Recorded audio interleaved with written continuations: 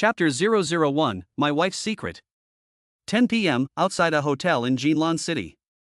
I look up at the lit room upstairs, letting the cold raindrops hit my face. No matter how cold the rain is, it's nothing compared to the cold in my heart right now. My beloved wife is in that hotel room, having fun with another man. My trembling hands can't even hold a small bottle of ergwotu. I pour the wine into my mouth while crying. My tears were washed away by the rain, which was a good thing, because at least in the eyes of passers-by, I didn't look so miserable. I haven't slept for the past few days because I can't understand why, even though I've given my wife everything I have in my whole world, she's still not satisfied, calling me a loser and saying I'm good for nothing. I grew up in a poor family. When I was young, my family didn't even have the money to send me to school. I entered society and started my working life before I even graduated from junior high school. From the beginning, I earned 200 or 300 yuan a month, and now I earn 8,000 yuan a month. I just turned 30 this year, and I already have a house of my own. Have I not worked hard enough? Why? Why did you have an affair with other men? Why did you wear a green hat on me? As I imagined my beloved wife having fun with other men, I fell to the ground in despair. I never went up there because I was afraid to face it. I was afraid that if I really saw the scene in my mind, I would not be able to bear the collapse. Gulu gyolu. A full bottle of ergwotu was poured into my mouth, and the spicy taste in my throat made my heart and every pore in my body tremble. Throwing the bottle, my trembling hands slowly reached into my pocket and firmly gripped the handle of the fruit knife. Soon, my eyes became crazed and determined. As I turned and walked into the hotel, my mind suddenly flashed back to my mother and daughter. Although I was a child from a poor family, I knew the basic law. The crime of intentional homicide was sentenced to life imprisonment at least. If I really killed that bitch, my family would be completely broken up. What about my elderly mother and young daughter? After calming down a little, I decided to give my wife another chance. I took out my phone and called my wife. After 2 rings, she answered. Hello. My voice was calm, because I was trying hard to suppress my emotions. Hurry up and tell me what you want. My wife's tone was extremely impatient. That bitch. I knew exactly what she was doing right now. I gritted my teeth, my anger was getting the better of me. Let's talk. Talk about what? Can you give me back the house? Technically, this wasn't even a conversation, because I was asking her in a near-begging tone. Xinjia, have you gone crazy? Do you think that's possible? You tricked me out of my house, where will my mother and daughter live? Do you want them to sleep on the street? Doesn't your heart ache? Who tricked you? You willingly gave me the house, and you willingly signed the title deed. Did I force you? Did I hold a knife to your throat? But I didn't fucking know you were going to cheat on me. I suddenly roared, startling the receptionist at the hotel. She looked at me in fear, probably because I hadn't slept for days and nights, was drenched in sweat, and was on the verge of a nervous breakdown. Incompetent loser, yelling is the solution? My wife's words were like a sledgehammer, frantically destroying the last shred of my sanity. Bitch. I cursed between my teeth, and even without a mirror, I could imagine my hideous face. Call me whatever you want, I was naive, confused, and stupid in the past, choosing love over bread. But now I've come to my senses, I only want bread. What you call giving everything for me, without money, is all bullshit. My wife paused for a moment, smugly saying, Xinjia, I'm not afraid to be honest with you. I have cheated on you, and I'm lying next to another man right now. Tang Ziqing, you're a shameless, dirty woman. My hysterical yelling drowned out her filthy voice. What's the use of yelling at an incompetent person? My wife was getting more and more smug, and I could clearly hear her say, Don't worry about this loser. Those words weren't directed at me. My heart trembled even more, and I could hardly hold the phone steady. I never imagined that the woman I had spent 5 years loving wholeheartedly could be so shameless, so disgusting, so filthy. Oh yes, I forgot to tell you, don't worry about your daughter. After the divorce, I will take her with me, and you can live with your smelly mother. What did you say? You fucking want to take your daughter with you? My voice started to tremble. I won't let my daughter suffer with you. You can forget about it. Even if you go to court, you will only lose, you will definitely not win. Tang Ziqing, do you really want to push me to the brink? My emotions immediately collapsed, and the raging anger inside me was about to reach the limit. My right hand in my trouser pocket tightened its grip on the handle of the fruit knife. I forced you? Shinjia, ask yourself, what have I got in return for wasting my youth on you, a good for nothing, over the past few years? Anyway, this house is compensation for the years I've wasted on you, so don't even think about taking it back. I closed my eyes and took a few deep breaths before asking, my voice trembling, Tang Zicheng, I'm going to ask you one last time, will you give the house back to me or not? No matter how many times you ask, my answer will always be the same, no way. You have to remember that I traded 5 years of my youth for this shitty house, and you loser got it for free. There was a pause. My wife added, by the way, I'll go back tomorrow at noon to pack my things. Tell your mother to stay away from me and out of my sight. I've had enough of her disgusting smell for years, and it makes me want to vomit every time I smell it. Tell her that her cooking is dirty and very bad tasting, and that she is the dirtiest, most slovenly woman I have ever met in my life. I really admire your courage, living under the same roof as her. Tang Zicheng, you have been married to me for 3 years. My mother has served you at home for 3 years without a word of complaint, taking care of your every need, even washing your socks and underwear. She knows that you are afraid of the smell on her body, so every day she made herself take at least 2 showers a day. She cooked every day according to your preferences. Sometimes when I wasn't home, she was so worried about waking you up that she didn't dare knock on the door, and she would just sit alone at the entrance waiting for me to get off work. She has a bad lumbar spine. Do you know how much pain she had to endure sitting there for hours? And you, instead of being grateful, fucking despise her? You scold her? Are you fucking human? Do you have a fucking conscience? My wife shrilly yelling, combined with her insults to my mother, finally drove me to the breaking point.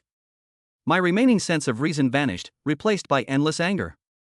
Shinjia, let me tell you, I not only dislike your mother, I even want her to die quickly, the sooner the better, so that she doesn't have to be an eyesore at home every day, saying this is a waste and that's no good. And every time I hug Tong Tong, I have to give her 10 baths before the stench of her body dissipates. I sincerely suggest that you smother your mother with a pillow at night until she is dead, and then move her to the suburbs and bury her. Then maybe I will consider not divorcing you. Oh, by the way, since we're talking about it, and since we're getting divorced anyway, I'm not afraid to tell you one more thing. The precious daughter you've always regarded as your life is actually the child of another man and has nothing to do with you Shinjie at all. You were just a cheap father for 2 years. What did you say? Hearing my wife say that my daughter is not my seed, I felt like I had been struck by lightning. Suddenly, there was only one crazy thought in my head. Die together with her and that damned adulterer. Bitch, you're forcing me to do this. You forced me. After roaring with anger, I slammed the phone down and stormed into the hotel. First, sir. The lady at the front desk of the hotel shouted in fear when she saw me storming into the hotel. What's Tang Zicheng's room number? I walked up to the front desk and asked in a cold voice. The guest's check-in information is confidential. Which room is she in? I glared at her, my eyes blazing, and she immediately burst into tears and begged for mercy, trembling as she glanced at the handle of the knife sticking out of my trouser pocket. I nodded. The receptionist, pale and trembling, helped me look up my wife's reservation details. She's in room 509. 1 minute later, I arrived at the door of room 509, which my wife had checked into. Without pausing for a second, I kicked the door open. There was a loud bang. After the door opened, I, who had already completely lost my mind, rushed into the room, clutching the handle of the knife in my trouser pocket. Chapter 002, My Wife's Plea. I rushed into the hotel room and saw only a sexy woman lying on the bed. I was out of my mind and looked hideous, so I froze for a moment. This woman was not my wife. Where was my wife? The woman on the bed froze for a moment too. She didn't expect the hotel room door to be kicked open by a strange man. Without thinking calmly, I asked the strange woman in bed angrily, where is Tang Zicheng, that stinking bitch who rides 1,000 men? The strange woman saw the fruit knife in my hand, and when she saw my hideous and terrifying appearance, her delicate body trembled visibly. She looked scared, shook her head and said in a trembling voice, I don't know what Tang Zicheng you are talking about. Bullshit. I yelled angrily, not believing a word the strange woman said, and rushed to the bathroom. I had followed my wife to the hotel downstairs in secret, and I had told the receptionist to look up Tang Zicheng for me, so there was no way I could be wrong. You son of a bitch, do you think I can't find you hiding in the bathroom? I'm going to kill you today. I rushed to the bathroom door, saw that it was closed, and sneered. Then I kicked the door open with all my strength. There was a loud bang. I rushed in, holding a fruit knife. The bathroom was empty. Where is everyone? Where is everyone? Where is Tang Ziqing? I left the bathroom with a series of questions. The woman in the bed was curled up in the quilt, trembling, clutching the foot of the quilt, only her eyes were exposed, looking at me in horror, her eyes filled with mist, obviously terrified. After all, I was a little out of control, I was holding a knife in my hand, and I had kicked the door open violently. Not to mention that the other person was just a woman, even if it was a man, they would be scared at this time. But even so, I have to ask where my wife is. Don't play games with me, I'll ask you again, where is Tang Ziqing? I'm sure this strange woman in the bed must know Tang Ziqing, otherwise why is she in Tang Ziqing's room? First. Sir, have you gone to the wrong room? I really don't know what Tang Ziqing you're talking about. Bullshit, this is room 509, my wife booked it, would I go to the wrong room? This is room 506. I froze for a moment, then looked at the door, where it really did say 506. I froze again.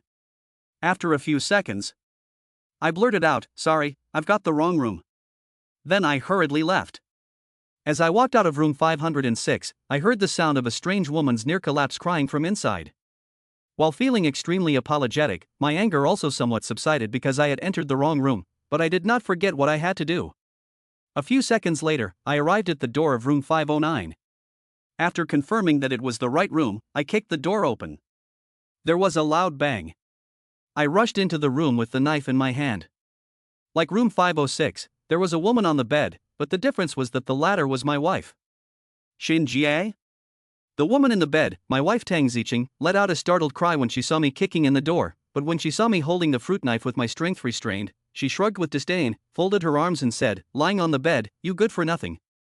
You've been able to find your way here, so it seems you've been suspicious of me for a long time? My wife was completely unfazed by the sight of the fruit knife in my hand, and obviously didn't believe I would dare to take action. Instead of dealing with my wife right away, I rushed to the bathroom and took a look. After I found no one there, I confronted her, where did you hide the man?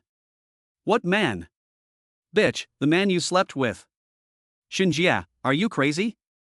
I live alone in the hotel, where would there be a man? That's not what you said on the phone. You believe whatever I say?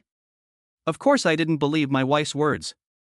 I immediately started looking around the room, but after searching for a long time, I didn't see any traces of the adulterer.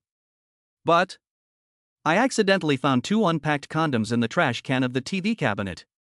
This proves one thing, before I came, my wife had been in bed with a man I didn't know.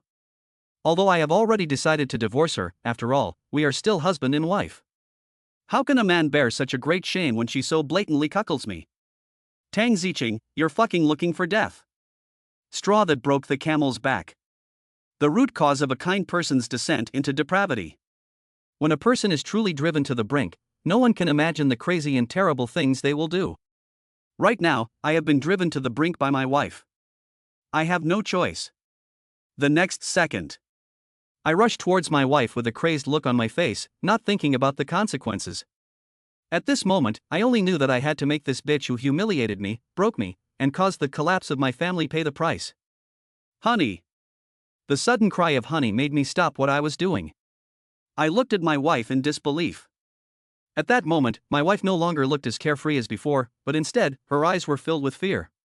She looked at me with trembling body and said, honey, you don't get excited, actually. Actually, those words I said on the phone were just angry words. I made them up to trick you. Tong Tong is born to both of us, she is your flesh and blood. You're lying, you're just afraid that I'll kill you, aren't you? I asked angrily with red eyes. Honey, you have to believe me, Tong Tong is really your biological daughter, I can swear to the heavens. After saying this, my wife hurriedly came over and hugged my legs. I could feel her shaking wildly. She was obviously even more afraid. She was crying while pleading with a trembling voice, honey, I was just momentarily possessed by a demon, that's why I made the same mistake as every man in the world. I made a mistake out of passion, not after long deliberation. I promise I won't do it again. Let's go back to the way we were and continue living our lives. Will you forgive me? As I listened to my wife's humble pleas, my heart trembled wildly. Over the years, I have treated her like a precious gem. Even if I was suffering, even if I was exhausted, I would never let her suffer even a little. But just like that, I held her in the palm of my hand, and she didn't know how to cherish it. She even cuckolded me, and her attitude on the phone just now was so bad. Now, she wants to go back to the past with just a few words. Is that possible? Obviously not. I can't blame myself for getting to this point. I gave you everything I had, everything I thought was best, but you took my favoritism and ruthlessly trampled on me, laughed at me, and humiliated me endlessly. I was pushed into the abyss again and again by you, and now it's time for you to taste what it's like to fall into the abyss. I looked down at my trembling wife, who was hugging me tightly, with condescending eyes and a cold gaze. She had never been so humble to me before, and I gently stroked her pretty face with my fingers. Looking at the face that once made me fall in love, I suddenly felt sick. Seeing that I had no intention of doing anything, she took my hand with her delicate little hand and said, "You forgive me? Let's go home." Go home? Ha, do we still have a home? I sneered. She realized that something was wrong. I grabbed her hair with a ferocious face, my hand tightly gripping the handle of the knife. Chapter 003, Starting Over? Home? Now, do I still have a home? The home that I worked so hard for and never regretted, she has destroyed with her own hands. At this moment, there is only one thought in my head. A firm and terrifyingly crazy thought. I don't want to be cuckolded anymore. I don't want to be humiliated and mocked by her anymore. I don't want to be tormented both mentally and physically anymore. Let her disappear completely, so that whatever she has bestowed upon me can also disappear at any time. Even if I'm arrested and shot, I don't care, as long as I can get my house back, so that my mother and daughter have a place to live and don't have to sleep on the street. I'm willing to accept this life. Thinking about this, my eyes became even crazier. Everything ends here. Mom, my dear daughter, I haven't been a good son, let alone a good father. I can no longer take care of you. I wish you happiness and good health in the future. After silently praying in my heart, I took a deep breath and stabbed down hard. It's almost over. As I plunged the knife in, I let out a heavy sigh of relief. This period of time has been very exhausting and difficult for me. Every minute and every second felt like being thrown into a vat of boiling oil and tortured. I can't go on anymore, I'm so tired. Husband! My wife shouted in terror, her voice hoarse with emotion. My hand paused for a moment, but I was determined not to give up. Since I had already made up my mind, I would not give this woman the chance to humiliate me again, not even once. What about our daughter if you kill me? Hearing this, I stopped and yelled almost crazily, "How dare you talk to me about our daughter? When you slept with other men, did you ever think about our daughter? When you cheated on the house, did you ever think about our daughter? Now that you know you are going to die, you finally think about our daughter? Honey, I was wrong. I know I was wrong. I was really, really wrong. Please give me another chance. Think about it. If you really kill me, you'll go to jail, maybe even be executed. Then not only will Tong Tong lose both parents and become an orphan, she'll also be branded the daughter of a murderer. How will she face her classmates? She'll be bullied her whole life, and she'll never be happy." After hearing what my wife said, I couldn't deny that my firm resolve was starting to waver. Having grown up in a poor family, I know only too well what it is like to be teased, bullied, and humiliated by classmates at school. If Tong Tong really has a murderer for a father, her childhood will surely be overshadowed. Besides, my mother has a bad back and her health is not what it used to be. If anything happens to me, she won't be able to bring up our daughter on her own. My wife saw that I was hesitating and her eyes were not as firm as before. She held my hand tighter and said with tears in her eyes, "Honey, I just made a mistake because I was confused for a moment. I promise you that I won't do it again. Let's start over and give Tong Tong a happy childhood, what do you say? Can we really start over?" My voice trembled a little and tears filled my eyes. Yes, we can. As long as we truly love each other, we can forget all the unhappy things that happened in the past and start over again.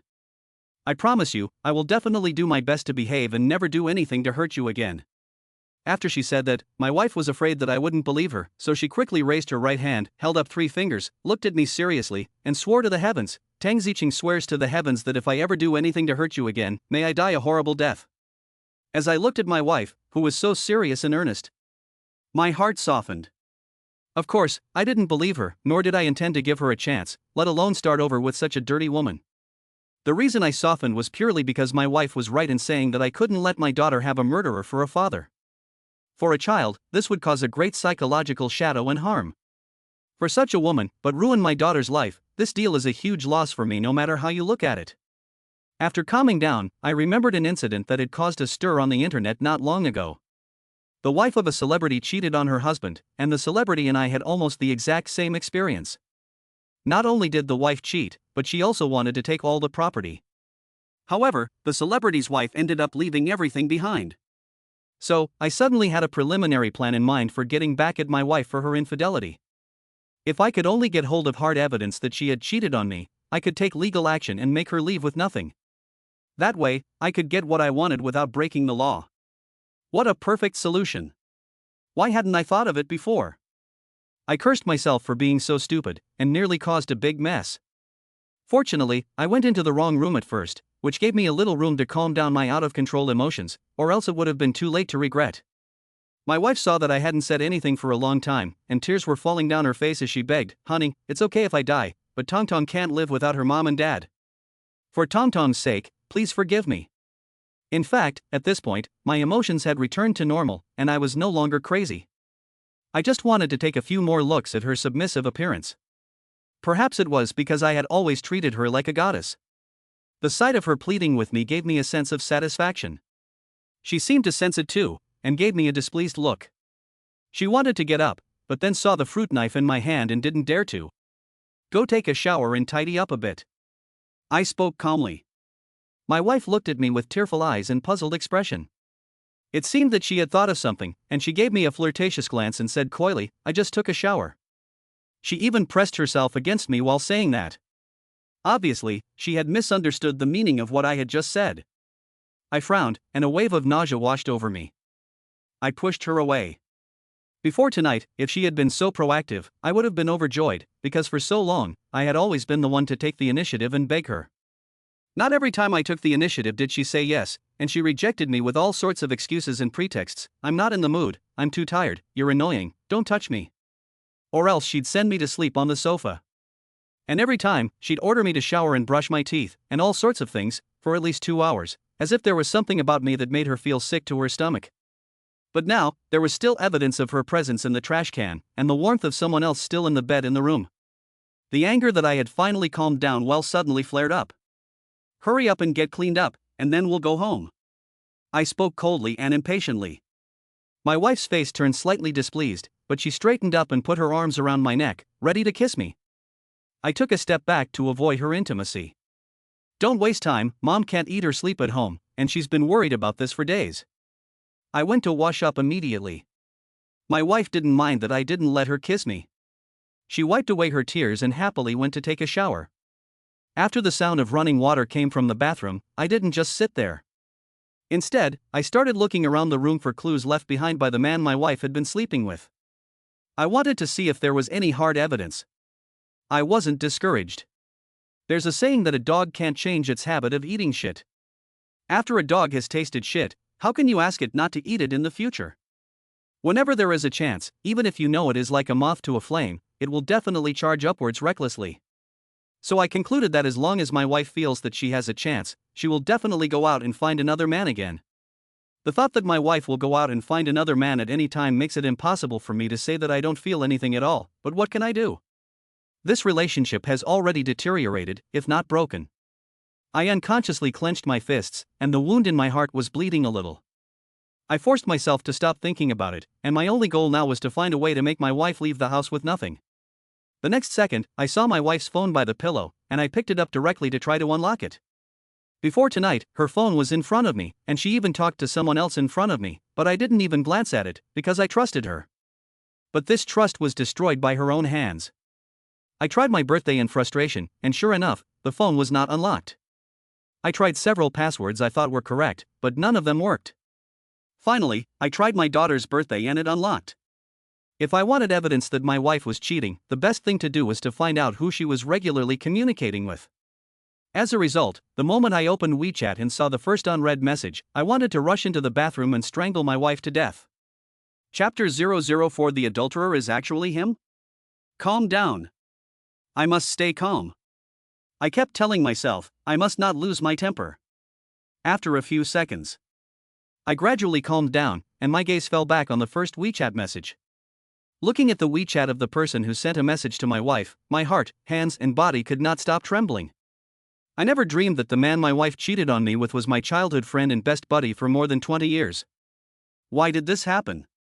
My wife's betrayal was already a catastrophe comparable to the destruction of the world for me. Why did my buddy also betray me? What did I do wrong? What did I do to deserve this? Tears gradually filled my eyes, and my vision began to blur. Snap. Snap your ass.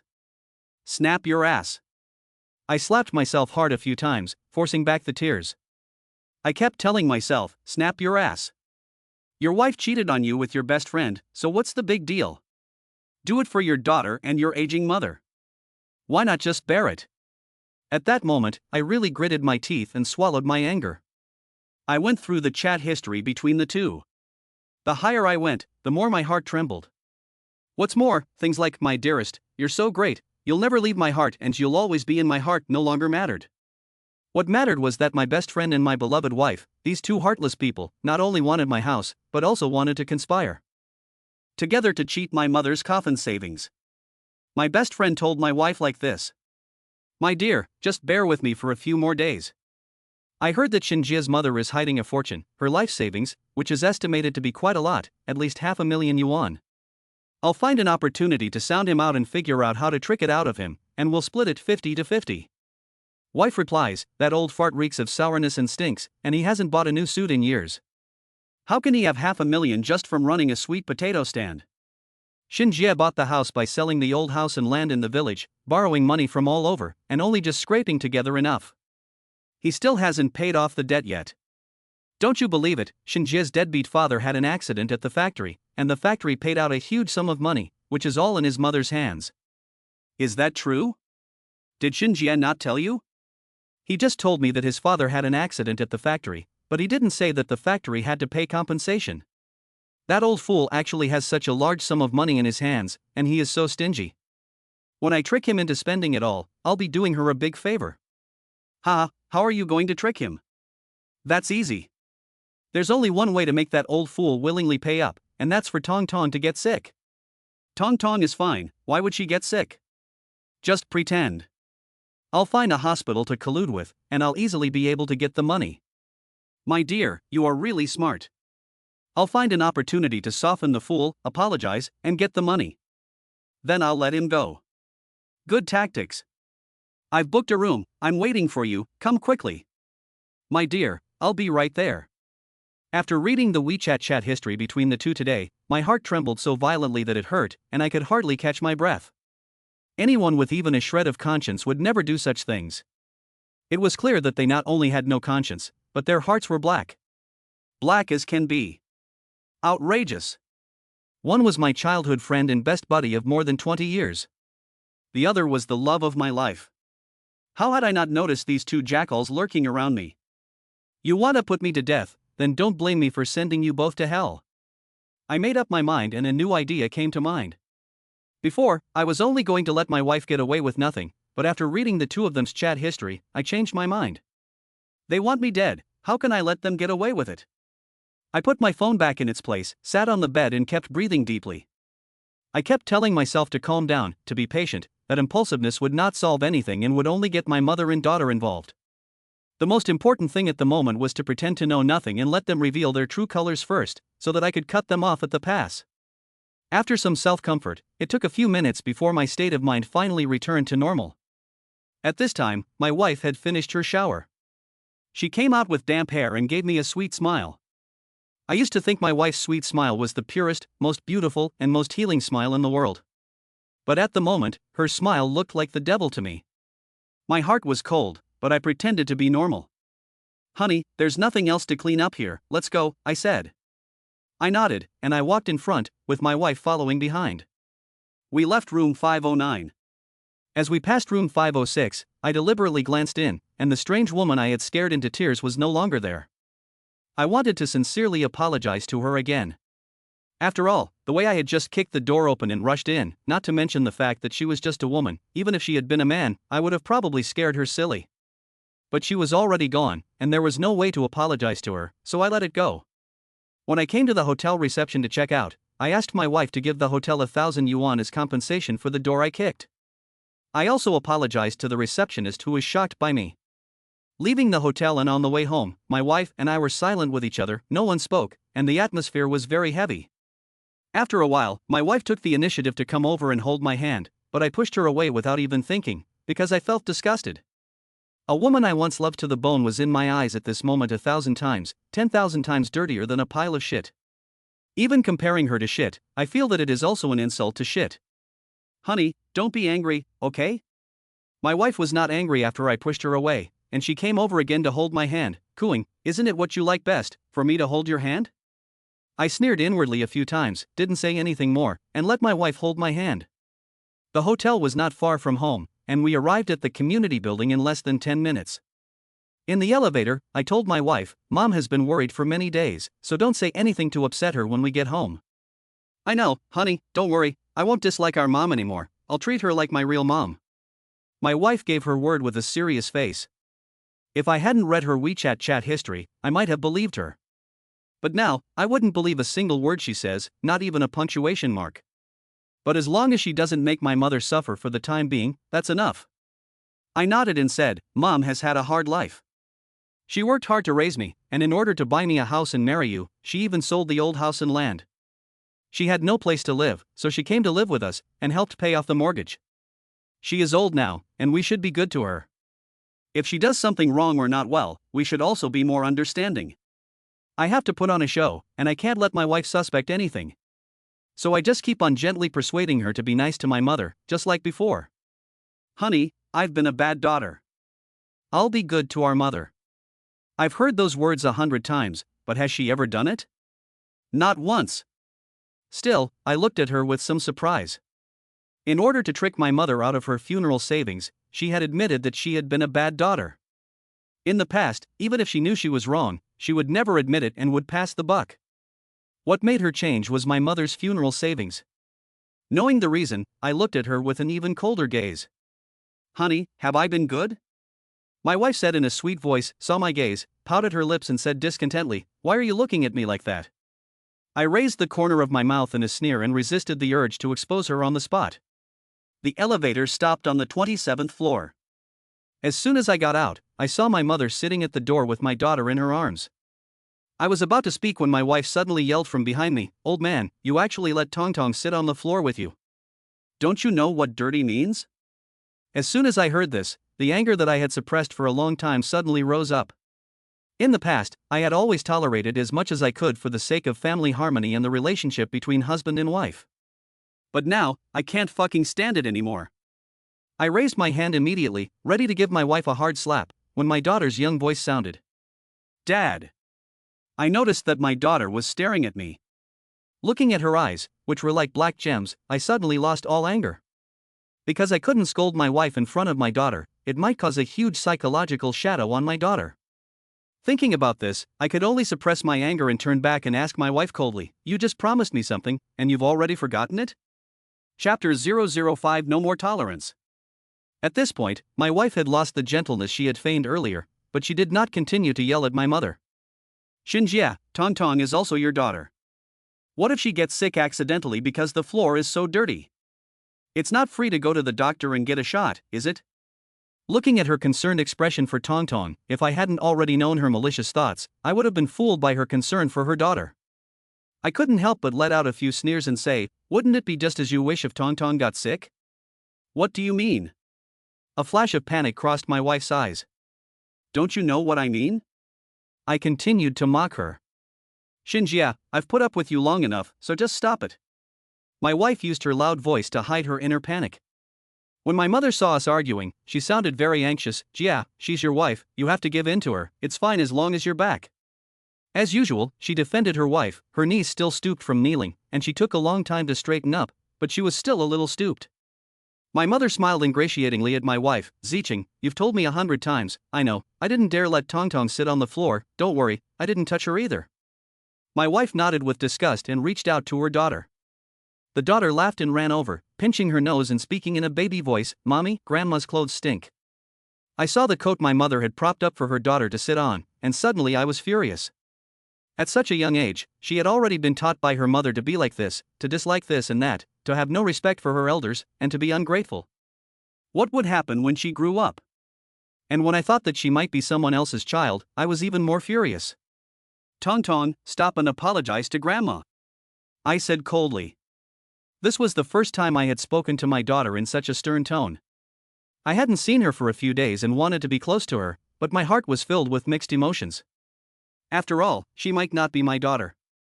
She was scared by me and kept hiding behind her wife. Her eyes, like black gems, looked at me timidly, and her little mouth was about to pout and she was about to cry. What are you doing? You scared the child. Tonton didn't say the wrong thing, so why should she apologize? My wife defended her daughter and went into the house. I wanted to go after her and make her apologize, but my mother stopped me. Forget it, the child is still young, it's fine. I felt my mother's rough, cracked hands.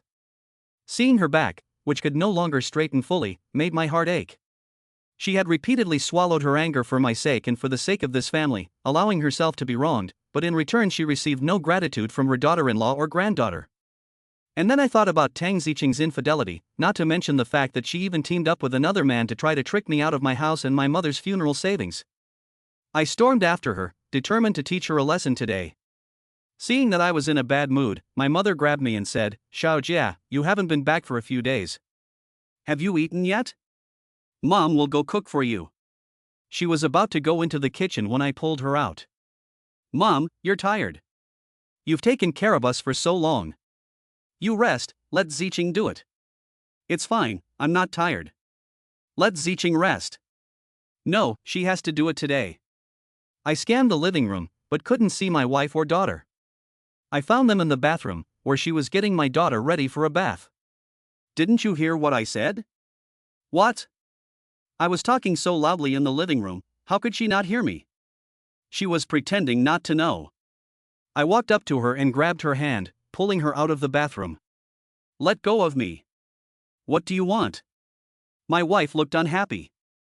"Don't you know what you're supposed to do as a daughter-in-law? Cook for my mother." I stared at her coldly, my tone leaving no room for doubt. Before I found out about her affair, I would never have dared to speak to her like this. However, my concern for her only made her feel like she could get away with anything. She had no respect for me and even dared to cheat on me. Now, I've made up my mind to divorce her.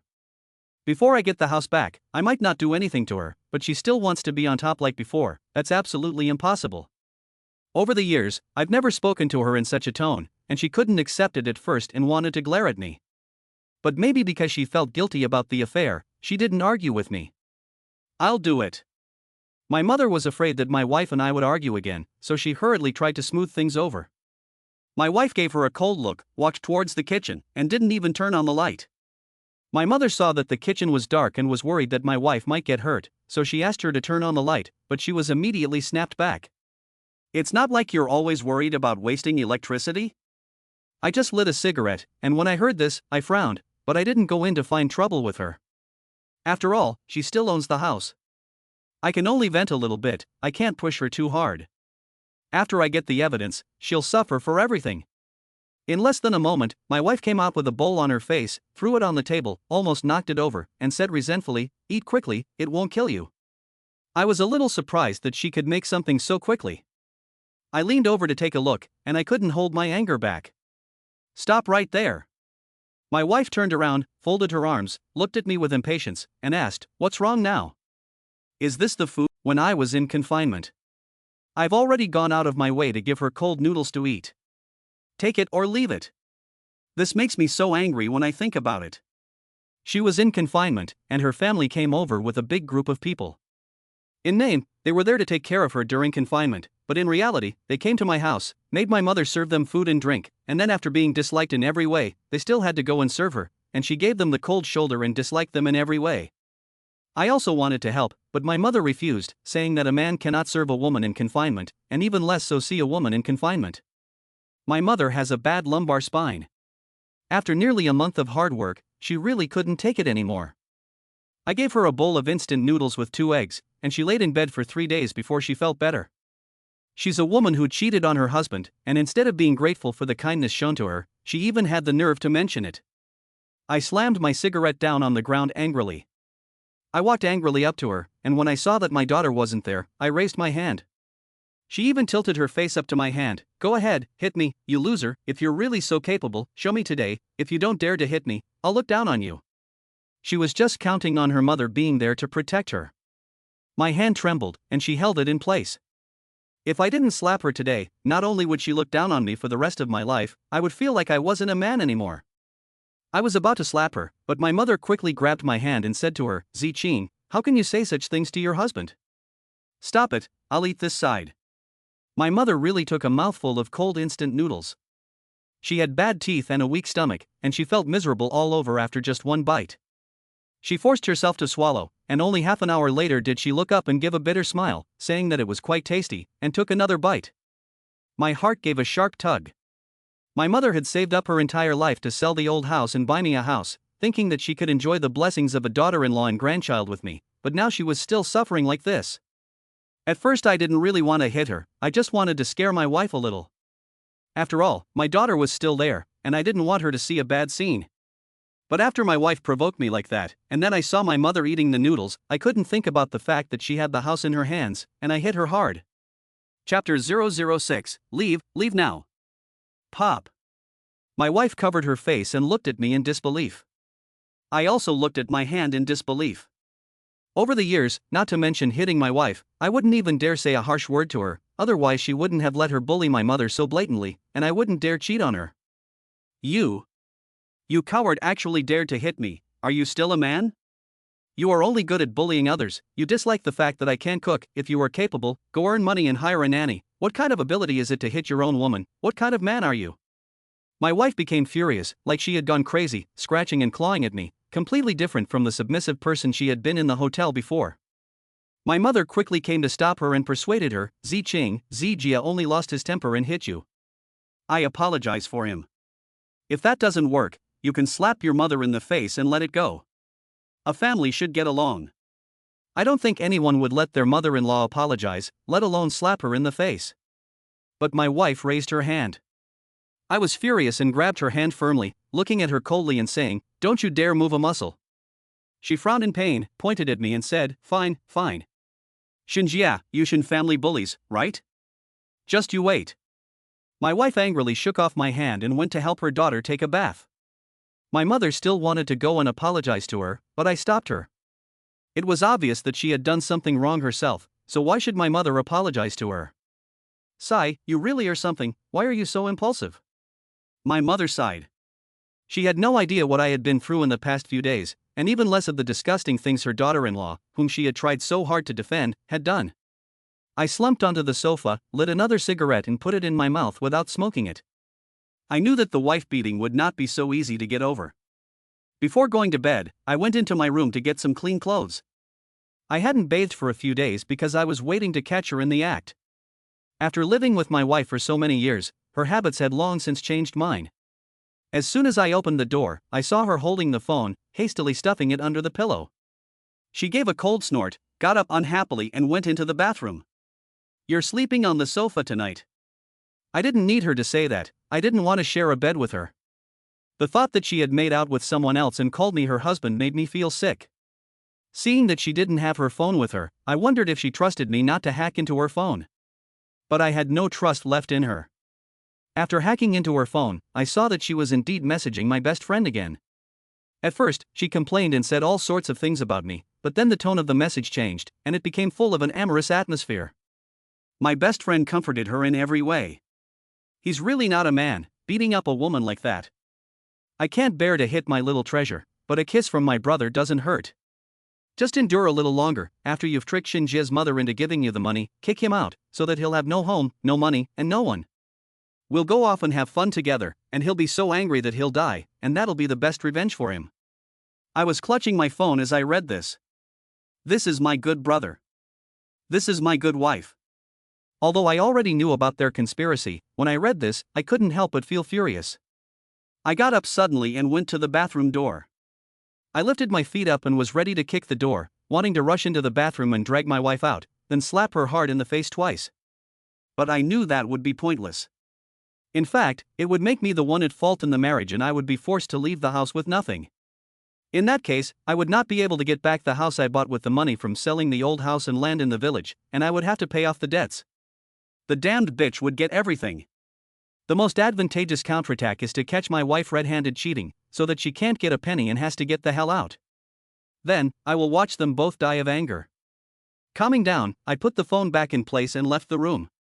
Lying on the sofa, I had obviously not slept for several days, both mentally and physically exhausted, but not a bit sleepy.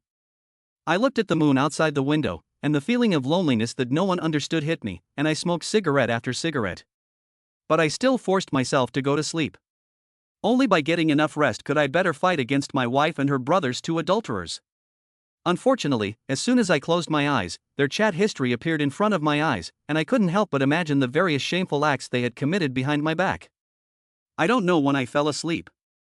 In a daze, I heard a loud knocking on the door. Who could it be, knocking so loudly in the morning? I got up in a bad mood and noticed that I was covered in a blanket. My mother must have seen me sleeping on the sofa and didn't want me to catch a cold. I opened the door and saw who was there. I was not surprised and asked lightly, "Dad, Mom, why are you here?" "Humph, we're here to report the death." Wang Mengping, my mother-in-law, entered with a cold snort. Behind her was her husband, Tang Feng. As soon as they entered the door, they sat on the sofa, looking as if they were about to accuse me of something, waiting for me to give an explanation. I knew this would happen after I hit my wife last night. A woman who has cheated on her husband and who is also scheming to take my mother's funeral savings and the compensation money for my recently deceased father. Such a bitch can be beaten up and I have nothing to explain, nor do I want to explain anything. At this time, my wife also came out of the room. She greeted her parents, looked timid, sat next to them, and looked at me with cautious eyes, as if she was afraid of me. Seeing the bruises on her face and mouth, I frowned. I had only slapped her once, and it shouldn't have hurt that much. I was angry at the time, but I knew exactly how hard I had hit her. Her parents saw how she looked and asked her tenderly how she felt, then glared at me with anger. I see. I saw through my wife's little trick, but still didn't say a word. Seeing that I hadn't made a comment for a long time, my mother-in-law's face fell. She slammed the table and yelled, "What kind of attitude is this? You beat my daughter up like this, almost disfiguring her, and you don't even say a word? You won't admit your fault?" I sneered. "Just admit your fault and that's it? You wish. If I don't teach you a lesson this time, Zicheng will suffer even more in your house in the future." My mother-in-law pointed at me and spat. At that moment, my mother brought out a steaming breakfast from the kitchen and said with a smile, "Dear, please stop. Eat some breakfast while it's still hot." "I'm not eating it. Who wants to eat your rubbish?" My mother-in-law pinched her nose in disgust, staying away from my mother as if she really smelled. "We came here today to find Shinjia and get an explanation, not to eat. If we don't get an explanation today, we're not leaving." My father-in-law spoke coldly. "Please stay away from us. Don't you feel the smell on your body?" My wife looked disgusted. My mother tried to ease the awkward atmosphere, but it only made things more embarrassing. Even in front of my in-laws, I coldly glared at my wife. I wanted to get back the house that my parents and I had worked so hard for, but that didn't mean I would put up with her nonsense like I used to. My mother saw my face turn red, so she pressed her hand down, moved away from the three of them, and continued to smile. "They're just having a normal married couple's argument.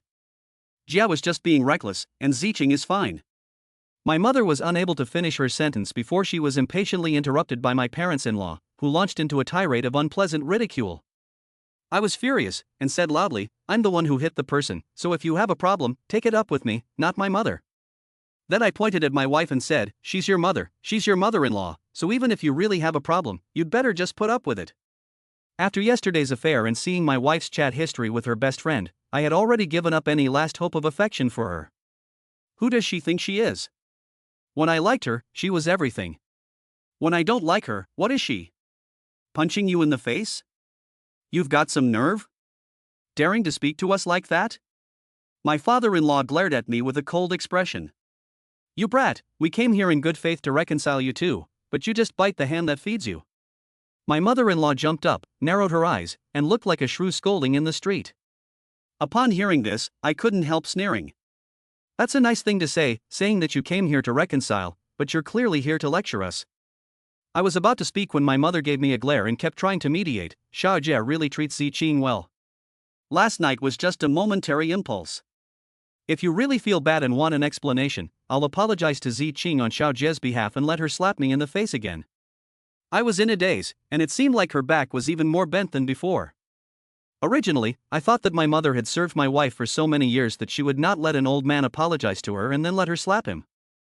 Who knew that she would say, "Fine, you said it yourself, I didn't force you." That's more like it. My mother-in-law added. My mother smiled bitterly and leaned her face over. I suddenly glared at them, supporting her shoulders, standing in front of her, glaring at my parents-in-law. Aren't you just wondering why I hit her? Let her tell you herself. With that, I looked at my wife. What do you want me to say? My wife looked a little flustered. What? You dare to do it but not admit it? I snorted. What, am I afraid to admit? I looked at my wife coldly. Would she really admit to cheating? I cooked for her so kindly, and it's fine if you don't appreciate it, but she even told you to hit me. Do you have a conscience at all? No one bullies people like you.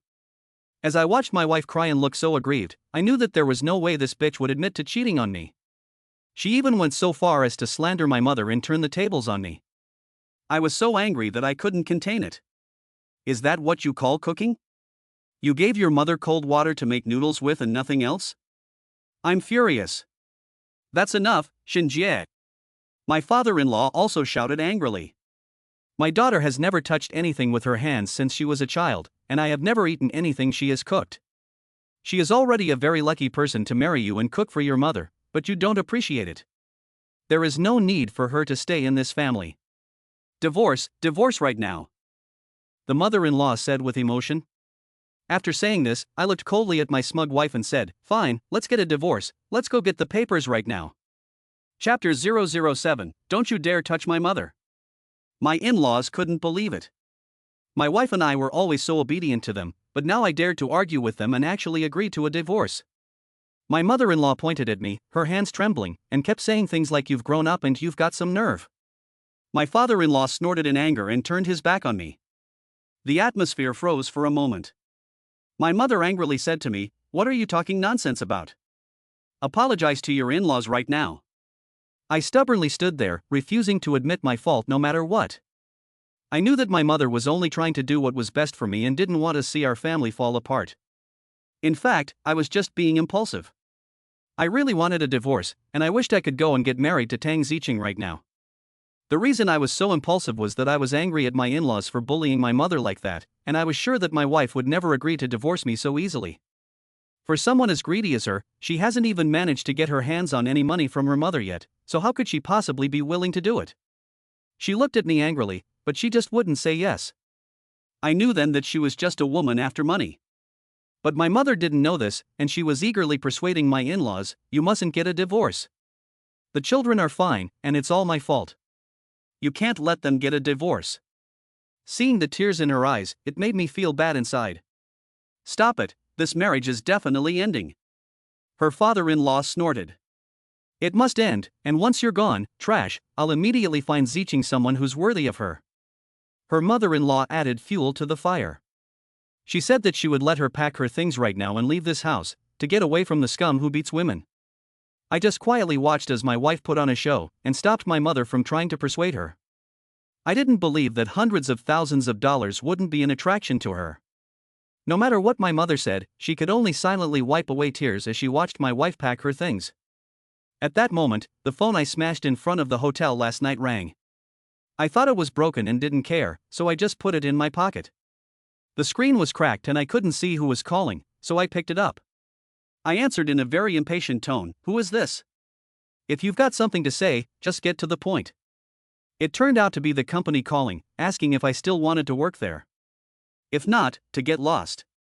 I hadn't been to the office for a few days because of the affair, and although I wasn't in the mood, the thought of losing my job over a woman who didn't love me and had cheated on me was truly humiliating. I got up, glanced at my in-laws and wife, and said, "Take your time cleaning up." I didn't even bother to explain to them, turned around and left, not wanting to deal with them anymore. After getting out of the elevator, I wanted to smoke a cigarette to clear my head, but all I had was the cigarette pack. I casually squished it, walked out of the community and was about to throw it in the trash can when a black sedan came speeding up and almost hit me. The car didn't even stop before it drove into the garage. I cursed a little and walked into the small shop at the entrance of the community to buy cigarettes. The owner is an older woman a few years older than me. I don't know her full name, everyone calls her Sister Lee. Although she is in her 30s, she still has a charming presence. You can tell that she was also a pretty woman when she was young. No one knows her husband, except that she has a daughter who is just about to go to university. Life is not easy. I said hello, and she responded. She gave me a packet of Hongmei cigarettes and I fumbled around for a $5 bill to give her. She took it and, while she was looking for change, she asked me curiously, "Are these cigarettes strong?" Suddenly, a wave of bitterness washed over me, and I shook my head and said, "No, they're not strong." She wasn't embarrassed, and she praised me, saying, "You're a good man, you know how to save money to support your family." I smiled awkwardly. She didn't originally sell Hongmei cigarettes in her shop, and no one in the neighborhood smoked cigarettes that cost 3.5 yuan a pack, so she specifically stocked up on them for me. I took the change, said goodbye, and rode my electric bicycle to work. If I didn't show up soon, I would really lose my job. Although I would soon be getting a divorce, life still had to go on. I had to hold it together for my mother and daughter. When I arrived at the company entrance, I rubbed my face hard and tried to smile. I knew I would get a severe scolding for disappearing for so long. Sure enough, as soon as I entered the office, my colleagues warned me, "You'd better be careful, the boss is really angry right now." I was mentally prepared, so I knocked on the office door with a stiff upper lip, went in dejectedly, and was immediately given a scolding. I had no choice but to appease him by offering him a cigarette and saying that I had been caught up in some urgent family matters and had not had time to take leave. And I promised again and again that it would never happen again. I have been with the company for so many years that I am considered an old hand, but my boss still scolded me, without even looking at the cigarettes I offered him. He just threw them away. "Don't you know that I only smoke Huazi cigarettes? Get out of here, you piece of shit, you're annoying me." As I gently closed the office door and turned around, I heard the sound of glass breaking behind me in the office, followed by my boss's angry yell. "Don't think just because you were my master that I'll always protect you. If there's a next time, you're fucking fired." All my colleagues were shocked. Their gazes converged on me, with ridicule and contempt in their eyes. I suddenly felt a flush of shame on my face. I had never been scolded or humiliated like that before in the company, where I had been for so long. At that moment, I felt like Stephen Chow in King of Comedy, who was chased away by Ing Mantat and wanted to take the lunchbox. I clenched my fists. At the age of 30 and with an education level of not even graduating junior high school, if I was really fired from the company, it would be very difficult to find another job, and it would be almost impossible to earn the same income as I currently do. After thinking about my mother and daughter, I helplessly let go of my hands, bowed my head silently, and returned to my workstation with my hands covering my face. My supervisor was Jia Yi, who had just graduated from school and been assigned to work under me. He followed me around all day, calling me master this and master that. Every morning, he prepared my breakfast for me, and even prepared tea and cigarettes for me, not to mention doing the work. I just needed to be there to enjoy the cool breeze, and let him do everything else. After that, I recommended him for any opportunity the company had, and did my best to protect him if anything happened. The company offered me a promotion 2 years ago, but at that time my wife proposed to marry me, so I let him take the opportunity and recommended him. I don't want to be rich and powerful, I just want to live a peaceful life with my wife, but who knew that it would end up with such a heartbreaking result? I used all my strength to give my wife the best in the world, but she betrayed me. After Jia Yishui returned from his studies, I was like a stain on his life, and he kept trying every way to get me to leave the company. How ridiculous. I was busy dealing with the work left over from the previous few days when Jia Yi brought someone in, saying that she was the new general manager, Su Wanqiu. Although I wondered what Jia Yi was doing as the original general manager, I didn't bother to find out, as it had nothing to do with me. However, there was a small sense of satisfaction. This kind of ungrateful little person deserves to be demoted. I worked even harder, not wanting Jia Yi to catch me doing anything wrong. He must be furious right now, looking for someone to take it out on, and I'm naturally his first choice. I heard the sound of high heels on the floor next to me, followed by a faint fragrance. I didn't look up, but I heard someone exclaim in surprise. A moment later, as I was busy dealing with the work that had piled up over the past few days, a hand knocked on my desk. I looked up and saw Jia Yi leaning on the desk with a smile on his face. He said, "The new general manager is looking for you." Looking for me? I was puzzled. Seeing the sinister smile on Jiayi's face, I suddenly understood. He must have complained to the new manager again, making things difficult for me. At that moment, my phone rang. I took it out to answer it, but Jiayi was unhappy that I ignored him and impatiently tried to take it from me. "Don't you dare move my phone again." I glared at him. I really gave him face. I put up with him repeatedly causing trouble before, but this morning I was already so angry with my in-laws and wife that I had nowhere to vent it. Who does he think he is? He was just a little nobody who followed my every move back then. He looked at me in disbelief as I answered the phone. It was my mother calling to say that my wife had packed her things and followed my in-laws back to her parents' house, taking Tong Tong with her. That bitch. I was furious. "Tang Zicheng, you can just leave, but you dare to take Tong Tong with you." My mother kept telling me to work hard and that she would go apologize and bring Tang Zicheng and her daughter home. This morning, my mother was bullied in front of me, and if she goes to her in-laws' house alone, will she be okay? "Tang Zicheng, if you dare to touch my mom, you try." I put away the phone and rushed out. Chapter 008 Shinjia, you've got a lot of nerve. Jia Yi blocked my way and refused to move, no matter what I said. "Stop right there, this is the company, it's office hours, and I'm your superior, where are you going?" Seeing his condescending manner made me feel uncomfortable, but I still suppressed my anger and explained, "Manager, I have an urgent family matter, I need to go back and deal with it now, I'd like to take some leave." "Take leave? You haven't been to work for how many days now, and only you have urgent family matters, but does that mean that other people don't have urgent matters? Why should you be treated specially?" His words caused dissatisfaction among my colleagues, but they only whispered about it. I have been in the company for so many years, and although I am a bit clumsy and not very likable, I am not hated by anyone. I stared at him, wanting to ask him loudly who took care of him when he joined the company? Who protected him? Who taught him things and gave him the opportunity for promotion? Now that he's in a position of power, he's come to trouble me all day long? If I had known, even if I was teaching a dog, I would never have taught such an ungrateful son of a bitch. If you teach a dog for a long time, it will even wag its tail at me.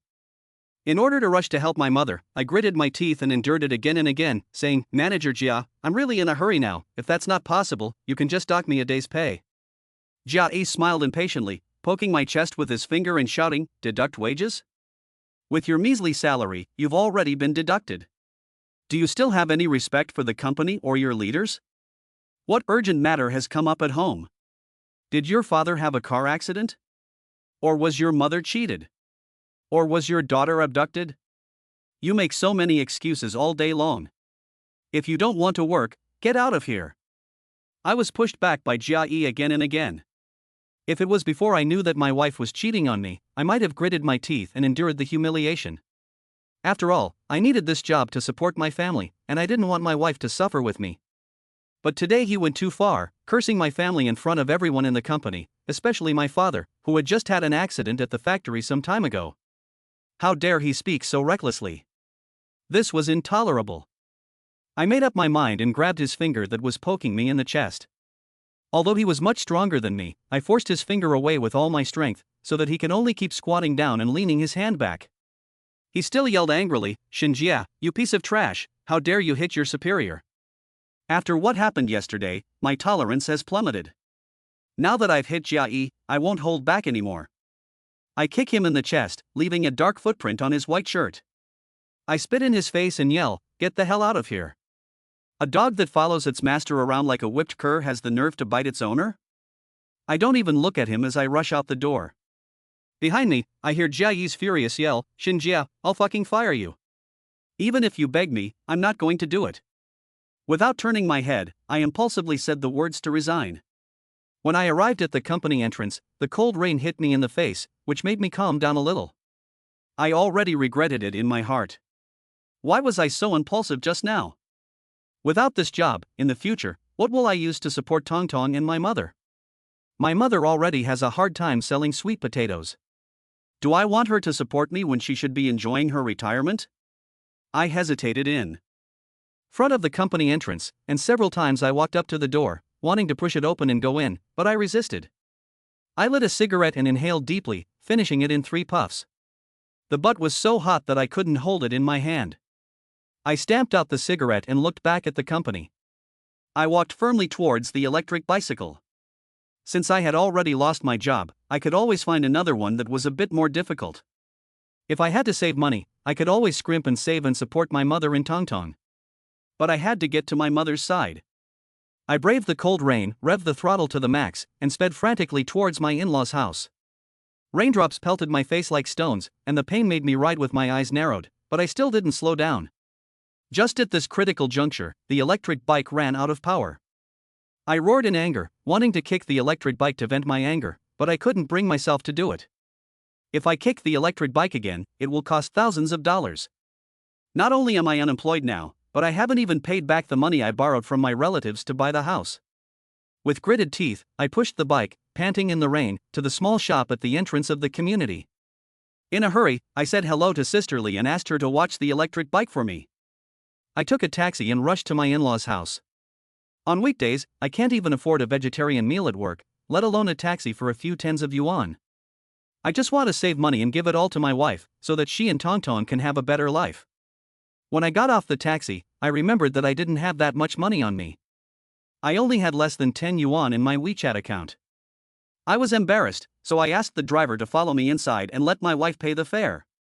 After knocking on the door for a long time, no one opened it, and the driver even suspected that I was trying to run away from paying the fare. I took out my phone and tried to call my mother, only to find that there were dozens of missed calls. It was probably because the phone had gotten wet that it didn't ring. My wife sent me a WeChat message with just an address and a private room number.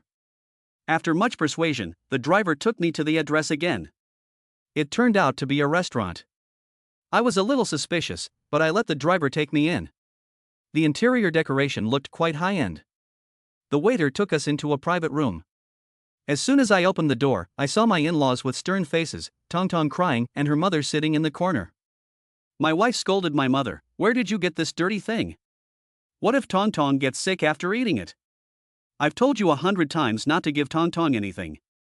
Why don't you listen? Do you want to kill Tongtong?" My mother stooped down with difficulty and picked something up from the ground. It was my favorite ding-ding candy from my childhood. Then, with trembling hands, she dusted it off and put it in her mouth, saying, "Since Tongtong doesn't like it, don't waste it." Seeing the awkward smile on her face, my heart ached. No matter how fast I rushed, I was still late. With a trembling voice, I shouted, "Mom, don't eat it," and went up to her to take the ding-ding candy out of her mouth. When my mother saw it was me, she gave a real smile and waved her hands, saying, "It's okay, this candy is quite sweet, sweeter than sweet potatoes." Seeing that I was soaked to the skin, she took out a handkerchief from her pocket that had been washed until it was white and the corners were a little torn. Just like when I was a child, she carefully wiped my hair and kept saying, "Why didn't you know to bring an umbrella? What if you get sick?" The handkerchief had been with her all day after my wife had refused to let her get close to Tongtong because she thought she was dirty. The more she did this kind of thing to take care of me, the more guilty I felt. After asking my mother to sit down, I glared at my wife and demanded to know what was going on. My wife was playing with her phone, ignoring me completely. I glanced at her phone and saw the WeChat interface. The thought that she had the nerve to chat with my best friend right in front of me made me furious. I knew that she had lied to me when she swore in the hotel yesterday, and that she was just trying to trick my mother out of her life savings. She has ruined this family, my job, my life, and she treats me like a dead person. I snatched her phone away from her, and with furious eyes I leaned in close to her face, gritted my teeth and demanded an explanation. "I dare you to tell me what's going on." My wife said, "Give me back my phone," and instinctively tried to snatch it back. She met my gaze, and her petite body trembled with fear as she timidly replied, "She got these from somewhere and wanted to give them to Tongtong to eat. What if she gets sick?" "Shinjia, you have a lot of nerve, making so many of us wait for you for so long, and yelling at your wife as soon as you walk in the door?" The father-in-law coldly snapped. I didn't bother with him, waved the phone in my hand, and continued to furiously interrogate my wife, saying, "Who are you sending WeChat messages to?" My wife probably didn't expect me to yell at her in front of her parents, and she was so scared that she stuttered and couldn't speak clearly. I relentlessly asked her, "Are you messaging some other man on WeChat?" "No, I'm not," my wife repeated guiltily. At that moment, another WeChat message arrived on her phone. I looked at the phone with a sneer, and I could clearly feel her panic. Chapter 009, The Thief Cries Out for Help. My wife suddenly panicked and snatched the phone from my hand. This action only reinforced my suspicions. She shouted angrily, "Shinjia, have you gone crazy? I didn't send a WeChat message to anyone." I laughed coldly. Whether she had sent a message to someone or not, she would panic because there were still chat records between her and my best friend on the phone. She hadn't deleted them last night, so they must still be on the phone. She probably didn't expect me to suddenly want to check her phone in front of the whole family. "Since you didn't send WeChat to anyone else, it's not too much for me, as your man, to take a look at your phone, is it?" I pressed my hand against my wife's fragrant shoulder. Although I'm not very strong, it was still quite easy for me to prevent her from grabbing the phone. What surprised me was that she didn't fight for it again. When I looked at the phone, I realized that it had already been locked, so that's why she didn't fight for it. She didn't know that I had already cracked the password, but I didn't want her to know either. She looked at me blankly, as if to say, "If you're so smart, unlock it." I couldn't stand this shit, and just as I was about to unlock it, coincidentally, another WeChat call came in. I felt her tremble slightly as I pressed my hand against her shoulder. She panicked. I glanced at the caller ID, which wasn't my best friend's WeChat name, and an instinctive wave of anger burned within me. That bitch. She actually has more than one lover. How many green hats am I wearing? I suppressed my anger, handed her the phone with a cold smile, and said, "Answer it." Put it on speakerphone in front of the whole family. I glanced at my in-laws. A moment ago, they thought I was being unreasonable, but now their faces looked a little strange. My wife really answered the WeChat call. I looked at her in surprise. The reason I handed her the phone was because I was sure she wouldn't dare answer it in front of everyone. I could see a hint of smugness in her eyes. Just as I was wondering, a man's voice came over the speaker. "Sister, what are you doing? I've already arrived. I sent you a WeChat message asking you to come out and show me around, but you didn't even reply." My wife gave me a smug look and said in a strange tone of voice, "Even if I wanted to go out and show you around, I'm afraid someone would think I'm going to meet my lover, so I'd rather let the waiter show you around." This was clearly a comment directed at me. She hung up the WeChat call, looked at me with a smug look in her eyes and said, "I was just chatting with my younger brother on WeChat."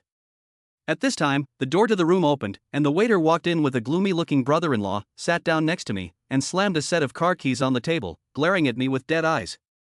My brother-in-law was called Tangang, just 25 years old, with a crew cut, much stronger than me, wearing a vest, showing off his thick, muscular arms, and a scar on his arm that was more than 10 centimeters long. I don't really know my brother-in-law very well. I just occasionally get together with him during the new year to hear him brag that he can take on 5 or 6 people single-handedly, and that the scar is his battle record. My wife has occasionally mentioned that he hangs out with the wrong crowd all day long. I don't want to get involved with someone like him, so I haven't even had his contact information for all these years. His gaze put me under pressure, but he asked my wife, "Sister, which brainless idiot took me for your lover? Step forward and let me have a look." This remark was clearly directed at me. When facing him, I would be lying if I said I wasn't afraid. When my brother-in-law appeared, my wife's mouth curled up into a smile. I felt so suffocated. I knew she was having an affair with my best friend, but I just didn't have any concrete evidence. I suddenly put my hand in front of her. "You still want to look at your phone? If there is no message in the phone as you said, how are you going to compensate me?" My wife's voice turned cold, and her hand quietly placed the phone under the table. I don't need to guess, I know she is taking the opportunity to delete the chat history, not wanting me to catch any evidence. "Enough, Shinjie." My father-in-law slammed the table and shouted angrily, "Haven't you caused enough trouble? Is this the attitude you have when admitting your fault? How can we feel at ease letting our daughter continue living with you? Yes, your mother begged for you all day before we agreed to come for dinner. Now it seems that there is no need for this dinner. Ziching, let's go." My mother-in-law also chimed in. "Shinjie, don't be a deadbeat." My brother-in-law looked at me coldly. My heart tightened. I was also afraid that he would call the people in the community to come and trouble me. I looked at my in-laws unhappily. Just now, when I wasn't sure if it was my brother-in-law, why didn't they come out and yell? Now that they are sure that my wife is innocent, they jump out one after the other to say that I am being unreasonable? With someone backing her up, my wife's beautiful eyes suddenly filled with tears, as she affectedly wiped away the tears that had spilled out. She accused me with grievance. "You haven't been home for a few days, no one answers the phone, you don't go to the office, and as soon as you get home, you go crazy and beat me. Now, you are also accusing me of cheating. I have been with you all these years with all my heart, and this is how you treat me? You are so heartless. I also want to ask you, is it that you have someone else on the side and don't want to continue living with me? When my in-laws heard this, what was to be done? They berated me in all sorts of unpleasant ways, even my innocent mother was included in their tirade. I kept my head down and didn't say a word. My brother-in-law was even more agitated. He grabbed me by the collar, swung his fist and wanted to hit me, but my mother held him back, refusing to let go no matter what. Ha ha! What a thief crying catch thief! Why didn't she realize that I hadn't been home for a few days and hadn't answered the phone because I was going to catch her in the act? She knew perfectly well that I was going to catch her in the act, which was why I hadn't been home for a few days. But she got away with it, saying just one thing.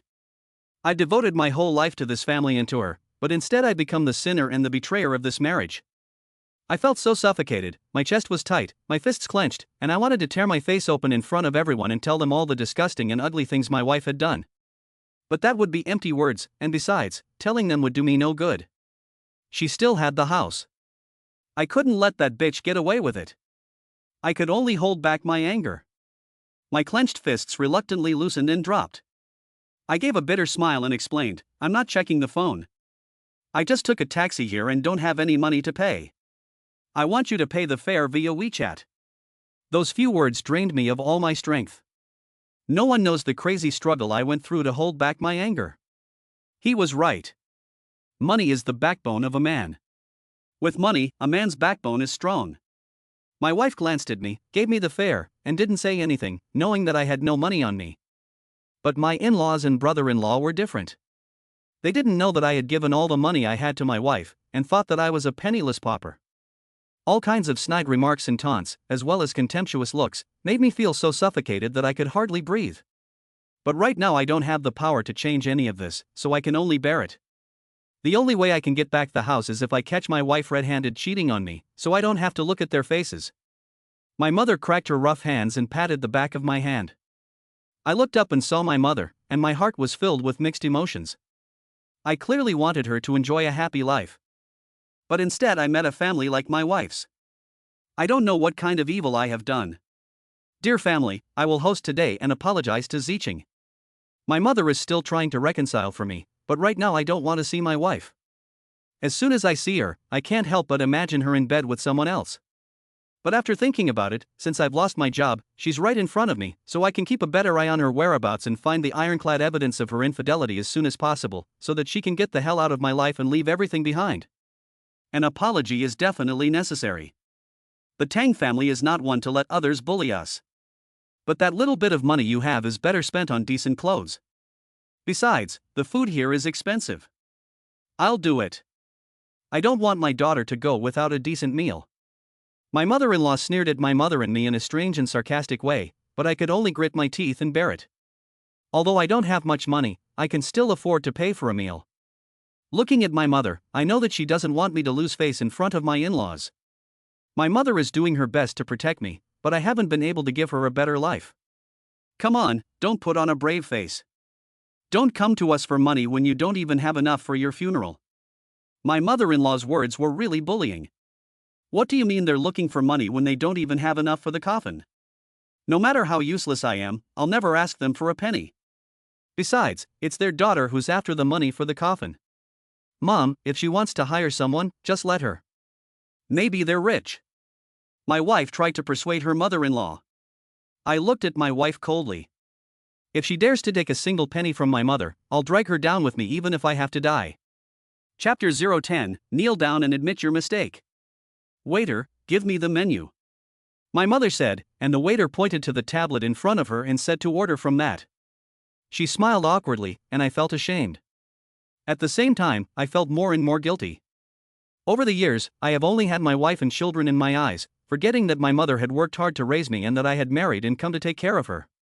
I thought I was using the menu. My mother took care of the situation herself. After fiddling with it for a long time, she still couldn't read it and said, "Waiter, bring 2 caddies of lobster." Ziching likes it. I'm sorry, but we only serve lobster by the piece. What do you mean by piece? It means 1 piece. Then bring the biggest piece. What do you mean by piece for abalone? We only serve abalone by the piece. Then bring 5 pieces. I don't eat it because my teeth aren't very good. The atmosphere became a little awkward for a moment. Although I have never eaten in such an upscale place before, I know that my mother has ordered the wrong dishes. But I know very well that my mother is doing all this for my own good. She has ordered enough to last her half a year. She doesn't want to see the family fall apart, and she definitely doesn't want me to be looked down upon by my in-laws. Suddenly, my nose gets a little bit sore. I think to myself that I must treat my mother well in the future. I take the tablet from her hand and say, "Mom, let me order." "You've had a long day, rest first." My mother's words make my heart feel even worse. "Fine, fine, don't order these dishes, I usually eat with Ziching's father." My mother-in-law was impatient. "It's fine, let her order if she wants to, besides, she may not be able to eat these normally." My father-in-law seemed to be speaking up for us, but in fact, he was giving my mother and I a hard time. My mother didn't care, and asked him, "What kind of wine would the in-laws like to drink?" "Let Xiao drink with you. Since you want to drink, get some white wine." I heard that Erguotu is the most famous, so the waiter got a whole bottle. My mother had seen me drink this before, and thought it was the most impressive. My mother-in-law looked at her with disgust and told the waiter, "My daughter-in-law's husband only recognizes Maotai. Waiter, bring a bottle of Maotai." During the meal, my mother-in-law specifically asked the waiter to turn up the air conditioning and open the windows. My mother said, "The children are here, they'll catch a cold." My mother-in-law retorted, "If she catches a cold, she can take medicine. The smell will ruin my appetite." My mother was embarrassed and didn't know what to do with her hands and feet. She repeatedly embarrassed my mother-in-law, and I was furious. My mother sensed it, patted my hand, and whispered to comfort me, "It's okay if she feels a little wronged, as long as Ziching can go back and live a good life." The stool was soft and comfortable, but I felt like I was sitting on needles. The air conditioner was cold, and my heart was even colder. The atmosphere was extremely awkward. During the meal, my wife was silent and didn't eat a bite. She held her daughter and fed her, but she still complained about this and that. I was already being scolded by my in-laws and my brother-in-law, and I had been holding a grudge in my heart. As I watched my daughter playing around, the more I looked, the more I felt that she didn't look anything like me or my wife. More like my best friend. My wife obviously cheated on me and did wrong, but they turned everything upside down and made it all my fault. I could only endure it again and again, but I can't hold back anymore. Still, my mother couldn't bear to hear it and picked up her glass. She couldn't drink. "In-laws, I apologize for my son and admit my fault." My mother finished the drink. But my in-laws didn't even look at it, let alone drink it. My mother poured the wine again to admit her fault. I couldn't stand it anymore, stopped her and said to everyone, "Do you have to air your dirty laundry in public?" "Fine. Shin, if you're going to keep this attitude, I can't watch anymore, and neither can my son. Who was at fault in the first place? Isn't our Ziching more than enough for you? When you first said you wanted to get married, we didn't say anything, and we married you for 100,000 yuan in cash, right? Go ask around the world, who else only charges 100,000 yuan when their daughter gets married? Our family is still looked down upon." My in-laws sang in unison to ridicule me, and I clenched my hands under the table and said, "Do you really want me to buy a house and a car? Oh, you're getting defiant? An electric car is considered a car? You hit your wife, and that's your fault. You've only been married to me for 2 years, what are you going to do? To put it bluntly, with the little money you earn, do you have the strength to hit your wife?" My mother-in-law was being sarcastic. My brother-in-law was also glaring at me with a cold face, as if he was going to hit me if we had a disagreement. The words just kept piling up, and it was getting out of control.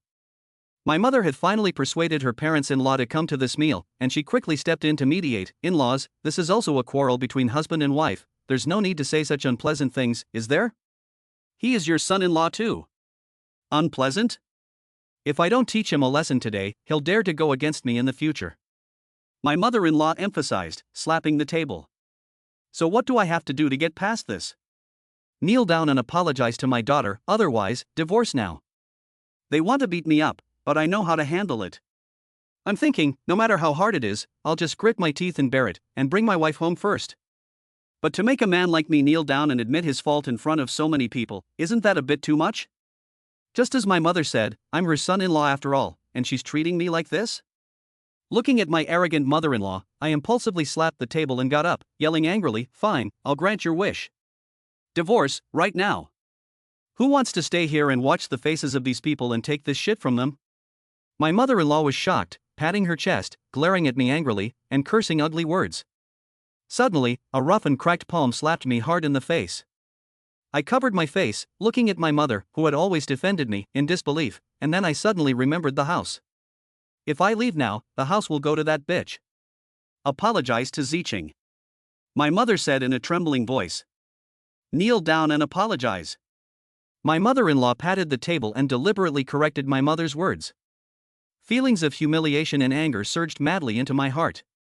I glared at my wife's family in anger, and my gaze finally fell on my wife. She even turned her head away, not looking at me. After 5 years of relationship, I have poured my heart and soul into her, unwilling to let her suffer even a little bit, and given her the best. She has cheated on me and done wrong, and now she even wants to trick my mother's coffin money, and she actually wants me to kneel down for her? I really wanted to scream, what the hell is going on in this world? If I had known I would be driven to this, I would not have given her the slightest opportunity last night in the hotel, so that this bitch would never get the chance to speak. With a bang. My brother-in-law angrily slammed the table and coldly glared at me and said, "Didn't you hear what my mother said? Hurry up and kneel down and apologize to my sister, otherwise, I will break every bone in your body." Kneel? That's impossible. Killing someone is a serious matter, but is it necessary to humiliate someone like this? My anger made me tremble, my fingertips numb, and I felt like I couldn't breathe. I saw a knife on the table, and suddenly, a crazy idea came to me. Since they don't want me to live, then don't blame me. My hand slowly reached for the knife on the table. My mother saw that her in-laws were so aggressive that there was no way to avoid it, and she knelt heavily. A thud. My heart gave a sharp, heavy thump. My in-laws, there is gold at the knee of a man. He has done wrong, but I, as his mother, will not teach him. This is my fault. I will kneel in his place and apologize to Ziching. My mother-in-law folded her arms and a sneer curled the corner of her mouth. You did this of your own free will. I didn't force you. Ziching will never forgive you. My mother, with tears in her eyes, looked at my wife and said with trembling lips, Ziching, I'm sorry. It's okay, Mom, get up. My wife said lightly, put down her daughter, and tried to help her up. My mother's words made my blood rush to my head. I didn't need to look at her to know that my face must have looked extremely hideous. At that moment, I had only one crazy thought in my head. I suddenly picked up the table knife. Chapter 011, Is She Worthy? Dad. The daughter in her wife's arms suddenly started crying for no reason, and no matter what her wife did, she couldn't stop. She kept crying sadly for her father to hold her.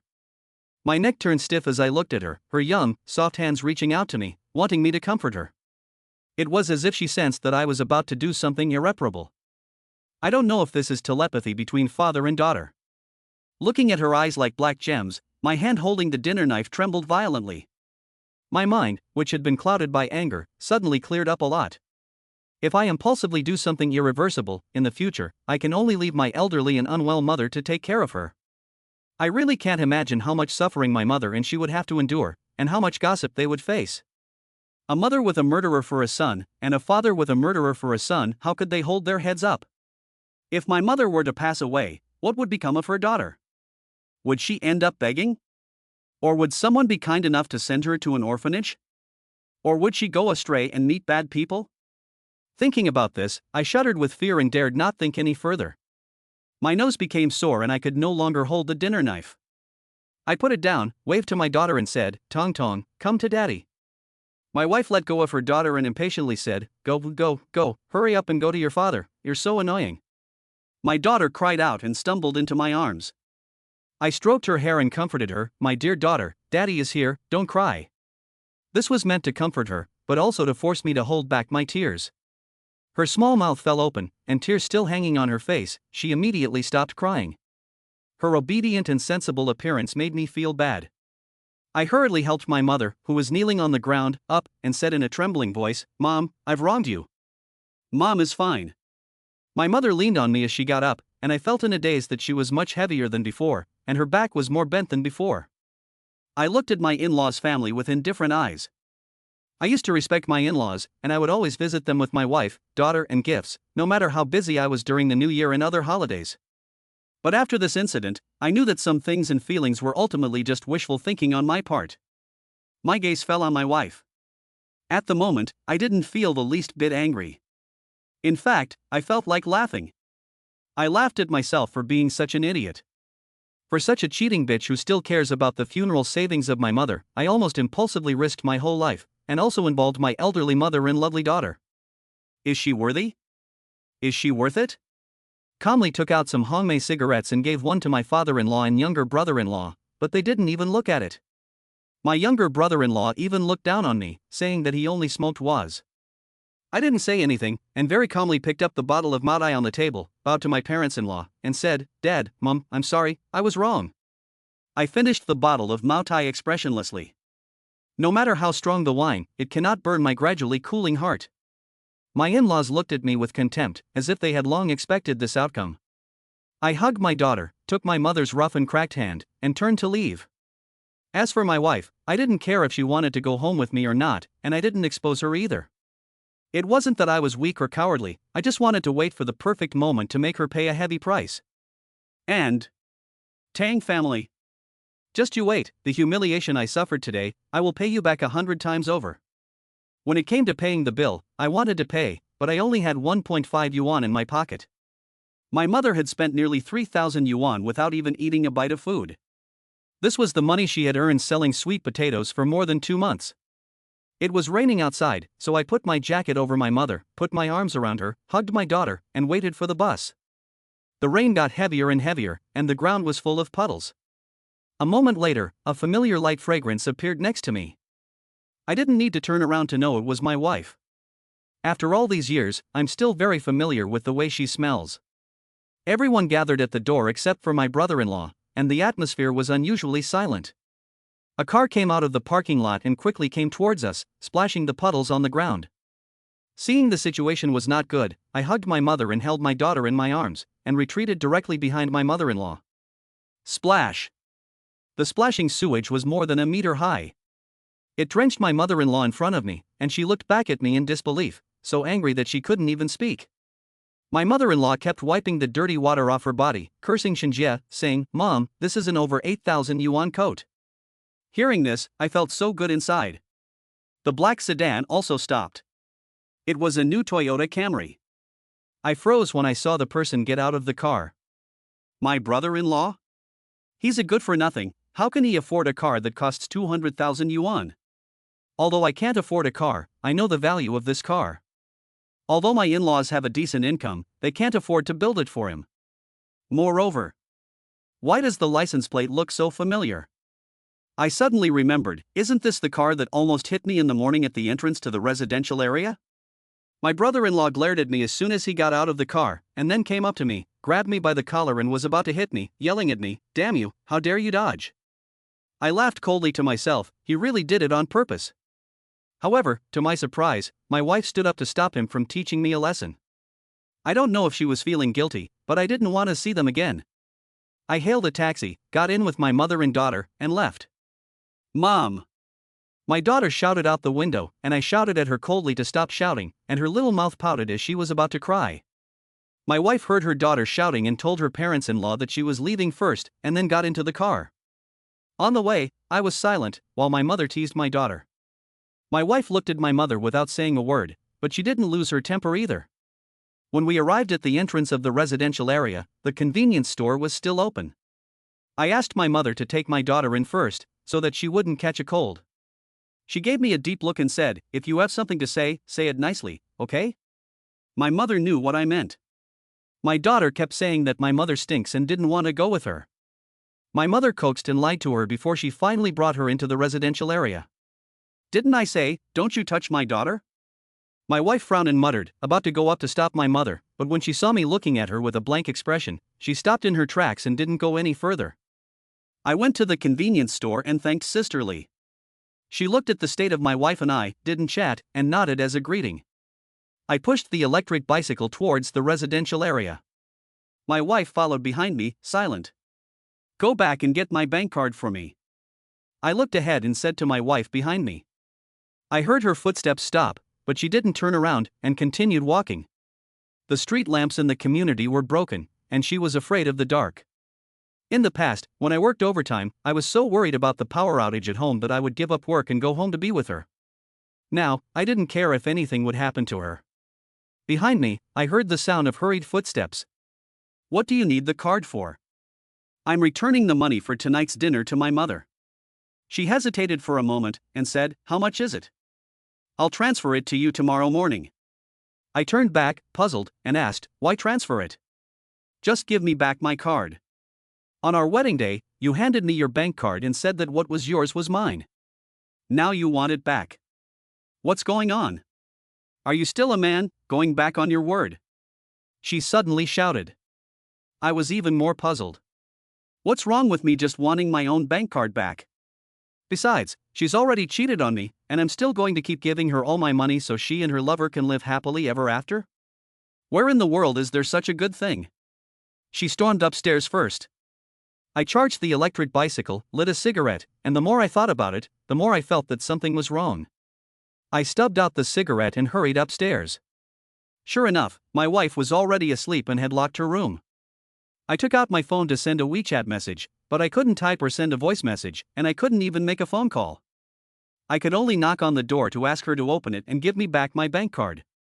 After a long time with no movement, I was also angry, and I said in a suppressed voice, "If you don't open the door, I'll believe I'll break it down."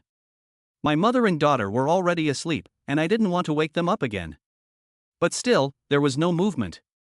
I was just about to kick the door when the phone rang. I glanced at the screen and saw it was my mother-in-law calling. Without even thinking, I hung up directly, too lazy to bother. But the phone kept ringing. I picked up the phone, suppressed my anger and said, "What is it?" I no longer respected her because she didn't deserve my respect. My mother-in-law was also upset and scolded me, "Is this how you speak to your mother-in-law? I haven't even spoken to you about what just happened." I'm hanging up. I hung up the phone coldly, and her words kept coming over the line. Bah, what a nice way of putting it, saying that they'll treat us to dinner as an apology, but now they want to get money from Ziching. Do you Shin family have any shame at all? I'm really embarrassed for you. I squeezed the smashed phone tightly, and it was overwhelmed and clicking. Just now, I was humiliated at dinner, but now they have to make a special phone call to humiliate me some more? Is it necessary to bully people like this? Chapter 012, Cutting Off the Escape Route. My mother-in-law hung up the phone and immediately transferred 3,000 yuan to me. I was very puzzled and didn't accept it. Did she want to insult me again with just 3,000 yuan? Moreover, I had clearly asked my wife to return my bank card to me, so why did my mother-in-law call me? And transfer money to me? If Tang Ziching doesn't give a perfect explanation tonight, no one will be able to sleep. But she was sure that I wouldn't make a big scene that would affect my mother and daughter, so she refused to open the door or answer the phone. She just wants to avoid me, doesn't she? Fine. I'll see how long she can hide. I don't have a job anymore, so I have plenty of time to waste with her. At dawn, my wife helped her daughter wash up and get ready to take her to kindergarten. Let mom take Tonton to kindergarten. I want to talk to you. My wife was surprised, thinking I was still asleep. My daughter kept refusing her mother, saying that she stinks, and she was in a sulk, refusing to go to kindergarten with her. Suddenly, I couldn't hold back my anger. All day long, she doesn't learn anything good, but just learns all this nonsense from her mother. I picked up the clothes hanger and gave her 2 hard slaps. She cried heartrendingly, and my heart ached as well. My mother and wife stopped me. The two of them scolded me for arguing with the child. The child has a short memory, and the mother coaxed and lied to her and finally managed to get her out the door. In the house, there was only my wife and I. I lit a cigarette and held out my hand in front of her. She knew what it meant. She stammered for a long time, pretending to be confused, and said, "Didn't my mother already transfer the money for dinner to you last night? I haven't even mentioned you yet. What did she mean by humiliating me on the phone? I want my bank card. Hurry up and get it. I'm impatient. If you give me the card, it's mine. If you want to spend money, just tell me and I'll transfer it to you." My wife just wouldn't give it to me. I looked at her coldly with a cigarette in my mouth, the smoke making my eyes squint. I said, "Do you think I'd still leave the card with you and let you support a man? Do you take me for an idiot?" We were the only two left, and I didn't bother saving her face. She was so angry that her chest was heaving, and she said, "Didn't we already say that we'd let bygones be bygones, live together peacefully, and never mention it again?" I laughed coldly. It's not that I don't want to live a good life, but I don't want to live with a jackal who was thinking about his mother's coffin money. Seeing that I really couldn't avoid it, she returned the card to me. I checked the balance, my face turning pale, my hands trembling as I handed her the broken phone in front of her and asked, "What do you mean there's only $3? I earn more than 8,000 yuan a month plus bonuses, but my mother refuses to take any money for living expenses and even gives me an allowance of 1,000 yuan every month. In 2 years, you've managed to save a measly $3. My wife lowered her head in panic, afraid to look me in the eye. The money in the card was my last resort when I quit my job. I wanted to start a small business for the time being, as long as it could support my mother and daughter. Who would have thought that nearly 300,000 yuan would become $3 measly, completely cutting off my escape route? "Where is the money?" I asked again, but she still kept quiet. I thought that my wife might have used the money to support my best friend. I had clearly decided not to get angry about this anymore, but I couldn't hold back my anger for long. I grabbed her by the collar and yelled at her, "I gave you my salary card so that you wouldn't feel bad for yourself, so that you wouldn't lose face in front of your friends, and help me save it. I can't even afford a fucking vegetarian meal at work. I'd rather get caught in the rain than take a taxi. I only smoke 3.5 yuan cigarettes. I'd rather be laughed at than spend it. I'm saving that money to pay back the relatives and friends back home who lent me the money to buy my flat. I didn't tell you to use it to support some other man." I tore my collar in my excitement and spat in her face. She wasn't scared, but instead, she let out a sigh of relief, wiped the saliva off her face, stopped panicking, and looked me in the eye. I was even more furious, and I told her that she was a bitch who wouldn't learn her lesson until she hit rock bottom. I didn't bother asking her any more questions, and I just checked the records. If I found any clues today, it would be the day she was kicked out of the house. At that time, she finally spoke up and said that she had spent all the money. Nearly 300,000 yuan, and she spent it all in 2 years? She only occasionally bought her daughter some clothes, and the last time she bought me clothes was a year ago, but they were only 100 yuan. She had never bought her mother anything. The records are out, and she has explained it clearly. The vast majority of the money was given to her family, and the rest was spent by her. But I don't believe her explanation. Once unfaithful, 100 times unfaithful, she can hide my infidelity and transfer the money to her family, and then take it out to support her lover. I pointed at last month's transfer record and asked with gritted teeth, 180,000 yuan. Did your mother use it to buy her own grave? Thinking about being humiliated and mocked by my mother-in-law, I couldn't help but say mean things on purpose. My wife even said with justification, "Can you not speak so harshly? She is your mother after all, show some respect." The money was transferred to my brother to buy a car, and there is still a shortfall of 70 to 80,000 yuan. But don't worry, if there is not enough, I won't use your money either, we will pay for it ourselves. Do you not my money, and now he wants to run me over and splash me with dirty water. Do I have such an unfilial son? And your parents, who suck my blood, still dare to hold my buttocks up to my face, strutting around and humiliating me. How did I ever fall for shameless things like you? I'm so angry that my scalp is numb. My wife refused to give in and looked me in the eye, saying, "Can you please watch what you say? I have given all the money to the family, but you married me, shouldn't you take care of me and my family? If you love me, shouldn't you love me and my family? I have only spent such a small amount of money on the family, and it's like cutting your flesh. If something really happens to me in the future, can I still count on you? What fucking logic? She uses my money for food, drink, and toiletries, and then mocks and humiliates me. In the end, it's my fault. Why doesn't she treat my mother this way?"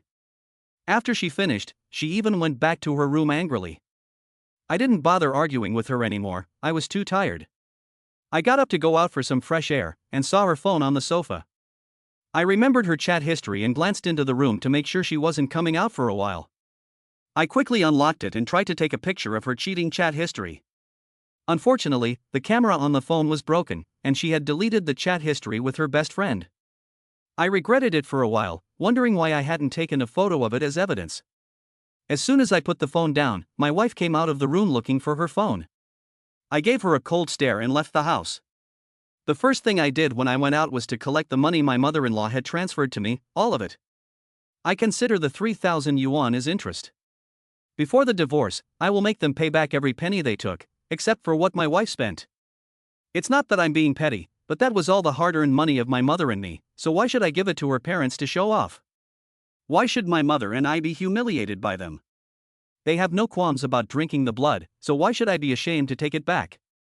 I rode my electric bicycle to the convenience store, and as usual, Sisterly gave me a pack of Hongmei. I told her to put it away and give me a pack of Furongwang. Sisterly looked at me in surprise and said, "Congratulations."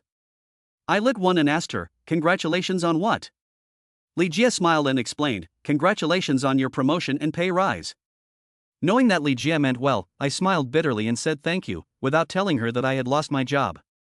Even buying a pack of good cigarettes to make myself feel less miserable was thought to be a promotion and pay rise. In the final analysis, all the upsetting things that happened were because I had no money. If I had money, I wouldn't have continued to put up with my wife even though I knew she was cheating on me, just to get evidence and get the house back. I wouldn't have been humiliated by my in-laws in every way. My mother wouldn't have had to kneel down and apologize to my wife to save my face. At an old age, in poor health, she has to go out every morning selling sweet potatoes, and come home to be looked down upon by my daughter, just to help me save some money and ease the pressure of life. Even a hero can be brought down by a single penny, let alone someone who is not even a hero. In the past, I always got by, had no motivation, and didn't want to pursue money. I just wanted to stay with my wife and daughter and live a stable life. But it was my wife, whom I valued most, who made me deeply realize that there is nothing more important in this world than money, and that only money will never betray you. But I'm now unemployed. I have no skills, no education, no connections, and nothing. I smoked half a pack of cigarettes in one go, and my mouth felt bitter. I also thought about many things. I stubbed out my cigarette, walked into a cell phone store, and bought a 2,000 yuan phone so that I could keep track of my wife's conversations in the future. I also spent 500 yuan on a scarf and went to the place where my mother sold sweet potatoes. It was a small alley with little foot traffic, and she could only make 50 to 60 yuan a day if business was good. I knew that only in a place like this would I not be driven away. Seeing her, an elderly person, stooped and shivering with cold, still standing in the cold wind, just to earn that extra dollar or so, my heart ached with pain. I held back my tears and went up to her, and tied the scarf around her neck. My mother kept complaining about me spending money recklessly, and that it would be nice to save some money to buy something for Zicheng in Tongtong. I laughed and said that it was okay, that the scarf was only 30 yuan, and she happily accepted it, saying that it was warm. When I left, she kept showing off to the people around her, who were about the same age as her and also struggling to make a living, that this was a scarf bought for her by her son. "It looks good, doesn't it?" Then, she laughed like a child. Seeing this scene, I couldn't hold back my tears any longer. For the kind of woman my wife is, I actually let my mother suffer like this. I secretly vowed in my heart. In this life, I must let my mother live a good life and never let her suffer again. But the prerequisite is that I must first get a job to support myself. I only have less than 500 yuan in my pocket. I don't have enough money to start a business, and besides, I don't have the brains for it. I don't know how much money my mother has, but I won't touch another penny. After making up my mind, I went to the entrance of the company. Just now, I was full of determination on the road, saying that I must keep this job, but now, I hesitated. Yesterday I quit on my own, and now I have to go in there and beg for this job. I find it hard to do. I smoked cigarette after cigarette, and my feet were covered in cigarette butts. When I heard someone coming out of the office, I quickly hid in the corner, afraid of being seen. I thought that if everyone had left, I would go back into the office. At worst, Jia Yi would scold me, but I would endure it and invite him to dinner to apologize properly. Suddenly, a hand patted my shoulder heavily, startling me. I turned around and saw Jia Yi, and behind him were several old colleagues. Jia Yi looked at me with an exaggerated expression on his face, speaking in a strange tone. "Yo, isn't this Xin Jia, the master who hit his superior and quit after making a threat? What's the meaning of coming here now? Do you want to apologize to me, or pack up and get out?" Chapter 013, Black Heart. Jia Yi laughed, and then several of his old colleagues behind him joined in with him, laughing. Although I was furious, I could only laugh along with him. My smile was full of bitterness, and I said, "Manager Jia, that's enough joking. I'm no master." Jia Yi's face instantly turned cold, and he asked me, "What? Are you questioning my words? Or are you questioning my abilities? Hurry up and pack your things and get out of my sight. I'm sick of seeing you." He led his men out of the company. I only had less than 500 yuan in my pocket, and I really needed this job. I also knew that I had embarrassed him by beating him up in front of the whole company yesterday, and that he would not be able to come down from the stage of humiliation without letting off some steam. I gritted my teeth and followed him, impulsively stopping in front of his car. He stuck his head out and yelled, "Are you fucking crazy? If you want to die, get the hell out of here and stop fucking with me." I hurriedly smiled and said, "Manager Jia, you were very magnanimous yesterday." I was also impulsive. Something urgent did come up at home. "How about this? I'll host a dinner tonight, and we'll have a good meal. As for the resignation, you see." He took the cigarette, looked at me with contempt and raised one eyebrow. He let out a sound of surprise. "It's still Fu Rongwang. You've changed your gun for a cannon in one day?" I thought he would smoke it, but he casually threw the cigarette on the ground, crushed it with his foot, and then took out a huazi and smoked it by himself, spraying me in the face with smoke. I have said that I only smoke huazi. Knowing that he wanted to take revenge and let off steam, I hung a bitter sneer on my face and endured it with a stiffened spine. Then, in front of the colleagues who were leaving work one after another, he gave me a severe scolding, and it was even more offensive and more excessive than yesterday's scolding. The more I listened, the angrier I got, my fists clenched, the veins on my hands bulging. More and more people gathered around, not just colleagues, but passers-by as well. I could faintly hear them murmuring. If I were in this situation with this kind of boss, I would have already swung my fist so hard that I would have knocked out his front teeth. How dare he act so arrogant? I have never seen such a spineless man. I am also impressed that he can tolerate this shit. I might as well just die, so I don't have to live in shame. Their words pierced my heart like knives, and the pain made me feel like I couldn't breathe. I also wanted to do what they said and teach Jia Yi a lesson. However, they are not me, and they don't know what kind of life I'm facing. If I impulsively hit Jia Yi again, there is absolutely no way I can keep my job, and it will be even more difficult to take care of my mother and daughter in the future. Just thinking about my mother shivering in the cold wind and my lovely daughter, I can only swallow my anger. Overwhelmed by the humiliation, I lowered my head. Jia Yi also knew that I needed this job, so I could only put up with him. He poked my chest with his finger again, poking me step by step backwards until I fell to the ground. I quickly got up, but kept my head down. My fists trembled with shame and anger, my head was buzzing, and I had difficulty breathing. I glared at Jia Yi with gloomy eyes. He glanced at the onlookers and, finally, stopped his abuse. He was content with himself and was ready to leave. However, he had not yet agreed to let me return to the company. Then I have just been humiliated for nothing? I hurriedly went up to the car window and said, "Manager Jia, you have insulted me enough, so about this job." "What job? Didn't you resign?" Jia Yi was impatient. I took a few deep breaths to suppress the anger in my heart, and continued to smile bitterly. "Manager Jia, I was impulsive yesterday, it was my fault, let's decide where to go tonight." Jia Yi looked at me, nodded, and said, "You kid, you're finally on the right track. I have something to do now, so let's talk about it tonight. Don't make any rash arrangements, got it?" I spat towards the direction of his car as it left. This son of a bitch, one day, I want him to beg me like this today. Seeing that I wasn't angry, the people around me even invited Jia Yi to dinner, and they all looked at me with contempt and left. My colleagues at the company were holding back their laughter, their faces turning red, and no one spoke to me. But I know how the whole company will look at me after today. I don't want to care about them. For the sake of my mother, arm around her shoulders and said I would definitely be good to her in the future. My mother smiled and said she would be content as long as I was well. When I got home, I continued to stay on the sofa and didn't want to go into the room. As soon as I saw my wife, the images that made me suffocate would always pop into my head. I smoked cigarette after cigarette, and when my mother got up in the night and saw me sleeping on the sofa, she sighed and went back to her room. Early in the morning, I washed up and got ready to go to work, and my wife had to take her daughter to kindergarten. When we left the house, she thoughtfully fixed my tie and told me to work hard. She even carried the heavy bags of sweet potatoes for my mother, which was something she had never done before. I felt like what happened the other day was just a dream. My wife hadn't cheated on me, and everything was just like it had always been. But I knew in my heart that it was just an illusion. My wife was only doing all this to curry favor with my mother and trick her out of her funeral savings. Chapter 014. Dad, that man is here again. When I arrived at the company, my desk was already occupied, and Jia Yi happened to be there. "Manager Jia, what's going on? Isn't this my desk?" Jia Yi gave me a contemptuous glance and said, "You've already resigned, why are you still coming to the company with a smirk on your face?" I was a little confused. Why is this different from what we agreed before? Jia Yi shouted at the security guard to throw me out. I understood and realized that I had been cheated by this bastard Jia Yi. I suppressed my anger and asked, "Jia Yi, aren't you going too far? You charged me 3,000 for a meal and ripped me off 5,000 for cigarettes, and now you're going to abandon me? Shinjia, I respect you because you were once my master, so I'll spare your face, but don't blame me for being rude if you slander me."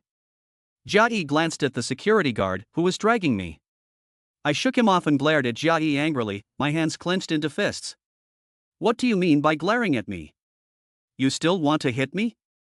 Come on, hit me again today and see, if I don't send you to the police station, I'll be damned." Jia Yi slapped him in the face and said arrogantly, "Come on, hit me here, hit me hard." I raised my fist, and he provocatively moved his face closer, knowing that I wouldn't dare hit him. I really needed this job, and I couldn't let him send me to the police. I took a deep breath to calm down, and smiled a face that was even more hideous than crying.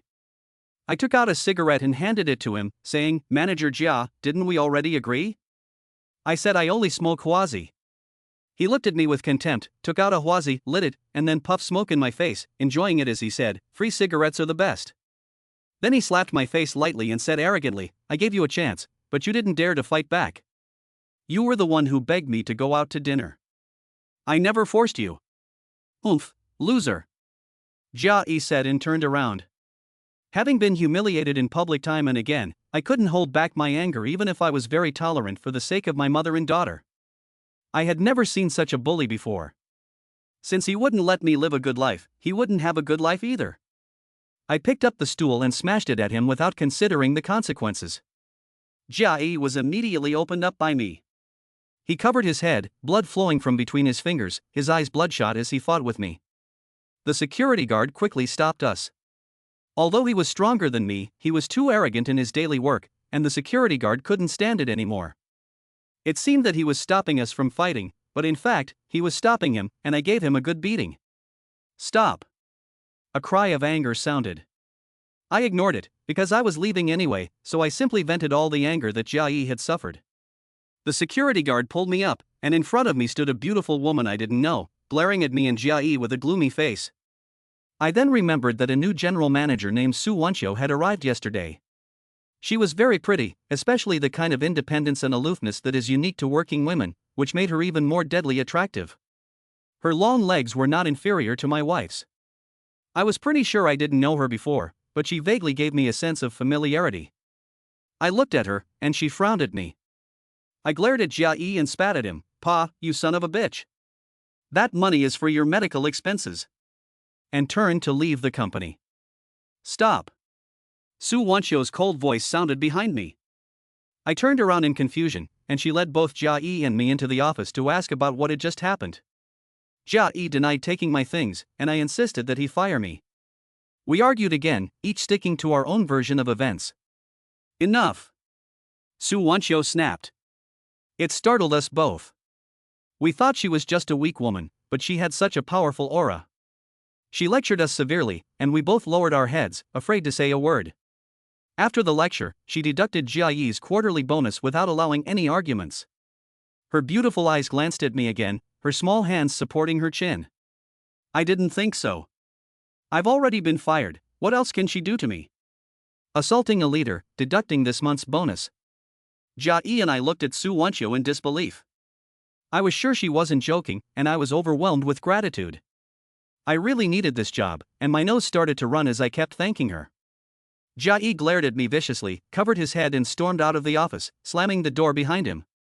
It turned out that Su Wanqiu had asked Jia Yi to find me yesterday because she wanted to transfer me to the sales team.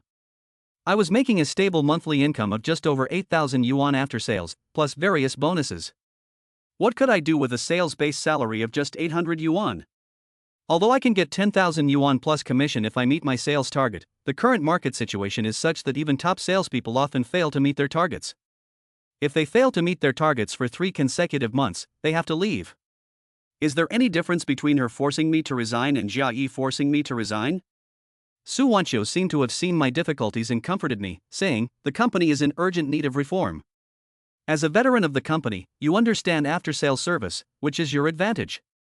This is also a challenge and an opportunity. If you really don't understand, I can take you with me for a while. Then the performance. I also know that I am asking the impossible of you, and it is not something a man should ask, but I still have a mother and a daughter to support, and I need to eat, so I asked cheekily. Su Wancho gave me a blank look and said with her arms folded, I said I would take you with me, and the performance naturally counts as yours. She was so easygoing that it made me seem a little petty. I took her kindness to heart and will repay her when I get the chance. As I was getting ready to leave, she suddenly said, "You really don't remember me, do you?" I was stunned and replied, "Have we met somewhere before?" When I arrived at my sales department desk, I was still thinking about her strange words.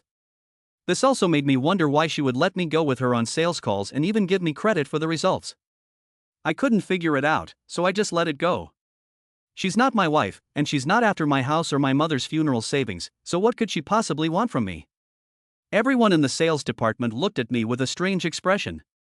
I knew it was because I had been humiliated by Jia Yi in front of the company yesterday. But now that I had got even with Jia Yi, I didn't care too much about it.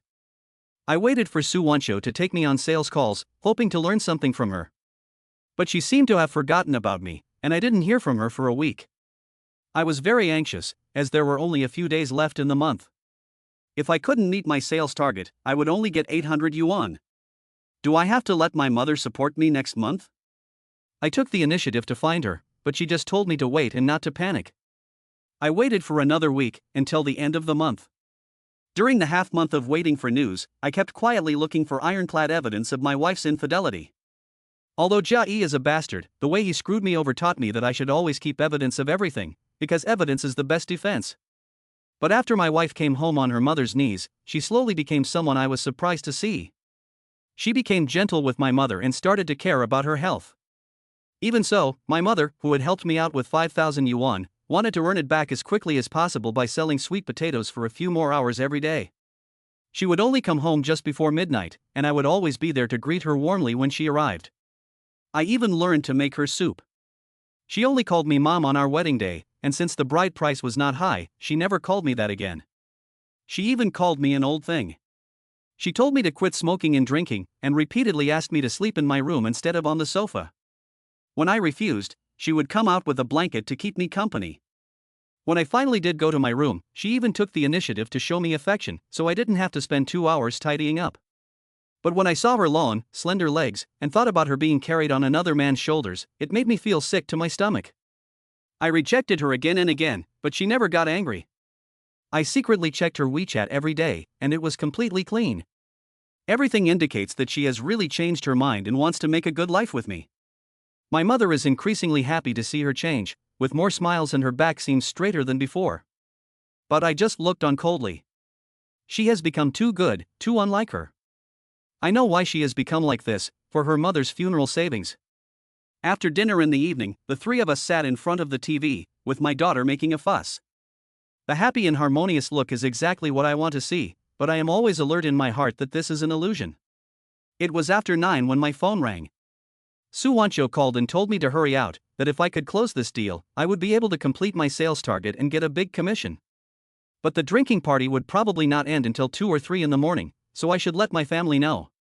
After thinking about it, I told my wife. She didn't seem surprised that I was going to a drinking party, but just told me to drink less and be careful. I rode my electric bike to the restaurant Su Wancho had told me about in a hurry. The cold drizzle couldn't stop my desire to make money. When I arrived, Su Wancho was waiting for me at the door wearing a black professional suit. Her long, slender legs and black stockings made her look even taller and more attractive. She looked at her watch, frowned and said, "What took you so long?" Without waiting for me to explain, she turned and walked inside, while at the same time telling me to drink more and talk less, and to watch and learn more. I patted my chest and promised to complete the task. I couldn't say anything else, but I was quite confident about my drinking capacity. Half an hour later, the client arrived late. As soon as I sat down, my wife sent me a WeChat message. I opened it and held it to my ear, and my daughter's young voice came through. "Dad, when are you coming home? That man is here again." This was like a bolt from the blue. My wife was out entertaining a client so late at night for the family, and that bitch was still not satisfied with cheating on me. She even dared to let her lover go straight to the house. Does she think I'm dead? Shit. I grabbed my coat and was about to leave when Sue Wancho coldly asked, "Where are you going? Do you know how busy Mr. Joe is?" I didn't have the time or mood to explain. I rushed out the door and drove home as fast as I could, the cold raindrops hitting my face like stones, but they couldn't cool my heart. I ran through several red lights, ignoring the cars that almost hit me. I didn't care about my life anymore. I just wanted to catch the adulterers before I died. When I got home, the door was ajar. I pushed it open gently, but didn't see my wife. There was light in our room, and my daughter was sitting on the sofa staring at me. I put my finger to my lips to indicate that she should be quiet. When I saw the unfamiliar man's shoes on the shoe rack behind the door, I was furious. I had always wanted to catch the current adulterer in my fucking room right now. My blood rushed to my head, my eyes red, and I rushed into the kitchen, grabbed a kitchen knife and walked towards the room, kicking open the door. My wife was lying on the bed in a sexy nightdress with damp hair, and there was a set of clothes belonging to a strange man on top of her. The bathroom light in the room was on, and faintly I could hear the sound of running water. When she saw me appear, still holding the cleaver, she was so scared that her face paled, and I couldn't hear what she was shouting. My phone kept ringing. Anger and hatred had already made me lose my mind. I swore at her, "Fuck you." The hatred of losing my wife was like the hatred of killing my father. A man in the shower inside. He was startled, turned around hastily, and looked at me with a terrified face full of foam. Shinjie? Why are you back?" He stuttered, and only then did he react when he saw the kitchen knife in my hand. The bathroom was small, and my hand holding the kitchen knife trembled with fear and anger. My eyes were bloodshot as I closed in on him. He kept shaking his hand at me, backing away, and in 2 steps I forced him into the corner. His lips trembled as he yelled in terror, "Shinjie, calm down, calm down. Listen to my explanation, it's not what you think. The facts are right in front of you, how is it not what I think? You want to explain? Fine." I gritted my teeth and stared at him, my tone so cold that he shivered. Hearing that there was a chance for an explanation, the fear on his face dissipated a bit, and he stuttered, "I came to help your wife." But he misunderstood what I said. "When you're dead, I'll listen to your long explanation." Before he could finish, I roared in anger, and the kitchen knife in my hand suddenly slashed at his head. "I'm sorry, Mom, forgive me for being unfilial, I can no longer take care of you and honor you in the future. I'm sorry, Tong Tong, don't blame your father for not being able to see you in a wedding dress." Before I was caught in the act, I thought that I could hold back my anger and not do anything crazy for the sake of my mother and daughter. But when I saw the scene with my own eyes, I realized that I was deceiving myself. No man could hold back his anger in this situation. With the intention of destroying the adulterers together, I struck mercilessly.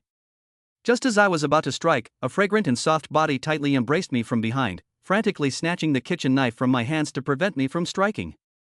"Shinjie, you can't do anything rash, put the knife down." My wife's trembling cries sounded in my ears. She thought she was persuading me, but in fact she was adding fuel to the fire. I slapped her hard across the face. Pop! The sound of the slap echoed loudly in the bathroom. My wife stumbled out of the bathroom after I slapped her, almost falling to the ground. When she looked up, her mouth was bleeding and her cheeks were all red and swollen. I glared at her with a hideous, crazed expression, pointing a kitchen knife at her and gritting my teeth as I said, "You're next, and none of you are going to fucking leave alive today." My wife was so scared that her petite body trembled violently, tears streaming down her face. She cried out in a trembling voice, "Shinjie, it's really not what you think. It has nothing to do with Fan Jun. You mustn't do anything stupid. What am I going to do with the child if something happens to you?" "The child? How dare you mention the child to me?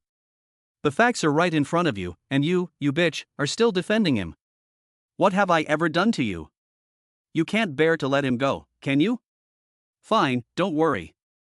Since you can't bear to let him go, I'll make sure you 2 adulterers get together." I roared, and I turned my head sharply to look at Fan Jun in the bathroom. I swung the kitchen knife down again. "Shinjie, don't!"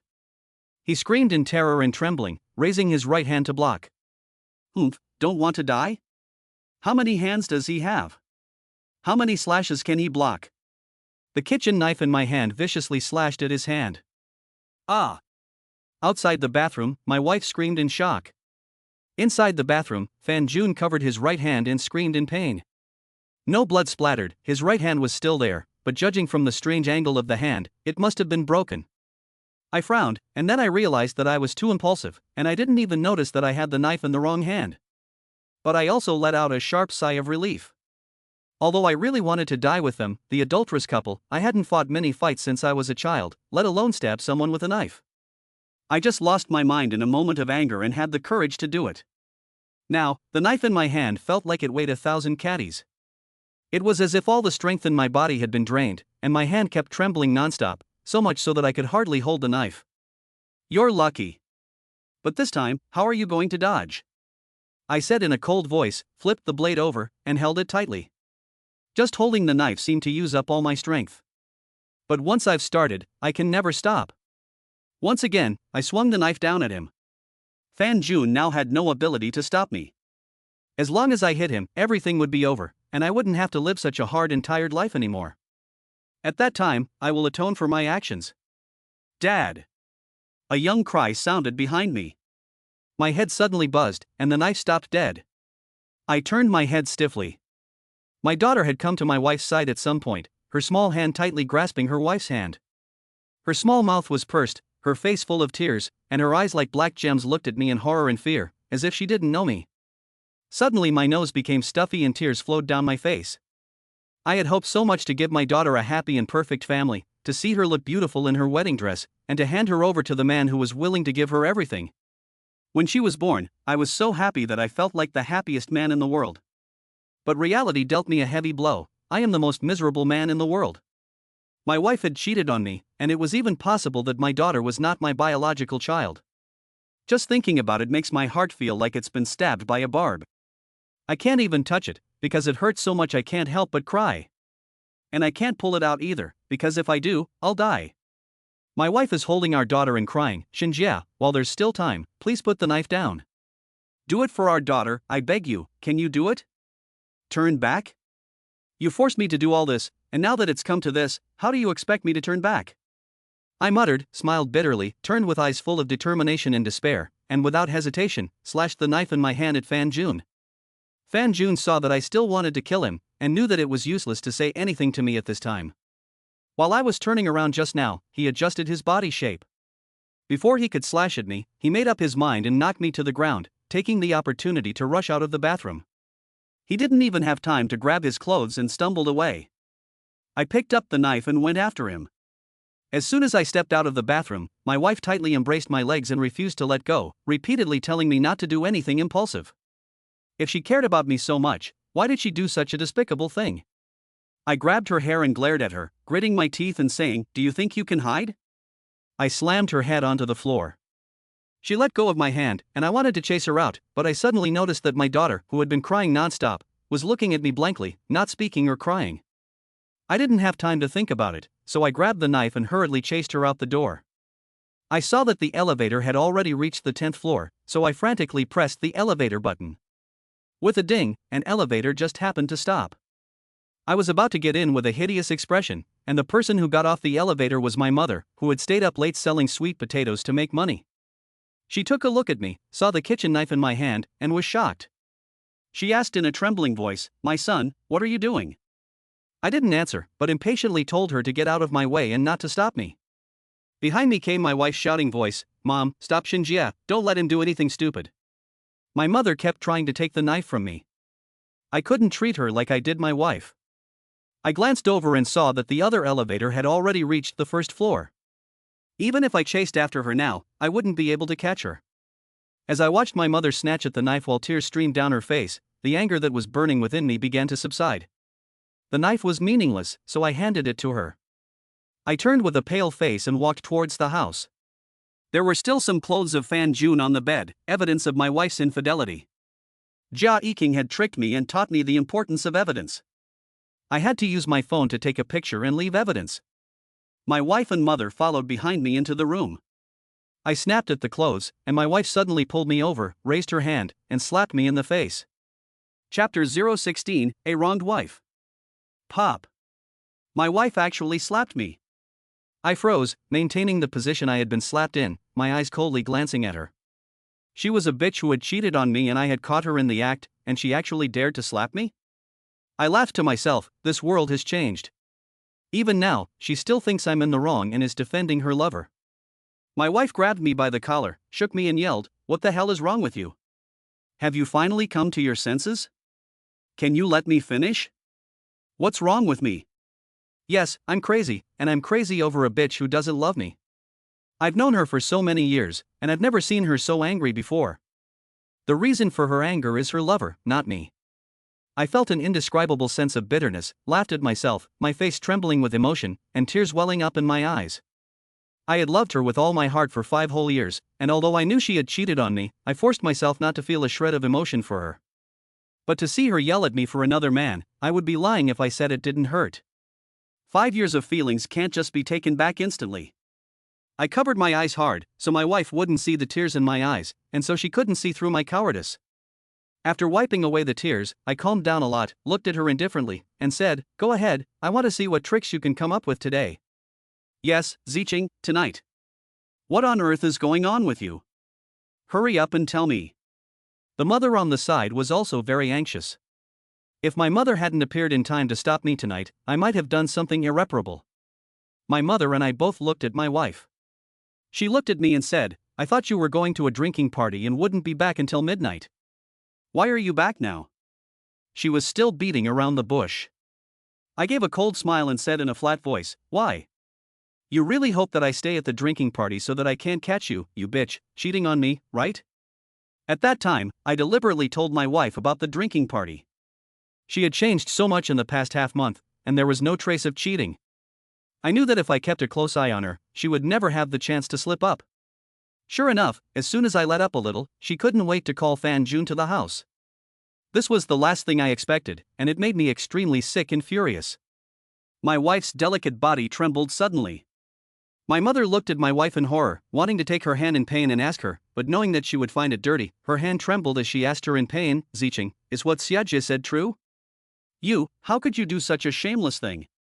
As women, the worst thing we can do is to be unfaithful to our husbands." My mother had never said a harsh word to my wife. She had said that my wife was lucky to marry me, and that I should treat her well. She had put up with my wife's shameless behavior time and time again, and the word shameless was already a very serious accusation. My wife burst into tears, explaining that things were not what they seemed, and not what they looked like. I lifted the sash of her nightdress, shook my head and laughed self-deprecatingly. "Are you treating others like idiots or are you just fooling yourself? If it wasn't for Tong Tong sending me a message, how long were you going to keep it from me? Do you completely regard this home as a place for you and your lover to have fun?" I let go of the sash, and my wife's delicate body trembled slightly. My words had made her look pale. She kept shaking her head, refusing to admit it. I didn't bother to continue arguing with her, and directly took out my phone and opened the WeChat message my daughter had sent me. After listening to the shocking news, my wife's tears were rolling around in her eyes as she kept explaining, "No, I really didn't.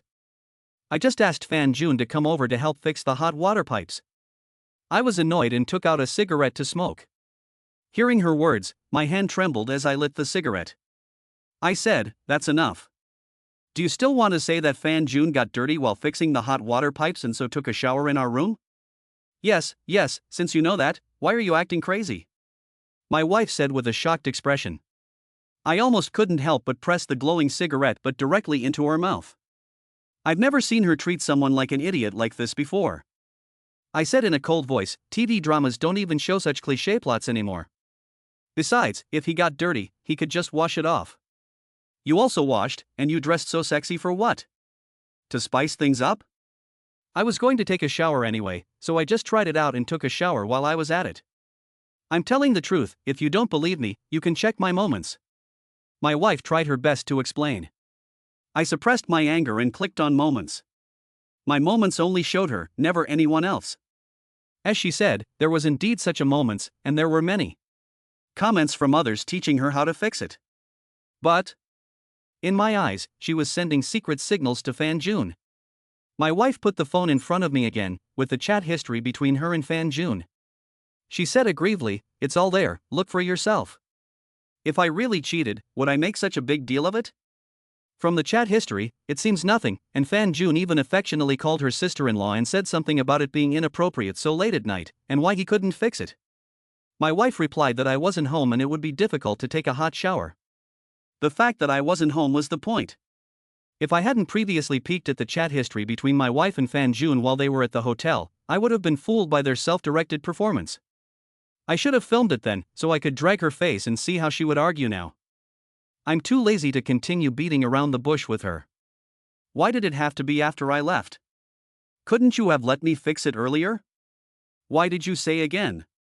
Why did you have to go to him when no one else would? Do I have to catch you two in bed together before you admit it? My wife tried to defend herself, but I interrupted her with increasing anger. I could have gone to someone else, but I didn't want you to get the wrong idea, so I asked your brother to come over. As for what your daughter said about coming again, have you forgotten how close you and Fan Jun are? You often invite him to dinner at our house, and you even want our daughter to be the wife of the child your wife is carrying. Still defending yourself. Still defending yourself. At this point, she still refuses to admit it. It's true, she was willing to make such a big change for the sake of the house and her mother's coffin money, and now that I've caught her in the act, she of course can't admit it, because she knows the house won't be hers anymore. I couldn't hold back my anger for a moment, so I suddenly got up, pinned my wife to the bed, grabbed her neck with a ferocious face, and roared, "Is it only when you die that you will know you were wrong and admit to your dirty deeds?" My hands were bulging with veins, and I strangled my wife until her face turned red in an instant, and she could not breathe. She clawed at my hands, and the pain of the blood marks was nothing compared to the pain in my heart. My mother kept tugging at my hands, trying to make me let go. But at that moment, I had been driven crazy by my wife, and there was only one thought in my head, and that was that she must admit her fault. My wife's face gradually turned from red to white, and her eyes were showing signs of rolling upwards. I just, Mom, is there no hot water when you get back? She couldn't even finish her sentence due to the pressure of my hands. I had already lost my mind and didn't hear her admit her fault, so I wouldn't let go no matter what. Suddenly, I felt a sharp pain in my hand and I let go abruptly. I looked down and saw that my mother had bitten my hand hard. Cough, cough. My wife was finally able to breathe and cough non-stop. I was very dissatisfied that my mother had bitten my hand for such a bitch and angrily questioned her, "Mom, why are you helping such an unfaithful bitch? Let me strangle her and get some peace. Shut up and don't say nonsense anymore." My mother, whose eyes could no longer fully open, stared at me with tears in her eyes. She was clearly in her early 50s, but her stooped figure and almost half-white hair, streaked with gray, made her face look like that of a 60 or 70-year-old. If you stood next to my mother-in-law, who was about the same age, people would believe that she was her daughter. The thought that my wife had given her family all the hard-earned money that my wife and I had earned together made my anger boil over again, and I got back on my bicycle and tried to strangle my wife. Pop! My mother gave me a hard slap. Her rough, cracked hands left bloody marks on my face. I couldn't believe it as I watched my mother take a basin of cold water from the bathroom and pour it over my head. Even though there was heating in the house, I shivered with cold and shouted in a daze, "Mom! Have you calmed down now? If you want to kill Zicheng, you have to kill your mother first." My mother shouted, putting my hand around her neck. Chapter 017, My Mother Favors My Wife. Mom, what are you talking about? The cold water finally allowed me to calm down and I no longer had the desire to continue hurting my wife. My mother sat down by the bed and tried to give my wife a hug, but was afraid that she would think it was dirty. My wife didn't mind, however, and cried out, "Mom," before throwing herself into my mother's arms and sobbing with grievance. At that moment, I just wanted to smoke in silence and didn't want to say a word. But the cigarette got wet and made me a little irritated. My phone kept ringing. It was Su Wancho calling, telling me to hurry to the drinking party. It was not too late. The thought that I was running around making money to support the family while my wife was cheating on me at home made me feel so suffocated. But in this situation, I felt depressed again and wanted to escape. I got up, changed into some clean clothes and was about to go out when my mother stopped me. "I don't think Zicheng is cheating on you, but you are keeping a mistress, aren't you?" My mother questioned. "Mom, what are you talking about? I'm going to work, and tonight is very important to me, but because of some bitch, I have to give up the drinking party and go home." I meant it, and I coldly glared at my wife in bed. She looked at me with her red lips pursed, her eyes full of tears of grievance. The more aggrieved she was, the more uncomfortable I felt. It was obvious that she was the one cheating, so what was she aggrieved about? I was determined to go to the drinking party, to escape and to complete my performance and earn money. My mother simply lay in the doorway, blocking the door and preventing me from opening it. You are not allowed to go, and if you go tonight, you will not come back to this family. No matter what I said, my mother would not move. Behind me came a light and carefree remark, Mom, forget it, let him go. Ziqing, tonight is Xiaojie's fault. Don't be afraid, I'll back you up. I gave a cold, mocking smile. Although I didn't say anything, they both understood what I meant. My mother glared at me and dragged me towards the bathroom in the living room. Once inside, she pointed at the new water pipe that had just been replaced and said, the hot water pipe in the bathroom outside has been broken for almost 3 days. I've told you this many times. I froze for a moment and suddenly remembered that my mother had indeed told me about this. But my mind was on my performance in catching my wife cheating, so I promised again and again, but then forgot about it. My mother sells sweet potatoes every night until around midnight, and then she has to take a bath when she gets home. How did she take a bath when there was no hot water? My mother dragged me back into the room and pointed at the bathroom, saying, look carefully. There was a new hot water pipe. I rushed out of the bathroom, picked up the clothes that Fan Jun had left on the bed. They were indeed dirty. I was stunned and couldn't believe it was true. My wife was sitting on the bed, looking at me with a pained expression and tears in her eyes, saying, I just want Mom to be able to take a comfortable hot shower when she comes back at night. No. That's definitely not it. I kept shaking my head. The chat history I saw proved that this wasn't the first time the two of them had been having an affair. How could it really be as simple as replacing the hot water pipe? Did I come back early? Yes. That must be it. If I had come back later, I would have caught them in bed together. I won't believe her nonsense. For some reason, watching my mother apologizing to my wife and comforting her, I felt both a sense of relief that things had turned out this way and a sense of dissatisfaction that I hadn't caught them in the act. My wife got up to heat some soup for my mother and told her to go rest, it was so late. When she returned to the room, her expression had become cold. Her phone rang, and I stared at her with wide eyes. She was a little impatient and handed me the phone directly. It was her mother-in-law calling to ask if the hot water pipe had been fixed. Suddenly, her beautiful eyes turned red, her lips trembled, and she stammered for a long time before saying that it had been fixed. When she hung up the phone, she gave me a cold glance. After putting the phone down, she stayed in the room the whole time, watching our daughter, who had been arguing the whole night, leave the room. My daughter used to sleep noisily and asked me to tell her stories. Carried out by my wife, she didn't cry or make a fuss. She looked at me blankly with a very indifferent expression, as if I were a stranger. 2 hours later, she returned to her room tiredly. She just lay down and got up again, taking her least favorite but not sexy pajamas into the bathroom. After lying down, we turned our backs to each other, both knowing that the other was awake. We were in rare agreement and neither of us spoke. It was a rare moment of peace. I didn't sleep much that night. Vaguely, I seemed to hear suppressed sobs, but I wasn't sure. Early in the morning, my wife got up and went to the dressing table to apply makeup to her pretty face. I gave her a cold stare and snorted, "What are you trying to do by looking so pretty so early? Going to the hospital to see your lover?" She usually puts on makeup when she takes her daughter to kindergarten, but I just can't help feeling uncomfortable, always thinking that she wants to go to the hospital to see how Fan Jun is doing. My wife puts down the eyebrow pencil heavily, closes her eyes and takes a deep breath before continuing with her makeup. She ignores me, and I continue to mock her. "What, do you think that with his hand broken, he can still mess with you? Shinjia, that's enough. I know you've been upset and in a bad mood because of what happened last time.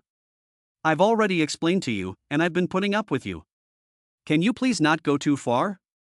I want to be good to you and Mum and live a good life with you, but that doesn't mean I'll let you trample all over me and insult me." My wife said this aggrievedly, then got up and left the room. Ha ha. She's aggrieved, but does that mean I'm not aggrieved? Besides, would I believe her nonsense? Once unfaithful, 100 times unfaithful. There are only 0 times and 100 times of cheating. I watched my wife make breakfast for my mother for the first time. She was nice to my mother, and my mother even praised her for being a good daughter-in-law. But I had nothing to do with it, and I felt like an outsider. I felt so suffocated. I knew she was pretending, but I had no evidence to expose her. I could only watch my mother being fooled by her. I didn't even have breakfast and slammed the door. When I arrived at the office, I peeked into Su Wanxiu's office several times, asking my colleagues why she hadn't come in yet, but no one answered me. Even the interns who had just come in looked down on me. All of this is thanks to Jiai. If I had money, if I were the leader, would they still dare to look down on me like this? No. In the end, it's still because I'm poor and have no money. I want to make money, I want results, and I want everyone to stop looking down on me. The prerequisite is that I have to let Su Wanchio bring me in. While I waited, I consulted online whether I could use the dirty laundry I photographed of Fan Jun as evidence to sue my wife for the house. I was told that such evidence was useless and that stronger evidence was needed. I thought to myself, do you really mean that I have to take a video and photos of them in a quilted bed together to be considered evidence? At that moment, Su Wanchio arrived. I followed in her footsteps into the office and bowed apologetically as soon as I entered. She was not surprised by my appearance. She looked at me with a faint smile in her eyes and said, "It's fine. You've already told me your attitude about last night. I know that anyone would be angry after being stood up twice in a row, especially when they were there to make money with someone." I sincerely apologized once again, hoping to gain her understanding. She is crucial to my making money, and I must grasp her. Don't apologize to me. The last thing I need here is an apology. That's a sign of weakness and incompetence. Su Wanchio's words struck a chord in my heart. I carefully asked her about the list from last night. She nodded and said that the deal was done and the contract could be signed tomorrow night. Scratching the back of my head, I asked her, a little embarrassed, about the sales performance. "I can put this sales performance on your head," Su Wanchio said indifferently. I was overcome with emotion and was about to express my gratitude and invite her to dinner. She looked at me and raised her hand to stop me from speaking. "However, if I put it on your head, I don't think not only others will be dissatisfied, I believe you won't ask for it either." Su Wanchio's words delicately put me in a high position, and I couldn't open my mouth to ask for it. I have already been looked down upon by everyone in the company. If I ask for it, I will never be able to hold my head up in the future. But if I don't ask for it, I will only have 800 yuan next month. Between hesitation and embarrassment, Su Wanchio looked up, glanced at me and asked if there was anything else. The words that almost came out of my mouth were blocked by her, and she smiled awkwardly and left the office. Today is the day to settle the results. The sales team has a tradition of reporting everyone's performance this month to encourage everyone. Almost everyone has completed their performance, and even the interns have received more than 5,000 commissions, but I am the only one who has received 800, and I became a joke on the spot. Jia even went to the sales team to mock me, putting his arm around my shoulder, acting as if our relationship was the same as before. Then, the whole company knew that I didn't meet my sales target. I didn't want to care about him anymore. I didn't want to lose my job because of him. Now, all I could think about was making money. I didn't want anything more from a relationship, and I didn't want my wife to come back. I felt sick. I just wanted to get my house and my savings back as soon as possible, and then divorce her. I waited for Su Wanchio to get off work as usual. I didn't know if she was disappointed in me, or if she was going to arrange everything as usual and then notify me. She ignored me and left. I went to the neighborhood store and asked Sisterly to get me some furong wang. She handed me the cigarettes and I remembered that I only had 800 yuan next month, so I awkwardly asked her to get me some hongmei instead. She didn't say anything and I paid for them and ran away. She chased after me with the cigarettes and I was even more embarrassed. I fled upstairs. As soon as I opened the door, a fist came flying at my face. Chapter 018, I was beaten by my brother-in-law. I was spun around so hard that I almost fell, and my mouth was in severe pain. My tongue hit the corner of my mouth, and the pain made me frown and raise my eyes. Tang Gang came up to me with a fierce look on his face, glaring at me angrily, grabbed my chin with one hand, slapped my face, and yelled angrily, "Last time, your damned mother stopped me from teaching you a lesson, but now you've grown up, haven't you? How dare you hit my sister? Come on, if you're so capable, show me how you can hit someone in front of me today." He pushed me so hard that I stumbled to my wife, and almost fell to my knees. I didn't dare to speak back, and I definitely didn't dare to lay a finger on my wife in front of him. I could only glare angrily at my wife. She had cheated on her husband, but she had the nerve to accuse me of wrongdoing and ask her brother-in-law to come and trouble me. My brother-in-law had spent 180,000 of my hard-earned money on a car, and he had no conscience at all. He and his sister were truly a family. The Tang family is so damn bullying. Glare? In front of my face, you actually dare to glare at my sister? You don't dare to fight, do you? Then come and fight with me. My brother-in-law poked my forehead with his index finger and spat in my face. I could only endure it again and again. He grabbed my collar and kept pushing, trying to make me fight with him, but I endured it. Tang Gang was furious and shouted, "I'll fuck your mother, you piece of shit. You don't dare to move when you're given a chance, do you? Well, don't blame me for being rude. If I don't beat the shit out of you today, I'll fucking take your surname." He raised his fist and tried to hit me again. Looking at his thick, big, scarred arms, I knew it was a lie to say I wasn't panicking. I rolled on my back in a panic to avoid him, not wanting to fight him. With my skills and build, I was no match for him. But I could dodge one punch, but not the second. Tang Gang grabbed me up from the ground, and when his big fist was about to hit my face again, a familiar light fragrance hit me. "Tang Gang, stop it!" My wife exclaimed, stood in front of me, and stopped her brother-in-law's fist. He was so angry that he gnashed his teeth, grabbed his wife's shoulders, pushed her away, and said, "Sister, get out of the way. If I don't skin him today, how will I be able to hang out with the guys in the future?" My heart lurched as my wife fell to the ground after being pushed, and instinctively I went forward to help her up. Seeing that it was me reaching out to help her, she glanced at me and preferred to get up on her own rather than be helped up by me. My brother-in-law also hurried forward to help her up. My wife took the opportunity to grab my brother-in-law's hand and say, "Xiao Gang, don't fight anymore, your brother-in-law is really quite good to me." I don't know if she meant it or was just lying. But I think I have a clear conscience. She cheated on me and gave my mother's family nearly 300,000 yuan of my hard-earned money, ignoring the fate of my family. She was in the wrong first. She didn't think that if she told her brother-in-law this, he would stop beating me and I would feel indebted to her. Sister, how many times do you have to be beaten by this good-for-nothing bastard before you finally understand? If I don't skin him alive today, he'll think our Tang family is pushover. How will you ever get through the rest of your life? Tang Gang said sadly. They had always had a close relationship. I watched as my wife, with a cold heart, kept on apologizing to her brother-in-law, trying to see how long she could keep up the act. It was obvious that she had only herself to blame, and that she had been caught red-handed cheating on me. Last night, my mother listened to her lies and defended her at every turn, even saying that I was in the wrong. Now, here she is, pretending to intercede on my behalf, acting as if she is willing to put up with all the humiliation. It's as if I'm the one fucking cheating. I couldn't stand it anymore, interrupted them, and shouted at my wife, "You stop pretending. For the sake of this family, for my sake, do you know that you're really sickening me like this? I really want my wife to let my brother-in-law hit me. If he doesn't beat me to death today, he's not a man." But I held back. Deep down, I have been scared of my brother-in-law since the day I met him. My brother-in-law looked at me fiercely, his eyes bulging like copper bells, his mouth trembling with anger. He said, "You want to die," and grabbed me by the collar, about to hit me again with his clenched fist. I was so scared that I turned my head away and put my hands up to stop him. My wife gave me a cold stare and quickly stopped him. I felt really bad. Why did I have to be blamed by my mother and beaten by my brother-in-law when I had done nothing wrong? I had ruined the deal that was within my grasp, and my commission was gone. I could only get the base salary of 800 yuan. The more I thought about it, the more angry I became. I let go of my hands and said coldly to my wife, "Don't stop him, let him hit me." "Xinjia, you really want to die?" Tang Gang glared at me with clenched teeth in anger. "Xinjia, will you stop being crazy?" My wife roared. I was stunned by her yell. My wife said to her brother-in-law with tears in her eyes, "You go home first, he can't calm down here." I laughed coldly. I was the one who really felt suffocated, so why should she feel aggrieved?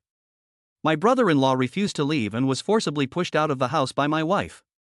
Before leaving, he glared at me with a fierce expression, pointed his index finger at me, and said in wordless form, "Don't you look for death." After the door closed, my wife leaned against it, covering her face with her hands, and slowly crouched down, her fragrant shoulders twitching slightly. The whole world fell silent. It would be better to say that it was quiet than to say that my wife and I were both silent, neither of us wanting to say a word to the other. Tired, so tired. I tore open a cigarette with irritation and lit it, taking a harsh drag. My mouth corner ached, and I frowned, but I casually threw the cigarette pack wrapper on the ground. My wife can never stand to see any rubbish on the floor, and I have to sweep and mop twice a day, but now I deliberately didn't throw it in the trash can. I heard her take a deep breath and come over to pick up the rubbish and throw it in the trash can. She wanted to go into the room, so I coldly asked her, "What do you mean?" My wife looked back at me in confusion, her beautiful eyes still a little red. "It seems that someone in your Tang family is capable, right? It seems that your brother is capable, right? If he is really that capable, he should go out and make money himself, and what's the point of buying a car with my money? I couldn't help but yell out. After a series of questions, my wife's beautiful eyes reddened again, and she looked at me trembling, explaining, "It wasn't me who asked Xiaojiang to come over." "Then who asked that bastard to come over? Was it me? Do you think I'm as cheap as you? You have to be a deadbeat to feel comfortable. Xinjia, when you speak, speak properly, don't always make veiled threats." Last night, my mother called to ask me if I was okay. She could tell something was wrong, and wanted to come and see what had happened to me, but I refused. That's why she asked Xiaojiang to come over, without telling me in advance. I put on heavy makeup and dressed in such thick clothes early in the morning so that no one could tell I'd been beaten by you. My wife silently shed tears. She pulled down her turtleneck shirt to reveal a circle of bruises on her fair neck. Even now, she still feels aggrieved. She was right. My anger boiled over. I slammed my cigarette on the floor and stamped it out with my foot, wanting to lose my temper with her. But then I suddenly remembered the way my daughter looked at me last night. I suppressed my anger and asked, "Where is my daughter?" "She is inside. She was scared last night by what you did, and it took me a long time to comfort her before she fell asleep. Today, when I went to pick her up, she was like a different person, not talking or making a fuss." My wife said this in a matter-of-fact tone. Hearing that she was still blaming me, I angrily kicked the table with my foot, got up abruptly and was about to yell, when I noticed my daughter standing in the doorway, looking at me and my wife with the same indifferent expression as last night, her expression dull. I didn't know when she had stood in the doorway. She must have seen me kicking the table just now. As soon as she saw me and my wife arguing, she would cry and tell us to stop, but now she didn't react at all. I was afraid of arguing with my wife in front of her again, as it would leave an indelible mark on her weak heart. All my anger was stuck in my chest, and I had no way to vent it. I got up, leaving my coat behind, and slammed the door behind me. I didn't want to cook anymore, and I didn't care if my wife and daughter would starve. Anyway, my wife's heart was no longer with me, and my daughter was most likely Fan Jun's, so why should I care about their lives? I happened to run into my mother as I left the house, and almost bumped into her. Seeing that I looked upset, she asked where I was going. I didn't answer, and didn't think about how she had returned home for dinner so early. I just got on the elevator. Somehow, I ended up at the canteen. I looked up and just wanted to leave, but Sister Lee stopped me. Perhaps she saw that I looked a little strange and that I was wandering outside without a jacket at mealtime, but she didn't say anything. She handed me a pack of fur-on wang, which I politely refused. She said it was a treat for me, as a way of thanking me for always taking care of her business. I thanked her and lit up a cigarette and smoked it in silence. After I finished, Sister Lee spoke. "Go home as soon as you've finished smoking, don't let your family worry about you." I smiled bitterly at her and nodded. I turned and left the kiosk. I didn't know where to go. Home? I no longer had a home since I found out about my wife's affair. My mother kept calling, but I didn't answer. I didn't want to go back for the time being, for fear of another fight. The drizzle was cold, I was only wearing a short-sleeved shirt, a little cold, but not cold at heart. It got dark, and the phone rang again. I picked up the phone and impatiently said, "I don't want to go back right now." "Xinjia." A woman's voice came from the other end of the line, suppressing her pain. I froze for a moment, glanced at the caller ID, and frowned, saying, "Joey, why are you calling me? Can you come out for a bit? I want to ask you something about Fan Jun." Joey let out a sob, as if she couldn't hold back any longer. "I haven't even gone to see Fan Jun yet, and his wife has already found me." Chapter 019, Fan Jun's Plea. I hesitated for a moment. Last night, I caught Joey's husband cheating with my wife, and I even broke her husband Fan Jun's hand. I don't know what Joey meant by asking me to meet her at this time. After thinking about it, I rubbed my trembling arms, got on my electric bicycle, and went to the place Joey said. I didn't have anywhere to go anyway, and I hadn't eaten anything. Besides, I'm the one who caught her cheating. I'm doing the right thing and sitting upright. What does she want with me? If Fan Jun still blames me for hitting him last night, I don't mind breaking the other hand too. When I arrived at the place that Joey told me to go, I realized that the time she was talking about was a bar. It's so early, is the bar open? I parked the bike and tentatively stuck my head inside. It was dark inside, the lights weren't even on, let alone anyone else. Just as I was about to call Joey, her voice suddenly came on. "You're here?" "You startled me." I followed her inside, rubbing my hands together to warm them as I asked the waiter to turn on the lights and bring me another bowl of noodles. Joey picked up the beer in front of her and was about to pour herself a drink. I hurriedly took the beer from her and said, "You're pregnant, what are you drinking? You two have been to all the hospitals, and it took 3 years to conceive, do you want to lose the baby?" When I mentioned the baby, Joey gave a bitter smile and muttered, "Oh, the baby." I then noticed that there was something wrong with her expression. There was a blush on her pretty face, and in front of her were 5 or 6 empty wine bottles. She had drunk so much by herself. Where was Fan Jun?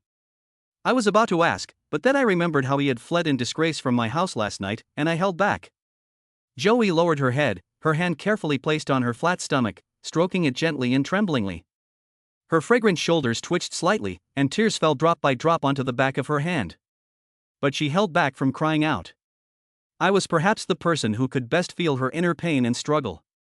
The pain of being betrayed by the person closest to you in bed is not something that anyone can bear. And no one can imagine the heart-wrenching pain. She cried silently, and I lit a cigarette and smoked it, silently keeping her company. When the noodles arrived, I pushed them towards her to ask if she wanted to eat, but she still kept her head down. I finished eating before she looked up at me, and that's when I noticed that she wasn't wearing any makeup, her beautiful eyes were red and bloodshot, her mental state wasn't very good, and she had dark circles under her eyes. She was still wearing her pajamas, and her shoes were actually slippers. In my impression of Joey, she would always look very delicate, no matter how hard she worked. She once said that she would never go out without tidying up, and that a woman must live a delicate life. I had never seen her look so disheveled. It was obvious that after Fan Jun went home last night, she hurriedly left the house without having time to tidy up. Most likely, they had also had a big fight. I knew she would have a lot of questions for me. I got annoyed when I thought about all the bullshit that had happened, and lit a cigarette, about to smoke it when a delicate little hand snatched it away from me. Joey snatched it away, took a shaky, hard drag, and coughed uncontrollably. She never smoked. I patted her back to make her feel better, and tried to take back the cigarette, but she avoided me. "I want to smoke." Joey's voice trembled. She also needed to vent her emotions, so I didn't continue to snatch it away, and lit another one. We both smoked heavily, with our minds on other things, and neither of us spoke. After a while, she looked at the Hongmei cigarette in her hand without focusing her eyes, and said lightly, "You two brothers both like to smoke the same cigarettes after getting married." She suddenly gave a self-deprecating smile. "But why, is there such a big difference between you as people?" My hand couldn't help but shake a little, and the ashes fell, without picking up the conversation. Joey turned her head and stared into my eyes with her beautiful eyes, making me feel a little guilty. She asked, "I know that you and Fan Jun are best friends, and you will cover up for each other no matter what. But I have something I want to ask you. I hope that you can answer me honestly because I am good friends with your wife and you, okay?" I was silent for half a minute. I knew what she wanted to ask. I also really wanted to tell her everything that happened last night right now. But seeing her hand on her stomach, I just couldn't bring myself to tell her the truth. I had already been hurt so badly, and I didn't want her to suffer any more than she should. But looking into her eyes, I couldn't bear to keep her in the dark. Just as I was torn between the two, the phone rang. I took it out and glanced at it. Joey's eyes also swept to my phone. I quickly walked out of the bar behind her. Seeing that she didn't follow, I frowned and answered it with a cold hello. "Shinjia, where are you?" Fan Jun's voice was anxious. "What's it to do with you? Did you die last night when I let you go, you son of a bitch? You want to know when I'm going back, so you can go to my house and sleep with that bitch again. I'll tell you, you were lucky last night, but that doesn't mean you'll always be lucky." I couldn't help shouting in anger. Shinjia, what happened last night was really a misunderstanding. I'll explain to you later if I get the chance. I just want to ask you, do you know where my wife is? Has she contacted you? I've been looking for her all day and I can't find her. She's pregnant and I'm worried that something might happen to her. Fan Jun couldn't help crying on the phone. If you knew this would happen, why did you do it in the first place? You should have known this would happen when you had evil thoughts about your sister-in-law. Joey is such a good woman to have married you, and you still did something so beastly. I continued to yell angrily. Last night I didn't have the chance or the heart to yell at him, I just wanted to get rid of him. Now that I have the chance, I want to let out all the anger I've been holding in. Joey is having a hard time in the bar, and I can imagine that Fan Jun is even more uncomfortable than she is at this moment. In the beginning, the two of them got together because of my wife and I. Fan Jun can be described as madly in love with Joey. Compared to his love, I am a little ashamed of myself. He insists on replying to WeChat within 3 seconds every day, making phone calls, doing the laundry and cooking. On weekdays, there will be little surprises, and he even got Joey's name tattooed on his chest. He is the model among model husbands. Joey has a headache or a cold, and he will go crazy with worry. He loves Joey so much that everyone thinks he would never betray her even if the sky fell. But he did, and the object of his infidelity was my wife. He brought this on himself. Can you please stop talking and help me contact Joey? I'm really afraid that something has happened to her. I've contacted all of her friends and family, but no one knows where she is and they can't get in touch with her either. You're my friend, so I'm asking you to help me with this, okay? If you can help me find her, I'll do whatever you want. Fan Jun, will never say no. Fan Jun roared, getting more and more agitated as he spoke, and finally begged me with tears in his eyes. I coldly asked him, "Are you willing to do whatever I tell you to?" "Yes." Fan Jun replied decisively. "What if I told you to bring Joey to my bed?" I looked coldly at the cars driving by on the street. Chapter 020, I don't want to go home tonight. I just want Fan Jun to experience the feeling of having his wife fucked by someone else. I can't do the disgusting things he can. Fan Jun on the other end of the phone fell silent. He was hesitating. Fan Jun was always afraid that I would go crazy and try to kill him like I did last night. I laughed coldly. What bullshit is this true love? What fucking odes? All of it is a lie. No one in this world will give their life for the other. No matter who it is, the person they love the most is always just themselves. I am no exception. Before I caught my wife cheating, I might have considered it, but now, I won't even think about it. If you don't say anything, I'll hang up. I was about to hang up when Fan Jun shouted, "Wait. Say it. Can I change the conditions?" "What conditions? Don't you want me to die?" Fan Jun struggled for a long time and then sighed and said, "I can die as penance, but I have to wait until the baby is born and arrange everything for the mother and child in the future, otherwise I won't feel at ease. Why don't you wait until your son gets married and has children, and hold your grandchildren before you die?" I laughed angrily. Fan Jun was silent for a while, and then said, "Okay, as long as I can see the child just once, just once." That short sentence took all his strength, and he kept gasping for breath. I hung up the phone with a cold smile. I didn't really want him to die, I just wanted a promise from him. If I really wanted him to die, I would do it myself. I took a picture of Joey's back and wanted to send it to Fan Jun to reassure him, but after thinking about it, I deleted the message. Why should I take care of my wife for him after he screwed mine? Who has considered my feelings? I went into the bar, and there were a few more empty bottles in front of Joey. She seemed to have guessed who had just called, and without asking me any questions, she handed me a bottle and asked me to drink with her. Although I wanted to take revenge on Fan Jun, I really couldn't bear to see Joey's hard-won child disappear. I took her bottle and drank it in one go. My stomach was bloated, but I didn't feel bad. I had endured so much during this period, and I was very tired, with no outlet for my anger. I didn't even finish the drink.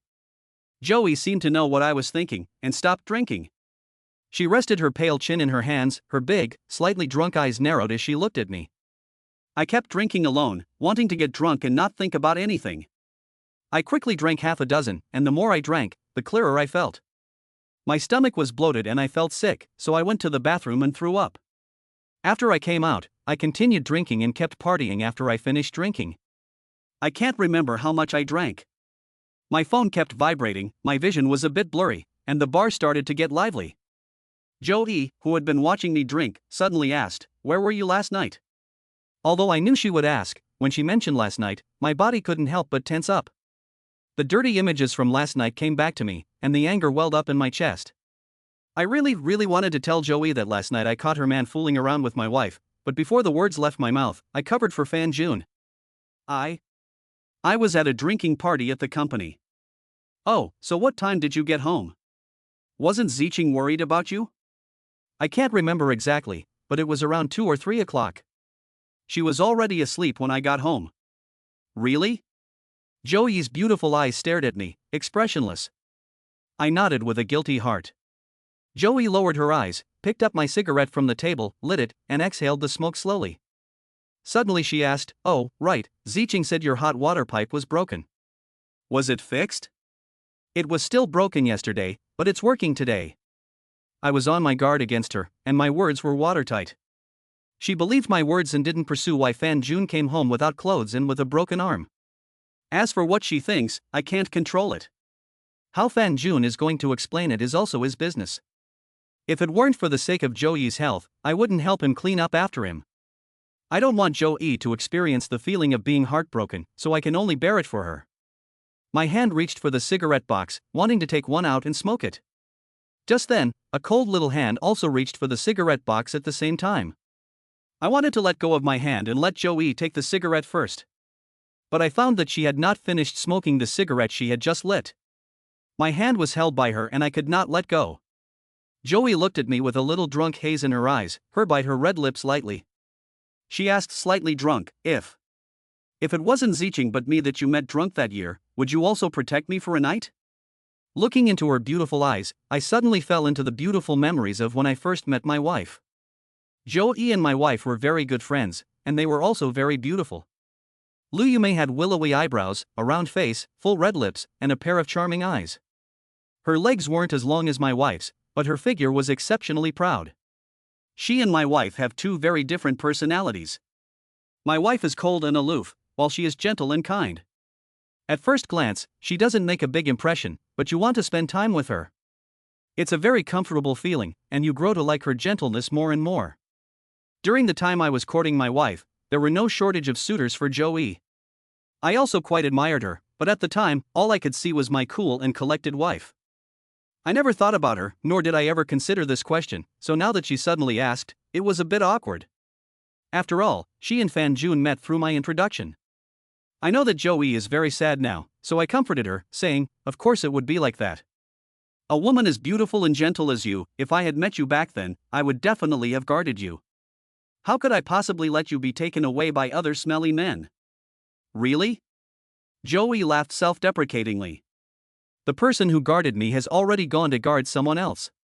I heard it very clearly. I didn't know if she was trying to trap me or hinting at something, so I pretended I hadn't heard. The atmosphere fell into awkwardness. Joey still didn't let go of my hand. I tried to pull it back, but she came closer to my face. She was wearing loungewear that was a bit loose, but it couldn't hide her proud figure. I awkwardly looked away. Suddenly, Joey's two cold hands were on my face, turning me around so that I was looking at her. I wanted to avoid her gaze, but I would glance at the wrong place. I was so embarrassed that I didn't know what to do, but she didn't care at all. She looked straight at me with a crazy gleam in her eyes and said, "So will we end up differently than we are now?" The heat rushed to my face, with the scent of alcohol. Looking at her pretty face, fueled by the alcohol, my index finger was itching to move, and I couldn't help but swallow. I said uncertainly, "I guess so." "Let's go." Joey smiled. I melted at the sight of her smile, a feeling my wife had never given me. My wife was always aloof and cold, and she had never given me such a gentle smile. She got up to pay the bill, and I quickly took out my money to pay. It was more than 500 yuan. I awkwardly withdrew my wallet. Joey didn't say anything, and I followed her out of the bar. I wanted to hail a taxi to take her home, but she said, "You drive me." I was also not at ease with her, a woman, taking a taxi so late at night, and wanted to follow the car and take her back. After getting into the electric car, I felt a soft touch behind me. Joey's arms were tightly around my waist, and she breathed hot air in my ear. "I don't want to go home tonight." I trembled, and a crazy idea of revenge against Fan Jun came to mind. Chapter 021, My Wife Resists. I struggled for a moment, and in the end, I chose to take Joey home. But when we got to the building's entrance, she refused to get out of the car, threatening to harm the baby she was carrying. I had no choice but to take her to a hotel and let her be alone. She forced me to come with her, and when we got inside, she pulled me over to the wall and made me kneel down without saying a word. I told her to be careful, but she pulled me back over to her and pushed me up against the wall, and without saying a word, she made me kneel down. It's impossible not to be tempted by such a beautiful and gentle woman as Joey. No man could resist her charms. What's more, she's also the wife of the cuckold Fan Jun. I also want Fan Jun to experience my pain, but I still have a bottom line in my heart. A friend's wife cannot be cheated on. I am not Fan Jun and his wife, and I will not be as despicable as they are. Joey, you've had too much to drink, get some rest tonight, take care of your health, go back to Fan Jun tomorrow and make a good life together. Tonight, I'll pretend that nothing happened, and I won't tell anyone. I said coldly, helping Joey up. She refused to get up, looking at me with red, beautiful eyes and crying, saying that she was no match for my wife in any way, that she had been so proactive, but why did I still not touch her? Was it really that my wife was so good, so charming, that everyone only thought about her? I didn't answer, put her to bed to rest, turned to leave, and her cold little hand grabbed me again, suppressing a sob of pain. She said, I beg you, don't go, stay with me. This time, I did not refuse. At Joey's painful pleading, I stayed. But, just as I had guarded my wife, I sat on a stool, smoked, and silently watched her sleep. She did not insist again. She had just been impulsive and wanted to take revenge on Fan Jun. Seeing her even sleeping like a wounded child, curled up in a ball, sometimes crying out in her sleep, saying don't leave me, and sometimes talking to herself about how she was inferior to my wife in some way. My hands were shaking as I smoked. We two wounded people were suffering immensely inside, but no one to tell, we could only bear it ourselves, not even able to warm each other. And our pain was bestowed upon us by two people we loved dearly. More than once, I wanted to take revenge on Fan Jun and my wife, to let them taste the pain of being betrayed, and even more so, to let Fan Jun know what it feels like to have his wife fucked by someone else. In the end, I resisted. I was afraid that this was a conspiracy by Fan Jun to sacrifice his wife and get a hold of me. It's not that I'm a petty person, but if he could hide from Joey and secretly hook up with my wife for so long, and also design my mother's coffin money, what else is he capable of? However, when I left, I took a picture of Joey resting and sent it to Fan Jun, without giving the location or room number. As soon as the message was sent, his phone came through. I hung up with a cold smile and then turned off my phone. As for what he would think, that was his business, not mine. But the thought that he would suffer because of it gave me a sense of vindictive pleasure. It was a feeling even more pleasurable than if I had cut him with a knife. All the depression I had felt in the past was swept away. It was already 1 a.m. when I got home, but I wasn't sleepy at all, I was even a little excited. Lying in bed, looking at my wife, who was facing away from me, the image of Joey's initiative just now came to mind. God knows how I managed to resist touching her at that time. Taking advantage of the alcohol, my hand climbed onto my wife's small waist. My wife seemed to be asleep and didn't react much. Just as I was about to take the next step, my wife woke up, took my hand away irritably, and didn't want me to touch her. I was high on alcohol, and when I thought about her fooling around with that wild man Fan Jun and not wanting me to touch her, the anger rose in me. I didn't care if she wanted to or not. She didn't ask me if I wanted to when she cheated on me. My rude behavior caused my wife to become displeased. She coldly said, "Get out, don't touch me. You don't let me touch you, and you're thinking about Fan Jun, right? What is it about him that makes you so happy?" I was furious. "It's late at night, what's wrong with you?" My wife got up and glared at me coldly. "Yes, I'm crazy, but you're the one who drove me to it." I yelled, pounced on her and roughly tried to pull off her pajamas. She resisted, refusing to let me touch her. My anger was rising, and I instinctively raised my hand to slap her. My wife's beautiful eyes were red, but she stared coldly at my raised hand and showed no fear. She even brought her face closer to my hand. She said coldly and angrily, "Go ahead, hit me as hard as you like. I won't cry out in pain. You're a good-for-nothing, anyway. You're just a bully at home, and you only know how to hit your own woman to vent your anger. You're used to it." After she finished speaking, tears silently flowed down her face. My hand trembled, and I really wanted to hit her.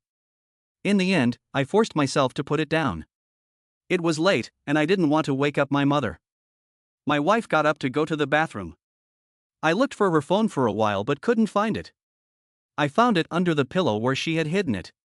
She must have been talking to Fan Jun, that's why she hid the phone from me. Thinking about this, I angrily looked at the bathroom with the light on. After I unhooked the phone, my anger instantly overwhelmed me. My wife really did talk to Fan Jun a lot, apologizing to him for everything, saying it was all her fault, that she shouldn't have let him come over so late to fix the hot water pipes.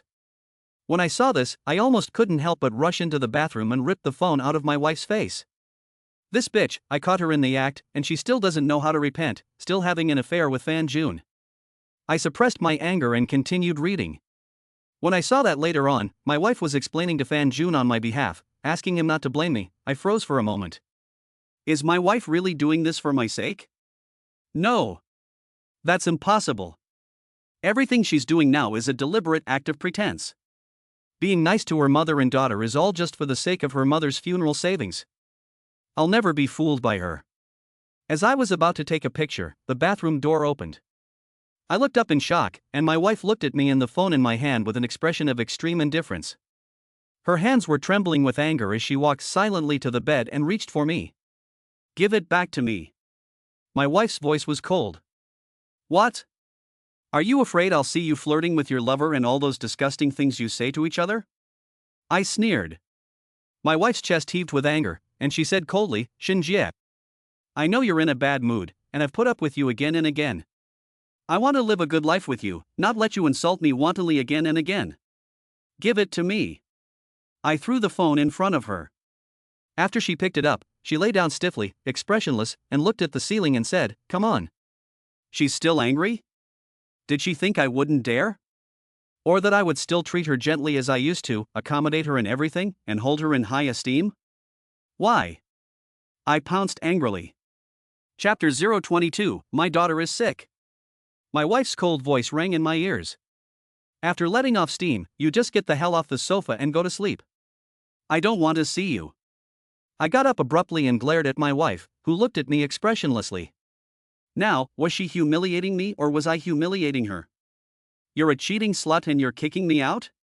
Without waiting for her to say anything, I grabbed my clothes and got up, yelling, You don't have to kick me out, even if you're a slut begging me. From now on I won't even touch you with a finger, I'm fucking disgusted. There was a loud bang. I slammed the door behind me, slumped against it, and slowly crouched to the ground as my body seemed unable to bear the pressure. I heard a sobbing sound coming from the room. I shook my head and laughed, thinking I must have heard wrong. How could she be crying? She should be happy that the house was in such a mess. I went to the sofa, lay down and smoked. I wasn't sleepy at all. My mother silently walked over to me and covered me with the blanket. My dear, I know you're not feeling well, but you really did do wrong this time. Zicheng has already tried hard to change, and she hasn't wronged you. If you sincerely apologize to Zicheng, our family of 4 can live together happily in the future. My mother's earnest persuasion and comfort did not have any effect. Instead, it made me lose control of the pent-up frustration I had suppressed for a long time. Tears welled up in my eyes. A very important reason for me to become so crazy is my mother. Just thinking about my mother, who worked hard all her life, never spending money on food or clothes, selling the old house and land to buy me this house, and still leaving us with so much debt. She never got to enjoy a single day of being a daughter-in-law, and every day she got up early and worked late to earn more money to pay off some of the debt as soon as possible, but her daughter-in-law and her lover were eyeing her funeral money. I just want to get back the money that my mother and I have sweated blood to earn. But it's clear that it's not my fault, and it's my wife's infidelity that has turned our happy home into this. Why is it now my fault, and I become the sinner who destroyed the happiness of our family? I really want to cry. I can't let my mother see me cry, so I turn my back and wipe away my tears. My mother lets out a long sigh, and with rough, dry hands, she gently strokes my hair like she used to when I was little, humming a warm song that I like to hear. It turned out that my mother had returned home so early tonight because she was worried that something else would happen to my wife and me, and that the family would really fall apart. She wanted to come back and try to reconcile us, because if she was there, my wife and I would not have fought so fiercely. But I slammed the door and didn't even answer her phone calls. I didn't go home until the middle of the night, and as soon as I got home, I started fighting, making her worry. As I looked at her temples, which were turning gray, I felt really suffocated. I pretended to be asleep, and when my mother went back to her room, I buried my head in the blanket and let out a burst of emotion. I held it in so hard that I didn't even dare cry out, just letting the tears flow suppressed, for fear of worrying my mother. After dawn broke, my wife got up early to prepare breakfast. I was a big, living person on the sofa in the living room, and she treated me like I was invisible from beginning to end. She didn't even get my portion of the bowls and chopsticks, and my mother did it for me instead. Mom, I learned to make it online, it's said to be nutritious and good for the waist, you eat more. Zicheng is good, thank you. My mother praised. Obviously my wife made just ordinary congee, and it was burnt. She laughed but ate a full bowl. Watching my mother and wife get along better and better, I just silently watched, waiting for my wife to show her true colors and cheat my mother out of the funeral savings. I was holding my breath, not wanting to eat, and got up to grab my coat and leave. Wait. My mother gave me a wink. Last night she asked me to apologize to my wife. I didn't want to, but I saw her expectant eyes and my daughter sitting dazed at the table, not eating, not crying, not making a scene. I didn't want to worry my mother and I didn't want to cast a shadow over my daughter's heart, so I grabbed my coat and walked over to my wife. The smile on her face disappeared, she grew cold, she just ate her breakfast, ignoring me standing there. I took a deep breath and said, "I'm sorry, Zicheng, it's all my fault." After I said that, I couldn't wait to leave. I felt like my whole outlook on life had been distorted. My mother grabbed my hand and nudged my chin, signaling for me to say a little more. My wife's face softened slightly, but she still didn't say anything. I shouldn't have hit you so impulsively, and I shouldn't have accused you without finding out anything. I was trembling as I spoke, and after I finished, my hand was gripping my clothes so hard that my knuckles turned white. My mother was also trying to reconcile us. Zicheng, Xiaojie knows he was wrong, so just forgive him. Husbands and wives can make up after a fight. Mom, don't try to persuade me. His insult to me cannot be forgiven with just an apology. You eat slowly, I'll take Tong Tong to kindergarten. My wife spoke with grievances, her hands trembling as she held her chopsticks. She got up, embraced her daughter, and left with reddened eyes. She still ignored me. I had already done everything I could to avoid conflict, but she still gave me the cold shoulder. She still felt aggrieved, and I was so angry that I could burst. What are you still standing there for? Go after her. My mother gave me a nudge. I nodded, hurried out the door, and caught the elevator just as it was about to close. When my wife saw me coming in, her face instantly fell. I was unhappy, but I didn't lose my temper. The daughter in her arms just stared at me blankly. Even when I deliberately teased her, she didn't react at all. The three of us were in the elevator, and even the air seemed to have frozen. When we got out, she walked in front, holding her daughter, while I followed behind. Seeing my wife flagging down a taxi, I went up to her and said, somewhat reluctantly, "Why don't I give you a ride?" "No thanks," she said coldly, and got into the taxi without looking back. As I watched the car drive away, my eyes grew cold. She had the upper hand, and I didn't have enough evidence to make a case. I had to be patient, just like before. Only this time I will wait until the perfect opportunity arises, so that she will have no excuse to argue. The 2 times I caught them in the act were only half a month apart. My wife and Fan Jun both dared to treat me like a dead man, brazenly having their affair in our home. I believe that even if they can hold back for a long time, they will not be able to do so for more than a month, and they will definitely slip up again. By then, I will make them pay a heavy price. When I arrived at the office, I finally turned on the phone that had been switched off overnight. Hundreds of missed calls and messages, all from Fan Jun. He hadn't rested at all that night, with a call every few minutes. There was only one question: where the hell was Joey? I hadn't even finished reading the messages when Fan Jun called again. As soon as I picked up, his ranting voice came through. "Where the hell is my wife?" Then he broke down and cried, crying out, "She's pregnant, how could you do this to her?" In fact, I really consider him a brother. After more than 20 years of friendship, I feel very bad when I see him so sad. I can imagine how painful and anxious he is right now, but there is nothing I can do. But he brought this all on himself. If he had considered my feelings when he was having an affair with my wife, he wouldn't have ended up in this situation. I put away my sympathy for him and gave a cold smile. Now you can understand how I feel, can't you? Just wait. When she wakes up and wants to go home, she'll go home naturally. Of course, it's also possible that she won't go back, I said cruelly. Fan Jun said anxiously, "Give me your word." I hung up before he could finish and blocked his number, not caring whether he lived or died. Compared to the harm he and his wife had done to me, what I did was just collecting interest. Without Fan Jun's interruptions, I was still idle. I only got paid 800 yuan last month, and Jaiha made a joke out of it. I want to change, but I have all this energy and nowhere to put it. I'm also embarrassed to go directly to Su Wanqiu. When I got off work, I deliberately waited for Su Wanqiu. When she saw that I had been waiting, she nodded slightly, acknowledging my persistence. She gave my attire a faint glance, and was a little dissatisfied. She told me to go home and change into something presentable and look more energetic. The suit on my body was still bought when I got married with a price of more than 3,000 yuan, which I had to bite the bullet to buy. I didn't have anything better, but I still went home to tidy up a bit. When I entered the house, my wife, daughter, and mother were all there, and the atmosphere was a bit wrong. I said hello and prepared to take a shower and go out. My wife suddenly looked at me and said, "I want to transfer my daughter to a kindergarten." "Why transfer her?" I was puzzled. My daughter is sick.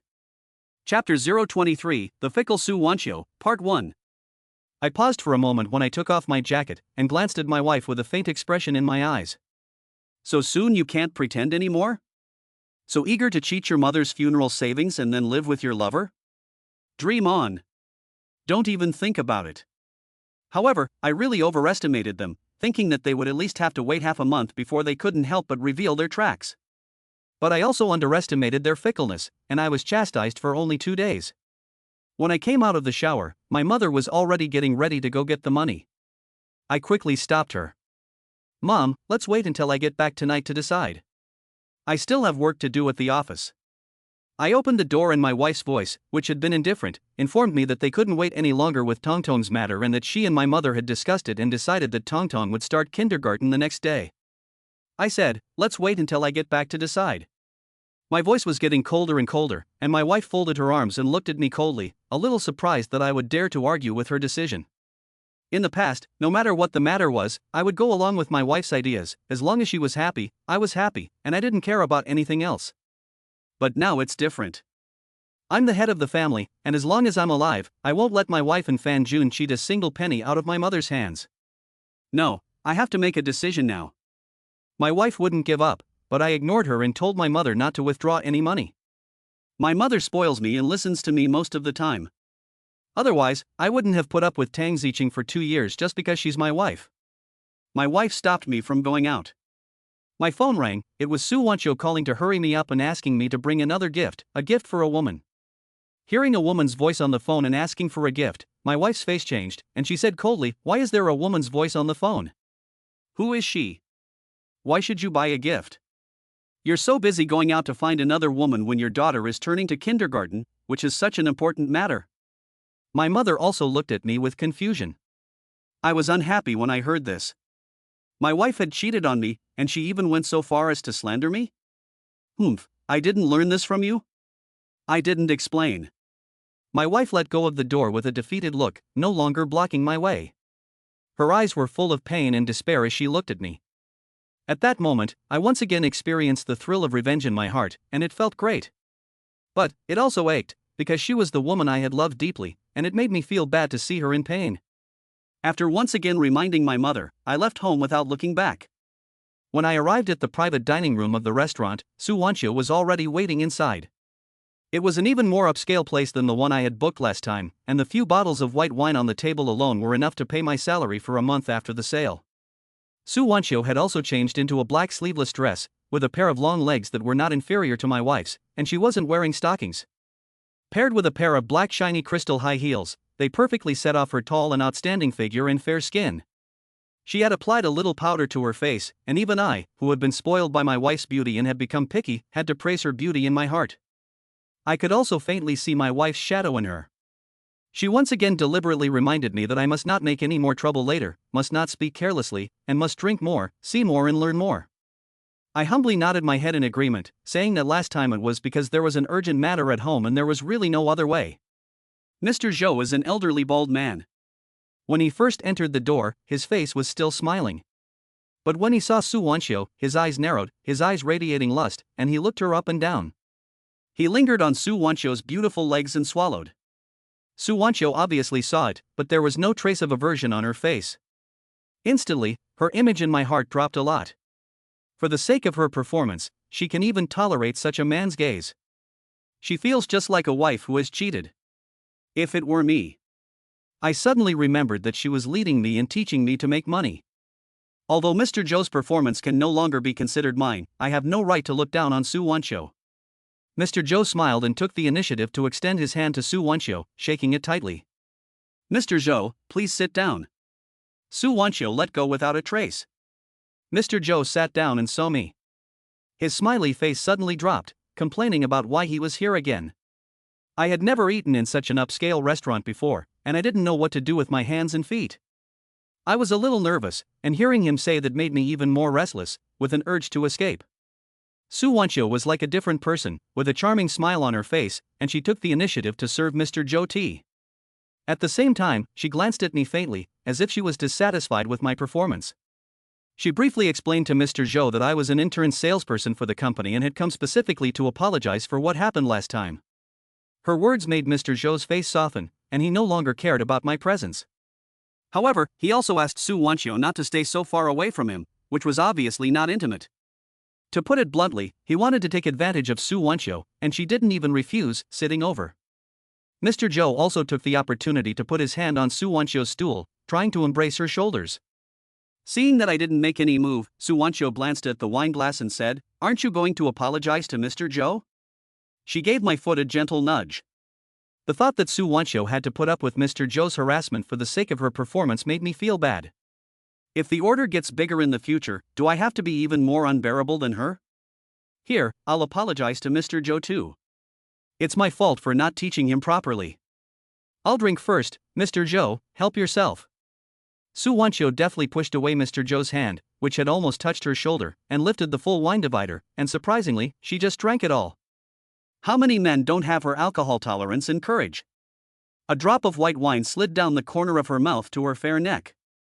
Mr. Joe kept clapping his hands in approval as he watched, and then he joined Su Wancho in finishing the drink, but it was only the wine in the glass, as one wine dispenser can pour more than 10 glasses of wine. Once again, his hand climbed onto Su Wancho's stool. Then the two of them looked at me.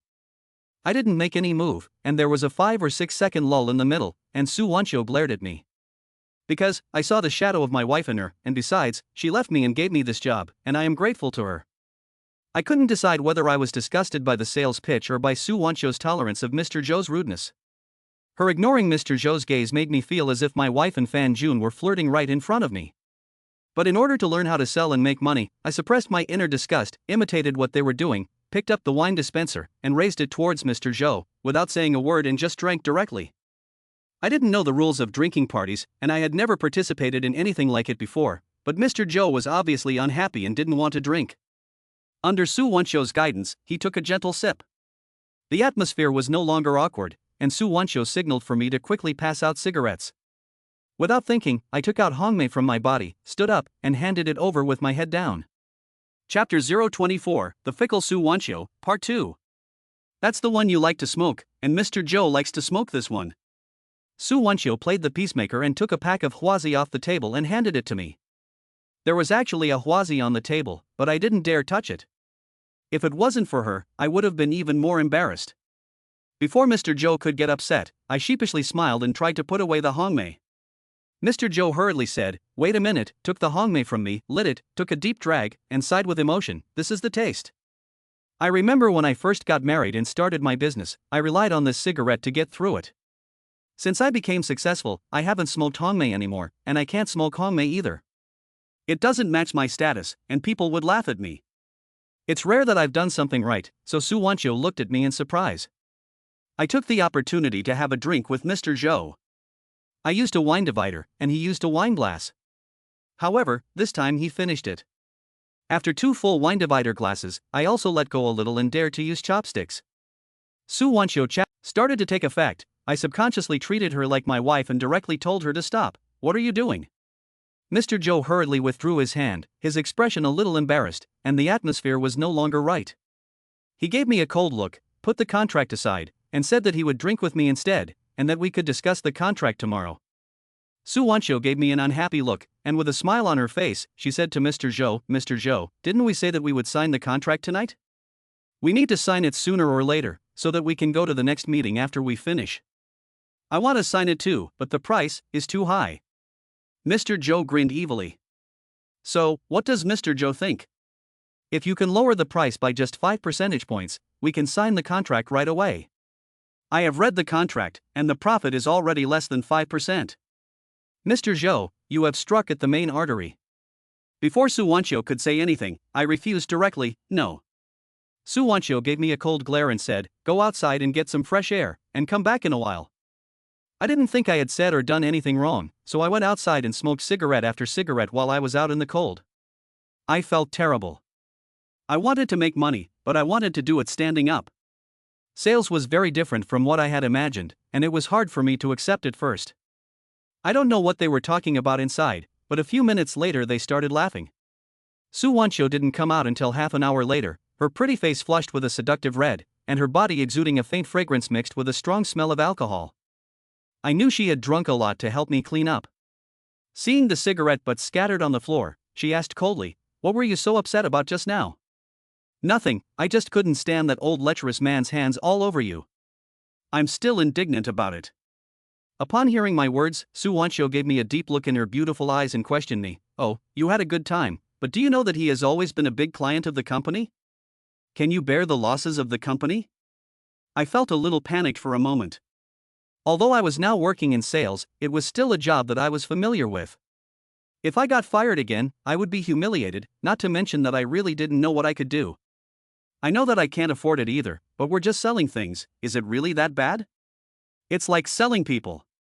I vented my grievances and felt unfair for Su Wancho. I was grateful that she was able to keep me, so I didn't like her getting taken advantage of by Mr. Zhou. Su Wancho burst out laughing. I was a little puzzled by her laughter. Was I that ridiculous? "What, are you afraid that I will be eaten by him, or? You don't think I can protect myself?" She said this and I remembered, it seems that Mr. Zhou really didn't take any advantage. But what did she mean? One minute she had a cold face, the next she was laughing. Are women really so fickle? Just like my wife, she says she wants to live a good life, but then turns around and brings her lover home. I really don't understand. Su Wancho saw me staring at her blankly, and her pretty face turned cold as she said, "Come on, we're all adults here, there's nothing indecent about it. He wanted to take advantage of me, and I wanted to take advantage of him. We were just getting what we wanted." These words really don't sound like they're coming from a woman's mouth. I don't know what kind of suffering she's been through to be able to see through everything and treat Mr. Zhou's rudeness so lightly. Su Wancho took out a huazi, skillfully lit it, took a drag, exhaled gently, and I snatched her cigarette and put it in my mouth to smoke. It still had her lipstick on it. She frowned at me, looking a little angry. I explained, "Women shouldn't smoke, it's bad for your health. I'll quietly remember those who are good to me, and repay them with actions." Upon hearing this, Su Wancho froze for a moment, her beautiful eyes staring blankly at me, gradually turning red. I don't know if it's the wind or what, she rubbed her arms and looked at me with dull eyes, gradually turning red. I quickly threw my jacket over her, just as I had always taken such meticulous care of my wife, it had become a habit. "Aren't you cold?" Su Wancho asked, looking at the jacket. "Yes, but I'm a man, I can withstand the cold, you're a woman, you should be protected," I replied. Su Wancho was silent. I smoked in silence too, ignoring Mr. Zhou inside. We stood side by side, looking at the night view of the city. "Go in, don't catch a cold again." Before I could finish speaking, she suddenly leaned against my shoulder. I was a little embarrassed and looked away from her. "Don't move, let me lean on you for a while," Su Wancho said gently. I didn't move, and let her lean on me. When I wanted to ask her something, she said coldly, "Shut up." After a while, she calmed down, put her coat in my hands, and with a cold, pretty face, reminded me again, "Don't talk nonsense, if you mess up, you're the one to blame." She walked towards the door as if she had thought of something, and turned back to say, "But since you can't stand him, go in there and get him drunk." I really couldn't understand it. Was this the same person who had just leaned tenderly on my shoulder? Why did she turn her face around so quickly? Did she want it so quickly? I was a little suspicious, and I wondered if the thank you I had heard earlier was really from her, or if I had just imagined it. After entering, I got Su Wancho's permission to keep inviting Mr. Zhou to drink. The reason was simple, to apologize for what had just happened. I couldn't say anything else, but I was quite confident in my drinking ability. I took the wine divider and let him hold the glass. At first, he used the glass, but later he refused to do so and just used the wine divider to drink with me. Mr. Zhou got drunk after just one bottle of white wine. He took out the 2 birthday gifts that Su Wancho had bought for his wife, kept saying that Su Wancho and I had thought of everything, and that he had never bought his wife a birthday gift before, not even remembering her birthday. It suddenly occurred to me that I had forgotten to buy a gift. At first, when Su Wancho asked me to buy one, I thought she was trying to trick me like Jia Yi, but it turned out that it was for the client's wife. I was in a bad mood, so I drank 3 bottles of baijiu and got drunk. I couldn't hold back my emotions for a moment. Mr. Zhou, you got drunk because you were working hard for your family. You had the support of your family. I got drunk and vomited because of my family too, but it's because I have a white-eyed wolf in my family. After some incoherent rambling, I surprisingly got Mr. Zhou's agreement. He mentioned that in the early days of his business, he often got drunk and vomited, and he could only hold on for the sake of his family. He is much better than me, with the silent support of his family behind him. And I will only be stabbed in the back. Because of this common ground, the two of us ordered more drinks and drank like crazy, and Su Wancho couldn't dissuade us. Men's friendships are just that simple. When we left, he put his arm around my shoulder and said that he would definitely introduce me to some clients, but I didn't take him seriously. His driver saw him off. I was already drunk, and although my mind was clear, I couldn't ride an electric bicycle. Su Wancho drove me home and supported me as I walked up the stairs. She had a very light and charming scent, which almost made me mistake her for my wife. I poked the key in for a long time, but the door opened. Chapter 025 More Than One Adulterer? My wife looked at me with folded arms and a cold expression. I ignored her and shouted behind me, "Come in, and rest." I wanted Su Wancho to come in and rest, but she had already left. My wife poked her head out to see who I was talking to, but seeing that there was no one there, she turned back in. Closed the door. It was almost midnight, and not only was my wife awake, but my mother was still up. My mother saw that I had drunk too much and got me a cup of hot water. My wife sat down and then folded her arms, questioning, "I've been calling you all night, didn't you hear me? Do you not care if your daughter lives or dies?" I had already drunk too much and didn't bother to answer her calls. It's not like the old days when I would answer her calls immediately. My mother spoke up, "Xiaojia, what are you thinking? Hurry up and say it. Ziqing has found a relatively good kindergarten, it's hard to get in." My mother had already been convinced by my wife, and was just waiting for me to give my nod. I frowned at my wife, who looked at me anxiously. I knew very well that she was using our daughter as leverage to get my mother's life savings. I lit a cigarette and said, "Don't always use my daughter's life as blackmail. I have one thing to say, no transfer." "Why?" "Tong Tong is sick, and transferring her to a new kindergarten is very important for her. If your daughter is sick, then take her to the doctor. Why do you want to change kindergartens? You've already paid so much money, and now you want to change after only 1 month? What about all that money?" I pretended to be puzzled and deliberately went along with what my wife had arranged in her chat with Fan Jun. My wife gave me a deep look, her eyes a little complicated. I don't know if I've spoken her mind, and she explained why she had to change kindergartens. It turned out that my daughter had been fighting with other children at kindergarten the past 2 days, and not just once. She didn't even cry when someone scratched her face. This has never happened before, and she still hasn't fallen asleep in her room. What happened that night was too much of a shock for Tong Tong. The only way to do her good is to change kindergartens and let her experience a new environment. These words tore open everyone's wounds. My wife was in pain, and my mother was also feeling bad. I asked along with her, "How much does it cost?" 6,000 a month. "Oh, if you really want to change, then just do it." "Really?" My wife looked at me doubtfully, unable to believe that I had just agreed to it. My mother said happily, "I'll go and withdraw the money tomorrow morning." "Mom, don't worry, I've given Ziqing all the money we've had at home for the past 2 years, so she can just withdraw it." I looked at my wife and said with a faint smile, "Oh, that's right, you said that kindergarten was good, so it's best to pay for a year at a time, and withdraw another 10,000 yuan while you're at it. We're running out of cash at home, and I've also had some social engagements recently." You know that the card. My wife understood that I was asking her to get the money from her family, and she was so angry that her chest was heaving. She couldn't finish her sentence. If she continued, the image she had built up in front of her mother would collapse. I don't know how she coaxed her mother into taking out the family savings before, but as long as I'm here, she won't get a single penny. My wife glared at me coldly, hesitated for a moment, and said, "Then I won't transfer it for now. It'll be too late to get the money tomorrow morning. I'll take my daughter to the doctor." "That's fine, Mom, I'll get it for you tomorrow morning." My mother picked up the conversation. "Mom, she knows how to withdraw the money, just let her do it." My wife's hands were shaking with anger. "Tong Tong is my granddaughter, and besides, isn't my money also the family's money? It's settled then." My mother assured my wife that her daughter would be fine. For some reason, when I saw the relieved smile on my wife's face, I always felt that she was gloating. After failing to catch her cheating one after another, and after changing her image in front of her mother, she became more and more arrogant and lied to her mother's coffin money in front of me. When the wine kicked in and I thought about using my mother's money to treat someone else's seed, I got up and walked to my daughter's room. My wife and mother nervously followed behind. As my wife said, my daughter was still awake at this time. I pushed the door open heavily, and she looked at me with big eyes, not afraid.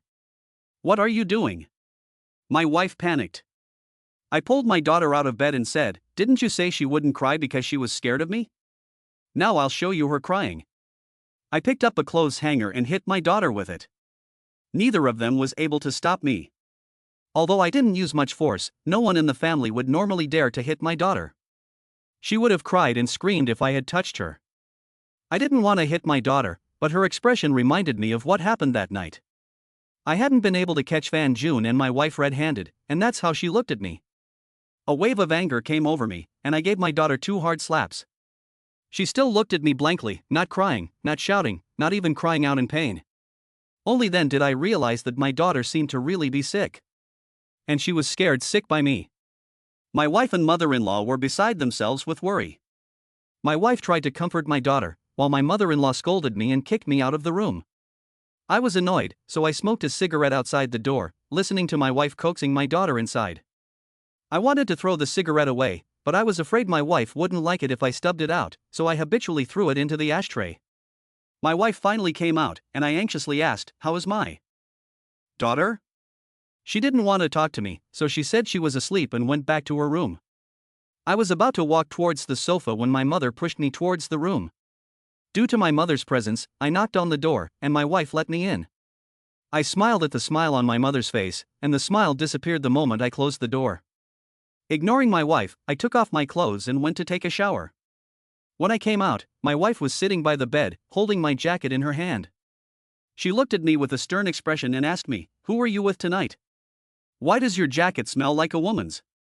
I bought you this jacket, and you really disgust me." I was very unhappy with my wife's attitude, but I thought about my daughter being sick and held my temper. I took the jacket and just said, "A colleague." I lay down on my back to go to sleep, but she pulled me back up. "Explain yourself." She wouldn't relent, saying, "Colleague? Which bitch in the sales team? You?" Her words carried a sour undertone, like a child who has lost a beloved toy. She stopped talking before she finished. Perhaps she knew she had no right to speak of others, too. She lay down in a huff, her fragrant shoulders slightly twitching. Even I thought she was a wife who deeply loved me, judging from her behavior. But just because I drank too much doesn't mean I don't remember. I didn't even mention the resale to my mother, and my wife doesn't know any of my colleagues in the after-sales department, so why would she know about it? I took a long look at her back. Could it be? Did the adulterer tell her? But since catching my wife cheating with Fan June at the hotel, I haven't spoken to Fan June about anything related to me. Could it be I really have wronged Fan June? Or is there more than one adulterer? Chapter 026 Shinjia, he's keeping a mistress. That night, I couldn't sleep again. As I watched my wife turn her back to me, my heart ached with pain. I had reminded myself again and again to let go of all my feelings for her. But I just couldn't do it. My mind kept wondering if I had really wronged Fan June that night, or had they conspired to deny it all along to put my mind at ease? So they could rip off my mother's life savings? But if I really wronged Fan June, then how would I face my childhood friend, who I had played with since childhood? On second thought, I felt that something was wrong. At the time, the chat record I saw clearly showed Fan June's avatar and name, and I was still quite sure of that. But I always felt that there was something wrong about the whole thing, but I couldn't figure out what exactly. As I watched my wife's back, my heart felt blocked, and I really wanted to ask for clarification. It was dawn. My wife got up to prepare breakfast, and I told her to go wash up while I would prepare breakfast. She froze for a moment, unable to react. I smiled at her. I was only doing this for our daughter. When I arrived at our daughter's room, her mother was already inside. When she saw me, she shook her head. I understood. It was inappropriate for me to upset our daughter at this time. I quickly went into the kitchen to prepare our daughter's favorite breakfast. My wife washed up and then helped my daughter get dressed. Our whole family seemed to realize that our daughter was sick. My wife and I tacitly agreed not to mention what had happened before, and everything seemed to return to the usual calm. However, beneath the calm, there was an undercurrent. During breakfast, everyone tried hard to cheer my daughter up, hoping that she would change. But it seemed like all their efforts were in vain. She loved my corn fritters the most, but I rarely made them because I was afraid they would damage her teeth. Even if she doesn't eat when my wife isn't feeding her, now she would rather awkwardly eat with children's cutlery than have my wife feed her a bite. The only good thing is that she still watches cartoons. However, she can finish eating in 10 minutes, whereas she used to be able to watch for 2 hours. My wife also painfully said that she doesn't even want her to help her get dressed, and she keeps backing away when she touches her. My mother comforted her and said that she would go get money to take Tong Tong to the doctor. As I looked at my wife and daughter, I rarely stopped my mother from doing anything. But this feeling in my heart was always uncomfortable. If I hadn't seen the chat history between my wife and Fan Jun, I would have been more nervous than my mother. Knowing that the two of them wanted to use my daughter's illness to trick my mother into giving them the money for her funeral, I could only watch helplessly. Mom doesn't have much money, that's her old age funeral savings, the family money, you know better than anyone, don't go too far. I lightly instructed my wife. My wife knew that she had used up all the family money, and she bit her lip and said, I know, but aren't you worried about your daughter's illness? Worried. I paused, looked her in the eye, and said with a faint smile, should I be worried, or shouldn't I be worried?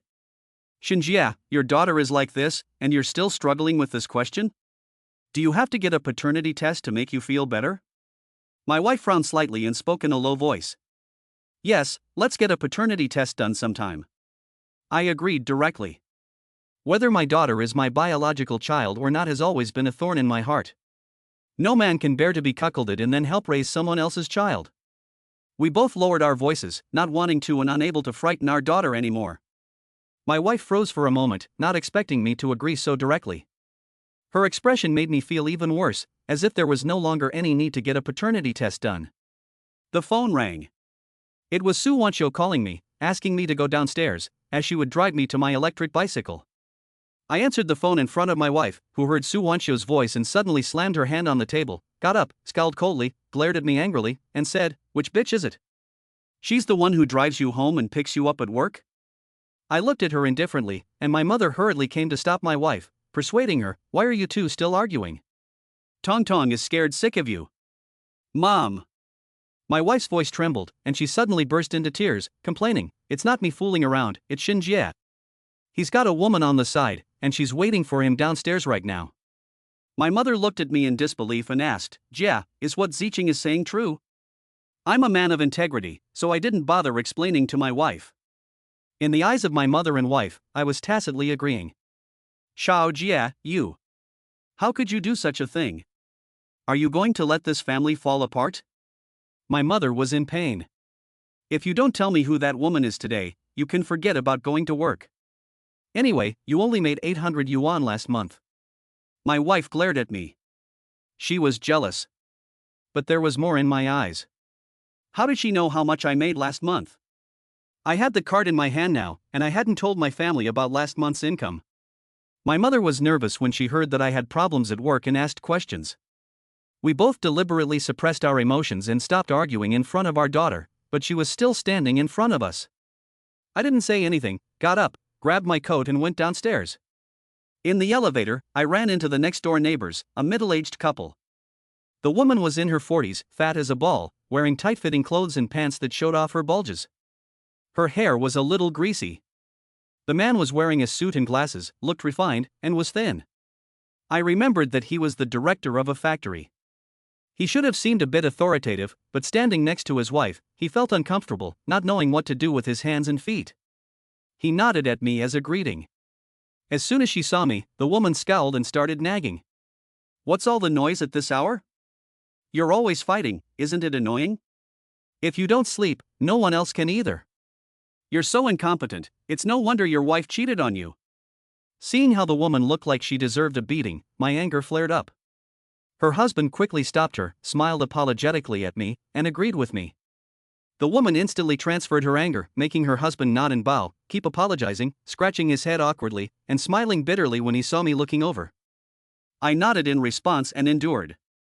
Besides, who could blame someone for speaking the truth? I was indeed incapable of providing a better life for my wife. My wife did cheat on me, but I just hadn't been able to get any hard evidence yet. When we left the community together, the woman gave me a cold stare and snorted, "That damned vixen moved in and I knew it. She'll definitely be flirting with men." I looked at her unhappily, and she looked up at me and gave me another look at her man, saying proudly, "My man wouldn't dare mess around. If he does, I'll break his legs." That made the man even more unable to lift his head. To be honest, I feel quite sad for that man. A man who marries a woman like this doesn't even give her face in front of outsiders. She still thinks she's awesome, lecturing her man until he's afraid to say a word. In fact, she's not only shaming her man, she could lose him at any time. "Get in the car quickly." I was just about to mock that woman a little when Sue Wancho, who was waiting at the entrance to the community, lowered the window. When the woman saw Sue Wancho's appearance, she gave me a fierce glare and, ashamed of herself, walked away with the man, poking his head and cursing as she walked. After getting in the car, Sue Wancho looked at my dark circles with beautiful eyes and asked, "Last night, did you sleep well?" Chapter 027. Sure enough, there was another adulterer. Sue Wancho could tell that my wife and I had had a fight last night. I smiled awkwardly and didn't say anything.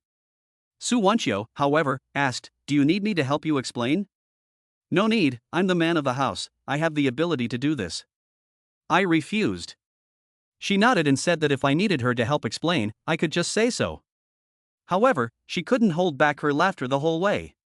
It seemed that she didn't agree with my words, "I'm the man of the house." I rode my electric bicycle to the company.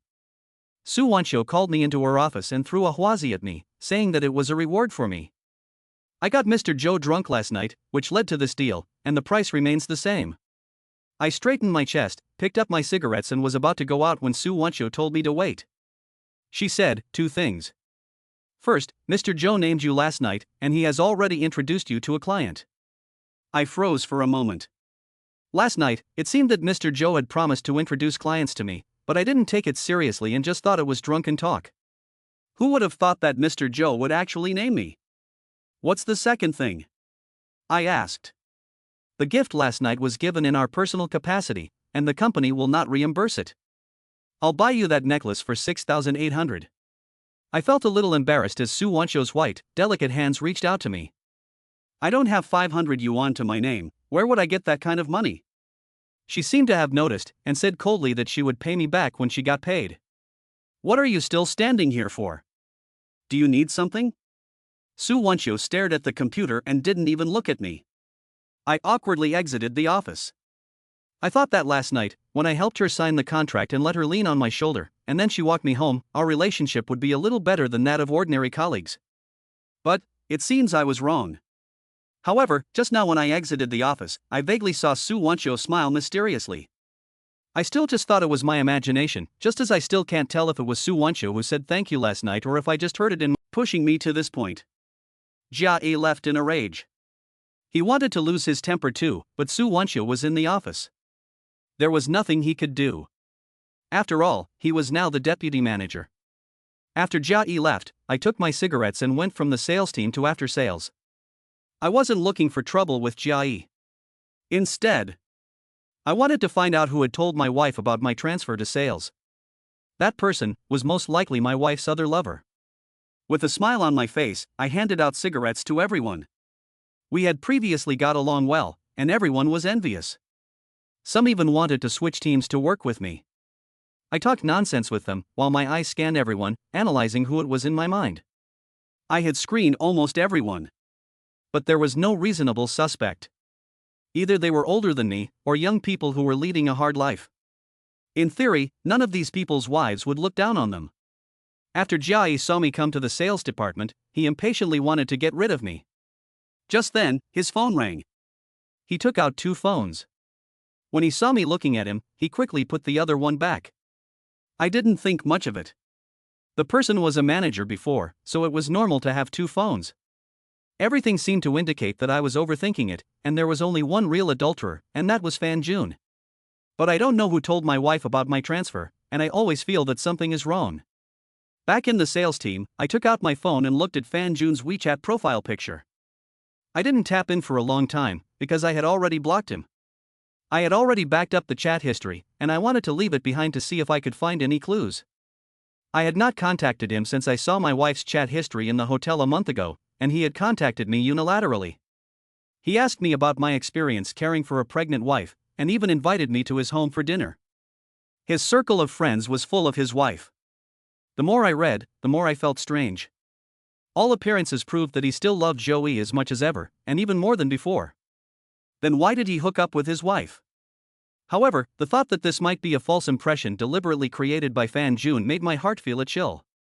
For the sake of money, he could be so hypocritical as to deceive Joey, who had just become pregnant. Thinking of Joey, I quickly sent her a message, asking if she had gone home. She hadn't done anything wrong from beginning to end. Like me, she was just a poor victim, pregnant with a child, and there was no need to involve her in these dirty matters. Joey didn't reply to my message. Thinking of her emotional breakdown and the fact that I had left her alone in the hotel, I quickly called her. No one answered for half an hour, and I was so anxious that when the phone finally picked up, I hurriedly asked, "Joey, are you okay?" There was silence on the other end of the line. If I hadn't heard her breathing, I would have thought there was no one there. "You were so concerned about whether I was dead or alive, and yet you left a woman alone in a hotel, not afraid that I would meet with harm?" Joey teased me. I was relieved to hear her reply. But it was also a bit awkward.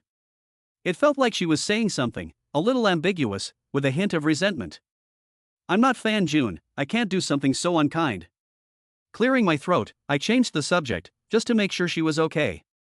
As for what would happen next between her and Fan June, that was their business. I didn't want to get involved, I was still in a mess myself. Salespeople don't actually have to sit at their desks. Worried about my daughter's situation, I confirmed the time and place of the dinner with Su Wancho, and then cycled to the kindergarten. I waited outside the kindergarten, smoking and taking shelter from the rain at the school tuck shop. After waiting for a long time, there was no more room outside the tuck shop, and I was pushed out. I was soaked to the skin, and the kindergarten finally let the children go home. It was also my fault. After my daughter started kindergarten, I was angry about what happened at the hotel, and I never came to pick her up. When I came to pick her up, I wanted to tell my wife. But when I took out my phone, I held back. Suddenly, an idea came to my mind. When I saw my daughter coming out, I took off my jacket to protect her from the rain. Just as I was about to go up to her, I saw a man walking towards her. I stopped in my tracks and stood in the light rain, coldly watching the man walking towards my daughter. His back was to me. He didn't look much like Fan June, and was slightly shorter than me. I deliberately didn't tell my wife that I was here to pick up my daughter, just to see if she would normally bring her lover here to pick up our daughter, or if she would ask her lover to pick up our daughter for her when she was busy. Now, seeing him talking to my daughter confirmed my suspicions. There was indeed another man. Chapter 028, Interrogating My Daughter. My wife is really bold. She completely disregards me. I was furious and strode forward, wanting to get a good look at the other man. When I got close enough, I grabbed the man by the shoulders and turned him around. He had an ordinary appearance, average build, and a beer belly. The clothes on his body looked quite high-end, but they always gave off an unorthodox feeling when worn by him. The man glared at me and angrily asked, "Who are you?" I wanted to ask him who the hell he was, how dare he cuckold me. But the words were on the tip of my tongue, and I held back. I still remembered Jiayi's lesson and the failure of the previous 2 attempts to catch him in the act. Catch the thief and take the dirt, catch the adulterer and take the double. I need to get evidence, not alert the suspect, so I quickly said, "Sorry, I thought you were someone else." The man snorted, waved his hand, and a young boy timidly ran up to him. "Teacher, I hope your kindergarten can get this little brat to leave as soon as possible, and don't let some low-quality people in your kindergarten again, it will. This will seriously affect your reputation." "I'm sorry, Mr. Chen, we didn't handle this well, but don't worry, we will definitely give you a satisfactory answer." I couldn't understand some of the conversation between the teacher and the man called Mr. Chen. Was Mr. Chen referring to my daughter when he said little brat? After Mr. Chen finished speaking, he pushed my daughter's head with his hand, causing her to stumble and almost fall. "Sir, may I ask who you are?" the teacher asked, nervously shielding my daughter behind her. "I'm Shintong's father, here to pick her up from school," I explained with a smile. The teacher frowned and said, "Just a moment," and then turned to my daughter and asked, "Is he your father?" My daughter nodded. The teacher then handed my daughter over to me, relieved. I was grateful for the teacher's vigilance, which was good for my daughter's safety. As the teacher turned around, she muttered, "Strange, if he is Shintong's father, then, that man." With all the noise from the children around me, I quickly perked up. Suddenly, Mr. Chen next to me yelled, "Shit, you're the father of this little brat?" His loud voice made me miss what the teacher said next. I turned around angrily and glared at Mr. Chen. He also glared at me and said angrily, "Do you know what your little brat is doing in kindergarten?" She hit my son and scratched his face. My daughter had been scolded again and again, and my anger was rising. I asked him, "So what do you want?" "What do I want? Do you see what my son is wearing? I could buy you a whole new outfit with the money I'd get from you, and then some." Mr. Chen shouted, and the parents who were picking up their children turned to look at my daughter and me. I could feel my daughter's small hand clutching mine tightly, trembling slightly. The teacher saw that the atmosphere was not right and quickly stepped forward to stand between us. As for why the two children were fighting, the teacher could not explain it clearly. She just said that it was normal for children to fight and play around. However, she obviously took Mr. Chen's side, and my daughter had to bear the brunt. The more I listened, the angrier I became. Why did they put the blame on my daughter? Seeing that my face was not looking good, the teacher quickly separated us. Mr. Chen got what he wanted and walked away with his son in high spirits. I looked at my daughter, and she looked at me blankly. My heart ached for no reason. I had been humiliated by Jia Yi in front of the company gate, and I had been crushed by life. But my daughter was still so young, and she had to bear all this. I could imagine the psychological shadow my affair with my wife had cast on her. Although I had never picked her up or dropped her off, I knew that the kindergarten teachers liked her very much and that she never fought or caused trouble. Mr. Chen got into a Mercedes with his son, and as he was leaving, he left a comment.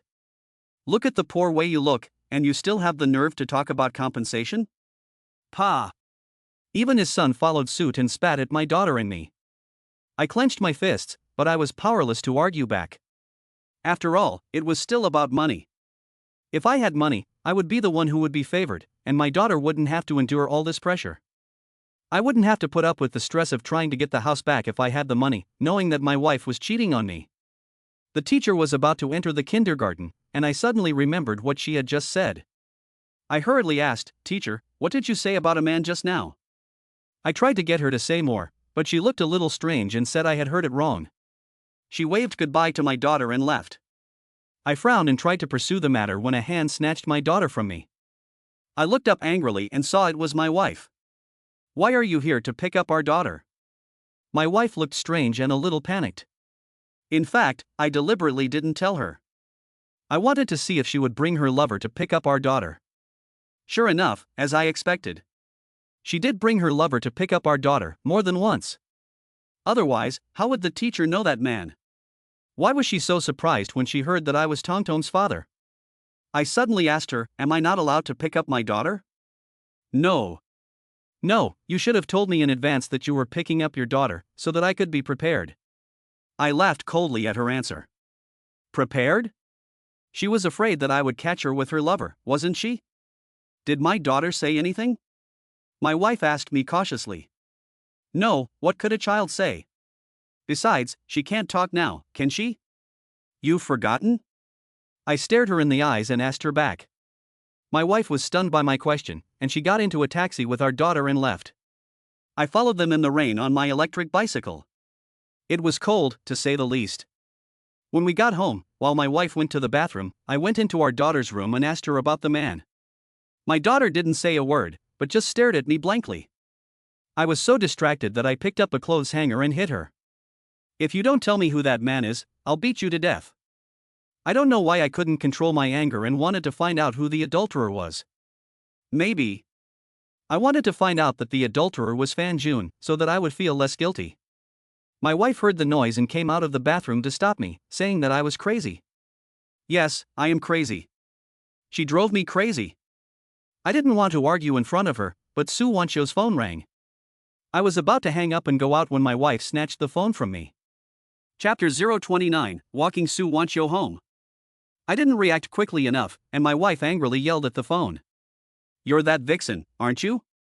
How dare you be so shameless, seducing other men and destroying other people's families? You must feel a sense of accomplishment." I finally got Su Wancho to teach me sales, and things were just starting to get better. My wife's words were going to ruin my future. I grabbed the phone angrily, and my wife kept on cursing while hiding. To be honest, I had never seen her so hysterical before. In the past, whenever there was any woman around me, she was very calm and confident that I would never be taken away. Now, she was acting like a bitter woman. I snatched the phone, quickly said I was sorry, then hung up, glaring at my wife with my hand raised. Seeing my daughter's dumbfounded expression, my hand sagged and I couldn't bring myself to raise it again. I gritted my teeth and pointed at my wife, saying, "Don't think everyone is as nasty, dirty, and cheap as you." My wife's angry expression froze, her beautiful eyes trembling as she looked at me, tears filling them. When I left, she was crouching on the ground, covering her face in pain and crying. I laughed coldly to myself. What's she got to be miserable about? She brought this on herself, didn't she? On the way downstairs, I ran into the male neighbor from earlier in the elevator. He smiled awkwardly at me and told me not to take his wife's words to heart. I didn't care about his wife, and I gave him a sympathetic parting gift of a Huazi cigarette. When I arrived at the entrance to the convenience store on my bicycle, Sisterly had already taken out some Hongmei cigarettes. I waved the Huazi in my hand, and she smiled and congratulated me on my promotion and pay rise. But I still took a pack of Hongmei, because Mr. Zhou also liked to smoke them. Holding the Hongmei cigarettes, I seemed to understand Su Wanqiu a little. When we arrived at the location, there were only Su Wanqiu and I. She looked very bad, gloomy, unlike the way she had tried to explain things for me in the morning. I was embarrassed and tried to explain, but she raised her hand to stop me. "Don't let it happen again." After saying that, Su Wanqiu's face turned even colder. I was a little puzzled. However, what I felt in my heart was more of blame towards my wife. Why is she allowed to cheat on me, but I can't find other women? Mr. Zhou did not go back on his word, and when he came, he even brought a client with him. Smiling, he continued to take the initiative to shake Su Wanqiu's hand, and when he introduced me to the other person, he deliberately mentioned that I could drink a lot. Suddenly, the man he brought with him became a bit more interested. However, most of his attention was still on Su Wanqiu. When he learned that Su Wanqiu's drinking capacity was not bad either, his eyes lit up. I learned from chatting with Mr. Zhou that Su Wanqiu had already negotiated the price with him, and he had already signed the contract, regardless of whether I got drunk with him or not. I looked at Su Wanqiu, who was chatting happily with Mr. Zhou and the others, with great gratitude, and I was very grateful to her for helping me sincerely. During the meal, I didn't say more than 2 words, just listened to their idle chatter, and then deliberately led the conversation to Su Wanqiu, telling some obscure jokes. The two of them, being men, understood what I was doing and laughed heartily. Su Wanqiu didn't say anything in return, but took the initiative to drink with them, which made them even more unrestrained. They were also good drinkers, and seemed to be thinking about what to do after they got Su Wanqiu drunk. From beginning to end, they didn't mention the product. Today's deal is on me, according to Su Wanqiu. Not only will this deal help me achieve my sales target, I will also get a commission of several thousand yuan. I am thrilled at the prospect of earning more than 10,000 yuan. However, it is not that I don't want to talk about the product or stop them. Several times I tried to mention our product, but Su Wanqiu gave my foot a gentle nudge. Although it was a gentle nudge, I couldn't take it for the whole night. I could only drink with them, but I didn't know the rules of drinking, and once again offended Mr. Zhou's friends. Fortunately, Su Wanqiu and Mr. Zhou remedied the situation, and the clients didn't get angry. Watching them from holding the wine glass, to clinking glasses, and the order of drinking, I suddenly felt so tired. But seeing Su Wanqiu be able to keep them happy, and also be able to deal with them, without them taking advantage of her in the slightest, I truly admire her. How much does a woman have to go through to become capable of this? During this period, Su Wanqiu's phone rang frequently. When she answered the phone, the atmosphere instantly cooled down, and I couldn't liven it up either. Fortunately, she didn't stay long and came back in. After 3 rounds of wine and 5 courses of food, Su Wanqiu, with a rosy face, got up and said, "I've already booked a room. I wonder if I have the honor to invite Mr. Zhou and Mr. Li to sing a song?" No man would refuse an invitation from a beautiful woman. Especially not a woman like Su Wanqiu. But I am a little curious. I didn't even book a room before coming here. I just said that Mr. Zhou sings very well just now while he was straddling Mr. Li. She noticed such a trivial thing? During the transition, Su Wanqiu asked me to get into her car, and the electric car was parked here. Getting into the car, I felt the handmade leather interior with my hands, and I also felt the gap between her and me. When we were alone, the smile on her face disappeared. At one point, I wondered if she had a split personality. She smiles sweetly in front of customers, but when it's just the two of us, she puts on a stern face. What are you looking at? How many times have I told you? Can't you even do something as simple as this? Su Wanchio said coldly. I'm sorry, it was me. I know I've done wrong, so I'm apologizing quickly. She raised her hand to interrupt me and said, I'll say it again, the last thing I need here is an apology. That's an excuse for weak people. If you make another mistake later, you can just leave. I nodded in agreement. She had helped me so much, I couldn't let her down again. When we got out of the car, I saw that she was flushed and a little unsteady. I was a little worried, so I said, don't drink anymore, I'll do it. I'm not a good talker, but I can drink. Su Wanchio looked at me blankly for 3 seconds. Then she shook her head and said, it's okay, I can't sign this without drinking. I didn't understand what she meant. Since Mr. Joe had introduced it so sincerely, it must be able to be signed. Why couldn't she sign it if she didn't drink? I understood what she meant only after we entered the KTV. 2 men took turns asking her to drink, trying to get her drunk. I couldn't bear to watch and asked them to drink instead, but they just took a sip casually. Mr. Lee's so-called good singing almost made me spit out my drink on the spot. But Su Wanchio still applauded and asked him to sing another song. Only then did I understand the gap between her and me. When the party ended, Mr. Lee was unconscious and was carried away, while Mr. Joe was swaying and kept saying he was happy. This order is a done deal. I was so excited that I couldn't contain myself. I had never felt such joy from success before. A set of car keys was handed to me, and I looked at Su Wanchio doubtfully. She looked a little pale and said, you drive and take me back. Luckily, I had already learned to drive, and although I drove unsteadily, nothing happened and I arrived safely at Su Wanchio's place. A luxurious high-end residential area, more than twice as expensive as my neighborhood. Here we are. No response. I turned my head and realized that Su Wanchio had fallen asleep, lying down. I had been too busy driving to notice. The streetlight shone on her pretty face, which was very charming. Her chest rose and fell slightly, and she had long, slender legs. If I had any evil intentions at this time, she wouldn't have been able to resist. She had helped me, and was my benefactor, I could not treat her that way. Like last night when she helped me home, I helped her into the house and wanted to hand her over to her family, but no one answered after I called a few times. I didn't dare put her in the room for fear of her husband misunderstanding, so I put her on the sofa and turned to leave. A hot hand grabbed me. Chapter 030 Husband, let's make up. Plop. My heart jumped a little. It would be a lie to say that I didn't feel anything for Su Wanchio. The first impression she gave me was that of a wife, just as beautiful, just as cold, just as distant. My body was a little stiff. I didn't know what she meant by holding my hand. I was grateful to her for leaving me at the company and teaching me how to sell, but I wasn't mentally prepared for anything to happen with her. Besides, I'm not a wife who can do whatever she wants with her husband's best friend. Although my wife betrayed me and made me a cuckold, my inner bottom line does not allow me to do those dirty things, especially since Su Wanchio is still my benefactor and is drunk. I gritted my teeth and pulled away from her grasping hand. Su Wanchio said drunkenly, "Don't go, water." I was really a little panicked when I heard the words "don't go." Knowing that she just wanted water, I let out a sigh of relief and quickly got some warm water. Su Wanchio was in no condition to drink by herself, so I put my arm around her shoulders and helped her up. A soft touch and a faint fragrance drifted in the air. From my current angle, I also caught some sights that I shouldn't have. After all, I am also a passionate man.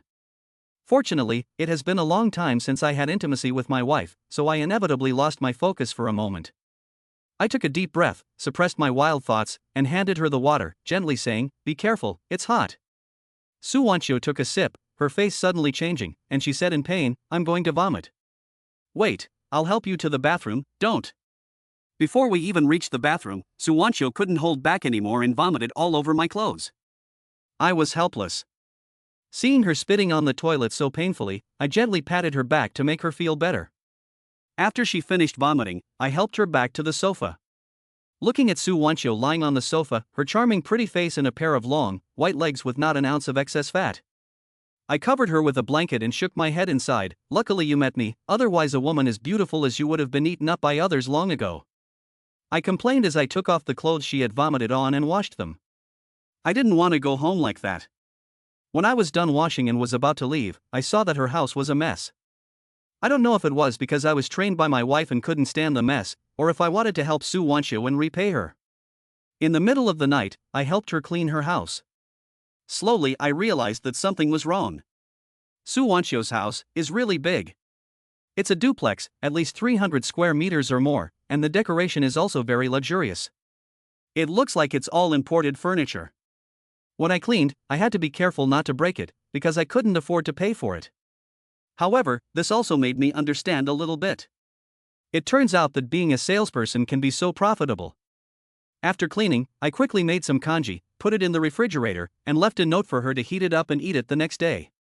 I grabbed my shoes and tiptoed out, ready to leave. I glanced back at Sue Wancho and found her narrowing her beautiful eyes at me, which startled me. She had been awake the whole time. Luckily, I hadn't had any evil thoughts about her, or else it would have been embarrassing. "You get some rest, I'll go first," I said. "You really don't recognize me?" Looking at Sue Wancho's serious, beautiful eyes, I thought carefully. I really didn't know her before. "So, do I know her?" I stuttered back. "Thank you." I left her house inexplicably, and then suddenly remembered that my electric bicycle was still at the restaurant. It was already the middle of the night, and when I got home on the bicycle, it would almost be dawn. I could only grit my teeth and take a taxi home. It was almost 2 o'clock when I arrived home. I watched my wife rest with her back to me, and I turned my back to her as well. My mind was recalling what the kindergarten teacher had said. My wife next to me turned around, and a familiar light fragrance came with it. Her soft, fragrant body leaned over my shoulder, and she breathed hot air in my ear and said, "Drink less, it's not good for your health. If anything happens to you, I'll be heartbroken, you know?" Feeling her concern, I would have turned into a werewolf if she had treated me this way before, but at this moment, my anger was surging, and I didn't care about her at all. If she really cared about me, she wouldn't have done such a dirty thing. I continued to pretend to sleep and ignored my wife. After holding back for a long time, she said leisurely, "The other day when I picked up Tong Tong, I ran into an old classmate who lives nearby. Don't think too much about it." Ha ha. Old classmate? Before I went to the drinking party, didn't she desperately want to know who Sue Wancho was? Now why doesn't she ask? Moreover, I haven't even asked her, and she volunteered the information herself. What else could it be if not a desperate attempt to cover up? I didn't want to waste any more time arguing with her. I just wanted to get hard evidence of her cheating and tear off her hypocritical mask. Seeing that I wasn't saying anything, my wife gently pulled the quilt over me. It was getting a little cold. I still ignored her. She put her arms around my waist from behind, hugged me, and rested her head on my shoulder. At that moment, the face of Sue Wancho suddenly appeared in my mind. She had also leaned on my shoulder. "Honey, let's make up, okay? Stop fighting, I want to live a good life with you." My wife leaned into my ear and whispered, "We haven't done it in a long time." Thinking about it, it had been more than a month since the hotel, which was indeed a long time. But she had clearly told me to get out and sleep somewhere else, and didn't want me to touch her. What did she mean now? I felt irritated, and the image of her in bed with Fan Jun made me even more upset. As I impatiently pushed her to try to push her away, the actions of Joey in the hotel suddenly came to mind. She must have been taught by Fan Jun. Then my wife. Chapter 031, The whole family is bloodsucking. My wife kept refusing and was a little upset. "What are you doing?" my wife asked coldly. "Why? You are willing to help Fan Jun, but not me. Why am I not as good as him? Tell me." Facing my questioning, my wife's delicate body trembled suddenly. Her beautiful eyes looked at me with trembling, tears filling them. Looking at her red, beautiful eyes, my heart ached. I wanted to comfort her, but held back. I felt disgusted that she refused to help me. I impatiently pushed her away and pulled over my quilt. My wife resentfully took back her quilt, turned her back to me, and her fragrant shoulders slightly trembled. We both had a lot of pent-up anger in our hearts, and neither of us fell asleep. My wife kicked me out of bed, so I simply slept on the floor, which was comfortable. After dawn, the family of four ate breakfast. This was the happiness I had always pursued, but the atmosphere was very silent, and no one spoke. My mother and wife both looked a little pale. My mother finished her breakfast in a few mouthfuls and hurried off to sell sweet potatoes. I told her to take her time, but she said she didn't have time. Before leaving, my mother said hello to my wife and told her to take good care of Tong Tong and that she would take care of the money for the doctor's visit. I was a little puzzled, but my wife put down her chopsticks and said, "Yesterday, my mother and I took Tong Tong to the doctor." "How is Tong Tong?" I looked at my daughter. "You should have known when you picked her up yesterday that she is now fighting all the time at kindergarten. The hospital has diagnosed her with autism, moderate depression, and mania. If not treated in time, she may commit suicide at any time when she gets older."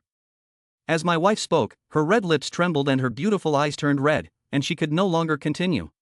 I didn't doubt the truth of my wife's words. My heart ached as I watched my daughter awkwardly eating breakfast with children's cutlery. At such a young age, she had already suffered so much. I put aside the awkwardness of the fact that she might be Fan Jun's daughter for the time being, walked up to my daughter, and with a trembling hand, touched her little head. I was heartbroken and wanted to embrace her into my arms. "Shinjia, don't touch your daughter," my wife exclaimed. My hand stopped, and I turned back, frowned at my wife, and asked, "Do I even need your permission to touch her?" "The doctor suggested that you try not to touch your daughter and wait until her condition improves," my wife explained. I painfully covered my face. I just wanted to catch my wife and her lover. Why have I become the one who keeps making mistakes? I gathered my emotions, looked at my daughter, and asked my wife as calmly as I could, "So what can I do? My daughter's illness is going to cost a lot of money." My wife's voice grew lower and lower. "So that's why Mom was so anxious to sell the sweet potatoes, to raise money for my daughter's medical expenses? I told you, that's Mom's funeral savings, don't go too far." I frowned, my voice turning cold. What could I do? My daughter's illness is like a bottomless pit. Besides, hasn't Mom saved some money over the years? If that doesn't work, there's still the compensation from Dad's factory. My wife's beautiful eyes cautiously watched my expression. I suddenly felt a cold smile in my heart. My wife kept calling Mom and Dad. After being married to her for so long, this was the first time I had heard her say those words. Her attitude towards my mother had only changed in the past fortnight. And I knew why she had changed. It was for my mother's funeral savings and my father's accident compensation.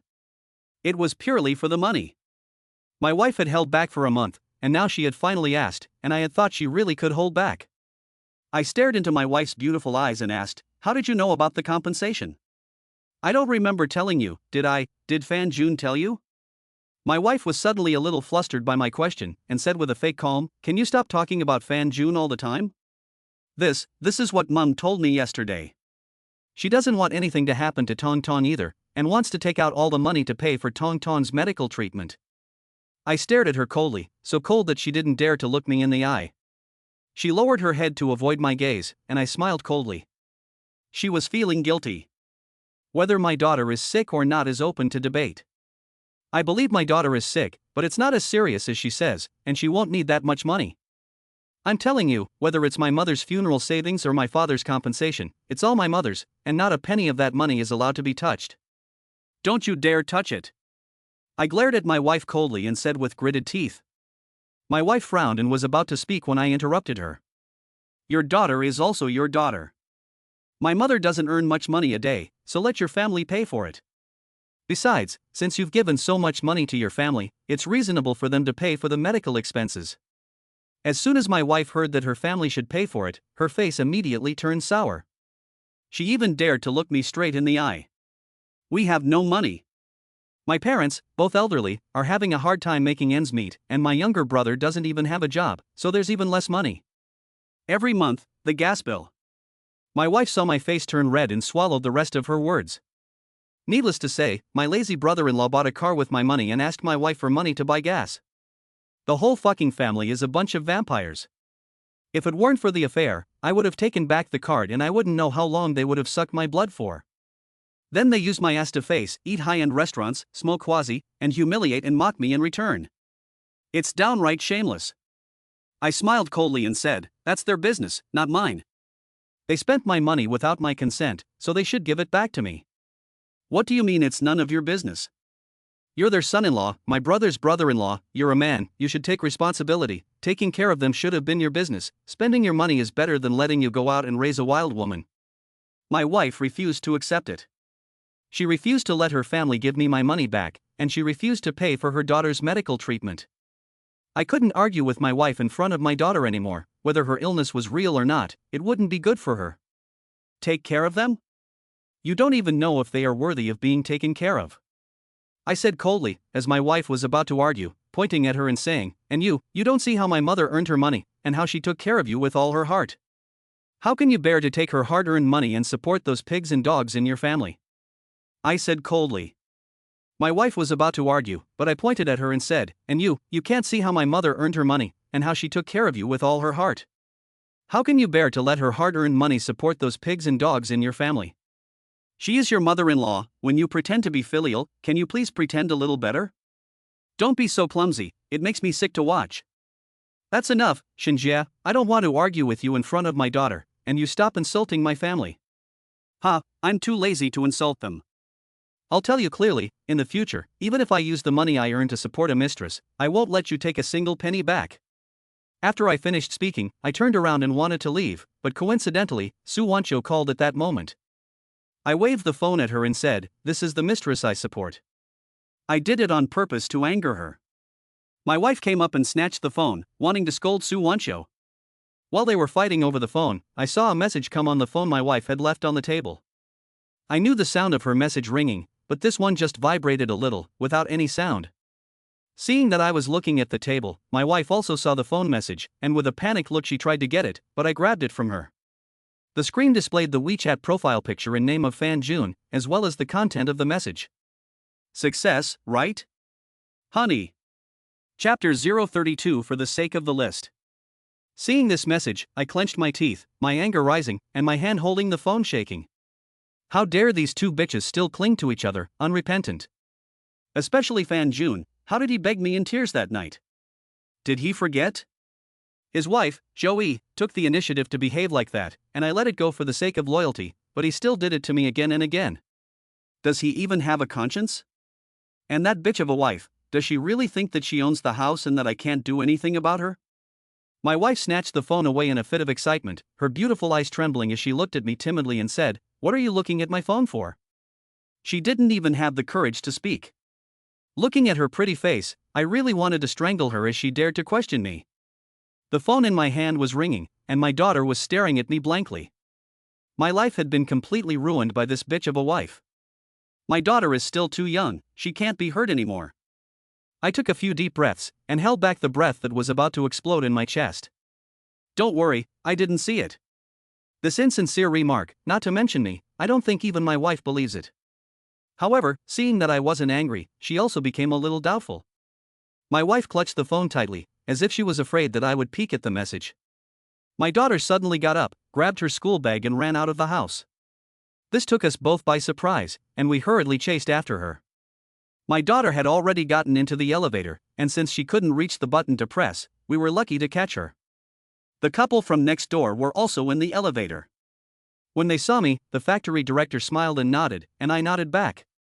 His wife's face was full of scorn. She grumbled, "All you know how to do is argue, it's so annoying, don't you care about the feelings of your neighbors?" She said this while giving her wife a cold stare, her eyes full of envy and hatred, muttering, "Shameless vixen." The wife didn't hear it either, otherwise there might have been a fight. The most innocent person was still her husband, inexplicably being tugged on the ear by her and scolded in front of us. If he dared to mess around outside, she would never forgive him. After going downstairs, I deliberately delayed my departure, waiting until my wife and daughter had left before I left the community. It wasn't that I was afraid of my wife running into Su Wancho, because my relationship with her was above board, but I was worried about the impact on Su Wancho's reputation. And it would affect her bringing in money for me. When I got in the car, I deliberately looked around, and seeing that there were no acquaintances, I hurriedly got in. When I got in, I saw that Su Wancho looked well. I asked with concern, "Feeling better? Do you want to take the day off and not go to work?" Su Wancho didn't even turn her head, and coldly said, "We're not that familiar." I smiled awkwardly. I was just concerned about her health, is that so strange? I shut up obediently, not continuing to make things difficult for myself. Has no one ever told you that it's rude to touch other people's things? Su Wancho's words made me even more embarrassed. With a cold, pretty face, she continued, "I don't drink kanji, and there won't be a next time for you to walk me home." This really made me feel like I was being self-centered last night. I kept stealing glances at Sue Wancho along the way, really wanting to ask her if she was schizophrenic. If she didn't like it so much, why didn't she just let me go at the time? If I had known, I wouldn't have helped her clean her room last night, and I wouldn't have cooked her porridge. Not only did I get no thanks for my kindness, I also got scolded. If it weren't for the fact that she took me on the sales run, I really wanted to give her a piece of my mind. After getting off the car, I waved at Sue Wancho with a smile on my face, but she didn't even look at me and just closed the window, put the car in gear and drove off. Damn, what a psycho. I was also angry. I was grateful to her, but there was no need to be so cold to me, was there? It's not like I did anything to her, is it? Why am I wrong again? I got on the electric bicycle, looked at the high-end restaurant in front of me, lit a cigarette and felt a surge of emotion in my heart. Before I joined sales, I never imagined that I would eat in a place like this, nor did I imagine that I would often come and go from here to discuss business. The thought that Mr. Lee has agreed to come to the company today to sign the contract, and that his bill will be charged to my personal account, not only completing this month's performance, but also a few $1,000s in commission, my mood, which has been overcast for more than a month, is rarely sunny. I feel that everything in front of me has improved. I gave the parking lot attendant a 10 yuan bill, and the attendant kept thanking me. I hummed a little tune as I rode my electric bicycle all the way to the company. Seeing the gloomy expressions on the faces of every salesperson, worrying about this month's performance, I puffed out my chest, straightened my back, and strutted in, greeting everyone cordially. Who let me have the confidence in my heart? This month I will not become the joke of the sales team again. Not to mention, seeing the surprise on their faces, it was so gratifying. They don't know that I've already closed a big deal, even though it was with Sue Wancho's full support. But I can't wait to see their shocked faces when they find out I've signed the contract. This sense of accomplishment is something you can't get in the after-sales department. I was going to wait for Mr. Lee to come and sign the contract, and then take the contract to Jia and show it off. But I can't stand the thought of Jia's smelly face, so I go to the after-sales department without waiting for Mr. Lee to come and sign the contract. Hey, Brother Shin, being a salesperson means you have freedom, unlike us who are so miserable. Brother Shin, why don't you seize the day and go sell more, so that at the end of the month, Jia won't? I saw my old colleagues in the after-sales department looking at me with concern and envy.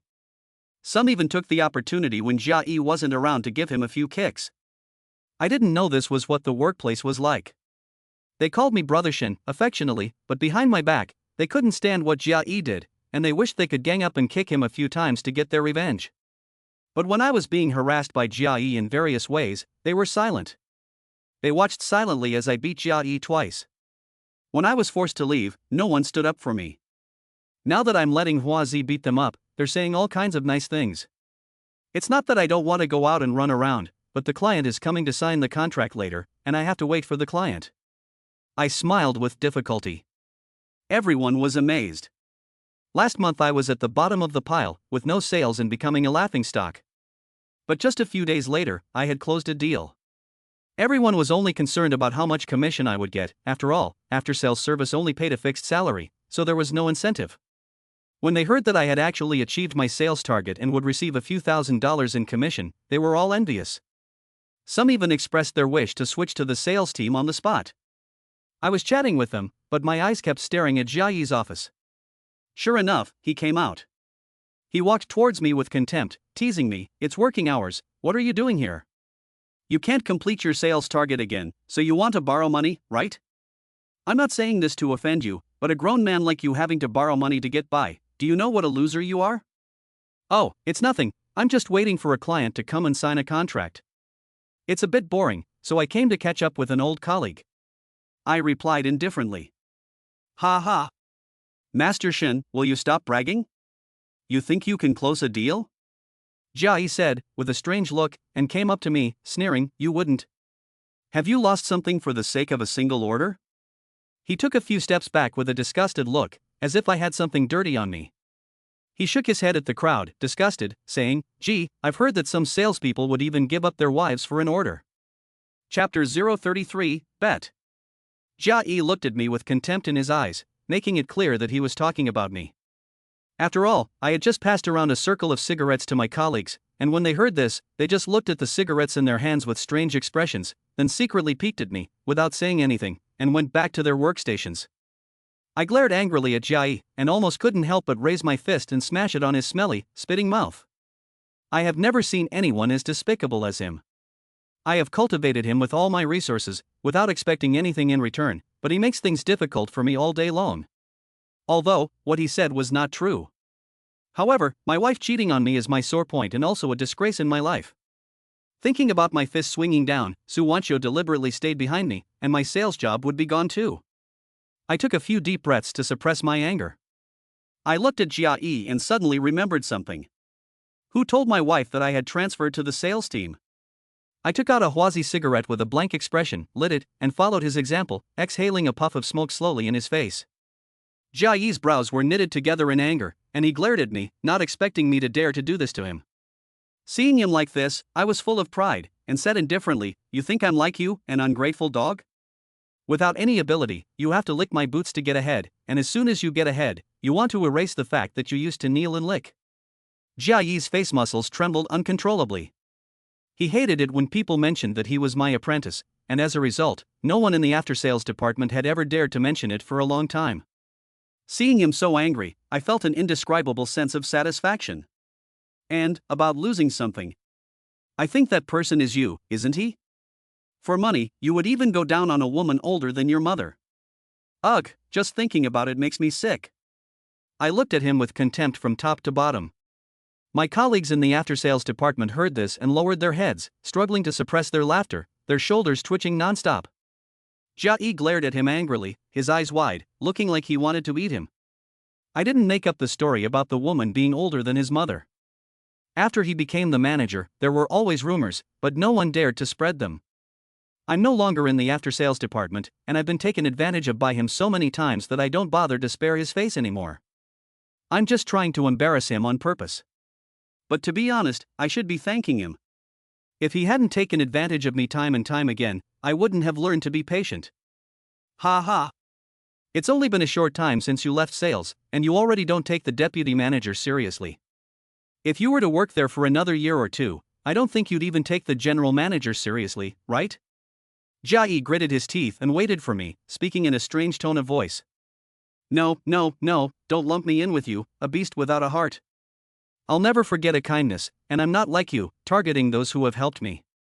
I smiled faintly. Oomph, don't pretend to be cool, I don't believe that a loser like you can close a deal. Jia Yi snorted. Sorry, the customer will be here to sign the contract in a moment, I have to go first. Seeing Jia Yi's face, which was so angry it was making my teeth ache, made me happy. I had achieved my goal, so I added, "Oh yes, it seems that, you were once my apprentice, a useless person like me, right?" There was a burst of coughing throughout the after-sales department. Everyone looked like they were working, but they were actually all listening to my conversation with Jia Yi. They couldn't help laughing for a moment, so they coughed to cover it up. Jia Yi glared at everyone with a face full of anger. I turned around and left, laughing comfortably. Behind me came Jia Yi's angry voice, "What if you can't sign the contract?" I turned back and looked at him contemptuously and said, "Do you think all my customers are like you? Don't even have the most basic morality?"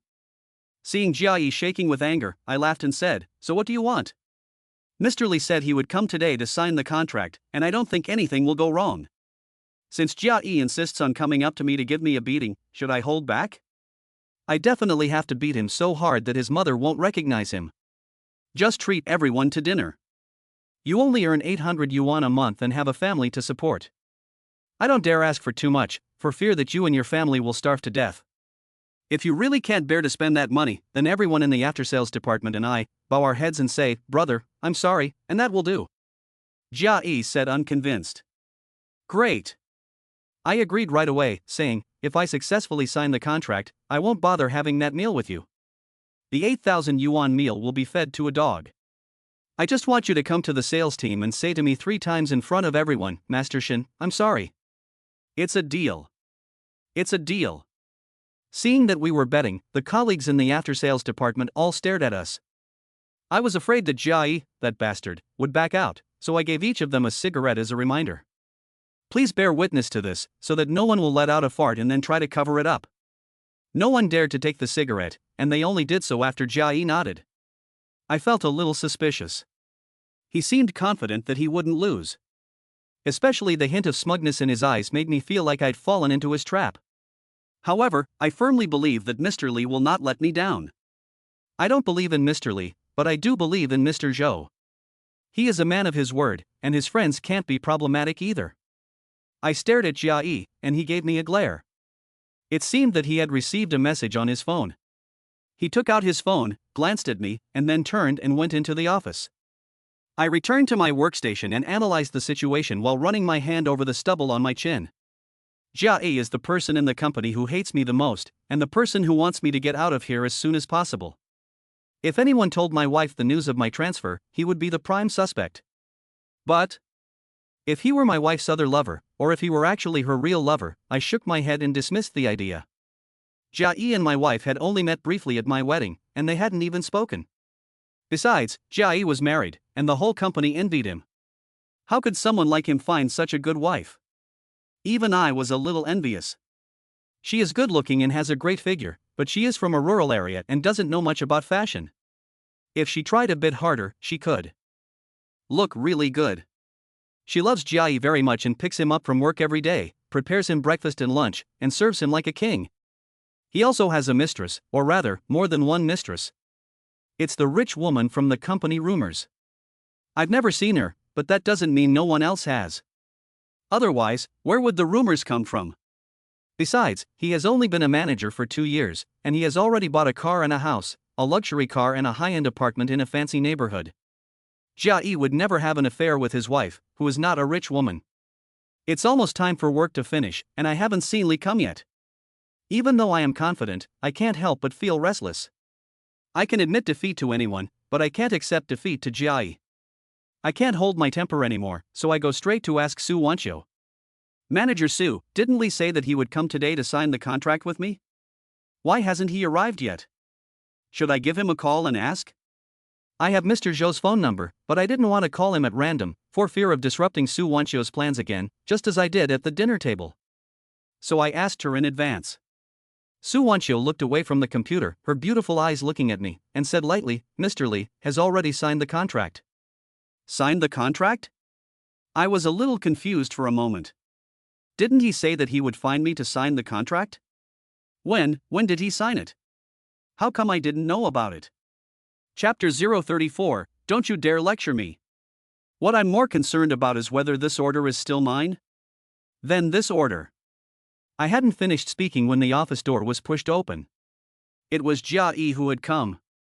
As soon as he saw me, he grinned happily and said, Hey, you're still here? I thought you were too scared to admit defeat and had run away early. Leave first, we'll talk about your business later.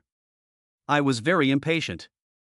I couldn't accept either losing the bet to Jia Yi or failing to achieve my sales target and not getting a commission. Since Lee had signed the contract, did that mean his list was now mine? I nervously looked at Su Wanqiu. She didn't say anything, but gave me a glance with her beautiful eyes and then looked at Jia Yi behind me. I looked in the direction she was looking, and Jia Yi smiled at me, shook the contract he was holding, and walked towards Su Wanqiu. Manager Su, I have signed a sales contract here, please enter it. Jia Yi's expression was very wrong. I snatched the contract from him and opened it. I saw that Mr. Lee's name was signed on it. The place where I was supposed to sign was also occupied by Jia Yi's name. I gripped the contract so hard my knuckles turned white, and I was about to tear it up. I glared at Jia Yi with fury, grabbed his collar in a rage, and demanded, Jia Yi, you bastard, what the fuck do you mean? I spat in his face, but he didn't mind. He wiped the saliva off his face, smiled at me with a smirk, and said, It's nothing.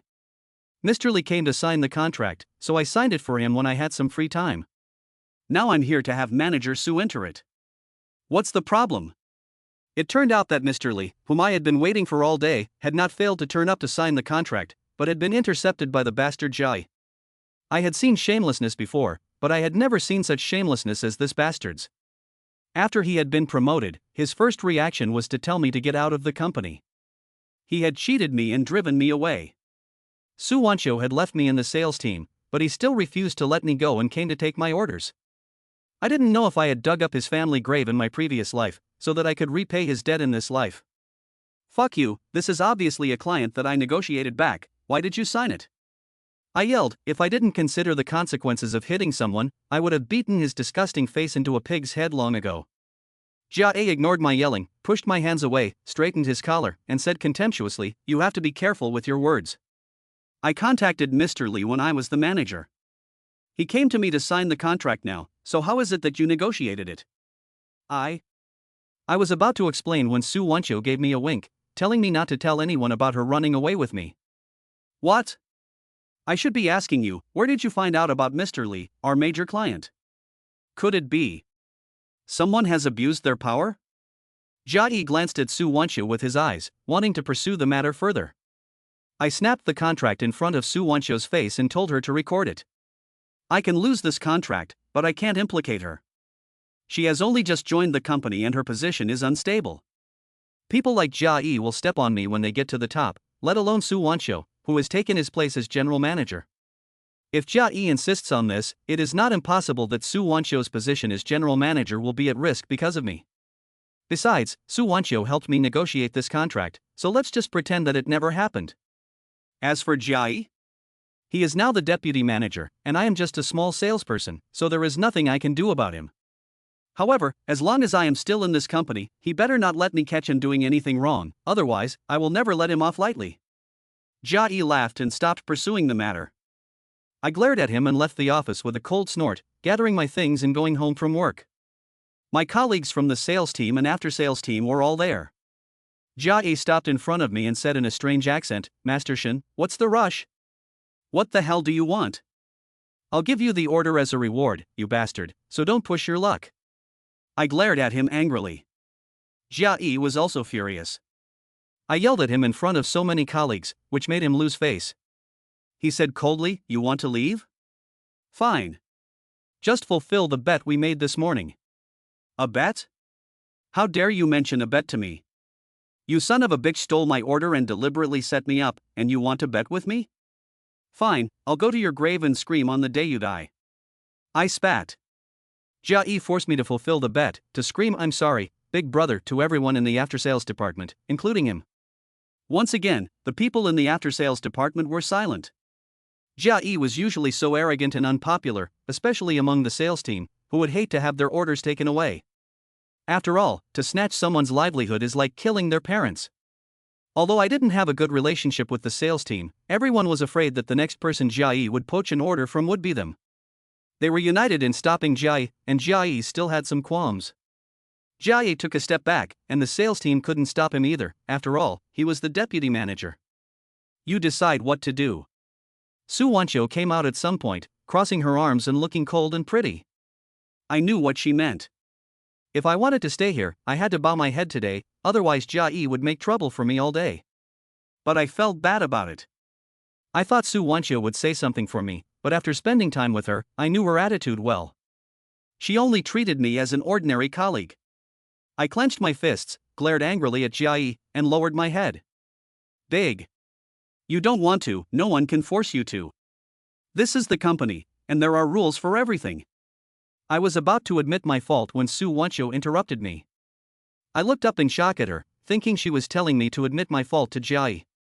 Manager Su, are you going to protect him? Jia looked at Su Wancho coldly. Deputy Manager Jia, it is not your place to tell me how to do my job, and I still have to settle the bill with you for the list.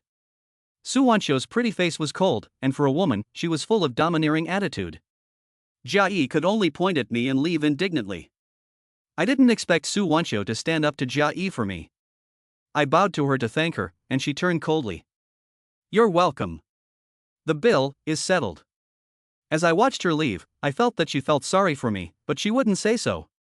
As she said, only cowards say sorry. When I arrived at the entrance of the company, I noticed that there was someone standing next to my electric bicycle. It seemed that they had been waiting for a long time, and there were cigarette butts all over the ground. Suddenly, all the blood in my body rushed to my head, and I couldn't contain my anger. Chapter 035 Confrontation with Fan Jun. I glared angrily at the person standing next to my electric bicycle and walked over step by step. When I got close to him, he saw me and flinched. He hurriedly took out a hongmei and handed it to me, smirking and saying, "Shinjia, come on, have a smoke. I've been waiting for you for a long time." Instinctively, I reached out to take it, but my hand hit the cigarette and I suddenly reacted. Really? I looked at the cigarette he handed me with contempt, took out a Zhonghua from my bag, put it in my mouth, and lit it. In fact, I don't think Huazi is as good as Hongmei. But at this moment, I understood why Jia Yi and his brother-in-law like to smoke Huazi. It's a symbol of aura and status. It represents a man's face. When I took out Huazi, Fan Jun in front of me was so embarrassed that his hand, which had been offering me a cigarette, froze in place and was awkwardly withdrawn after a long time. Since the night I caught him cheating at home, I haven't seen Fan Jun for several days. Although I'm still very angry, I don't have the urge to kill him as I did back then. I exhaled a puff of smoke slowly into his face and said in a cold tone, "Tell me, what do you want?" "I'm busy." I'm already being kind by not scolding him in front of passers-by and not beating him up. Fan Jun gave a bitter smile. He wasn't particularly handsome, but usually he had a certain spirit about him. It had only been a short time since I last saw him, but he looked so old and dispirited. His eyes were dark with circles, his beard unkempt, and there was even some eye mucus in the corners of his eyes that hadn't been cleaned off. His hair was messy and greasy, and there was a smell about him that made it clear that he hadn't bathed in days. His hand, which I had interrupted, hung limply, the gauze bandages yellowed from the smoke. I could imagine how Fan Jun had endured these past few days. Heartbreak, pain, and endless despair. But, as a once good friend, I looked at him coldly, without a shred of sympathy. Can the pain he is experiencing now compare to the kind of pain I felt when I found out that he was the adulterer and had even planned my mother's funeral expenses? It was a feeling of suffocating pain. It was 100 times more painful than what he is suffering now. I didn't kill him, and that was already the greatest mercy and forgiveness I could show him. Fan Jun stood in front of me, head down, his trembling hands clutching the cigarette. He didn't say a word for a long time, and I didn't bother with him. If I stayed any longer, I might not be able to resist beating him up again. He blocked my electric bicycle, so I pushed him angrily, causing him to stumble and almost fall. I hurriedly looked back and saw that he hadn't fallen, so I snorted, got on my bicycle and was about to leave. "Shinjia, wait." Fan Jun blocked the front of my bicycle, and the wheel rolled over his foot.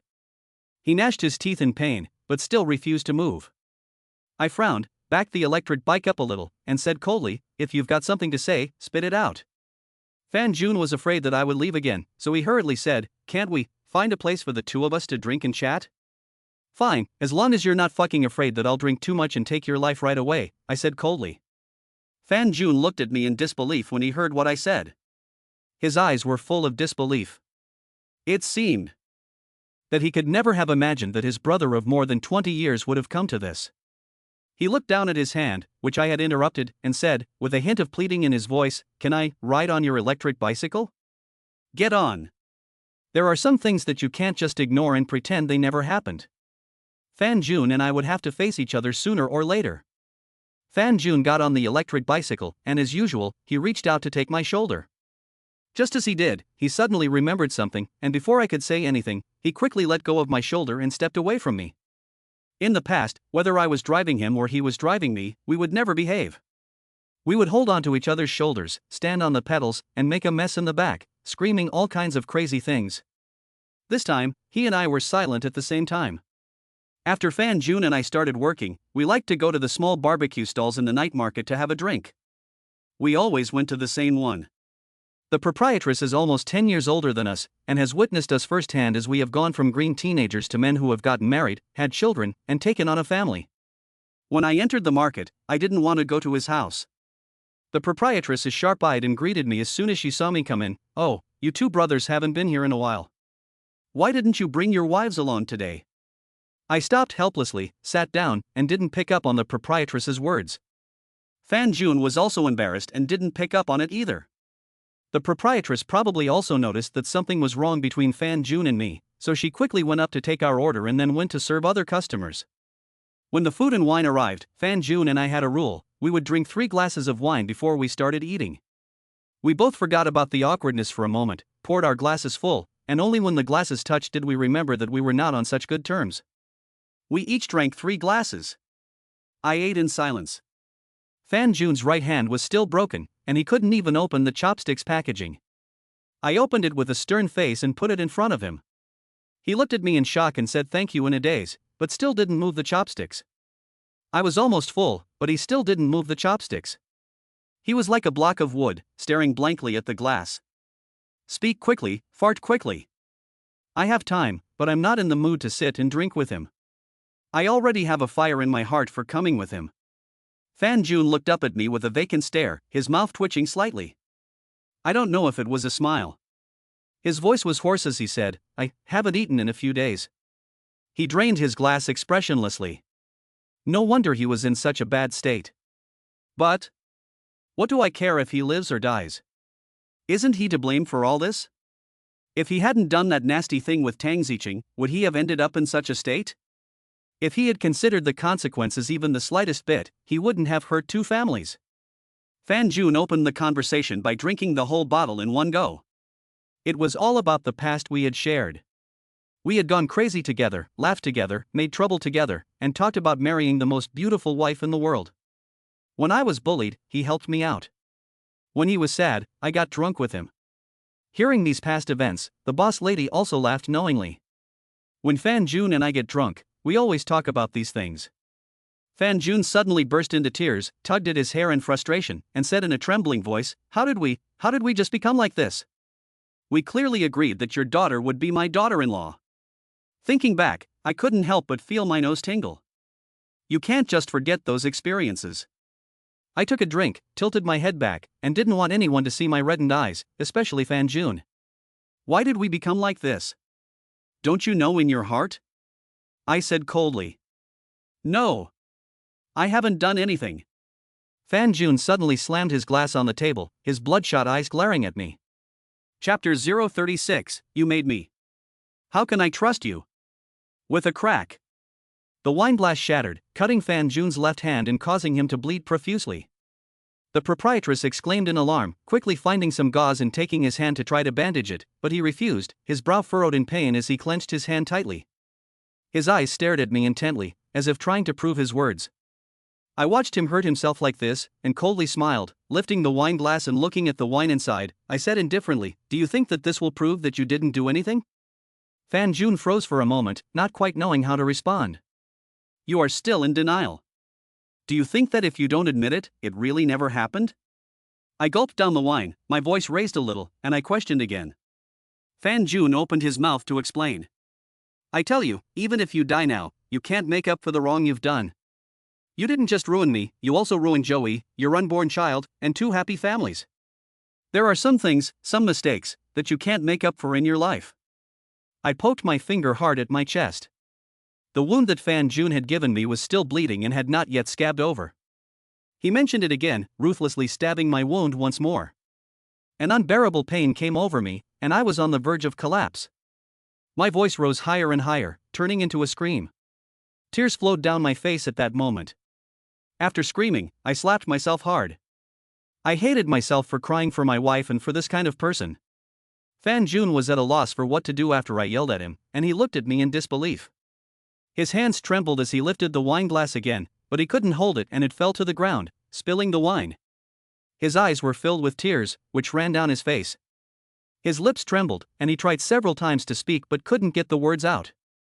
In the end, his eyes were red and he looked at me in pain. The proprietress hadn't seen Fan Jun and I blush in the past 10 years, and she had never yelled at us like that before.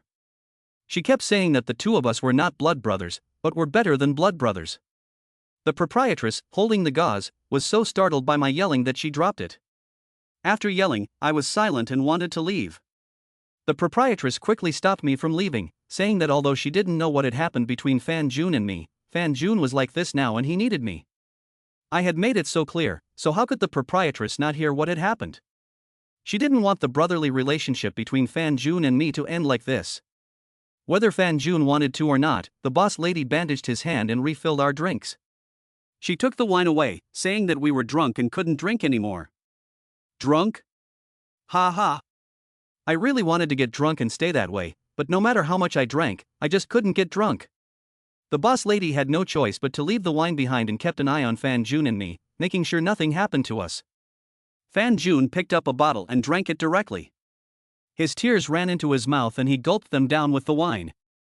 He placed the empty bottle heavily on the table, took out a cigarette, and habitually tried to hand me one. He suddenly remembered something and withdrew his hand. After lighting it, he took a deep drag and said with a trembling voice, I know that you won't believe anything I say now, but as a brother, I gave him a glare. Fan Jun gave a bitter smile, took another drink, and after swallowing with a pained expression, said in a depressed voice, Shinjie, even if you hate me, I still want to tell you that you really wronged your sister-in-law, and me. He wiped away a tear.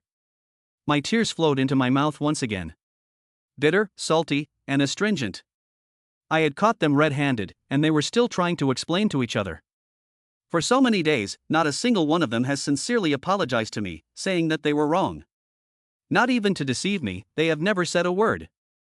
One is my childhood friend, and the other is the love of my life. If they really have the ability to deceive me, then so be it, so that I don't have to bear the pain of reality. However, in the morning, Fan Jun was still sending his wife a WeChat message, saying, "Did it work? Baby." What else could they have succeeded in? It's just that before, when I peeked at the chat history, they were discussing how to cheat their mother's coffin money. If I hadn't seen it, I would have really thought I had wronged them. Ask yourself, since childhood, do I like to joke around?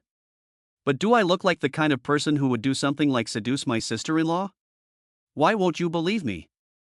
Fan Jun explained again in a trembling voice. When he got excited, he picked up the broken wine glass on the ground, put it on his wrist, his face was hideous, and he yelled at me in pain and despair, "Do you really want me to die in front of you before you believe that Tang Ziqing and I have done nothing? You made me. How can I believe you?" I glared at him angrily. Fan Jun was holding the glass too hard, and there were already blood marks on his wrist, which slowly began to bleed. The boss's wife panicked and hurriedly came up to stop Fan Jun, but he pointed a broken wine glass at her and shouted angrily, forbidding her to come any closer. The boss's wife could only turn her head, her eyes red, and keep persuading me. Everyone at the barbecue stand had fled in fear. In fact, Fan Jun's words still caused a slight tremor in my heart. The reason I found it so hard to accept and painful when I first knew he was the adulterer was because I believed him, and would never have thought that he would be the kind of person to seduce my sister-in-law. When I first started out, he helped me a lot. Even when he was courting my wife, he generously helped me when I was short of money. At that time, he was also pursuing Joey with all his might, and he was not much better off than me. He would rather eat buns to help me woo my wife. During this period of time, I was caught between him and Joey, and I could more clearly feel that his love for Joey had never changed. Now, I truly feel his pain, and it doesn't seem like an act. It feels like there is some kind of difference between him and the Fan Jun on my wife's WeChat. It feels like they're not the same person. Of course, if Fan Jun is now acting like he's going to kill himself in front of me, I can only say that his acting skills are too good. But what I can't figure out is that all the evidence proves that he is the one who had an affair with his wife and coveted his mother's coffin money. The WeChat profile picture is his. The WeChat name is his. I really can't find a suitable excuse or reason to make me believe that the person on my wife's WeChat is not him. Shinjie, what are you still thinking about? Fan Jun is not the kind of person who would do something like that. The boss lady's shout brought me back to reality. I looked at Fan Jun blankly and asked, "If you want me to believe you, you have to produce evidence." Evidence? Where the hell am I going to find that kind of evidence? Fan Jun roared. I'm just going to believe you just because you say you didn't do it?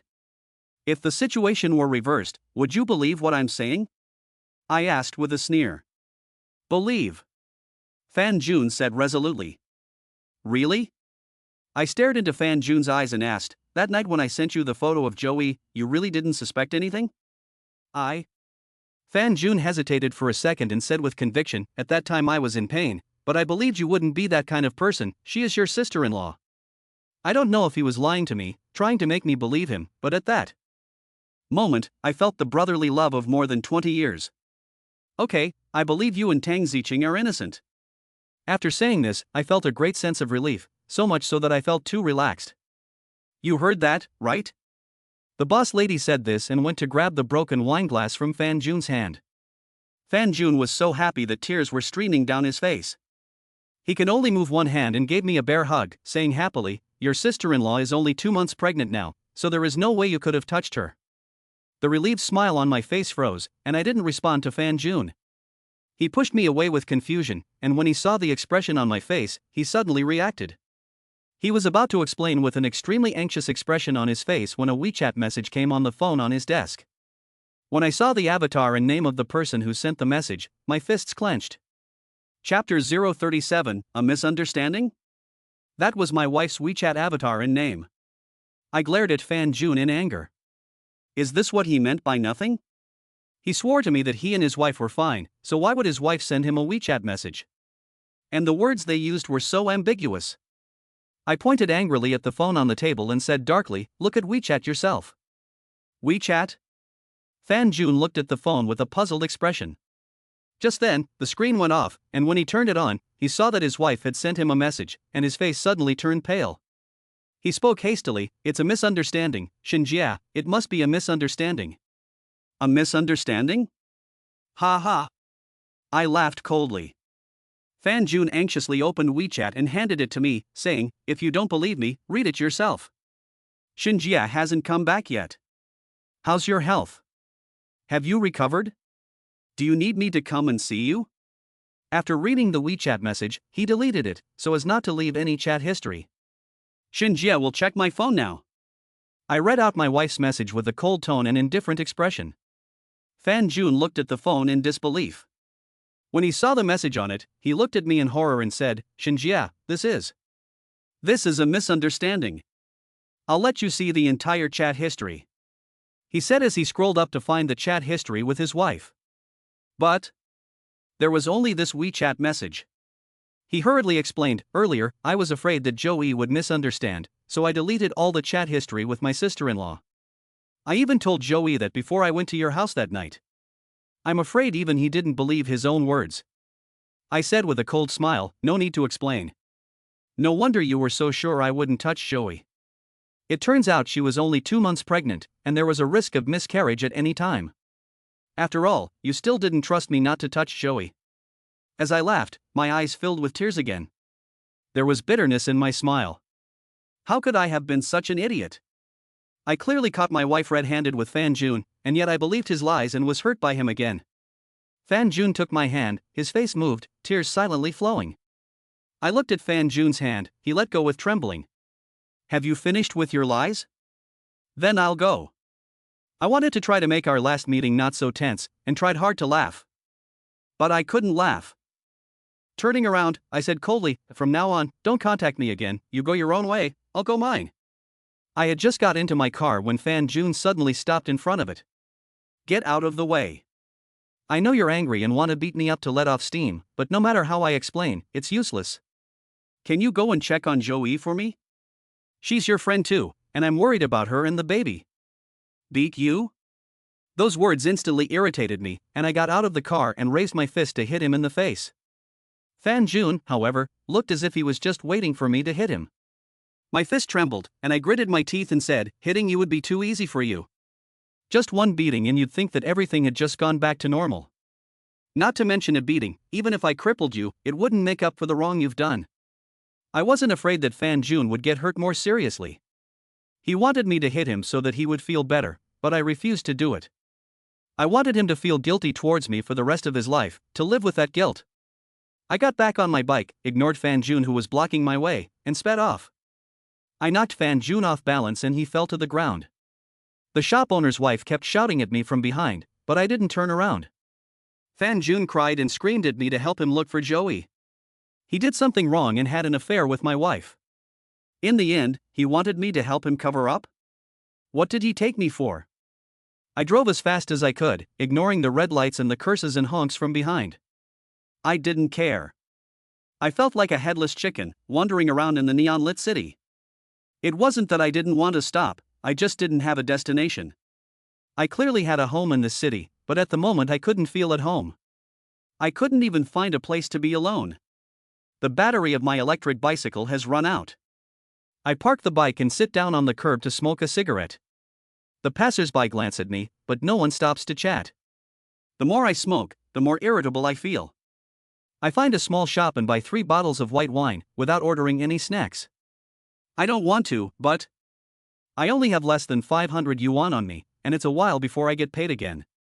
And with only 800 yuan, what can I give back to my mother?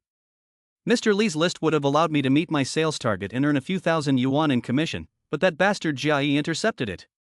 I just sat there, watching the tiredness, happiness and numbness on the faces of the passers-by, and used it to drink.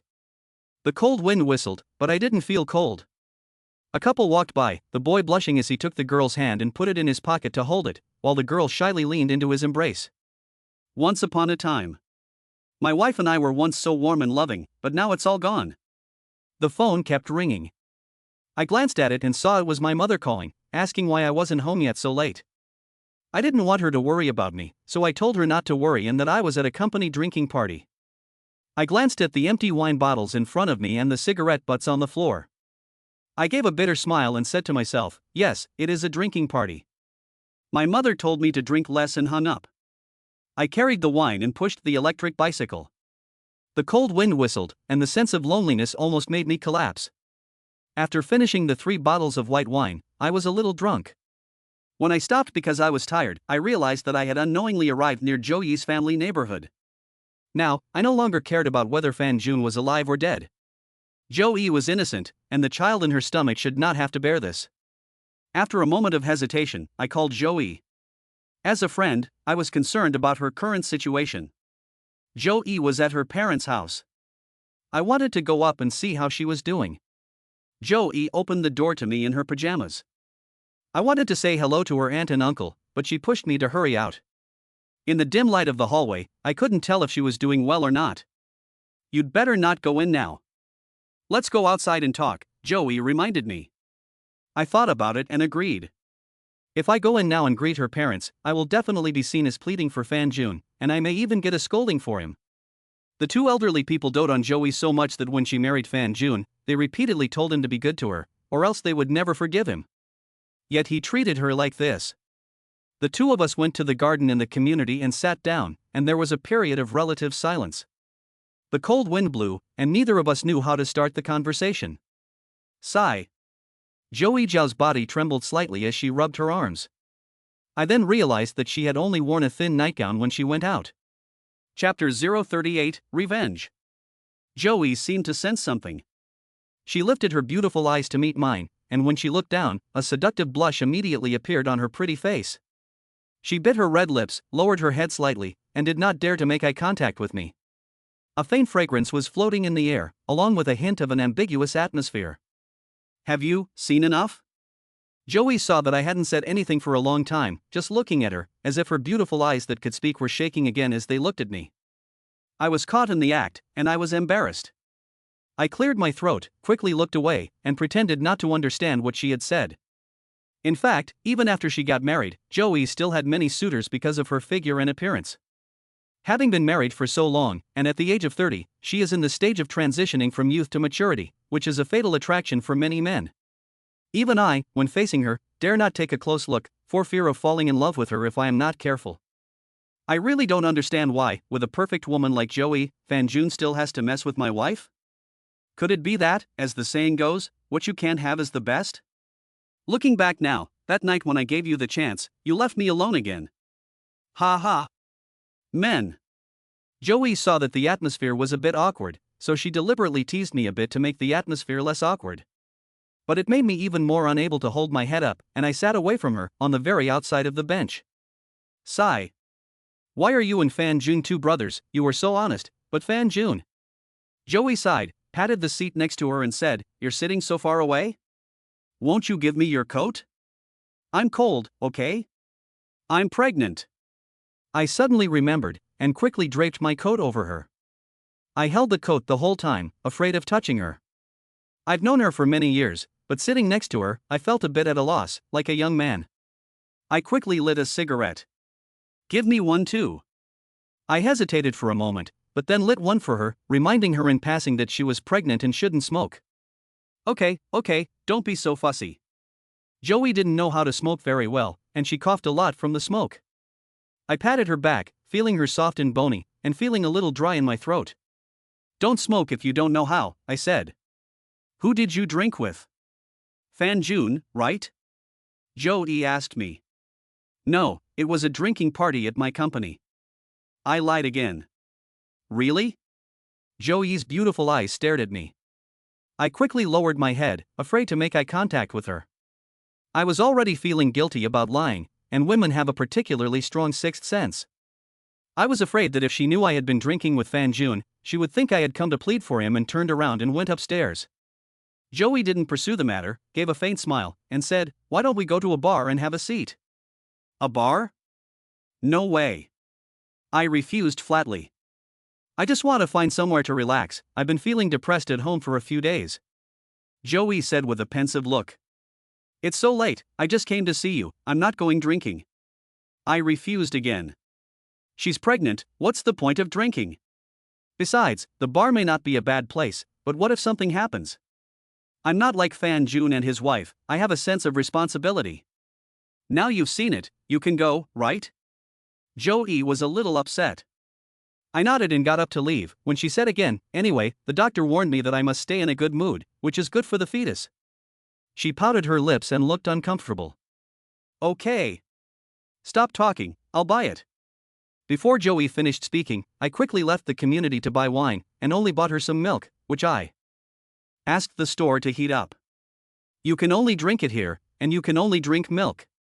I handed her the milk, which I had been keeping warm in my arms, and she took it with a displeased expression before looking at me with surprise in her beautiful eyes.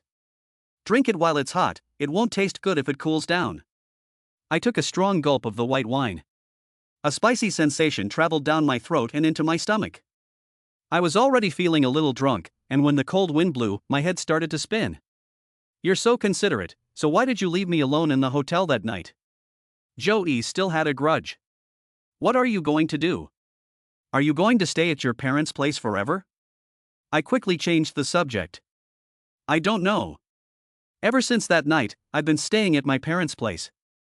I don't want to go back. Whenever I see him, I feel suffocated. Joey lowered her head. My words made her feel bad again.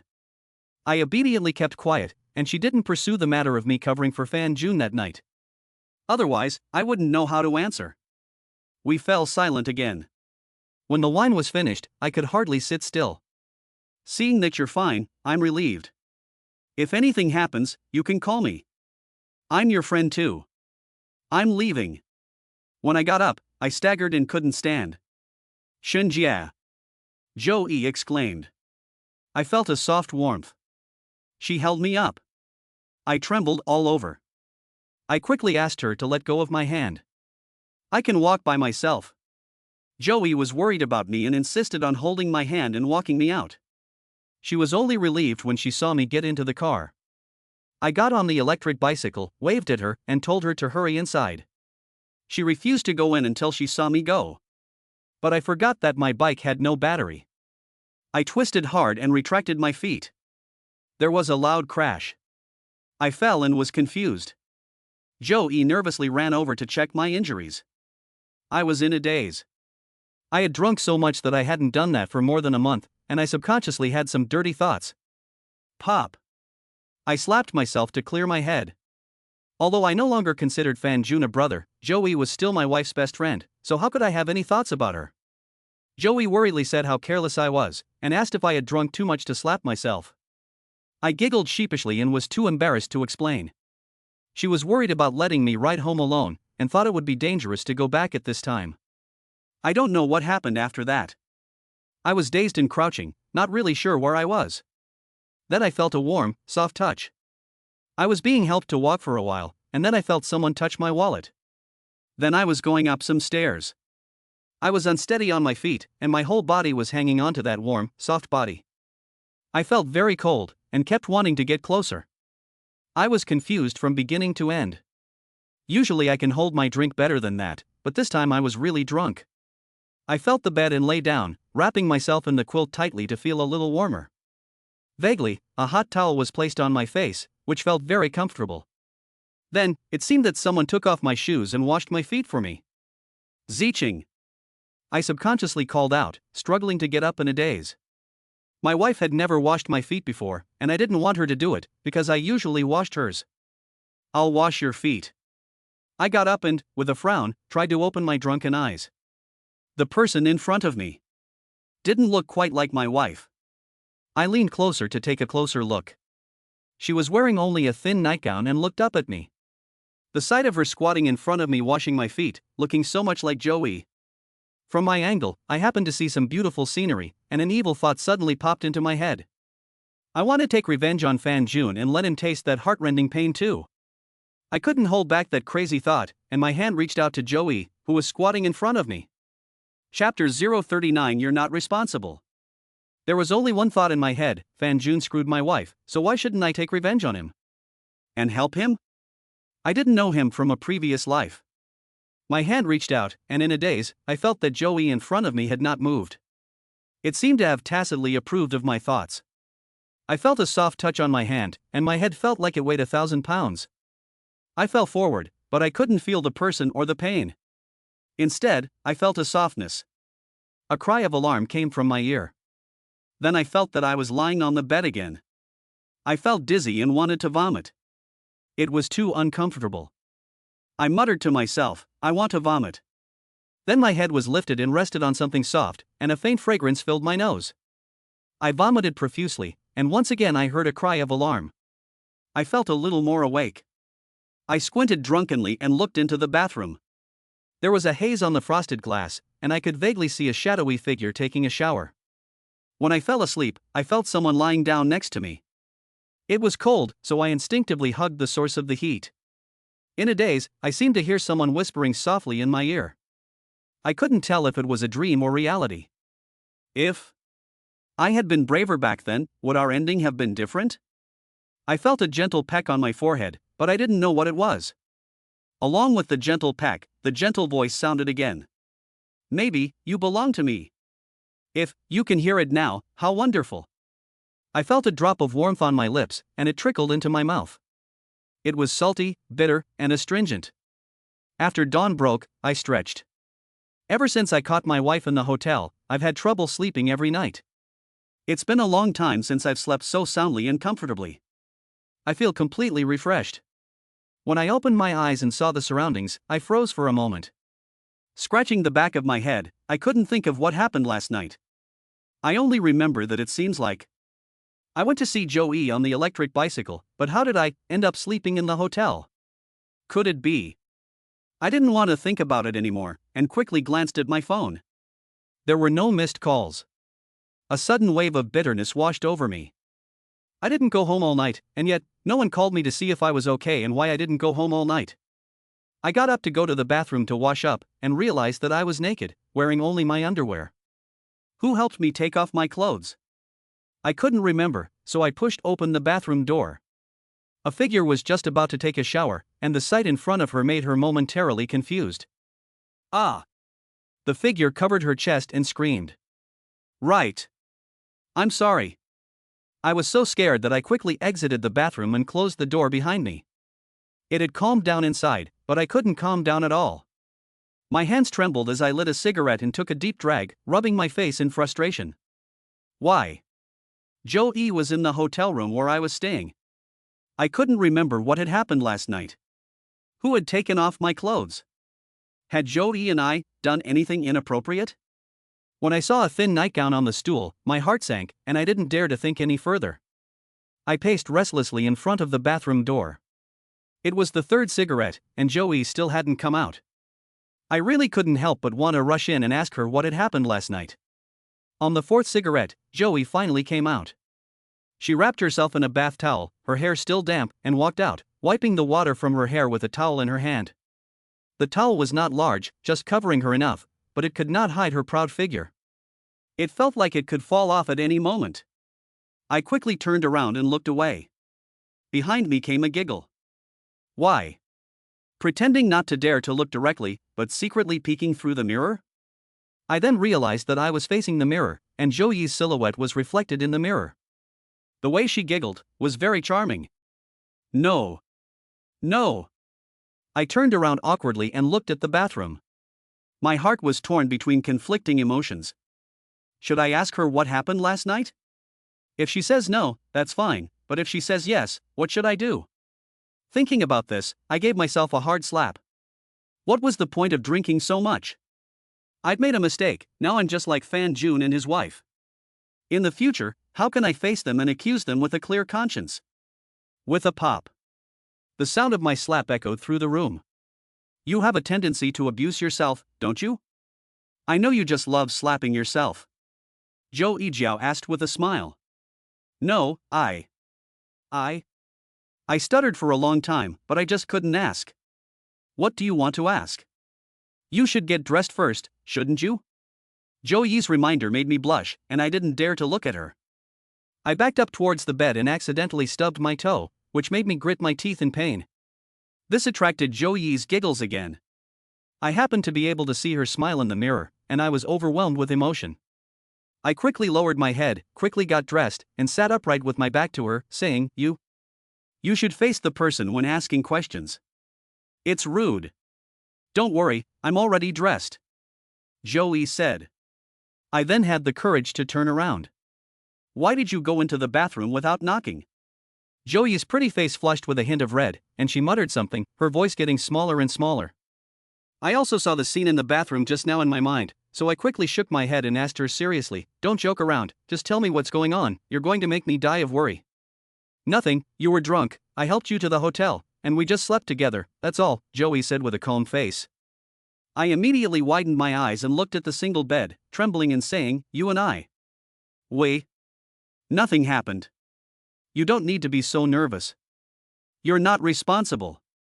Zhou Yi's pretty face turned cold. Phew. I let out a long breath when I heard those words. I hated Fan Jun for cheating on my wife, and I had thought about getting back at him, but if I were to do something dirty to Zhou Yi like he did to my wife, I just couldn't get past the line in my heart that said I couldn't do it.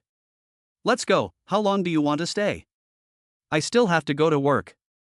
Zhou Yi walked ahead of me, and I followed her out of the hotel. She said that my car was charging in the community, and asked me to go in with her to ride it. As soon as we left the hotel, a cold wind hit us. She was wearing only a thin nightgown and shivered with cold. I quickly took off my jacket and put it on her.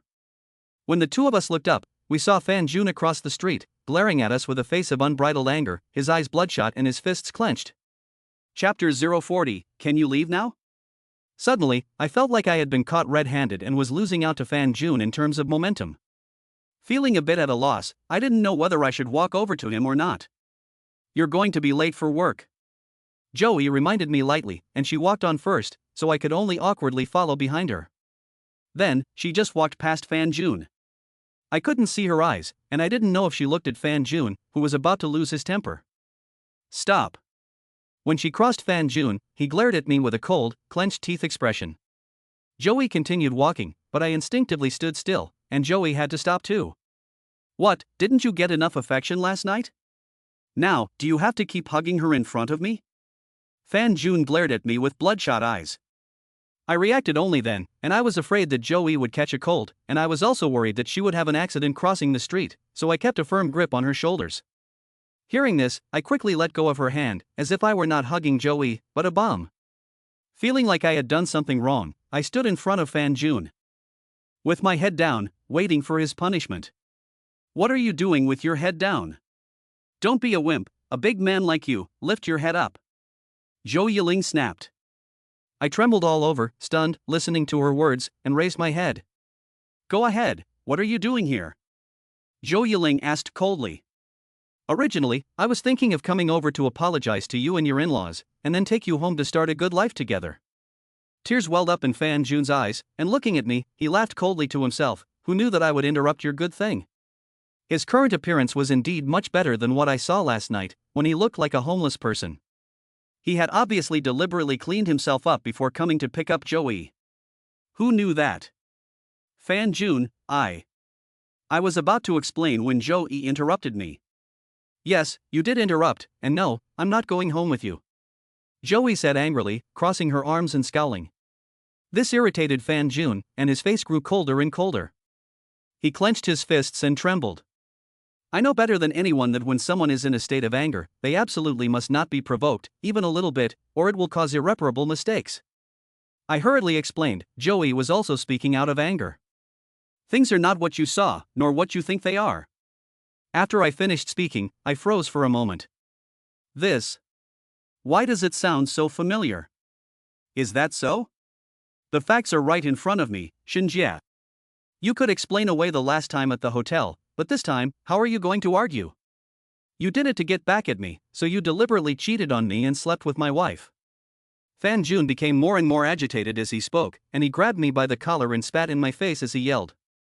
I felt very wronged. Obviously, I was the one who caught him having an affair with his wife, but why had the situation now become reversed? I wanted to explain, but I felt that any explanation would seem very weak and powerless in the current situation. Let go of him. Joey's face was not a happy one as she broke Fan Jun's grip on my collar. Fan Jun looked at Joey in disbelief as she broke his grip on her collar. So, you didn't come here sincerely to apologize to me and take me home to start a good life together, but instead deliberately came to catch me in the act with Shinjia, right? Joey asked coldly. No. Fan Jun's face changed. Joey didn't bother to listen to his explanation and impatiently said, now that you've caught me, are you satisfied? Can you go now? People who had already risen early to go to work stopped and looked at us. Joey was irritated by Fan Jun and didn't want to see him, let alone argue with him in the street. It was like being a clown, being pointed at by everyone. Moreover, this was the entrance to her mother's community, and everyone there was an acquaintance. She could see the contempt or disdain in the eyes of those people. I knew something was wrong. Joey was usually gentle as water, but deep down she was still a bit arrogant. Seeing people looking at her like this, Joey's face turned pale. In front of Fan Jun, she deliberately put her small hand in my arm, leaned her head on my shoulder, and led me into the community.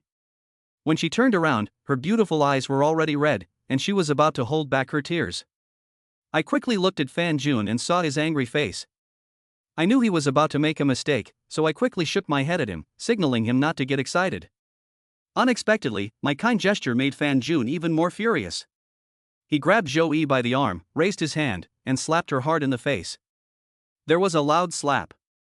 The onlookers couldn't help but frown and turn away. Joey's pretty white face instantly showed a palm print, and her mouth was bleeding. The tears in her eyes were also blown away by Fan Jun's slap and fell on my face. Joey did not cry or make a scene. Her beautiful eyes, red from crying, stared at Fan Jun, and the tears in her eyes had disappeared. At that moment, I felt what it meant to be heartbroken. Is it over? If it is, I'm leaving. Joey's tone was indifferent, without a trace of emotion. Fan Jun looked at his hand in shock. It was trembling slightly. He could not believe it. He had actually hit Joey. Seeing Joey turn to leave, he hurriedly pulled her back, crying out, I'm sorry, honey, I didn't mean it, I just. Fan Jun. You're dead set on not repenting, and you dare to hit my daughter. With a furious yell, Joey's parents hurried out of the community, heartbroken as they looked at the palm marks on her face. They protected her behind their backs, glaring at Fan Jun. Joey's parents were both senior intellectuals, and they looked like they were about to eat someone. Mom and Dad. It's not like that, let me explain. Fan Jun hurriedly tried to defend himself. Don't say another word, do you think I'm blind? I was hoping that if you didn't come today, I could send you back and let you two get on with your lives for the sake of the child. But now it seems that I've almost pushed my daughter into the fire. Joey's mother let out a heartrending cry. When we got married, you promised us on your chest. Is this how you treat Joey? Joey even spoke well of you for a few days after all the dirty things you did. How did she meet someone so heartless as you? We shouldn't have let Joey have her way and not let you get married in the first place. Joey's father shouted angrily. Fan Jun kept crying and shouting to explain, but it was useless. Joey's parents were so angry that they couldn't say a word, and they were embarrassed to continue their row in front of everyone. Joey looked at Fan Jun with indifference and pulled her parents to enter the community. Fan Jun was really afraid of losing Joey, so in front of the audience, he threw away his pride as a man and, with a thud, knelt in front of Joey, holding her tightly and crying out, refusing to let go and let her go. He knew very well. Joey's turn, it is likely that she will never turn for him again. If you don't let me go, I and my child will die in front of you immediately. Joey's cold voice made Fan Jun tremble all over, his hands hanging down helplessly, his eyes full of tears, as he watched Joey enter the community. I don't know how to comfort Fan Jun, or rather, isn't he experiencing everything he bestowed upon me at that time? When I came out of the community on an electric bicycle, Fan Jun, with a crazed look on his face, stopped in front of my bicycle. Chapter 041, I didn't ask you to comfort her so thoroughly. Bastard! Why are you doing this to me? What have I ever done to you? Fan Jun grabbed me by the collar, glaring at me fiercely, his spit flying in all directions as he got agitated. I calmly wiped the saliva off my face. He's just experiencing what I've been through. Do you understand how I feel now? I laughed coldly. I told you to come and see if she and the baby were okay, and to comfort her, not to comfort her so thoroughly. Fan Jun roared. I drank too much last night and couldn't do anything. Nothing happened between me and Joey. I explained. You drank too much? Are you fucking kidding me? You only drank one bottle when you left last night. Fan Jun was even more furious, thinking that I was deliberately lying to him. Believe it or not, I drank 4 more bottles of baijiu after that, and I couldn't ride a bike, so Joey just took me to the hotel. Ha, Shinjia, if you're going to lie, at least wash your face first. You're just trying to get back at me. Wash my face? What do you mean? I looked in the mirror in confusion, and there was a faint red lipstick mark on my forehead. This. Didn't Joey say that she and I didn't have anything? Could it be that last night wasn't a dream? It was real? I wiped the lipstick mark off my forehead and said, so, you can't possibly believe that Joey and I are fine, right? So, you and my wife still insist that everything is fine? It seems that Joey was right, you weren't sincere in apologizing to her at all, you were just here to catch me in the act.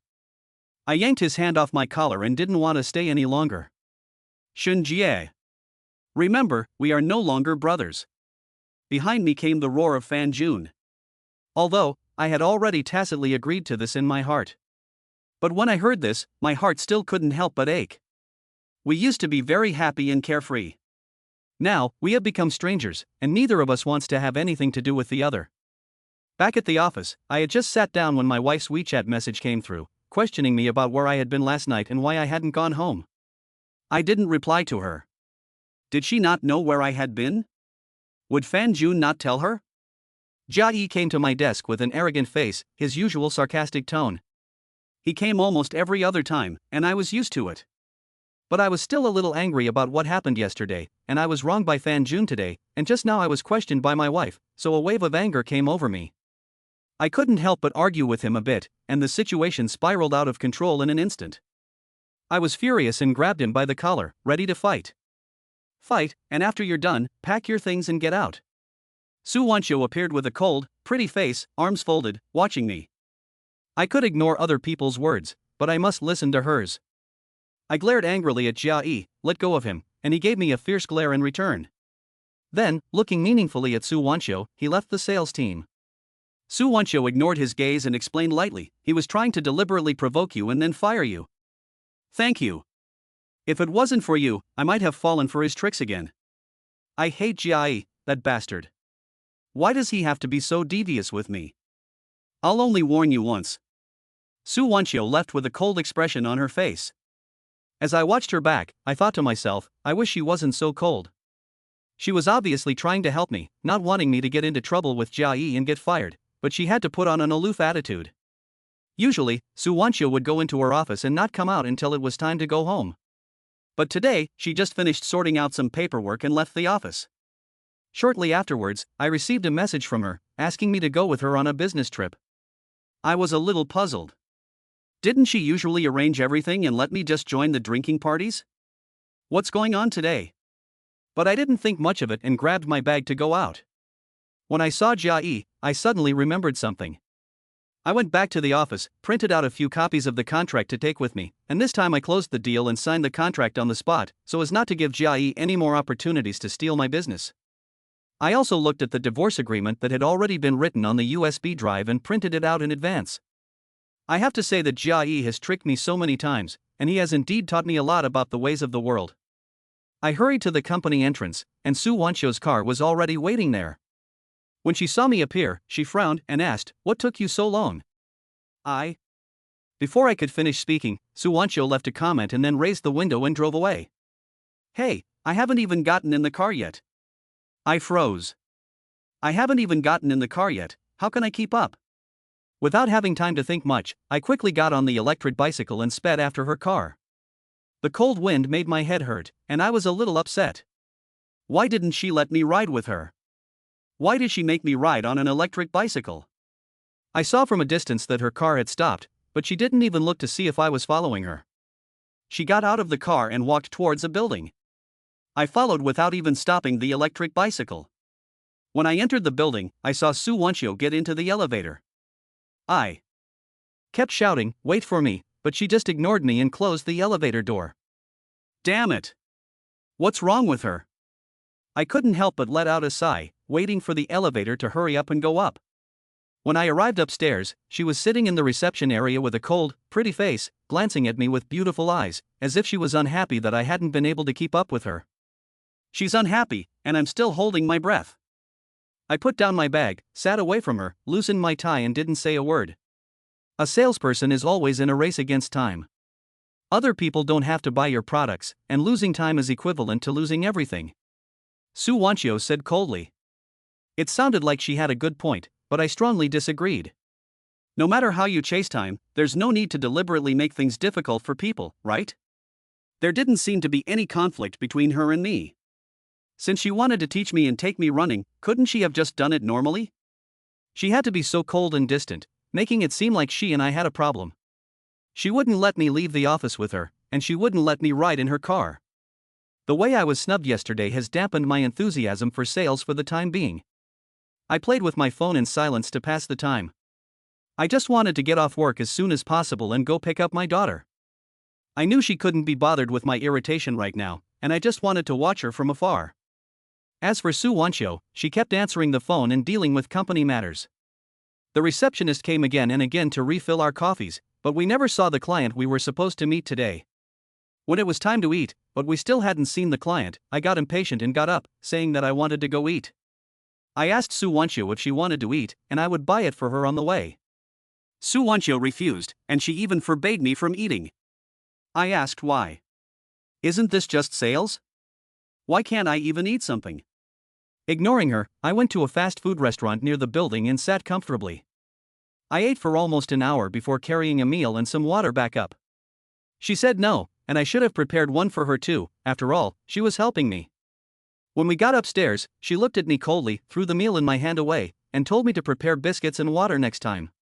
I really couldn't understand this. We had hurried over in such a hurry, waited all morning, and hadn't seen her. Was there something wrong with me eating a meal? I was so angry that I didn't say a word. We were both silent, and we sat there until everyone from the other company had left, but we still couldn't see her. Let's go. Su Wanchio left the company with a pale face, but I was not as indifferent as she was. I had been waiting all day, and no one would even see me? I stopped Su Wanchio, who was about to get into the car, and asked. Not to mention one day, some salespeople can stay in other people's companies for a month or two just to see a client.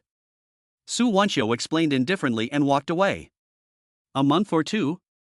Have I underestimated sales? It was already dark, and I couldn't pick up my daughter from school.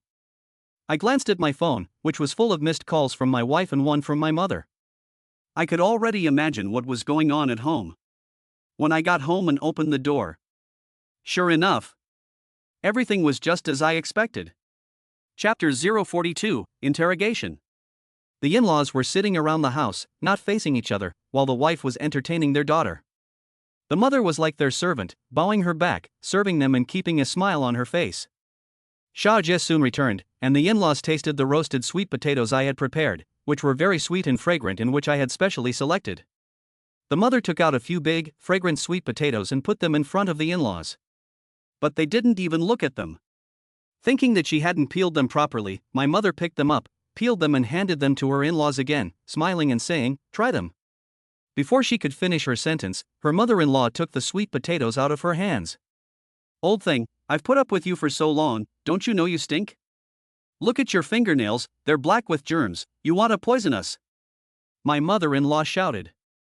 My mother's hands trembled as she reached for the mangled sweet potato on the ground, trying to pick it up. She kept saying, "What a pity, such a good sweet potato." She had carefully selected it and saved it especially for us, as a token of her affection. She didn't even want to eat it herself, but wanted to give it to her daughter-in-law to try. But now it had been thrown away like rubbish, and she was even being accused of smelling. Seeing this, I couldn't hold back the anger that rushed to my head. There was a loud bang. I slammed the door shut. My wife and in-laws were shocked, and my daughter was also shocked, staring at me with wide, dazed eyes. "What's wrong with you? You came home, and you slammed the door shut so hard, you tried to scare the living daylights out of people?" My mother-in-law patted her chest and chattered nervously. My wife saw it was me who had returned, glanced at my mother again, and quickly got up to help her. Just as she reached out her hand, she remembered something. Frowning, she held back the urge to help her mother and said, "Mom, don't pick it up." I walked towards my mother with a stern face and shook off my wife's hand. No one else knows that she's putting on a show on purpose, but I do. She just doesn't like my mother and is putting on a show for me because I'm here. Mom, you've had a long day too, sit down. If other people want to eat, let them get their own food and don't mind them. I gave my in-laws a cold glance and suppressed my anger. If I didn't want to lose face in front of my mother, I would have ignored them. They are shameless leeches, spending my mother's hard-earned money and then complaining about her. Shinjia, no matter what, we are your in-laws. Is this the way you treat your in-laws? My father-in-law tapped the table with his fingertips, his face not looking good. Go ahead, what is the matter this time? I don't want to argue with them, I said impatiently, sitting on the sofa and lighting a Chinese cigarette. I will continue to hold this attitude until the Tang family returns the hard-earned money of my mother and me. A mother who is not kind will not have a filial son. This is not my fault, I am only treating them in the same way they treat me. My mother-in-law's eyes lit up when she saw me smoking a Chinese cigarette, the same as her son. I sneered to myself, wondering what kind of nonsense she would spout today.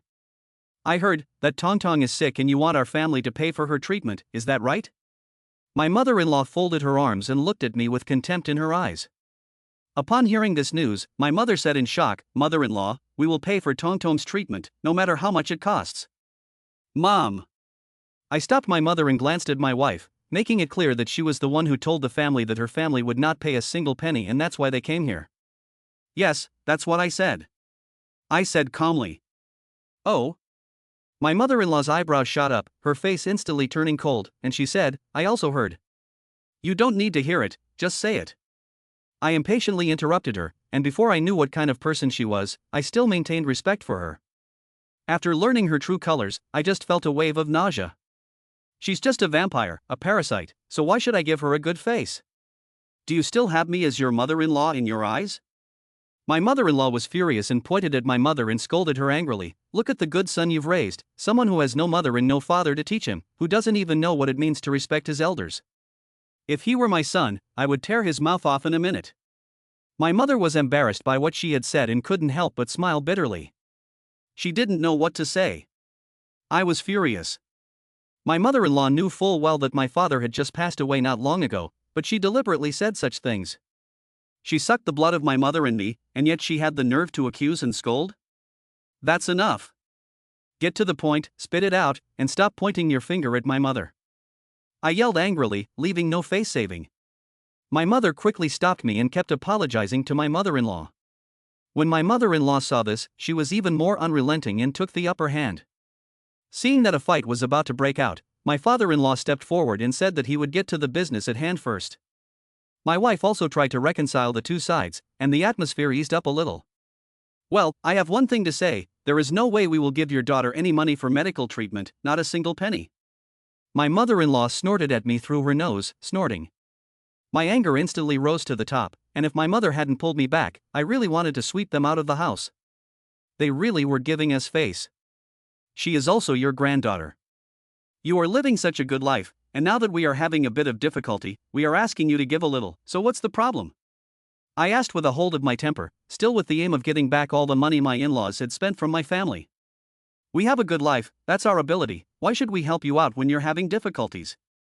You're so smug about leeching off your parents? My mother-in-law snorted. I'm leeching off my parents?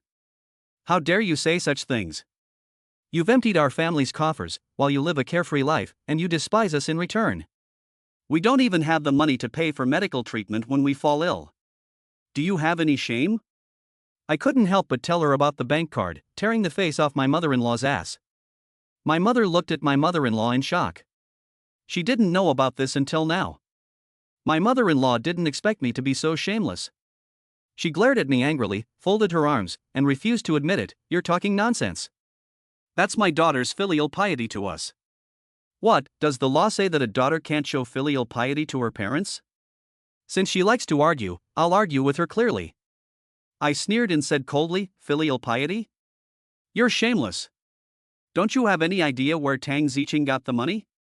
She hasn't worked since she started dating me, and she has to take dancing lessons every week. Where did all that money come from? Isn't it all the hard-earned money of my mother and me? That's the money owed on the house, and you've gone and squandered it. You've got no conscience at all.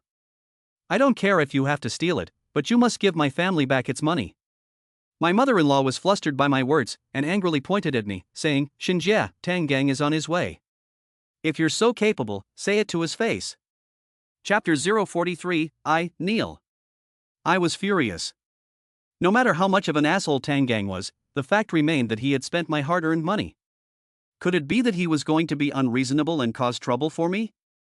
As I was talking, the door was knocked on. My wife's face changed, and she looked at the door, saying, Mom, why did you call Xiaojiang over? Something bad will happen if he comes over. If Xiaojiang doesn't come over, some people will think that our Tang family is easy to bully. My mother-in-law snorted, got up and went to open the door. Tang Gang stormed in, and when he saw me, his eyes widened even more than a copper bell. Okay, now whatever you have to say it in front of Xiaojiang. My mother-in-law was smug, confident that I wouldn't dare do anything in front of Tang Gang. I was really at her mercy, keeping my head down and silent. I glared angrily at my wife, who had given all my money to her family and now had them come and cause trouble for me. One day, I will make them pay. My mother quickly stepped forward to mediate, but my mother-in-law pushed her aside and coldly said, Shut up, old thing, it annoys me when I hear you talk. My mother-in-law coldly glared at me, her arms folded. When Xiaojiang comes, you just slink away like a dog, don't you? You found another woman on the side, and you want my family to pay for your mistress? Are you delusional? I'm not at all surprised that she knows about it. Fan Jun is having an affair with his wife, so he would definitely tell his wife about what happened in the morning, and it's not surprising that her family knows. My wife's beautiful eyes were red with grievance, and her voice trembled as she said, I didn't want it to turn out this way. You've become more and more brazen, completely ignoring me. I'm afraid that in a few days, I, Shin's daughter-in-law, will be kicked out of the house. I shook my head coldly. She was still pretending. How dare she act so aggrieved? Before I could say anything, Tang just heard all this. His mouth twisted into a sneer, and he grabbed me by the collar, lifting me up. I had to stand on my tiptoes to catch my breath. Bastard, if my sister hadn't stopped me last time, I would have fucking killed you. Today, I'm going to break your legs so you dare not go behind my sister's back with other women. Tang Gang shouted angrily. The in-laws watched from the sidelines, and my wife tried to persuade him, but I could see through her pretense. My mother was afraid that he would really beat me up, so she grabbed his hand to stop him from hurting me. Old man, will you just fuck off? You're so annoying. I'll teach your son instead of you. In the struggle, my mother was pushed to the ground by Tang Gang. She sat on the ground and couldn't get up for a long time. My wife quickly went up to help her, asking if she was okay. My mother-in-law smiled coldly, saying, Serves you right. Mom. I was furious. My mother was my last line of defense. Tang Gang could hit me, I could take it, but hitting my mother was unacceptable. I broke free of Tang Gang's grip on my collar, lunged at my mother, pushed my wife aside, and she fell to the ground, her hand scraped. She immediately burst into tears. Shinjia, what are you doing? I'm just concerned about Mom. My wife cried out. You're concerned about Mom? It's not you, bitch, that my mom got pushed over by your vampire brother. I stared at them with bloodshot eyes. Pointing at Tang Gang, I said with gritted teeth, if anything happens to my mom, I won't let you off the hook. Shinjia, you're looking for death. You screw around with women outside, and you dare to hit my sister in front of me? If I don't waste you today, I'll be damned if I'm your last name. Tang Gang roared, and came up and punched and kicked me. I couldn't hide, because if I did, he would hit my mother. I could only grit my teeth and bear the pain without making a sound. I looked at my wife with murderous eyes. I spared her life in the hotel, but she kept pushing me. The anger in my heart was about to burn me. Instead of stopping her, my mother-in-law cheered from the side, saying that she wanted to beat the crap out of this loser. I was in unbearable pain from the beating. My mother's rough, cracked hands trembled as she stroked my cheek, and tears could not be held back. That's enough, you really want to beat your brother-in-law to death. When I was about to give up, my wife stopped Tang Gang, trying to help me up. I pushed her away fiercely, having long since seen through her false kindness. I was trembling with pain all over, helped my mother up, and glanced at my daughter in the corner of the sofa, who was staring at me blankly. I gave a bitter smile, tugging at the wound at the corner of my mouth, which made my scalp tingle with pain. Divorce. We must divorce. My mother-in-law was encouraging me. Tang Gang and my father-in-law agreed, only my wife looked at me. They were all sure that I wouldn't dare to divorce her, but I had had enough. Shaking, I took out the divorce agreement I had printed out earlier that afternoon from my bag. I thought I would have to wait until I caught her in the act, but I didn't expect to be able to use it tonight. If you want a divorce, fine, just give me back my house and my hard-earned money, and you can divorce whenever you want. I tugged the divorce agreement onto the table. My wife looked at me in horror. She never imagined that I would already have the divorce agreement ready. Her beautiful eyes were red with tears. She looked so pitiful. I had once seen her cry, and my heart ached so much that I could hardly breathe. Now, I just felt that those were crocodile tears, insincere and false. What are you thinking? Have you been hit on the head? The house is in my sister's name, and who paid for it? Don't you fucking dare. Tang Gang threatened me. What? You spent 180,000 yuan on a car and you dare to hit me? Do you really think there is no law? No one can control you anymore? Although I was scared, I gritted my teeth and stared at him. Tang Gang tried to hit me again, but his wife stopped him. After all, it had cost me 300,000 yuan, and his wife felt a little guilty. I'm not leaving. My wife tore up the divorce agreement in front of everyone. Whether it was because of the money my mother had saved for her funeral or because I wanted her family to pay me back, she refused to divorce me. Sister, why do you want to follow such a bitch? He's already looking for a woman on the side. As long as there's a lawsuit, he can't take the house, and he'll have to pay you alimony every month. Tang Gang was trying to persuade me. My wife gave me a complicated look in her beautiful eyes, hesitated for a moment, and then shook her head. I don't know if she was afraid that I had evidence of her cheating on me, didn't want her family to pay me back, or still thinking about the money from my mother's coffin. Anyway, my wife refused to leave no matter what. My in-laws didn't insist anymore. My sister can't bear to let you go, but that doesn't mean I'll let you off the hook. Today, you must kneel down and apologize to her. Tang Gang glared at me with clenched teeth. I laughed mockingly and shook my head, saying, absolutely not. His brother-in-law, you can't do this. My mother spoke up to persuade him, but once again, she was pushed over by Tang Gang, fortunately this time onto the sofa. Mom! I yelled, turning to glare at Tang Gang. A crazy thought popped into my head, and I wanted to rush into the kitchen and get a kitchen knife. As soon as I turned around, I was kicked hard in the crotch, and I stumbled and fell to one knee in front of my wife. I hurried to get up, but a large hand pressed on my shoulder. I gritted my teeth and held on, trying to stand up, but I was kicked hard in the crotch again. But I still held on, and I didn't kneel in front of my wife. A large hand grabbed my hair fiercely, and I gnashed my teeth in pain. Tang Gang's fierce face came close to mine, and he said in a sinister tone, Xinjia, you've got some backbone. Bah! You want me to kneel down? Never! I spat in his face. Tang Gang's face twitched hideously, and he surprisingly let go of me and walked towards my mother, saying, I want to see if your bones are hard or your mother's bones are hard. My mother was so old, how could she withstand Tang Gang's heavy hands and feet? Tang Gang, I curse your mother, don't move my mother. I roared in anger. Kneel down and apologize. I trembled uncontrollably, and my eyes looked at my wife. From beginning to end, she never opened her mouth to persuade her younger brother, but just looked at me, even saying in her mouth, hurry up and kneel down and apologize, that would be the end of it, no big deal. One sentence made me feel cold from head to toe, but it was nothing compared to the coldness in my heart. Seeing that I refused to kneel for a long time, Tang Gang pinched my mother's shoulders. My mother didn't cry out in pain, but her face was extremely painful. Tang Gang. Don't move my mother. I kneel. The tears on my face could not be stopped, and my knees knelt heavily. Chapter 044 Su Wanqiu was calling for help. My mother could endure the strong pinching of her shoulders by Tang Gang without saying a word.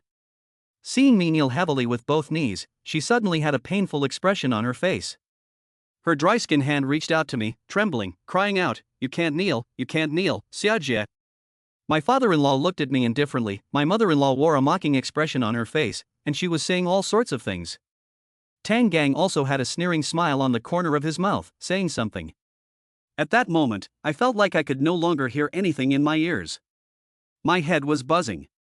All the strength in my body seemed to have been drained away, and my spine could no longer support my body, so I fell limp and knelt before my wife. From the moment I knelt down, my wife and her family ruthlessly and mercilessly trampled on the last of my dignity as a man. My outlook on life, my world, collapsed. I felt like I was doing something, but my head was in a daze. I felt someone grab my hair, but I didn't feel any pain.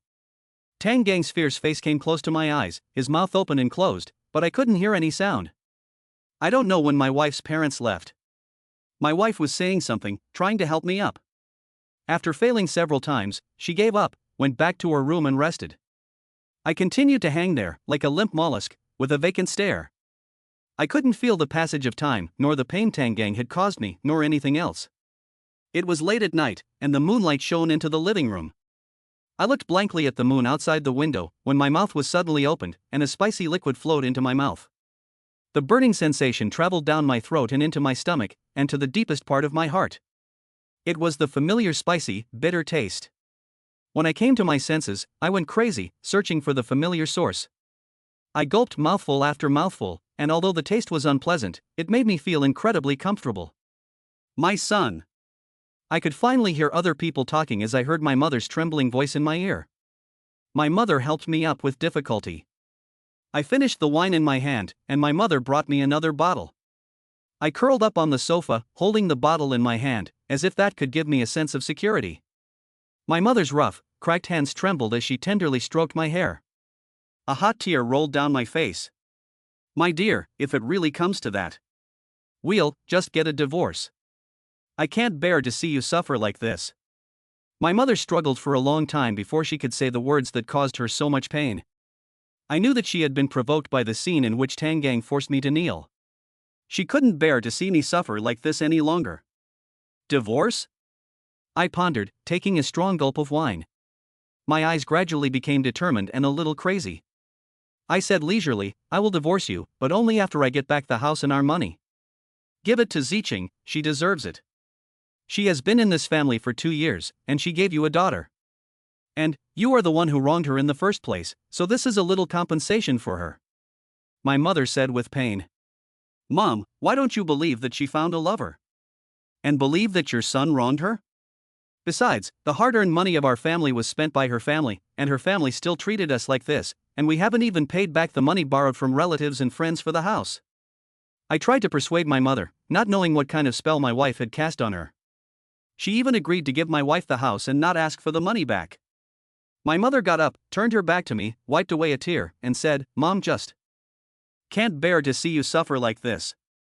I watched her limp back to her room. My heart was filled with mixed emotions. After my mother entered her room, my wife came out holding a blanket, covered me with it, and went back to her room without saying a word. I'm pretty sure she heard everything my mother said just now, and the excitement in her eyes was hard to hide. She spent the hard-earned money of my mother and I, and doesn't want to pay back a single penny, and still treats my mother and I like this. The Tang family. They're so damn bullying. Just you wait, for everything I've suffered today, one day, I will make them pay back 100 times over. I kept my eyes open until dawn, and I wanted to rest a bit, too, but I was too sore to sleep. I got up, washed up, and looked at myself in the mirror. My face was covered in bruises, but my eyes were full of determination. I made breakfast. I woke up my daughter and tried to help her get dressed, but she still refused.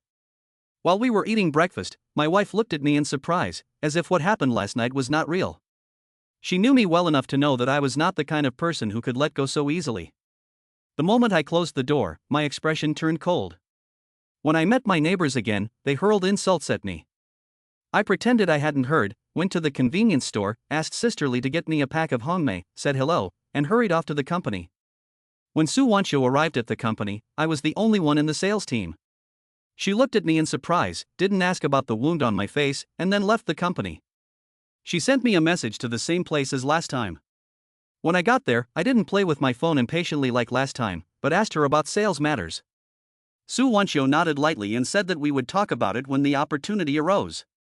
Next, I did whatever she asked me to do. Today, I even specially prepared biscuits, bread, and water. When she saw me take them out, Su Wanqiu nodded with some satisfaction. Although I still didn't meet with any clients, my attitude today had changed a lot, and I wasn't as impatient as before. Even when Su Wanqiu left, she said to me to keep it up and not lose the momentum. I took it as a compliment. Standing in the same place, I waved at her car until she had left. Then I got on my electric bicycle and hurried to the kindergarten to see my daughter. I wanted to pick her up from school from a distance, not wanting to cause any more excitement in her. My wife carried her to the taxi and I didn't show up. The three of us arrived at the community almost at the same time. After I got home, I cooked dinner. After we finished eating, I took my mother to the hospital to have her leg looked at. She said she had already seen a doctor and there was no problem. I was a little surprised, as I had told her in the morning to wait for me to take her to the hospital after work. When I went to the hospital to get Tongtong's medicine, I took my mother to the doctor's office as well. My wife explained. I'm an old man, there's no need to go to the hospital, Zicheng is worried about my health. My mother looked at my wife with a smile on her face, as if she had forgotten about the attitude of my wife's family yesterday. Mom! Tongtong's medicine will run out after today, and tomorrow, we'll have to go to the hospital again to get more. The wife said to her mother, glancing at me with beautiful eyes. It wasn't the same sneaky feeling as when she asked for money last time. This time, it was above board. My mother reassured her, don't worry about the money, I'll go get it in the morning. Mom, get a lot, 20,000 to 30,000 yuan, so you don't have to go every day and it's not a hassle, the wife said. Seeing her mother's agreement, the wife's smile rose up at the corners of her eyes. I frowned, silently puffing on my cigarette, trying to speak up to stop her, but in the end, I chose to keep quiet. The smile in the corner of the wife's eyes deepened. In the evening, my wife asked me to go to bed in my room, as it was cold outside and she didn't want me to get sick again. We were both silent for a while, lying quietly in bed with our backs to each other. Hey, let me tell you something. My wife suddenly spoke. She was quite sure that I had not fallen asleep, and my phone rang, interrupting her. I didn't want to answer it, but it kept ringing, and I was afraid that something might be wrong. I picked up the phone doubtfully, and my wife also got up, glaring at me with a cold expression on her pretty face. Xinjie. Come to the Diamond Dynasty, hurry. Su Wanxiu's urgent, sweet voice sounded, a little like a cry for help. Chapter 045, Take Me Home. Then the phone hung up, without giving me a chance to refuse. I frowned and glanced at the time. It was almost 1 o'clock, and Su Wanxiu's voice still carried a hint of desperation. My wife's face was even gloomier, and her beautiful eyes stared at me coldly. Is it that slut of a supervisor of yours? Or, that shameless little bitch Joey? My wife asked coldly, her teeth gritted. I wasn't surprised to hear Zhou Yi's name from her mouth. She had explained today why there were people from her family here. They had heard rumors that Zhou Yi and I were having an affair and were afraid that there might be problems with our marriage, so they had come to mediate. What a good job they did mediating. I just laughed. Whether it was a rumor, or Fan Jun told her, or her family had planned to deliberately find fault with me to get out of paying back the money I spent on her medical treatment, I knew better than anyone else. Let's talk about it when I get back, don't disturb the baby at this hour. I didn't want to communicate with my wife too much, so I got up and put on a jacket before leaving. Before I left, I saw my wife's cold and sinister gaze, and I knew that there would be another fight. In the past, if a woman called me in the middle of the night, or even if it was past 10 o'clock and Fan Jun asked me to go out, I wouldn't go out for fear of my wife worrying about me. Now, who cares about her? I hurriedly rode my electric bicycle to the Diamond Dynasty, and called Su Wanxiu many times along the way, but she didn't answer. Luckily, I had been to the Diamond Dynasty with Mr. Zhou and Mr. Li last time, otherwise, I wouldn't know where to go.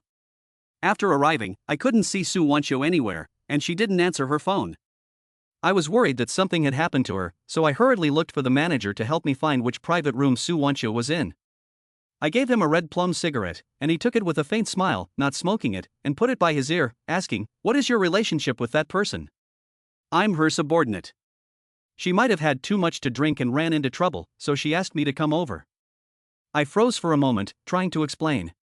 "Then please wait a moment, we'll let you know after we've confirmed." The manager left. I was a little dazed. Was the cigarette too cheap to do such a small favor? I searched room after room for half an hour, but couldn't find her. Then a waiter came to me and said that they had confirmed and were ready to take me upstairs. When I arrived at the door of the private room, I handed the waiter another hongmei. The waiter looked at it and smiled awkwardly, saying that he didn't smoke. I clearly smelled smoke on him. Seeing him leave with a suppressed smile, I seemed to understand something. I pushed open the large private room, and inside were only Su Wanxiu and a middle-aged man. There was a bottle of red wine on the table, and the two were happily singing love songs to each other. The middle-aged man was flushed with drink, his feet unsteady, and he couldn't even sing clearly, while gazing at Su Wanxiu with deep affection. He even put his arm around her waist, wanting to dance. Seeing this scene, I suddenly frowned. Deep down, I had the illusion that someone was desecrating my wife. Su Wanxiu gave me the feeling of being too much like my wife. When facing her, I always have this illusion. I can feel how much trouble Su Wanxiu had been through before I arrived, and I can't help thinking that she might have had some difficulty getting away if I hadn't shown up. Otherwise, given my understanding of Su Wanxiu's character, she would never have said that she wouldn't let me walk her home again. And she definitely wouldn't have called me in the middle of the night. Su Wanxiu saw me come in, too, and greeted me with a smile, deftly avoiding the middle-aged man's hand. I really have my doubts that she has a dual personality. When she faces me, she always has a poker face, as if I owe her a lot of money. When she meets clients, she always smiles so sweetly and charmingly. Su Wanxiu pretended to be surprised and said, "Why are you here?" I froze for a moment and said, "Manager Su, you told me to come over." Su Wanxiu gave me a glare with her beautiful eyes, raised her hand, glanced at the watch on her wrist, and said in surprise, "Oh, it's so late, I forgot to ask you to remind me to leave early, I have things to do tomorrow." Then she and the middle-aged man hypocritically used me as a shield, saying all kinds of polite things, such as how he sang really well, it was so nice that it made you forget the time. The middle-aged man didn't know what to say either, and gave me an unhappy look. He shook hands with Su Wanxiu and said that he had met a soulmate and had forgotten the time. He told her to take good care of herself and that he would let her experience the charm of the Dance King again sometime. The two exchanged polite greetings, but no one looked at me, as if I had interrupted them. When they said goodbye downstairs, they looked so reluctant to part that I felt like I was superfluous. After the middle-aged man got into his car, Su Wanxiu waved cheerfully. His car disappeared from view, and Su Wanxiu turned around. Her pretty face, which had been flushed with a touch of intoxication, instantly turned cold, and she said, "Take me home." She seemed to feel that something was wrong, so she added, "Please." I could only take her car keys and drive the car in front of her. I tried to help her get into the car, but she refused. Her movements getting into the car didn't look like those of a drunk person at all. After getting into the car, she also looked very sober. In the night city, only the neon signs were flashing, and there were not many cars left.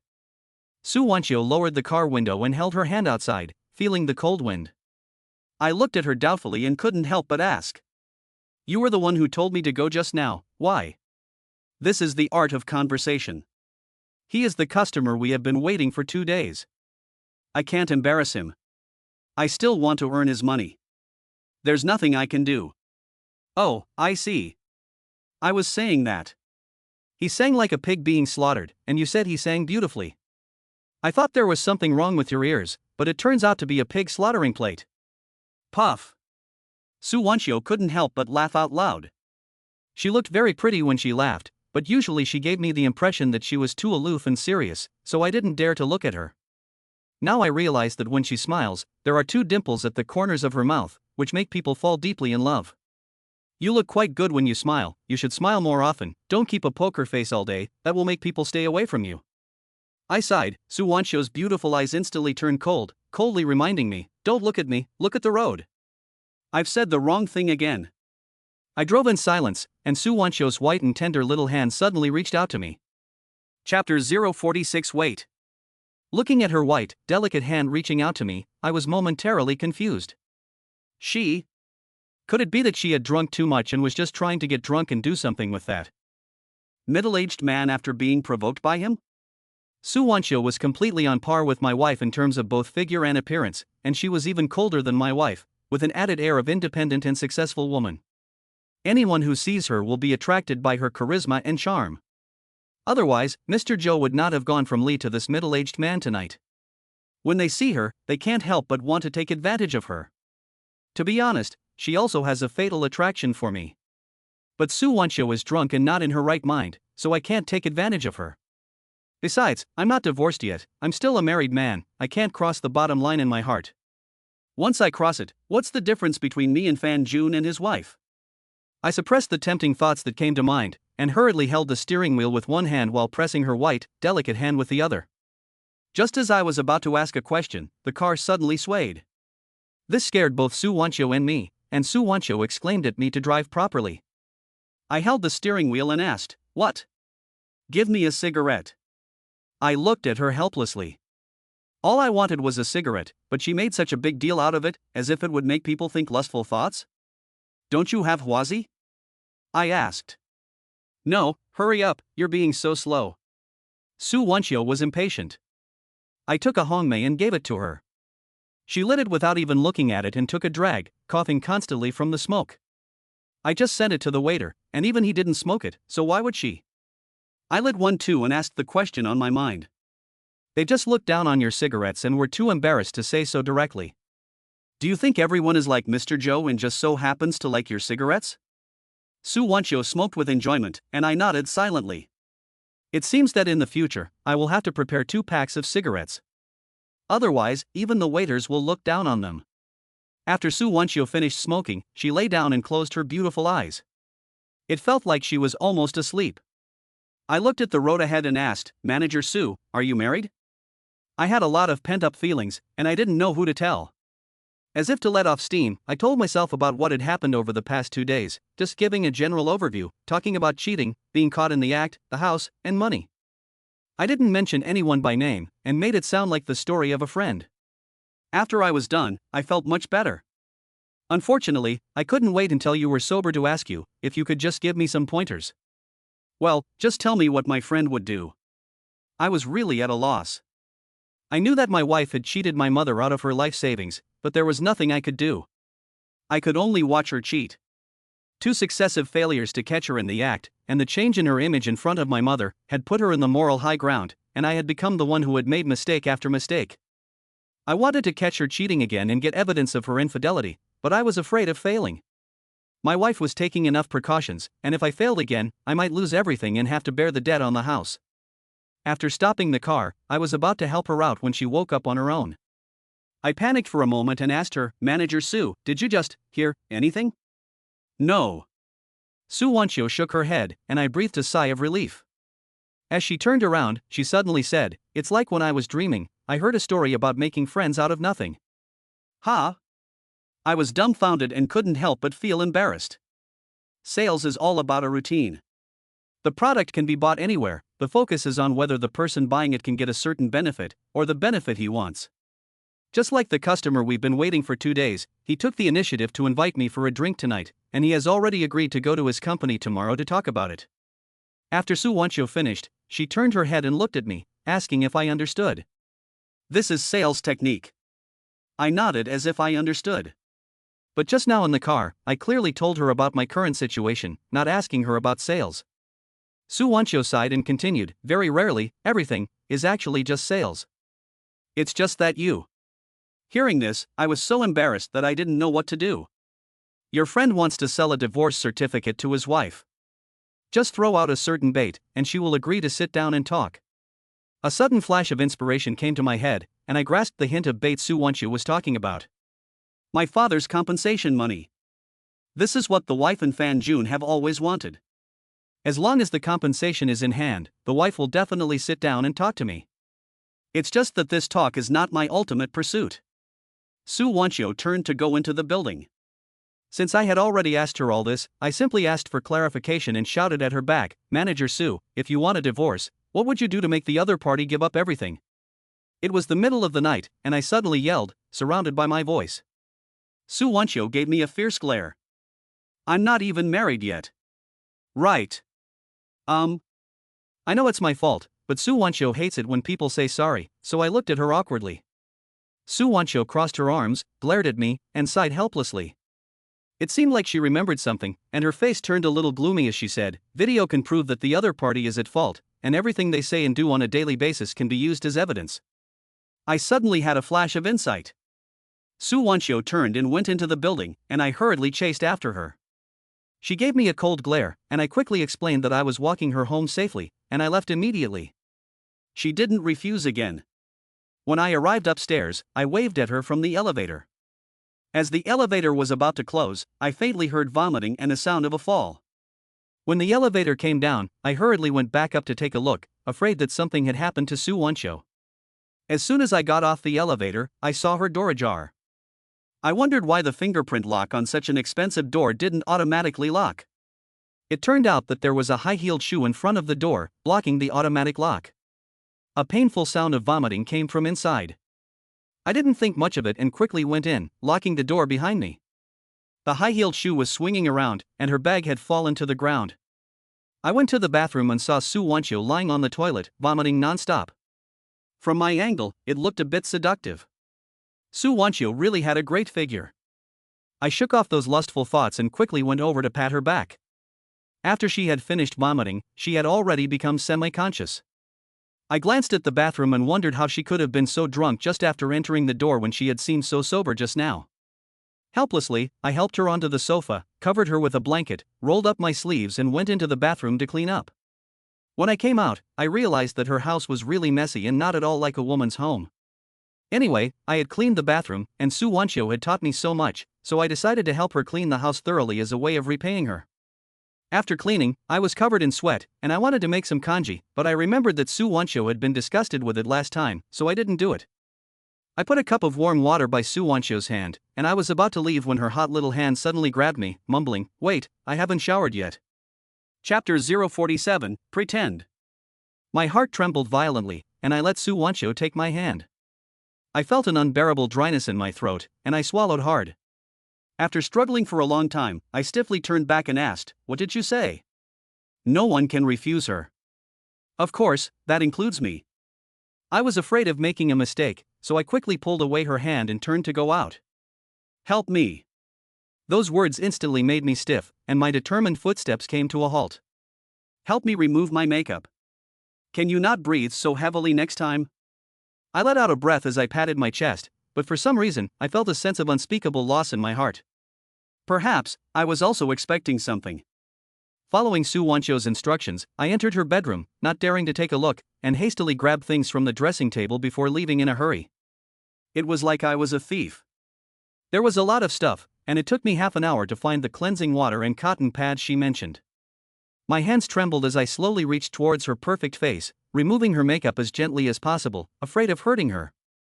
Slowly, Su Wancho's pretty face without any makeup emerged before my eyes. Looking at her, I thought of my wife. I used to help my wife remove her makeup so gently. Feeling that I was at a loss for what to do next, Su Wancho frowned slightly and said indistinctly, "Wash my face." If she hadn't just thrown up, she wouldn't have been able to speak clearly. I almost suspected that she was awake and deliberately asking me to wash her face. I helped her up from the sofa, and she put her hand on my shoulder. My hand trembled as I touched her waist and helped her into the bathroom to wash her face. When my hand caressed her pretty face, I lied to myself that I had no thoughts. It was a lie. I panted heavily. After I had finally helped her wash her face, I was just about to help her out. "I haven't washed my feet yet." I stared at Su Wancho fiercely. "That's enough. After removing her makeup and washing her face, now she wants me to wash her feet?" My gaze followed her words and looked at her white feet. Even if I'm not a foot fetishist, I was captivated by her feet. My hand trembled as I reached for her feet, and when I was about to touch them, I suddenly snapped out of it, quickly put her back on the sofa, and hurriedly left her house. I didn't even hear what she was saying. When I got downstairs, I took out a cigarette and put it in my mouth, but my trembling hands couldn't light it. After lighting it, I took a deep drag, and my surging heart calmed down a little. If I hadn't had a bottom line in my heart that I never crossed, and if I hadn't always regarded her as a benefactor, I might have. When I got home, my wife was already asleep. I took a shower in the bathroom outside, and washed the clothes on my body before entering the room. She now knew that I had a woman on the side, and if she found out that I still smelled of Su Wancho, I would be in trouble. Lying next to my wife, I sniffed the faint scent on her body, and Su Wancho's smile with dimples came to mind. I was unable to sleep again that night. I got up before dawn to wash and shave, looking refreshed and energetic. I seemed to be looking forward to going to work. In the past, I just muddled through work, and I had never gotten up so early. I made my daughter her favorite breakfast and woke my wife up gently. While eating breakfast, I smiled and talked to my wife. My wife stared back at me in confusion, and she looked at my mother doubtfully. My mother shook her head. They couldn't figure out why I had suddenly changed so much. Su Wancho's words woke me up. If I wanted to catch my wife in the act, I had to first paralyze her, so that she would let her guard down, and then I would have a chance. If I was constantly on edge, trying to catch her in the act, my father's compensation money would not be enough to make my wife slip up. My wife mentioned the medical expenses again in front of me, and my mother said she would go after she finished eating. Ziching, why don't you wait a couple of days? I spoke up. Why? My wife asked with a sneer and a shake of her head, looking at me with an expression that said, I knew it. Tong tongs. Illness won't see much effect in a couple of days. If I try hard, I can get a few more orders this month, which will earn me more than before. I can complete the performance target of 10,000 yuan and get a commission. I'll give you all the money then, you can take it and go see a doctor. I explained with a smile. My wife's beautiful eyes lit up for a moment, and she asked coldly, do you not want your daughter to get better, or do you want to hang out with that slut of a boss of yours all day? I no longer wanted to ask my wife why she kept mentioning Su Wanqiu, as I would not get a result anyway. My mother was afraid that we would argue again, so she told me to be quiet and that she would withdraw the money later. I patted my mother's hand to reassure her. Zicheng, where are you going with this? I need to work hard to give you and mom and our daughter a happy life. You are serious? I'm serious. My wife looked at me hesitantly, and without insisting that my mother withdraw more money for medical expenses, she just asked for enough for this month's purchases. Before I left the house with my bag, I told my mother not to sell sweet potatoes anymore this month, and that from now on, I would take care of everything at home. I gave my wife a gentle hug as if nothing had happened before, kissed her forehead, and she looked at me with a face full of astonishment, smiled, waved goodbye to her daughter, and left. As soon as the door closed, the smile on my face turned cold. What's the surprise? I'm afraid she'll be even more surprised the moment I catch her in bed with another man. I didn't feel the least bit guilty. I was just using the same method she used to numb everyone else. When the neighbors pointed their fingers at me again, I didn't pretend not to hear them, and I even smiled at them.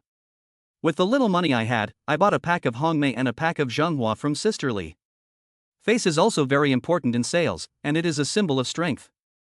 When Su Wanqiu took me to see the middle-aged man, she nodded approvingly when she saw me take out Zhenghua. The following week, I got up early every day and worked hard with Su Wanqiu to achieve sales targets. When my daughter got off school, I went to watch her change every day from afar, but I never saw the man that the teacher had mentioned. Every day I made all kinds of breakfasts that my daughter liked. I became more and more gentle with my wife. Every day I would hug her and kiss her forehead when I left the house, and I would always say you worked hard when I got home. I was more attentive and caring than before. I didn't want her to do anything, I took care of everything. Gradually, my wife also let go of some of her suspicions, and told me that from now on, we would live a good life together. Our family of 4 became happy again, which was rare. However, my wife doesn't know why I don't want her to do anything. Su Wanqiu once said that everything my wife does and says can become evidence. What I'm doing now is collecting evidence against her. Although progress has been slow, the thought that I will soon be able to divorce her and get her to leave with nothing makes me full of energy. I also quietly borrowed some money from my mother, bought surveillance video, installed it in our bedroom, and bought a recorder to put in my wife's pillow, connected to my phone. If she dares to invite Fan Jun to our home again, I guarantee I will be able to catch them 100% of the time. After more than a week of hard work, the middle-aged man who brought Su Wanqiu drunk last time finally signed the contract. When I took the contract that belonged to me and saw it being entered into the computer by Su Wanqiu, I was very happy, but I was nowhere near as excited as when the strange number on the phone called me. Chapter 048 Hibernation and Growth. I hung up the phone excitedly and went to the agreed location. Although Su Wanqiu can get me to complete the transaction with the contract she brought, I can get more than 10,000 yuan, including commission. However, I have already decided on the commission, and I will give it all to Su Wanqiu as a way to repay her. But the person who called me can get me even more. No, I should say that I can get back everything that belongs to me. When I arrived at the location, I was greeted by a man younger than me, with a beard and signs of balding. He was a bit of a poor speaker. I listened silently as he introduced the product. For more than a week, I have not been able to get any hard evidence from the video surveillance and recordings that my wife is cheating on me. I have not made much progress in gathering evidence during the week. During this time of sales with Su Wanqiu, I have learned so much that I can say is more than the social experience I have learned in the first half of my life. I used to think that sales was simply about finding customers, selling products, and then signing the contract. There are many more tricks to it. Just like the night Mr. Zhou finalized the contract, Su Wanqiu prepared 2 birthday gifts for him. His wife's birthday was the next day, and he immediately decided to sign the contract and stopped worrying about the price. Everything she taught me can be used against my wife. I can't say it's used against her, but it can be used on her. Su Wancho taught me what it means to lie low and to plan before taking action. I approached this man in front of me in order to catch evidence of my wife. I searched for many people and kept in touch online before I found him. He has a software that not only allows you to view WeChat and monitor phone calls, but also to know in real time where the phone is located. I can't wait to install this great product on my wife's phone. He was so excited that his face was red and his neck was turning blue as he introduced the product. After some bargaining, I bought the software for 3,000 yuan. All I had to do was connect the data cable to my wife's phone, and the software would automatically be installed. In this way, everything about my wife will be revealed. I looked at the software on my phone and found that the 6,000 yuan I borrowed from my mother was gone, all of it invested in evidence. But I didn't feel bad about it. On the contrary, I couldn't wait to rush home right now and implant the software in my wife's phone. I still went to the kindergarten first. My wife said that my image in front of my daughter has improved a lot now, and the doctor told me to pick up and drop off my daughter more often, which is very helpful for her condition. However, when I arrived at the kindergarten, I did what I always did. I smoked a cigarette in the far corner of the tuck shop. When the children were dismissed, I squinted and carefully observed every man who might approach my daughter or wife. When they were ready to leave, and there was nothing unusual, I hurriedly appeared. For no other reason than that I had never seen the man the kindergarten teacher had mentioned. I was 100% sure that Fan Jun was having an affair with my wife, but I was never able to confirm that he was the man the teacher had mentioned. When I got home, I was cooking dinner in the kitchen while my wife and mother were in the living room watching TV with my daughter, chatting and laughing. During dinner, we kept passing food to each other. Everything seemed so harmonious and happy. But it was just an appearance of peace. While I was taking a shower, I checked the videos and recordings in advance, but still found nothing. When I came out, I had an extra basin in my hand. My wife was sitting on the bed playing with her phone. When she saw me come out, she hid her phone under the pillow as usual. This action did not escape my eyes. I looked away from her and smiled, saying, "Zicheng, you work hard every day picking up and dropping off our daughter. Here, let me give you a foot bath." Walking over to the bed, my wife shyly glanced at me, as if she wanted to refuse. I would not give her the chance to refuse, and cupped her small feet in my hands. Her feet were as white as snow, with rounded and translucent toes. My wife let me hold her feet as I placed them in the appropriately warm basin. "Let me massage your head." I went to the bed, stroked my wife's hair with my hands, and gently massaged her head. My wife closed her beautiful eyes, hummed comfortably from her throat, and gradually relaxed her delicate body. While massaging her, I took the opportunity to try to take out the phone she hid under the pillow and install the software. Just as I touched the phone, my wife suddenly leaned her whole delicate body towards me, and her arms opened up and reached under the pillow. I thought she had discovered my actions, so I quickly withdrew my hand in fear.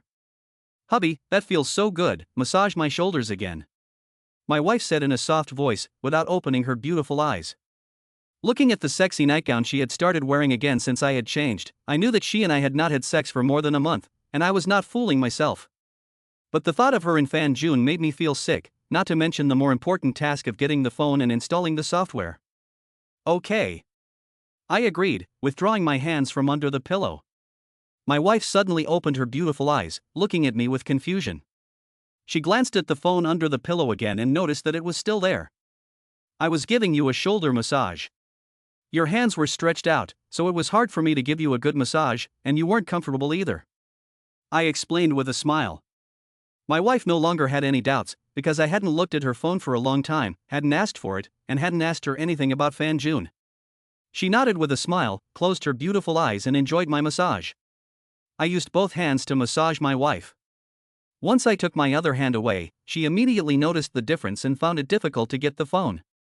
But no matter how difficult it was, I had to get it. I used my toes to grab the phone, and I almost cramped up before I got it.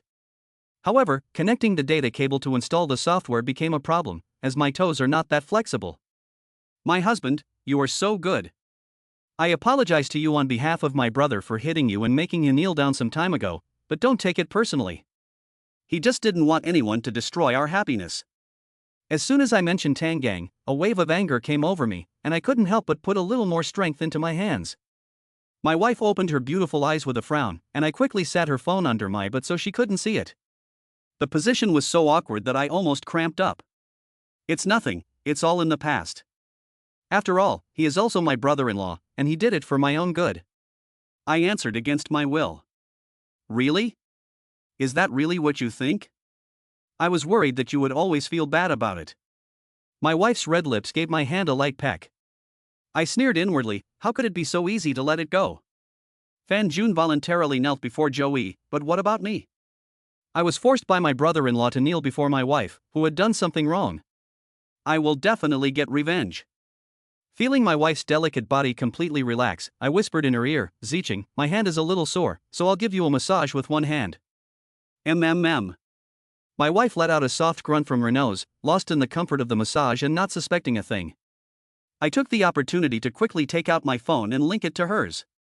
As I watched the progress of the implant on the phone, my heart was so nervous it felt like it was in my throat. It was clearly only a matter of seconds, but it felt like an hour had passed. As I watched the progress reach 90%, my heart began to race, and my hand massaging my wife's back trembled slightly. My wife suddenly opened her beautiful eyes and looked at me. Chapter 049, My Wife's WeChat Conversation with Fan Jun. I was startled when I met my wife's beautiful eyes. Her phone had not yet been implanted, and as long as she tilted her head, she could see the lit phone. If she found out, I was afraid that I would never be able to get the evidence. As soon as I said it, I quickly lowered my head to her eyes, blocking her view and watching her beautiful eyes reflect my face. I kissed her eyelid a little nervously and said gently, Zicheng, you are still so beautiful. Seeing you always makes me lose control of my emotions. I glanced at the phone and saw that the implant had been successful. I quickly put my wife's phone back in place. After a while of mushy love talk, I could see a blush on my wife's pretty face, and her beautiful eyes looked at me shyly. From dating to marriage, a full 5 years, I didn't let my wife do any housework, and her soft, delicate hands held mine. Don't hold it if you're tired. As long as my wife is happy, it's okay if I work hard. At this point, I had already put away the phone, a little perfunctorily, and wanted to go into the bathroom to see if the implantation had been successful. My wife, not suspecting anything, looked at me with emotion and said, You're so good to me. How am I so happy to have met you? But I was feeling sorry for myself, thinking how unlucky I was to have met such a bitch. But all of that was about to come to an end. My wife looked at me with her beautiful, mesmerizing eyes, her lips pursed as she said, Don't hold back, we haven't had sex in a long time, so why don't we? Even though I felt sick to my stomach at the thought of her, and didn't want to touch her, I pretended to be impatient to go into the bathroom and take a shower, so as not to make her suspicious that I hadn't forgiven her yet. As soon as I got out of bed, my wife's hand grabbed me, and she leaned into my ear, breathing hotly, Don't take a shower, it's rare that Tong Tong has gone to bed so early today. It's not urgent, it's not like it'll take a minute or two, I'll just pour the water away first. I raised my eyebrows at my wife and grinned wickedly, saying, Lie back, wait for me to get out. My wife responded with a kiss. The first thing I did when I went into the bathroom was lock the door, and while I poured the water away, I checked to see how the software installation was going. I was thrilled to see that I could already view my wife's phone on my own, and couldn't wait to check it out. Then I heard my wife's voice from outside. Hurry up. I'm coming. I poured the water away. The software was now installed, and there would be plenty of time to check it out. I looked at myself in the mirror, put on an impatient expression, rubbed my hands together, and jumped into bed. We embraced. Perhaps it had been too long since we last did it, but I actually had a reaction. Just as we were about to take it further, suddenly my phone rang. I instinctively flinched, afraid that something had happened to the software. I took the time to get the phone and look at it, but my wife repeatedly stopped me. The phone kept ringing, and my wife became irritated, muttering, Who is it? So late at night? Her beautiful eyes were fixed on me, trying to look at my phone. I knew she thought it was Su Wanqiu calling again. Not only her, but I also thought it was Su Wanqiu, but it turned out to be Zhou Yi calling. I glanced at my wife, and she frowned tightly and said, Don't answer it. It seems that Zhou Yi has also become a knot in her heart.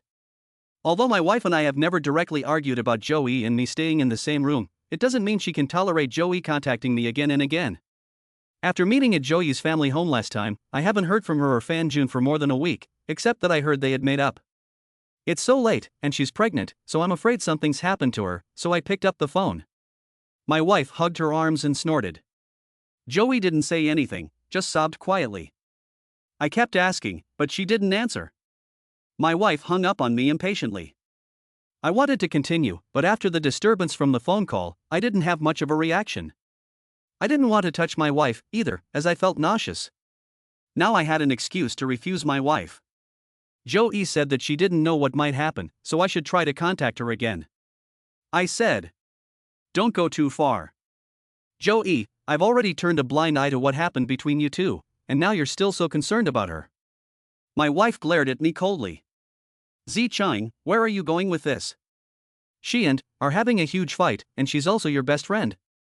You don't want anything to happen to her, do you?" No means no. My wife threw a little temper tantrum, wrapped herself up in the quilt, tore off half her nightie, and angrily turned her back to me and went to sleep.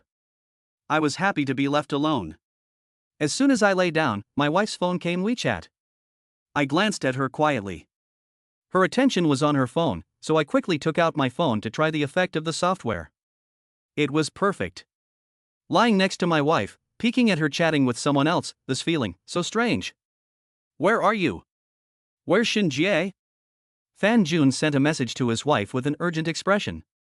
I frowned when I read it, feeling that my wife next to me was replying to him, so I quickly glanced at it. "She's right next to me, is something wrong?" My wife replied. I laughed coldly to myself. Is this a hint to Fan Jun not to say anything? Fan Jun replied in seconds, "Can you ask him to help me? Joey is missing, I'm afraid something has happened to her, she's pregnant. Find him yourself." After my wife replied, she put the phone under her pillow. Fan Jun sent a few more messages, but she didn't read or reply to them, probably still angry with Joey. I was impressed by the power of the software. If I had known about it earlier, I would not have failed to catch Joey cheating on me the first 2 times. My phone rang immediately afterwards. I didn't expect anything else from Fan Jun, and I knew what he was going to say. Although he had said last time that he and I were no longer brothers, I pretended to answer the phone for Joey's safety. After hanging up, I asked my wife for her opinion in a symbolic way, knowing that she would definitely agree. Sure enough, she coldly replied that she had to hurry and not be bothered. I called Joey while getting dressed, but she didn't pick up. It was only after I had left that she answered. All I could hear on the phone was crying. I smoked 3 cigarettes before Joey told me where she was. I hurried to the bar time where I had been last time. Joey was slumped over the bar alone. It looked like she had drunk too much. There were 2 young men around her, talking sanctimoniously and constantly putting their hands on Joey's small waist and fragrant shoulders. This kind of scene is common in bars. They took Joey for someone who had come to get drunk and wanted to take her away. I don't know if what happened in the hotel that night was a dream or reality. I felt a sense of loss in my heart. I picked up an empty bottle of wine in a rage and rushed over, putting it down heavily.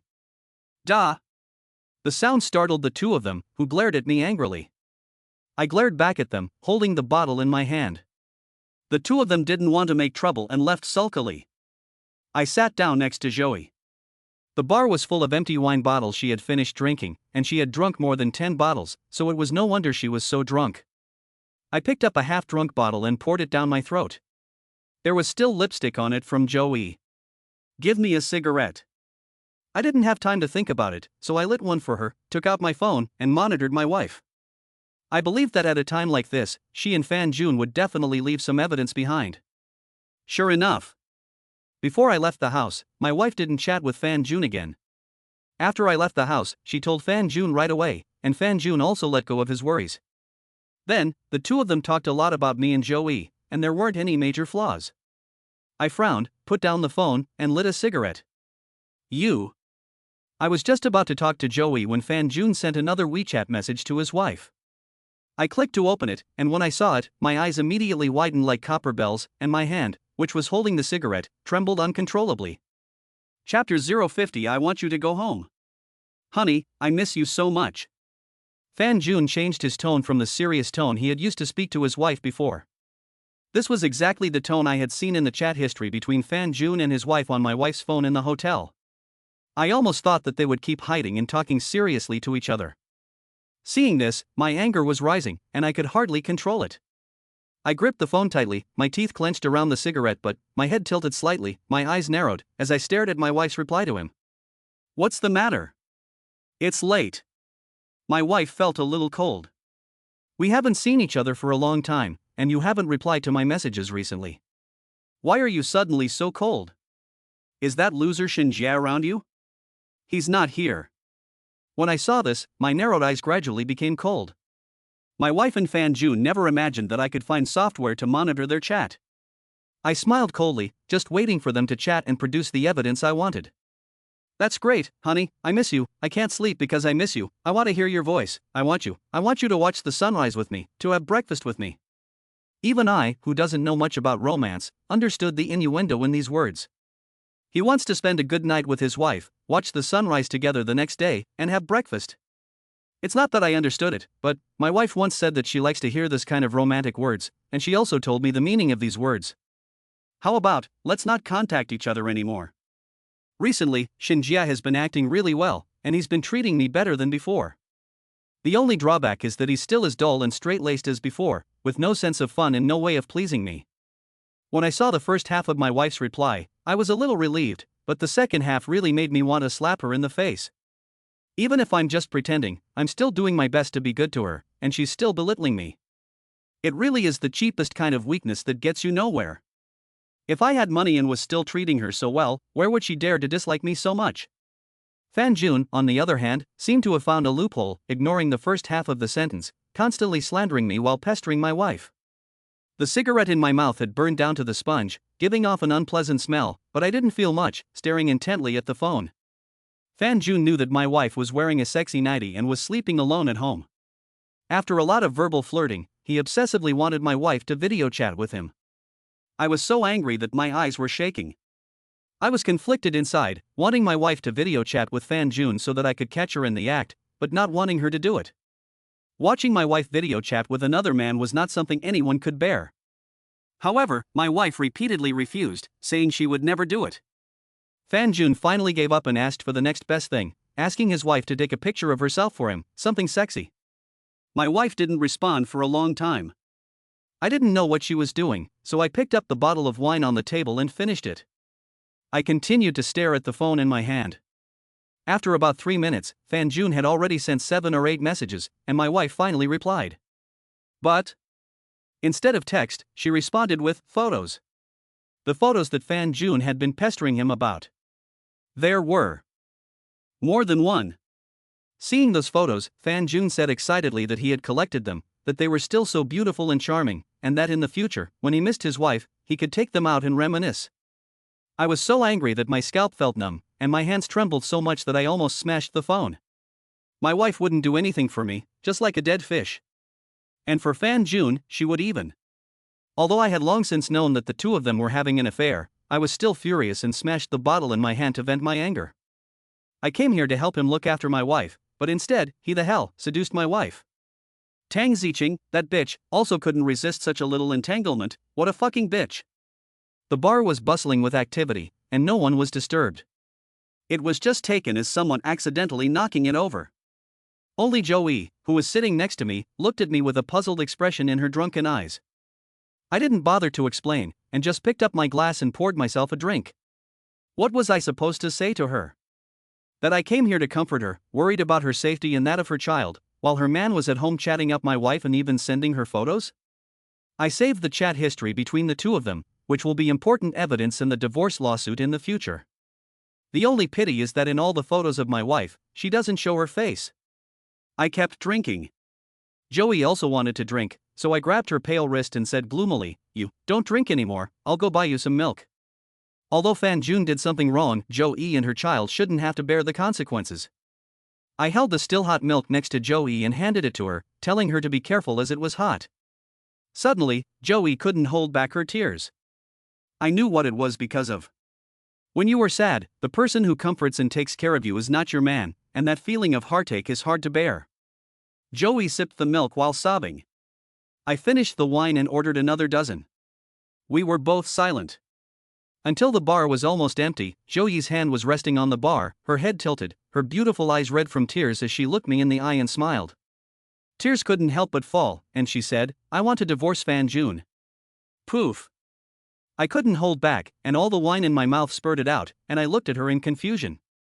I had only heard the day before that she had returned from her family's, so why did she suddenly want a divorce? Joey took the empty milk bag, rubbed it, and looked at me suddenly with her beautiful eyes, trembling, her voice a little excited, and said, "Do you believe it when I say it's because of you?" I panicked and didn't know what to say. Could it be? That night in the hotel, did she and I really do something? If that's really the case, what makes me qualified to despise my wife and Fan June? Haven't I become the same kind of person as them? I lowered my head and remained silent. Ha ha. Joey let out a bitter laugh of self-deprecation. Perhaps, in her eyes, both Fan June and I were irresponsible men. I looked up, and Joey looked at me expectantly.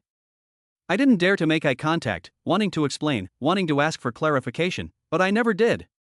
"Let's go, I'm just joking. Take me home." Joey suddenly laughed, and in the depths of that smile, I sensed an unnoticeable disappointment and pain. I still didn't have the money to pay the bill, and as usual, Joey paid the bill. The waiter looked at me with undisguised contempt. Money. If I had money, none of this would have happened. My obsession with money has only deepened in my heart. After getting into the car, I patted the back seat, and Joey got in.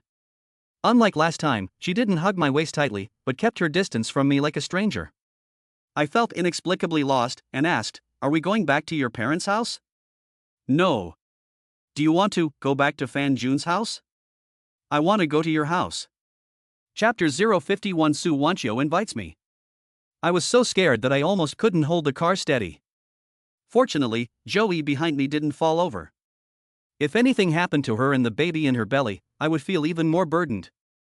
We were both standing there, her silently looking at me, while I was looking down, fidgety and having lit a cigarette. I didn't know how to answer Joey's words, and I was internally torn and struggling. Get back at Fan June? I had thought about this. Since Fan June was having an affair with his wife, why shouldn't I also screw his wife? Besides, Joey had made it so clear. But when facing Joey, I just couldn't make up my mind. It wasn't that she wasn't pretty enough, she was very pretty, with a great figure.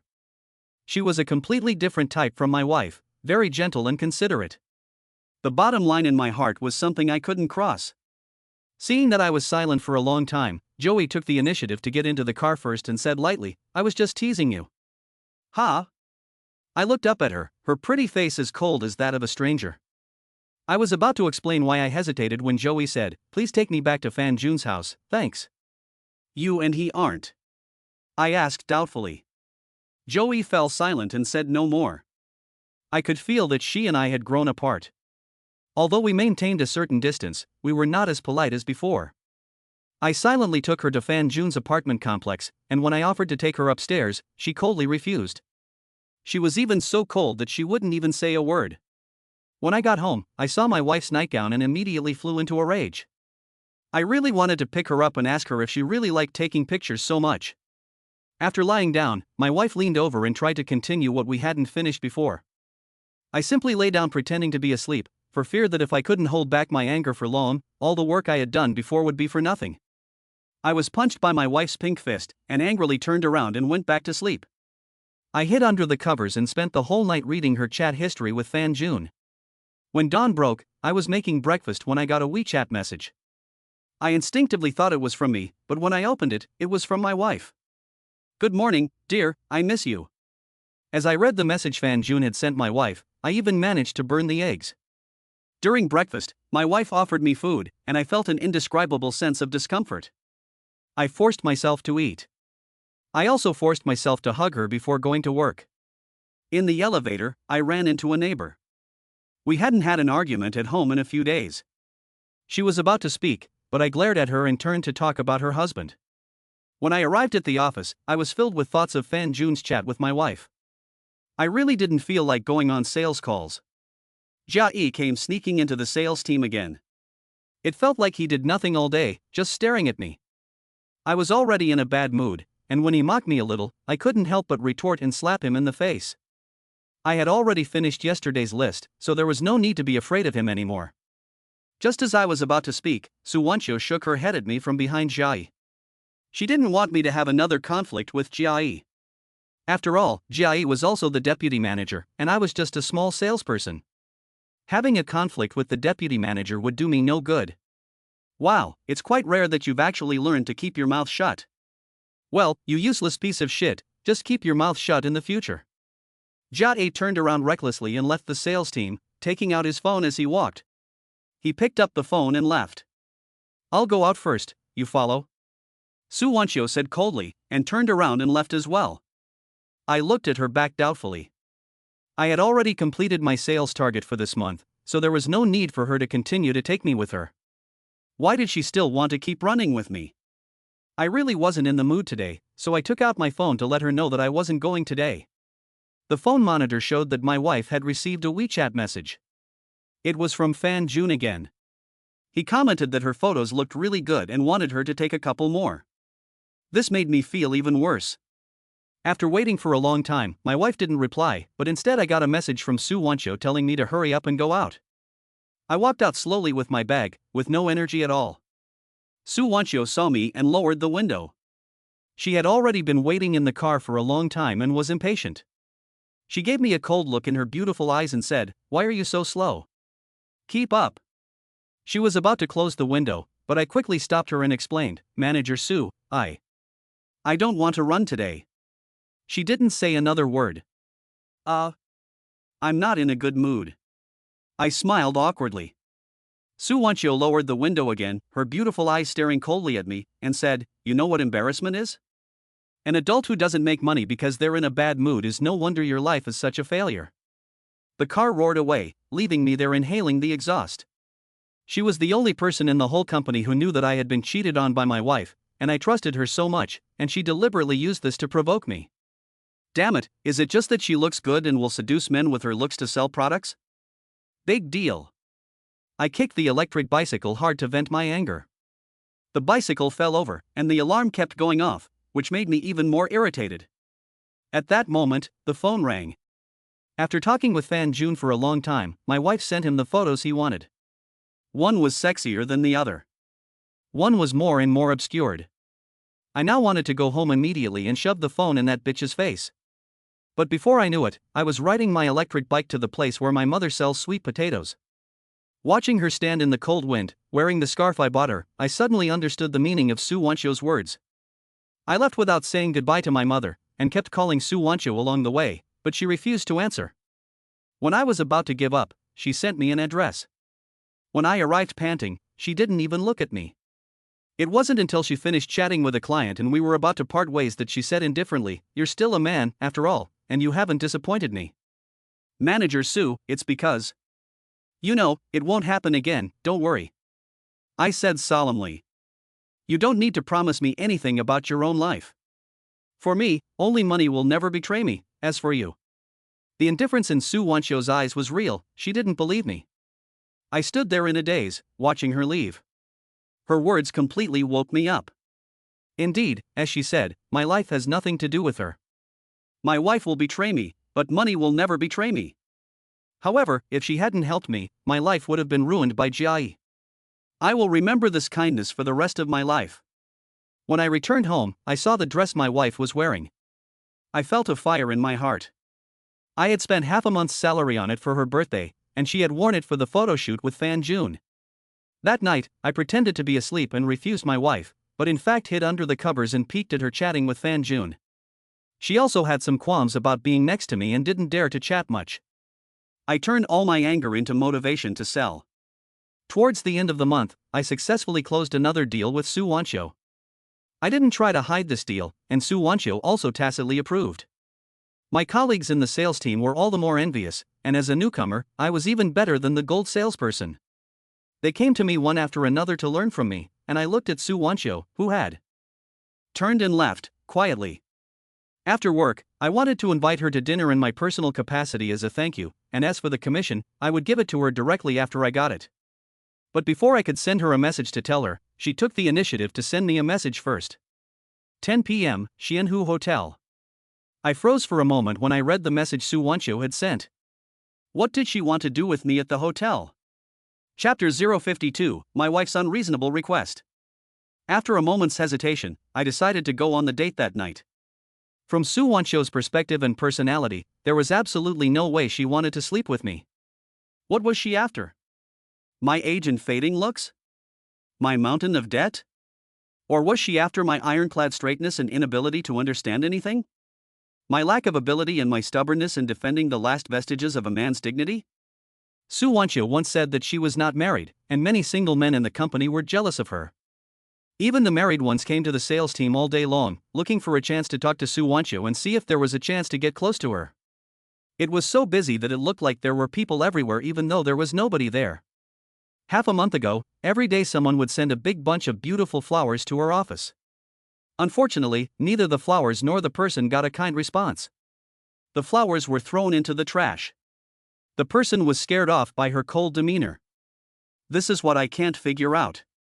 Sue Wancho doesn't give anyone a kind face, but she has helped me so much. Not only did she take me on sales trips, she also taught me how to deal with my wife. However, when she helped me, I couldn't feel a hint of warmth. I had just finished showering and was getting ready to go out when my wife returned with bags and packages. I squinted at her as she excitedly unpacked the items. My wife asked me to pick up our daughter from school today, and she didn't come home for dinner. I didn't ask any questions, and she kept saying, "Thank you, honey, you're so good." But she didn't know that I had been monitoring her on my phone the whole time.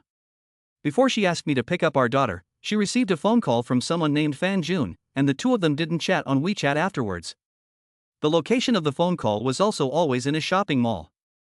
I was unable to monitor what the two of them had talked about, and was afraid of missing important evidence. I contacted the person who sold me the software and asked him if the software could record conversations and surrounding sounds. If it really could, my wife would be completely under my control 24 hours a day. Unfortunately, the person said it couldn't be done, and to develop those functions, I would have to get my wife's phone. After thinking about it, I decided not to bother, as I was already very satisfied with the current functions. "Mom, I bought you a down jacket. Come try it on. If it doesn't fit, I'll take it back." My wife took out a down jacket for her mother. But it made her mother so happy. It was the first time in more than 2 years that she had received a gift from her daughter-in-law. She beamed from ear to ear and kept saying thank you. "Ziching, it fits perfectly and is very warm." My wife still has a little conscience. I went up and touched it, and immediately frowned. This is really poor quality? This is a down jacket? I glanced at the number on the tag and felt uncomfortable. After my wife had tried on the new clothes for her daughter, I went up to look at the tag. Just as I saw the number, my wife said coquettishly, "You have one too, so how could I forget you?" She took out a jacket and tried to put it on me. When she saw my outfit, she said, "Are you going out again?" "Yes, it's a bit of business." I mumbled, and tried on the jacket. It was okay, except for the price. My mother's down jacket costs 50 yuan. My daughter's clothes cost 800 yuan for a set. My coat costs 100 yuan. She really cares about me. "Wife, what did you buy? Show it to me." I said this without showing any signs of suspicion, so as not to arouse her suspicion. My wife really took it out, and I saw the number on the tag at a glance. 2,000 yuan. Ha ha. Fortunately, I no longer have high hopes for her, and I'm not very angry about this kind of behavior. Only 2,000 yuan, it's a bargain. You need to be a VIP to buy it. You don't know how many people are fighting over it, and none of them have beaten me. I'm already very embarrassed, okay? My wife saw that I had seen the tag and hurriedly explained, pouting her lips. She couldn't sell cuteness or be cute. She only made me feel even more cold-hearted. My mother didn't have much of a reaction. For her, as long as her daughter-in-law bought it, it was the best in the world. "I'm just trying to make you look good. If I wear it out, everyone will say, 'Wow, Shinjia is awesome, buying such a nice dress for his wife.' Right? Honey." My wife put her arm around my shoulder and kept shaking her head. She said, "Besides, you earn so much from signing those contracts, isn't it for supporting your wife and kids, and also for supporting our mother?" "Yes, I earn money to support you all." I squinted my eyes and looked at my wife with deep eyesight. Sure enough. She knows someone in my company, and someone has been telling her everything about me. It was the same with the sales team last time, and it was the same with Sue Wancho. Now, she knows about the deal I signed. When I signed the first deal, I deliberately asked Sue Wancho not to tell anyone, so my wife didn't hear a thing. This second deal was only made public this morning, so it seems. My wife found out pretty quickly. Otherwise, she wouldn't have gone shopping in the afternoon and asked me to pick up our daughter. It's just that. How does she know who the person is at work? I've been spying on her for so long, and I've never seen any signs of a second lover. There's also something strange about this. Su Wanxiu and I are just colleagues, there's nothing special about us. Who could have seen through us and told my wife? As for where my wife got the money to buy all these clothes, there's no need to think about it. She must have got it from her mother, in the name of my daughter's medical expenses. I don't want to expose her, I'm just waiting to collect evidence. I have something to do, I'm leaving. Su Wanxiu hates it when I'm late. My wife's pretty face instantly turned cold, and she grabbed me by the arm, preventing me from leaving, saying, "Is your so-called business really about going to see that slut of a boss of yours?" I didn't want to argue and waste time, so I sighed and said, "I'm going to work. You know I'm in sales now, so I have a lot of social engagements." After all that, my wife still refused to let me go. I was a little surprised. Have I been socializing less these days? Why can't I go out today? Did she install software on my phone and read the message Su Wanxiu sent me? Is there something wrong with you? I asked. I'll be frank, honey. I've thought it over, and I realized that all the money my family spent was hard-earned by you and my mother. It would be wrong not to pay it back. My wife suddenly bowed her head and admitted her mistake. I froze for a moment. In that case, don't you have a good relationship with your boss? My younger brother met a girlfriend a couple of days ago. Could you help him get a job at your company? Any position is fine, as long as it's not menial work and doesn't tire him out. As for the salary, it can't be worse than what you're making now. 10,000 yuan a month is more than enough. That way, they won't come to me for money anymore. What do you think? I looked at my wife in astonishment. What logic? Am I supposed to take care of her brother until the day he dies? Does a wife have to help her husband into bed? Why doesn't he call me dad? And when we consummate our marriage, does he want me to take his place? Besides, Su Wanxiu doesn't have to help me. I'm already grateful, and I don't want to trouble her. No way. I refused coldly. My wife's white, delicate fingers suddenly poked me in the chest, and she said coldly, "Don't forget, I have already forgiven you for seeing Joey, but if Shuhong finds out, it won't be good for you. This is non-negotiable." I frowned. When Tang Shuhong forced me to kneel, why didn't my wife say anything? And now she's threatening me? He really thinks I'm a coward and can bully me as much as he likes? At that moment, my phone rang. I had set an alarm to make sure I didn't arrive late. My wife thought it was Su Wanxiu calling and kept trying to take the phone from me. I quickly answered and turned to go out the door. There were also messages from Su Wanxiu on the phone. If she saw them, it would show that I had something going with her, and that would be very bad for me in the event of a divorce. I hurried over, already 3 minutes late. Su Wanxiu was waiting for me in the lobby and looked very unhappy when she saw me. She glanced at her phone, turned around and went upstairs. I followed her silently into the room. Suddenly I felt a little embarrassed, wondering why she had followed me up. Just as I was about to turn around and go out, a bathrobe was thrown over my head. Go take a shower first. Chapter 053, I'm not interested in you. The bathrobe covered my head, and I couldn't make out what Su Wanxiu had just said. Taking off the bathrobe, I asked in confusion, "What did you say?" "Go take a shower." Su Wanxiu stood in front of the French windows, her back to me, and said coldly. Plop. I looked at her slender back and couldn't help but swallow. I didn't just miss what she said, but I wasn't sure if I heard it wrong, so I asked. I was a little embarrassed, holding the bathrobe, looking at the frosted glass bathroom, not knowing whether to go in or not. Before I came, I was very sure that Su Wanxiu would not try to seduce me, but I didn't expect this. Manager Su. Isn't this a bit inappropriate? We're just colleagues. I stuttered and stammered, refusing to go into the bathroom. After I finished speaking, I felt embarrassed. I really don't know where I got the courage to refuse Su Wanxiu. She gave me a job, an income, and taught me to get out of my current predicament. Logically, I should have agreed to such a small request. But it was obvious that she was showing that she didn't even want to be colleagues with me. Now, suddenly it's moving so fast, I can't accept it in my heart, and I can't cross the bottom line in my heart. Su Wanxiu looked back at me with cold, indifferent eyes. Without a trace of emotion, she said coldly, "You talk a lot of nonsense. Just do whatever I say." But I was about to speak when Su Wancho interrupted, saying, "No buts." She gave me a disdainful glance and, as she turned, left me with the words, "Don't worry, I'm not interested in you." My mouth twitched as I looked around the room. A 3-star hotel. A single deluxe room. A man and a woman alone. She told me to take a shower as soon as we got here, looked down on me, and said she wasn't interested in me? I really wanted to say that I had already showered, but I went into the bathroom anyway. The frosted glass was hazy, and I couldn't see anything clearly. Just in case, I locked the small lock. I let the water run and looked at myself in the mirror. There's nothing about me that's worth her looking at, right? I sighed. It's easy to avoid other people, but I really couldn't think of a way to deal with her, so I took a shower first. I deliberately took my time for more than half an hour, hoping that Su Wancho would calm down and give up on her own initiative, so that no one would be embarrassed. But she came and knocked on the door, coldly saying, "Are you swimming in there? Hurry up and finish." She startled me.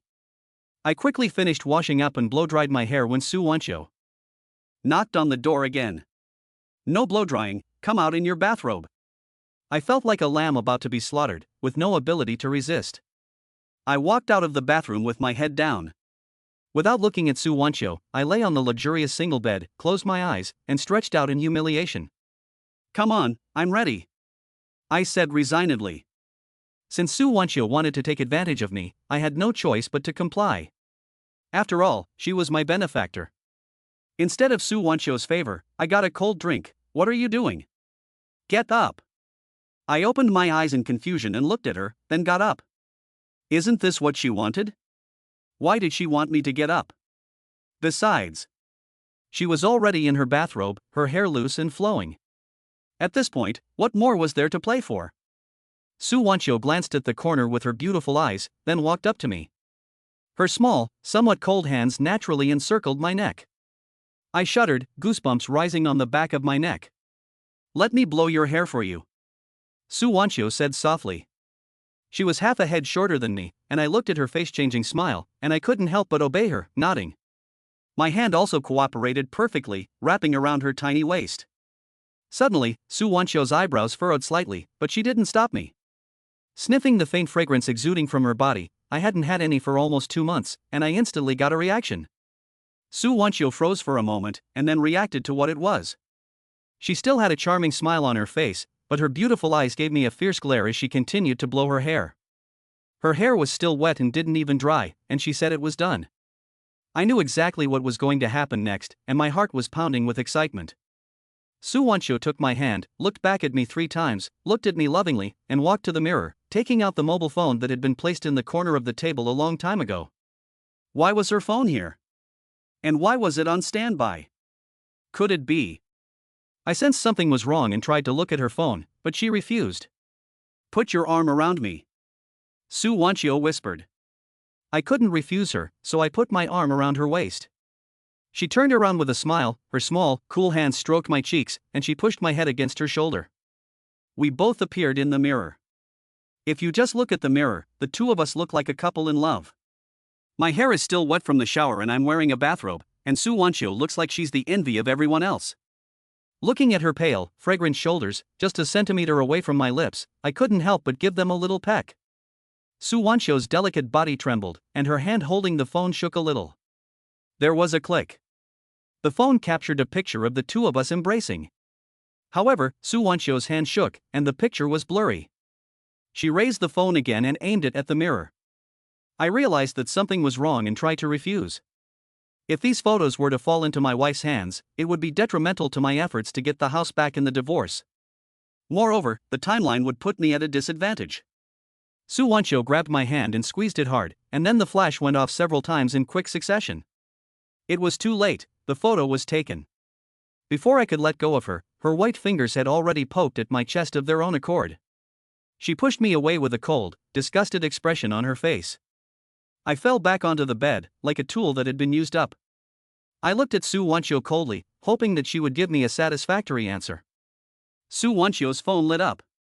She lowered her head and fiddled with it, saying coldly, "Go to the bathroom and get dressed." I angrily picked up my clothes and went into the bathroom. She sent me a message for no reason, asking me to come to the hotel at 10 o'clock.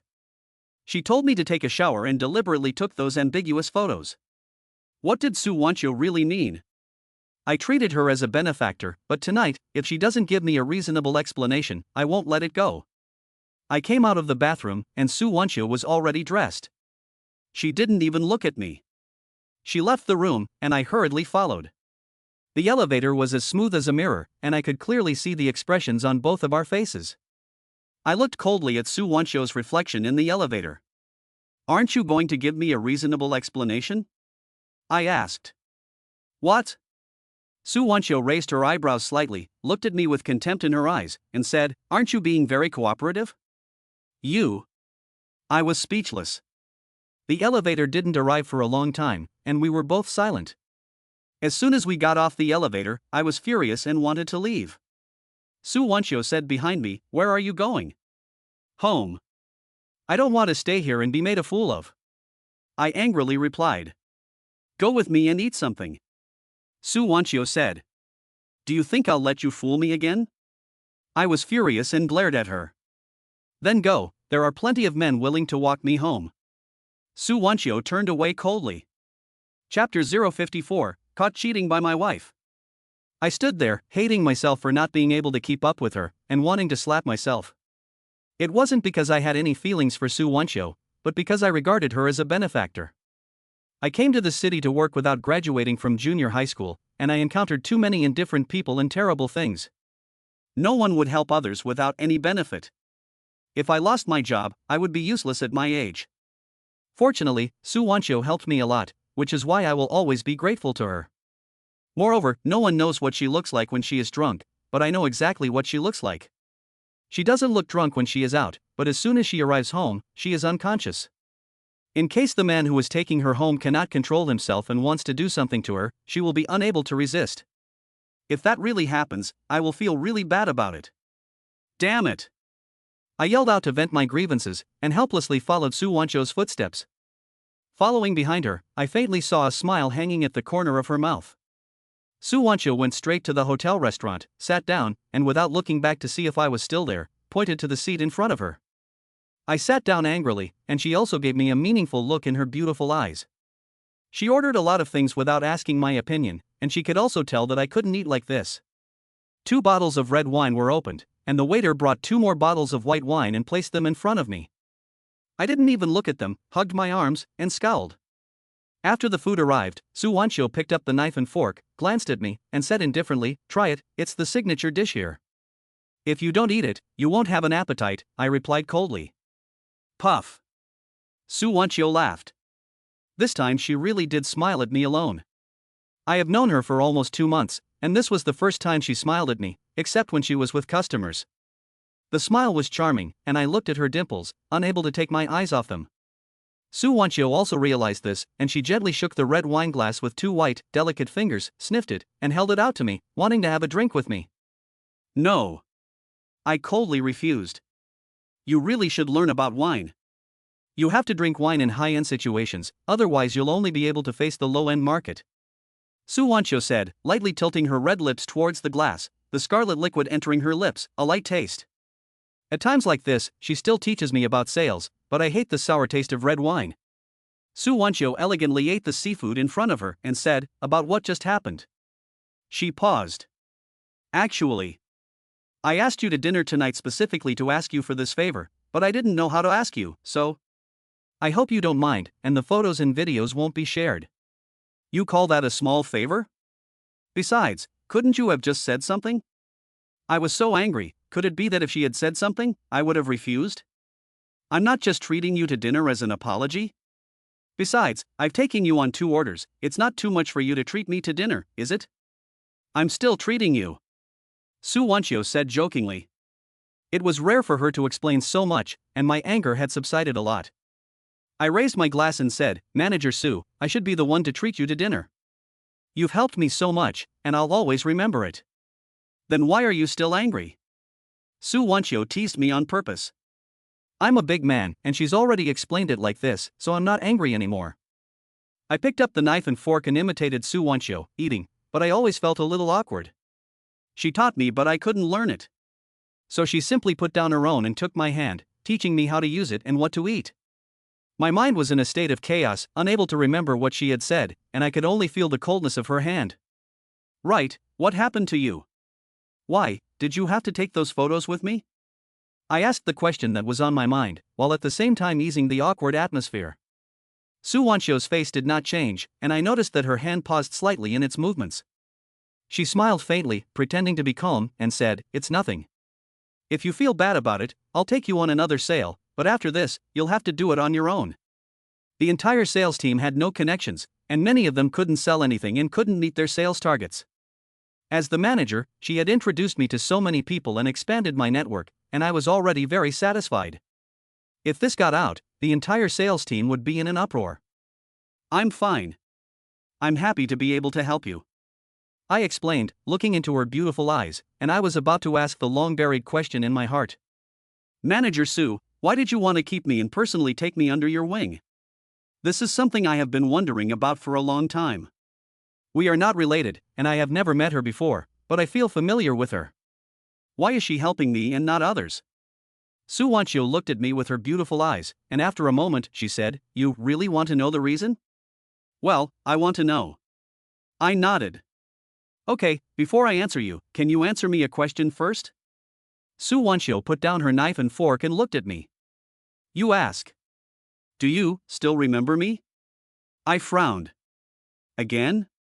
This was the third time she had asked me, and she hadn't even finished the bottle of red wine, so she was obviously sober. "Do we really know each other?"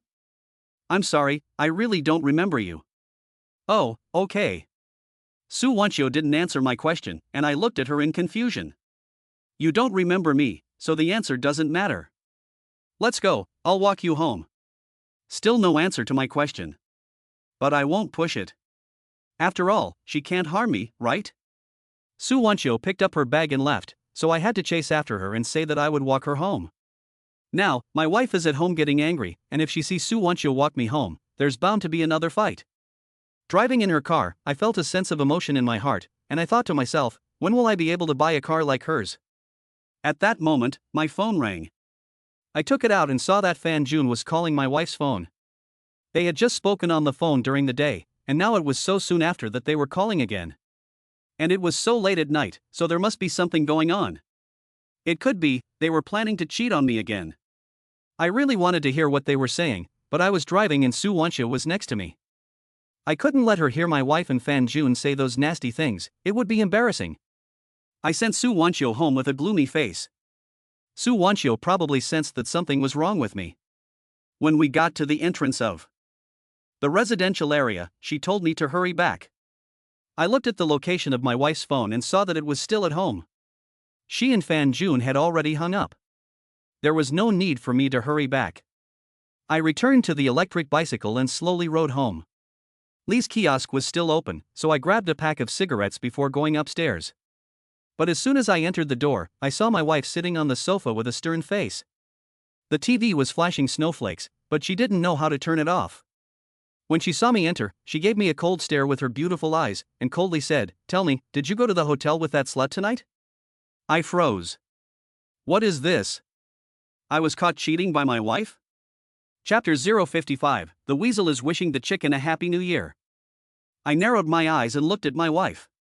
She was wearing the sexy nightgown from the photo shoot that night, hugging her arms, sitting on the sofa with her fair legs crossed, her beautiful eyes full of coldness. I didn't say anything, and silently sat down next to her, lit a cigarette, and took a deep drag. I wondered how she knew. Fan Jun just spoke to her on the phone, could it be? Did Fan Jun tell her?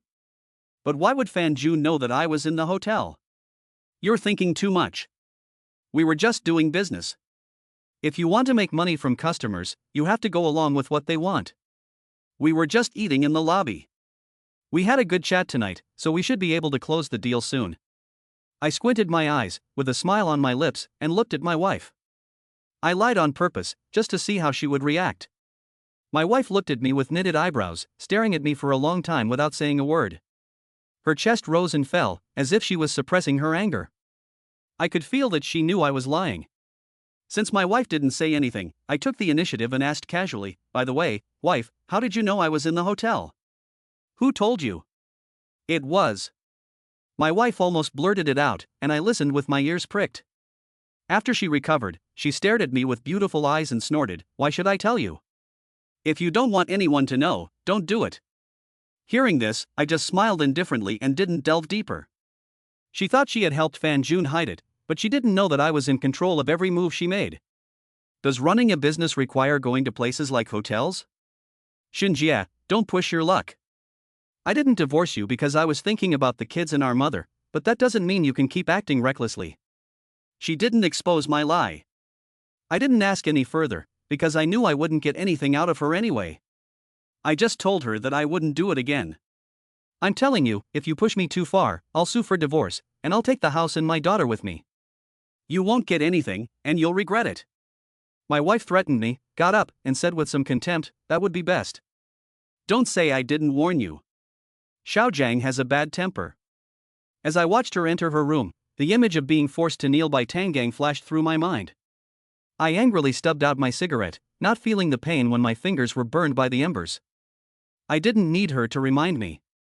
I had engraved in my heart everything the Tang family had given me, and I would repay them 100-fold. After breakfast, when I left the house, I kissed my wife's forehead and gave her a hug as usual.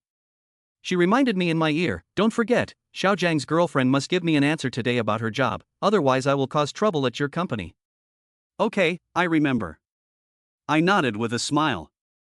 The moment I closed the door, my face instantly turned gloomy. I loosened my tie to make it easier to breathe, and inwardly snorted, just because her brother's girlfriend wants to go to the company? And she wants to earn a high income with little work? Why doesn't she just lie down and make money? Damn it! When I arrived at the canteen, I went to Lee's usual stall and got 2 packs of cigarettes. But I realized that I didn't have a single cent on me. Lee smiled and said that I could take the cigarettes and that I could bring the money to her in a couple of days. I was a little embarrassed, but Lee saw it and slipped the cigarettes into my hand. Our hands touched, and I could feel how soft her hands were. I took them anyway, saying that I would buy more when I got the money in a couple of days, so I wouldn't have to keep coming back. I had just started at the company, and the sales team all came rushing towards me, cheering. I was a little dazed, surrounded by them like this, and I didn't know what was going on. Master Shin is truly extraordinary, indeed a veteran of the after-sales department, and he took this month's sales champion in one fell swoop. Master Shin, what's the secret? Teach us. I haven't seen such a big order in half a year. That's right, I ran 4 orders this month, my soles are worn out, and I've only just met my sales target. I even lost a few thousand yuan. Master Shin completed his orders in one go, which is really impressive. He doesn't look like a newbie at all, and last month he was just at the bottom of the pile. I can tell that everyone else really thinks I'm amazing and wants to learn from me. The only person who is not impressed is the sales team leader, the company's golden salesperson. He speaks in a strange way, always implying things.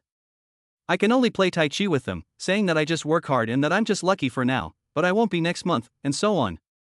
No matter what I say, I won't sell Su Wanqiu out. She is my benefactor. And, in case someone finds out that it was Su Wanqiu who got me started, not to mention whether those customers can be retained, the gossip in the company will crush her. I returned to my workstation and glanced at Su Wanqiu's office. As soon as she opened the door, I would be ready to go out. But it seemed that she had no intention of going out today. The people in the sales team seemed to have been inspired by my performance as a newcomer. In the blink of an eye, everyone went out to run their business with high morale. There was no one left, so I knocked on Su Wanqiu's office. Say. Su Wanqiu didn't even look up. Although we have been working together for a long time, I still can't stand her style of being so decisive and speaking in a concise manner. So, I have something I want to ask you. Ask. Last night. As soon as I opened my mouth, Su Wanqiu looked up, her pretty face cold, her beautiful eyes staring straight at me. Have you told anyone else besides me about going to the Fairy Lake Hotel? No. Su Wanqiu asked with a furrowed brow, is something wrong? I shook my head and said, no. Oh, if that's all, go ahead. I'm not going to run today, I'm busy. Manager Su, I still have something to do. Say it. Well, I have a friend who wants to join our company, you see? No way.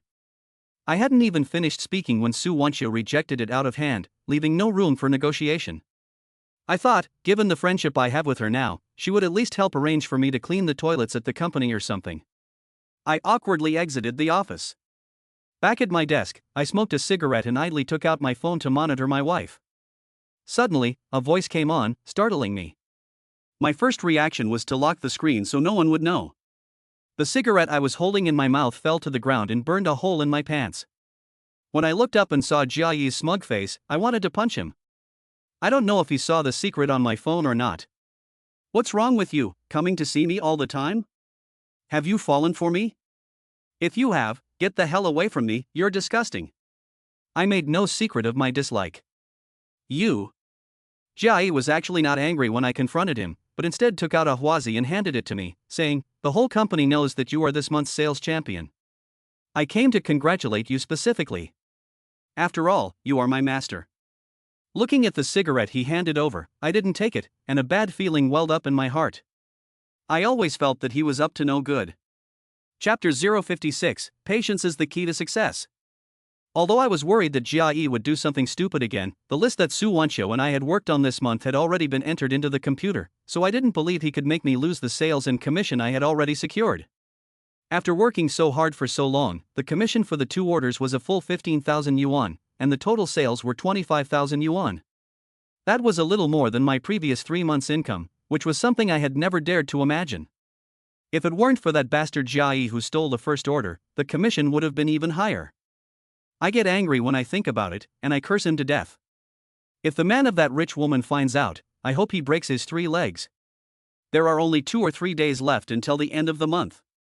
I'm too lazy to go out and run around, so I stay in the office until the end of the day. Just thinking about being able to get so much money, I hum a song and go to see my daughter being picked up by my wife. Then I went to my mother's to get some money and went to the market to buy lobsters and other things that I usually can't afford. We are now people who earn over 20,000 yuan a month, so it's not too much to eat some lobsters and seafood. By the way, I picked up my mother so that she wouldn't continue selling sweet potatoes and came home to a big meal. The table was full, and my daughter was rarely dazzled, eating with her little mouth all oily. My mother and I were very happy. But my wife was not very happy. She only knew that I had completed a deal, and seeing me waste like this, she was afraid that she would have less money to spend, so she kept a long face during the meal. The first thing she asked me when we got back to the room was how the work arrangements were going. I told her directly that I had been rejected. My wife's pretty face instantly fell, and she poked me in the chest and said, "Shinjia, what do you mean? You're doing well now, and you're not even willing to help my brother's girlfriend. Do you still consider me your wife? I'm just a small employee." I frowned. "Okay, stop talking. I know you're still angry about Xiaojiang making you kneel and apologize. You're such a big man, just kneel down and admit your fault to your wife. What's the big deal? Why be angry for so long? Look around the world, which men nowadays don't kneel to their wives all day long to beg for forgiveness? Unlike you, who beats his wife at the slightest thing and can't even get anything done, you're such a loser." The more my wife said, the more outrageous she became, nagging and poking my chest, giving me a lecture. In the past, I would have argued with her, or even hit her. But Su Wanqiu taught me that if you can't stand the heat, get out of the kitchen. I wanted to get my wife out of my life for good, so I had to be patient, maintain my image, and once I had the evidence, I would be free of all this. I endured it all, waited until my wife finished her lecture, and then smiled as I walked out for a stroll. Before I knew it, I had reached the convenience store. I was just about to go in and chat with Sisterly when I suddenly noticed someone standing inside, chatting with her. I scanned the area and saw a familiar car. I wondered why he had come here. I waited until he came out of the convenience store before going in, and greeted Sisterly, who brought me 2 packs of cigarettes. "Oh, right, Li Jia, a while ago a guy left from here. What does that person do?" "I've never seen him before," I asked casually. "You mean that young man?" "I'm not sure either. From what I heard, it seems that his wife went back to her parents' home, or something like that, and I haven't seen him for a long time," Li Jia said. I nodded and asked Li Jia to put it on the tab and pay it back in a few days. After leaving the store, I walked straight to the car and tapped on the window with a faint smile. Jia in the car was startled when he saw my face, and only lowered the window a crack, asking warily, "What do you want?" I took a strong drag on my cigarette, exhaling the smoke into Jiayi's car, and said with a smile, "What are you doing here?" "What I'm doing here is none of your business. You own the place, so no one else can come here, right?" Jia said in a bad mood. "You think I don't know?" My smile deepened. Jiayi's face suddenly became solemn, and he stuttered, "What, do you know?" I laughed and mocked him. "If you did less of the things that make your son have no anus, your wife would not have gone back to her parents' home. I really don't know what good luck you son of a bitch has, finding such a good wife and not cherishing her. Now she's run back to her parents' home, and she deserves it." After hearing my words, Jiayi let out a sigh and his face no longer looked solemn. After mocking Jiayi, I felt much better. As I turned to leave, Jiayi suddenly said meaningfully, "Yes, you are right. I came here to beg my wife to forgive me. She hasn't seen me for a long time. After she forgives me, I will definitely take her home and treat her well." He looked at me with a strange expression in his eyes, but I didn't bother to pay any attention to him. When I got home, I smoked in the bathroom of my room, monitoring my wife's phone. Fan Jun kept sending her WeChat messages. There were no superfluous words, just asking his wife to go out and meet him. He hadn't seen her in a long time. Perhaps because I was at home, my wife repeatedly refused, saying that she had already sent him photos and that it was fine to just meet. Fan Jun seemed to have given up hope and stopped insisting, just asking his wife to take a few more photos for him to ease his longing. The key requirement is that it must be sexy. I looked at the phone with cold eyes, feeling that my wife outside was rustling and preparing for the photoshoot. I stubbed out my cigarette and put my hand on the doorknob. Feeling that it was about time, I suddenly opened the bathroom door angrily. Just then I saw my wife preparing for the photoshoot, posing coquettishly. The sound of the door opening scared my wife, who flinched, covering her chest tightly. She looked at me with angry eyes and said angrily, "What's the point of opening the door so loudly when you're just going out? How dare she accuse me first?" I looked at her from top to bottom and asked indifferently, "What are you doing?" "I'm changing clothes, what's wrong with that?" my wife snapped back. I really wanted to drag the chat history in front of her face and expose her hypocritical face, but I held back. My wife pushed me out of the room and said she wanted to change her clothes. Ha ha. Do I really need to be told whether she wanted to change her clothes or send photos to Fan Jun? Sure enough, a minute later, my wife sent some photos to Fan Jun, who showered her with praise. My wife said she would never send any more photos, and that she had almost been discovered by me just now, and was lucky that she had been smart enough to push me out of the room. Fan Jun gave her a lot of comfort, and my wife was not angry. The most disheartening thing was that I was in the living room looking at the phone while my wife was flirting with another man in a sexy nightie. I really wanted to send all of this to Joey so that she could see what kind of face her husband was making. But I held back, because Joey shouldn't have to bear this. Over the next 3 days, I didn't see Jia appear at the entrance to the community. He should have picked up his wife and gone home by now. Even Jia didn't come to the sales team to find trouble with me. At the monthly sales meeting, although Su Wanxiu had not yet announced it, everyone already knew that I had become the sales champion this month. Everyone congratulated me. Some were sincere, while naturally others were sarcastic and very unhappy. When Su Wanxiu came out with the report and the sales team was in an uproar, I glanced and saw Jia appear in the corner, with a smile on his face and a document in his hand. A bad feeling welled up in my heart again. Chapter 057, the dismissal notice that had been delayed for 2 months. I glanced around and saw Su Wanxiu. I didn't believe that Jia could still find a way to cause me trouble. Su Wanxiu announced everyone's performance for the month with a cold expression. Some people were happy while others were sad. It was the sales champion and the bottom salesperson that everyone was most looking forward to. The atmosphere gradually became tense. In fact, I wasn't panicking at all inside, just a little nervous. After working at the company for so many years, this was the first time I had felt this kind of atmosphere. This month's sales champion. I held my breath and listened intently. Shun Jie. Su Wanxiu pointed her finger at me. Wow! The sales team erupted in cheers. Although I already knew the result, I was still thrilled when Su Wanxiu announced it in public. I thanked Su Wanxiu with folded hands, walked to the center of the office, looked at everyone, said a few words, and was about to go down when the sales team started to make a racket.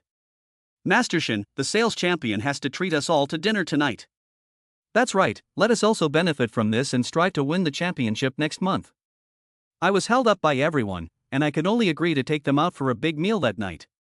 Everyone cheered, and I took the opportunity to ask Su Wanxiu if she wanted to go together that night, but she shook her head and refused.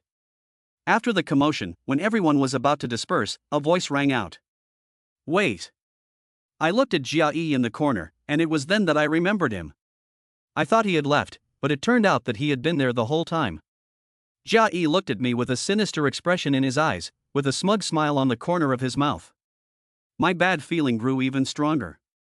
AI, Manager Su, don't go into the office yet, there's something I need to say to you in front of everyone. Jia Yi stopped Su Wanqiu from going back to the office. Su Wanqiu looked at Jia Yi coldly. I feel uncomfortable whenever I see Jia Yi, and I'm even more unhappy when he shows disrespect to Su Wanqiu. Frowning, I asked, this is the sales team, what are you doing here all the time? Master Chef Shen, I know you've won the sales championship, so I've come to congratulate you. Jia Yi said with a forced smile. I don't need your congratulations, please leave. I said coldly. Jia Yi ignored me and said to the members of the sales team, I want to tell you something. He waved the document in his hand. I felt something was wrong and tried to stop him. Jia Yi poked his finger at my chest, pushed me aside with contempt in his eyes, and said with a sneer, don't worry, later, you'll get what's coming to you. I frowned, what did he mean? What the hell is this son of a bitch up to now? I won't keep you waiting, so I'll make this short. I'm holding a notice from the Human Resources Department. Jia Yi's words left everyone baffled. What does a notice from the Human Resources Department have to do with us? I was also confused. However, Su Wanqiu, who had been left behind by Jia Yi, suddenly looked a little uncomfortable, her beautiful eyes staring coldly at Jia Yi. Jia Yi smiled faintly, opened the document, and read it out to everyone, Personnel Department Notice, Shen Jie of the After Sales Department. Hearing this, I was even more confused. I was transferred to the sales team a long time ago, right? How could I still be in the After Sales Department? And this Personnel Department Notice is about me? On July 10th, I was fired from the company. That was the entire notice, just one sentence. Jia Yi closed the document and looked at me with a faint smile. The members of the sales team all looked at Jia Yi with strange expressions on their faces, and I looked at him as if I were watching a joke. Jia Yi, you must have been kicked in the head by a donkey, right? It's early September now, and you should have used your brain when making the fake documents. Where would a notice from the Human Resources Department be issued 2 months in advance? I smiled and looked down on Jia Yi with contempt. Oh? Is that so? You're right.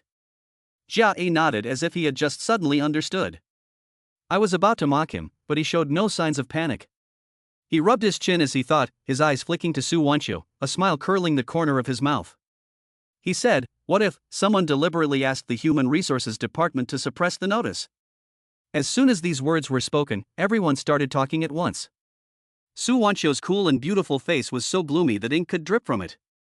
Seeing Su Wanqiu's face was not right, I frowned, stood in front of Jia Yi, looked him straight in the eye, and said coldly, don't speak in illusions, no one believes your nonsense.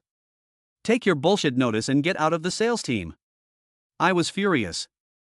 Jia Yi could make trouble for me, but he could not frame Su Wanqiu. As long as he wanted to do Su Wanqiu harm, he had to get past me first. Believe it or not, anyway, some people only need to know in their hearts. Jia Yi smiled indifferently. You really went to great lengths to get rid of me, and now you're not even bringing your brain? Since the notice was issued in July, I received 800 yuan in salary from the company last month. Who gave it to me? You? I showed no sign of concealing my contempt, and I didn't listen to Su Wanqiu's words about saving Jia Yi's face. I spat, what a moron. Ha ha. Jia Yi didn't get angry either. He poked me in the chest and said, the finance department didn't take your salary last month. The money you received was paid out of someone's own pocket. Hearing this, I was shocked and looked at Su Wanqiu sharply.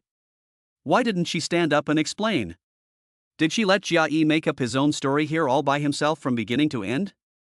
Manager Su. What are you standing there for? You say something to refute this bastard, tell everyone, that you were slandered by him, that he made it all up. I yelled. Su Wanqiu heard my shout, her delicate body trembled, and her beautiful eyes looked at me apologetically. Then, she lowered her head heavily, agreeing with Jia Yi's words. Suddenly, my head felt like it had been hit hard with a heavy hammer, and I felt dizzy. I even felt a little unsteady. I looked up angrily at Jia Yi. I won't believe any of your bullshit. Get out of my sight, now. I was so furious that I grabbed Jia Yi by the collar and clenched my right hand into a fist, ready to strike. No matter what he said, I couldn't believe that Su Wanqiu would do such a thing. Su Wanqiu left me with my job, and personally led me around, helping me earn money. How could she be that kind of person? Jia Yi let me grab his collar and happily laughed. Master Chef Shen, have you forgotten what July 10th is? What day is it? I froze for a moment. The first day our manager Su took office. Jia Yi whispered in my ear. But everyone in the sales team heard it, and there was an uproar. It seemed that everyone believed Jia Yi's words. But I don't believe it. Fuck you, Jia Yi. I roared, and swung my fist at Jia Yi's smug mouth. Who let him slander Su Wanqiu? Xinjia, stop.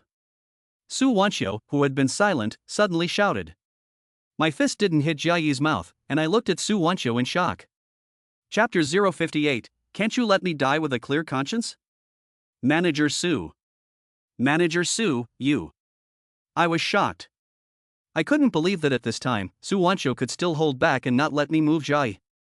I really wanted to publicly question her why she was silent and let Jia Yi slander her. But, the thought that it would affect Su Wanqiu's reputation and prestige in the company made my fists drop weakly.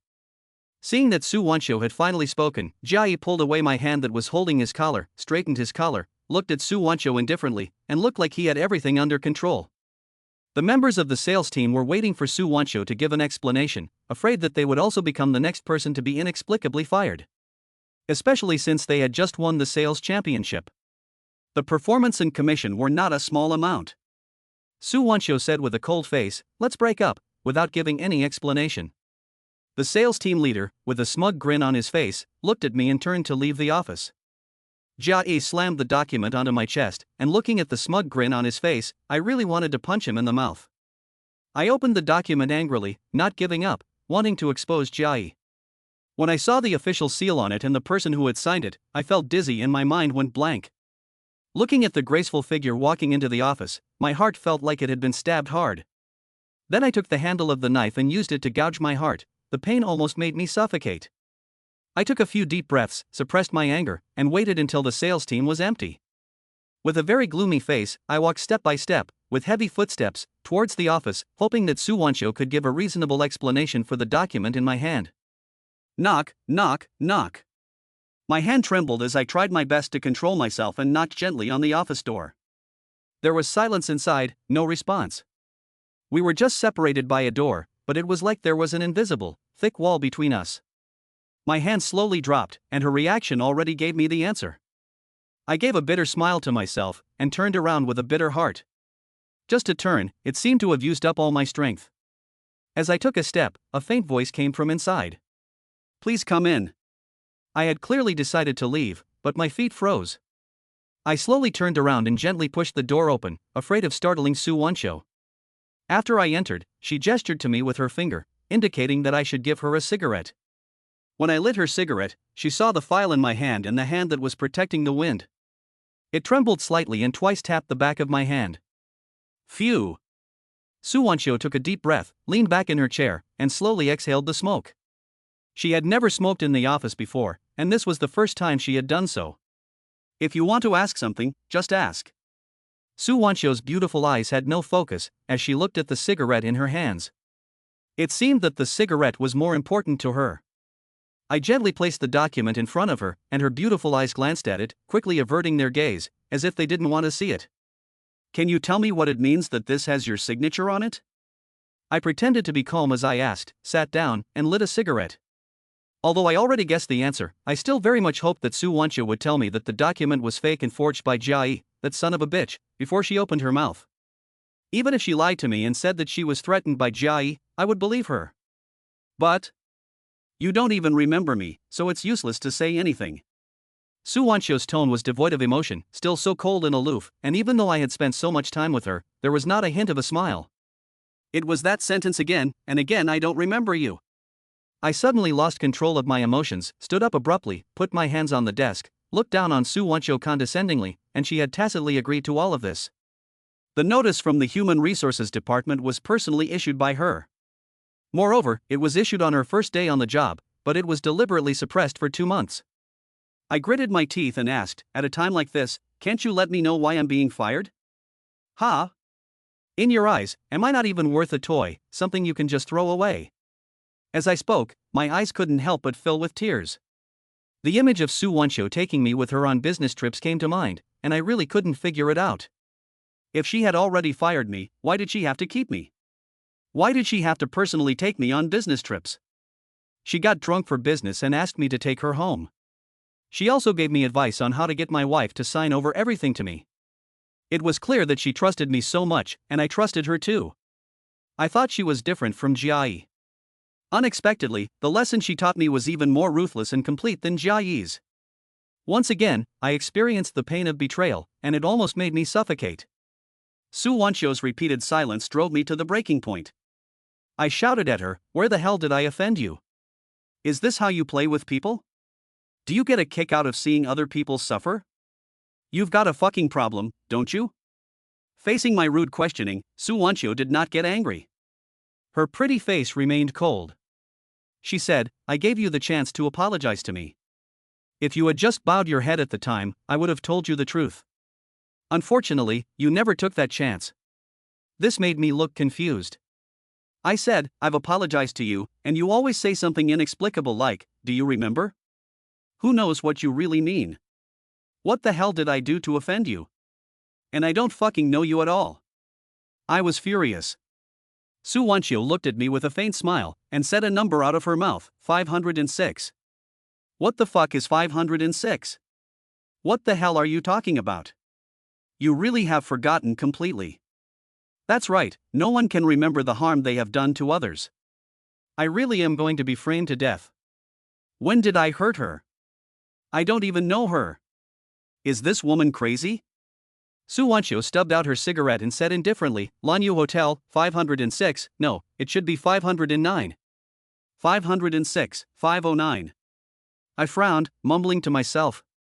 I suddenly remembered what she meant by 506. I looked at her face in horror, her lips trembling slightly, her features gradually blending with those of the woman I kicked in the wrong door that night. Chapter 059, Revenge. My head exploded when I heard Su Wanshio mention the Lanyu Hotel. How did she know the location where I first caught my wife and Fan Jun? Although I had told her about the situation at home, I had never mentioned any of those details. When I saw her face, I understood everything. You mistook 506 for 509 and mistook me for your wife, humiliating me severely. Now, do you remember? Su Wanshio's eyes were cold. It really was you. No wonder, the first time I saw you, I thought you looked familiar. I was shocked. But, slowly, I felt more and more uncontrollable anger. At the time, I later looked for you to apologize, but you had already left. Since you recognized me, you could have just told me from the beginning, and I would have apologized very sincerely.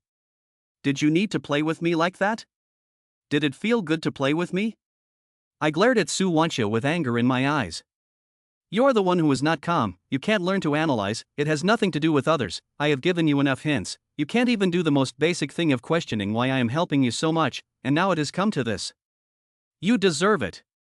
At this kind of time, she is still teaching me from a high position.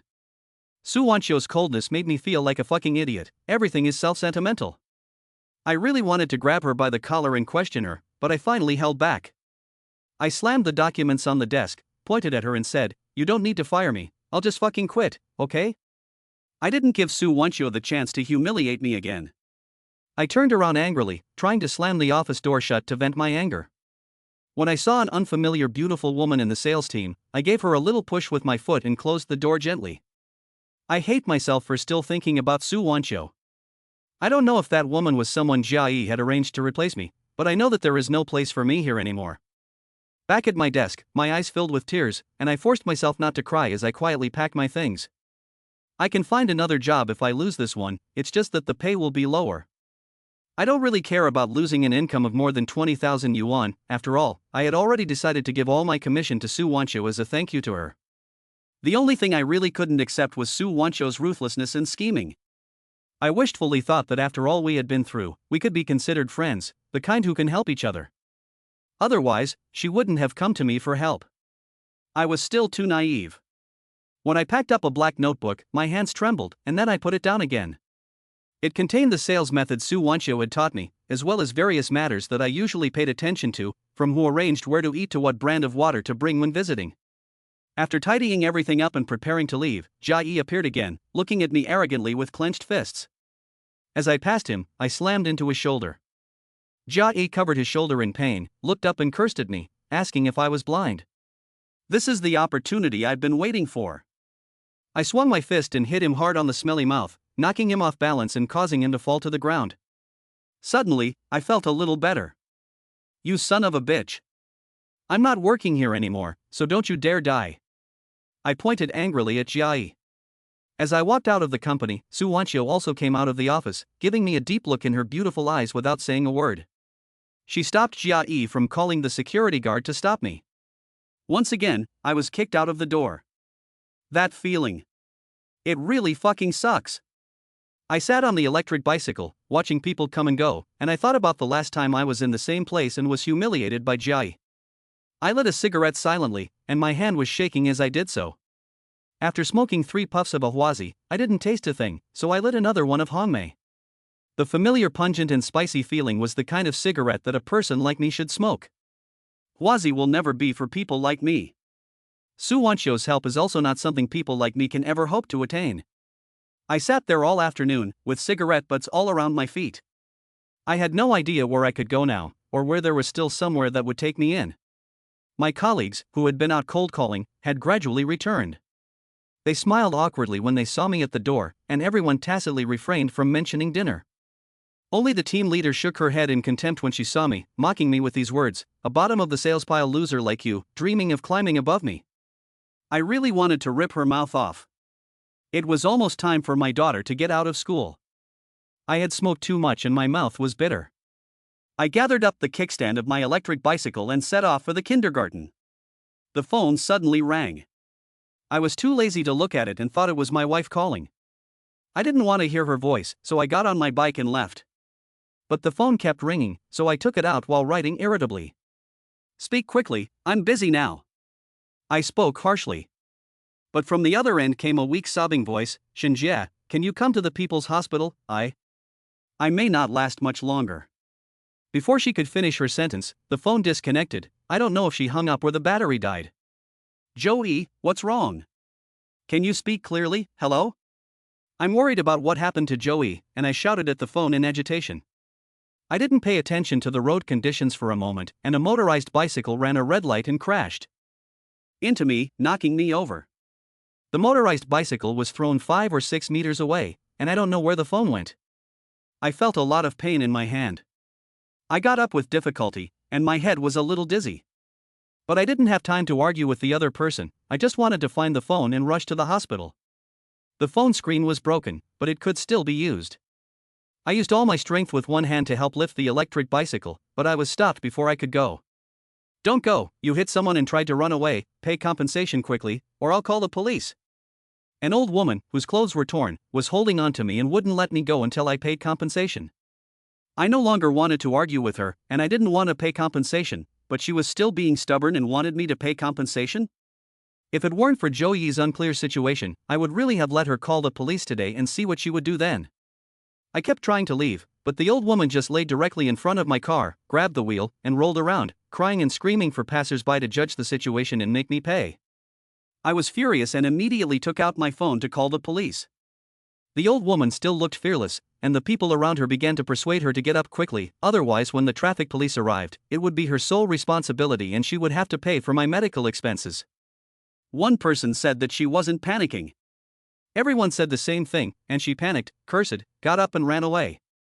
In fact, I didn't call the police at all, I was just trying to scare her. I got on my electric bike and rushed to the People's Hospital like crazy. I kept calling Joey along the way, but I couldn't get through. I couldn't even park the bike properly, I just threw it down and rushed into the hospital, dragging a nurse along and asking where Joey was. The nurse told me to go to the reception desk and ask. I found out that Joey was in the emergency room getting ready for surgery. When I hurriedly arrived at the emergency operating room, there was a weak figure crouching at the door, tightly curling up her delicate body. Joey looked up and saw me, and with tearful eyes she threw herself into my arms. Chapter 060, Joey had a miscarriage. Joey's weak, bony hands held me tightly, and I could hardly breathe. The surging of her chest made it very difficult for me to breathe, and it was hard to even speak. She didn't say anything. She just buried her head in my chest and kept crying, crying very sadly. The hot tears flowed onto my chest and gradually cooled. It made my heart ache. Fan Jun and his wife had momentarily sought pleasure, but they had hurt more than two families. Joey and I had to bear the pain we shouldn't have had to bear. The fragrance of her hair tickled my nose. My right hand, which was throbbing with pain, trembled as I placed it on her head and gently stroked her hair. Joey, I'm here now. If there's anything you need to tell me, just tell me, okay? I tried to sound as gentle as possible, to calm Joey's emotions. After crying for half a day, Joey finally sobbed and said hoarsely, Shinjia, my child. Child? What about the child? My heart instantly went up to my throat. The fault of adults should not be borne by children. Especially since Joey and Fan Jun had been married for such a long time and had finally managed to conceive. If something happened to the child, Joey might collapse. This was the best proof right now. At this time, the nurse took a copy of the surgical agreement for me to sign and urged Joey to go into the operating room.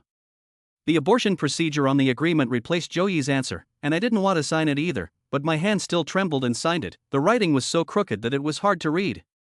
Watching her tearfully and painfully, unwilling to let go of my hand and walk into the operating room, I collapsed and sat on the ground. Joey's child can't be saved. I tugged at my hair fiercely, and the pain made me hold back the tears that were about to spill. But the thought of the child made me slap my injured right hand hard. The sound of the slap echoed. The tears could no longer be held back. I could only suppress my sobs, for fear of affecting Joey, who was having an operation inside. It wasn't because of what my wife said about me having an affair with Joey, or that the child had something to do with me. Rather, it was clear that I could have stopped it from happening. But that night I sent Joey back to Fan Jun's house, and I was the culprit. If I had been more forceful and agreed to go home with Joey, then none of this would have happened, and neither would her child. No one loved children more than Joey. When she found out that my wife was pregnant, she was even happier than I was, and she visited almost every day. Even when she didn't have time, she would call on video chat to check up on my wife's health, and she even accompanied her to the doctor's appointments. Before Tong Tong was born, she had already prepared everything for Tong Tong from birth to the age of 5. She was so happy to see Tong Tong every time, and she was always sad when they parted. When she went through all the hardships to conceive a child, she was so happy that she could finally be a mother. But now, I sat in the doorway, my mind a blank, not knowing how long it had been. The constant sound of pain from the operating room tortured me. I desperately wanted to call Fan Jun right now and make that damned bastard listen to the sound of his wife's pain. This was all his doing. I even wanted to drag my wife over and make her kneel before Joey and apologize. But what good would that do? Would it be able to save Joey's baby? The operation was finally over.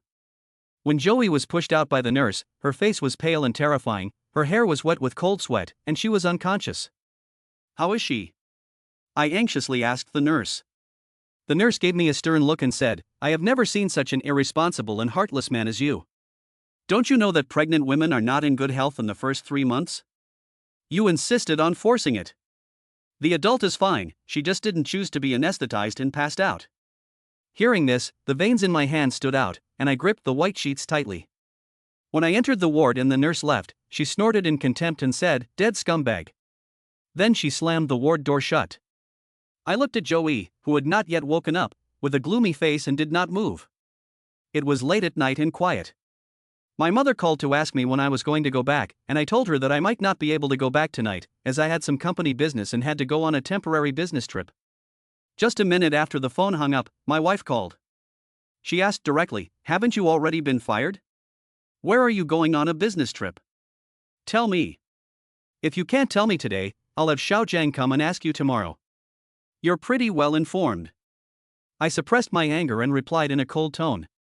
Don't change the subject with me. Tell me, are you going to accompany that slut who fired you tonight? You think if you accompany her, she'll let you go back? She'll treat you like trash. My wife's words pierced my chest like daggers. Before I could say anything, my wife said again, I don't care where you find the money, but you have to pay the household expenses on time.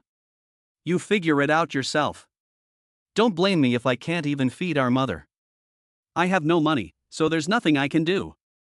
My wife gave me a scolding in a nasty tone and gave me half an hour to go home. Otherwise, Tang Gang will show up at our house tomorrow, and she will not be responsible for what happens.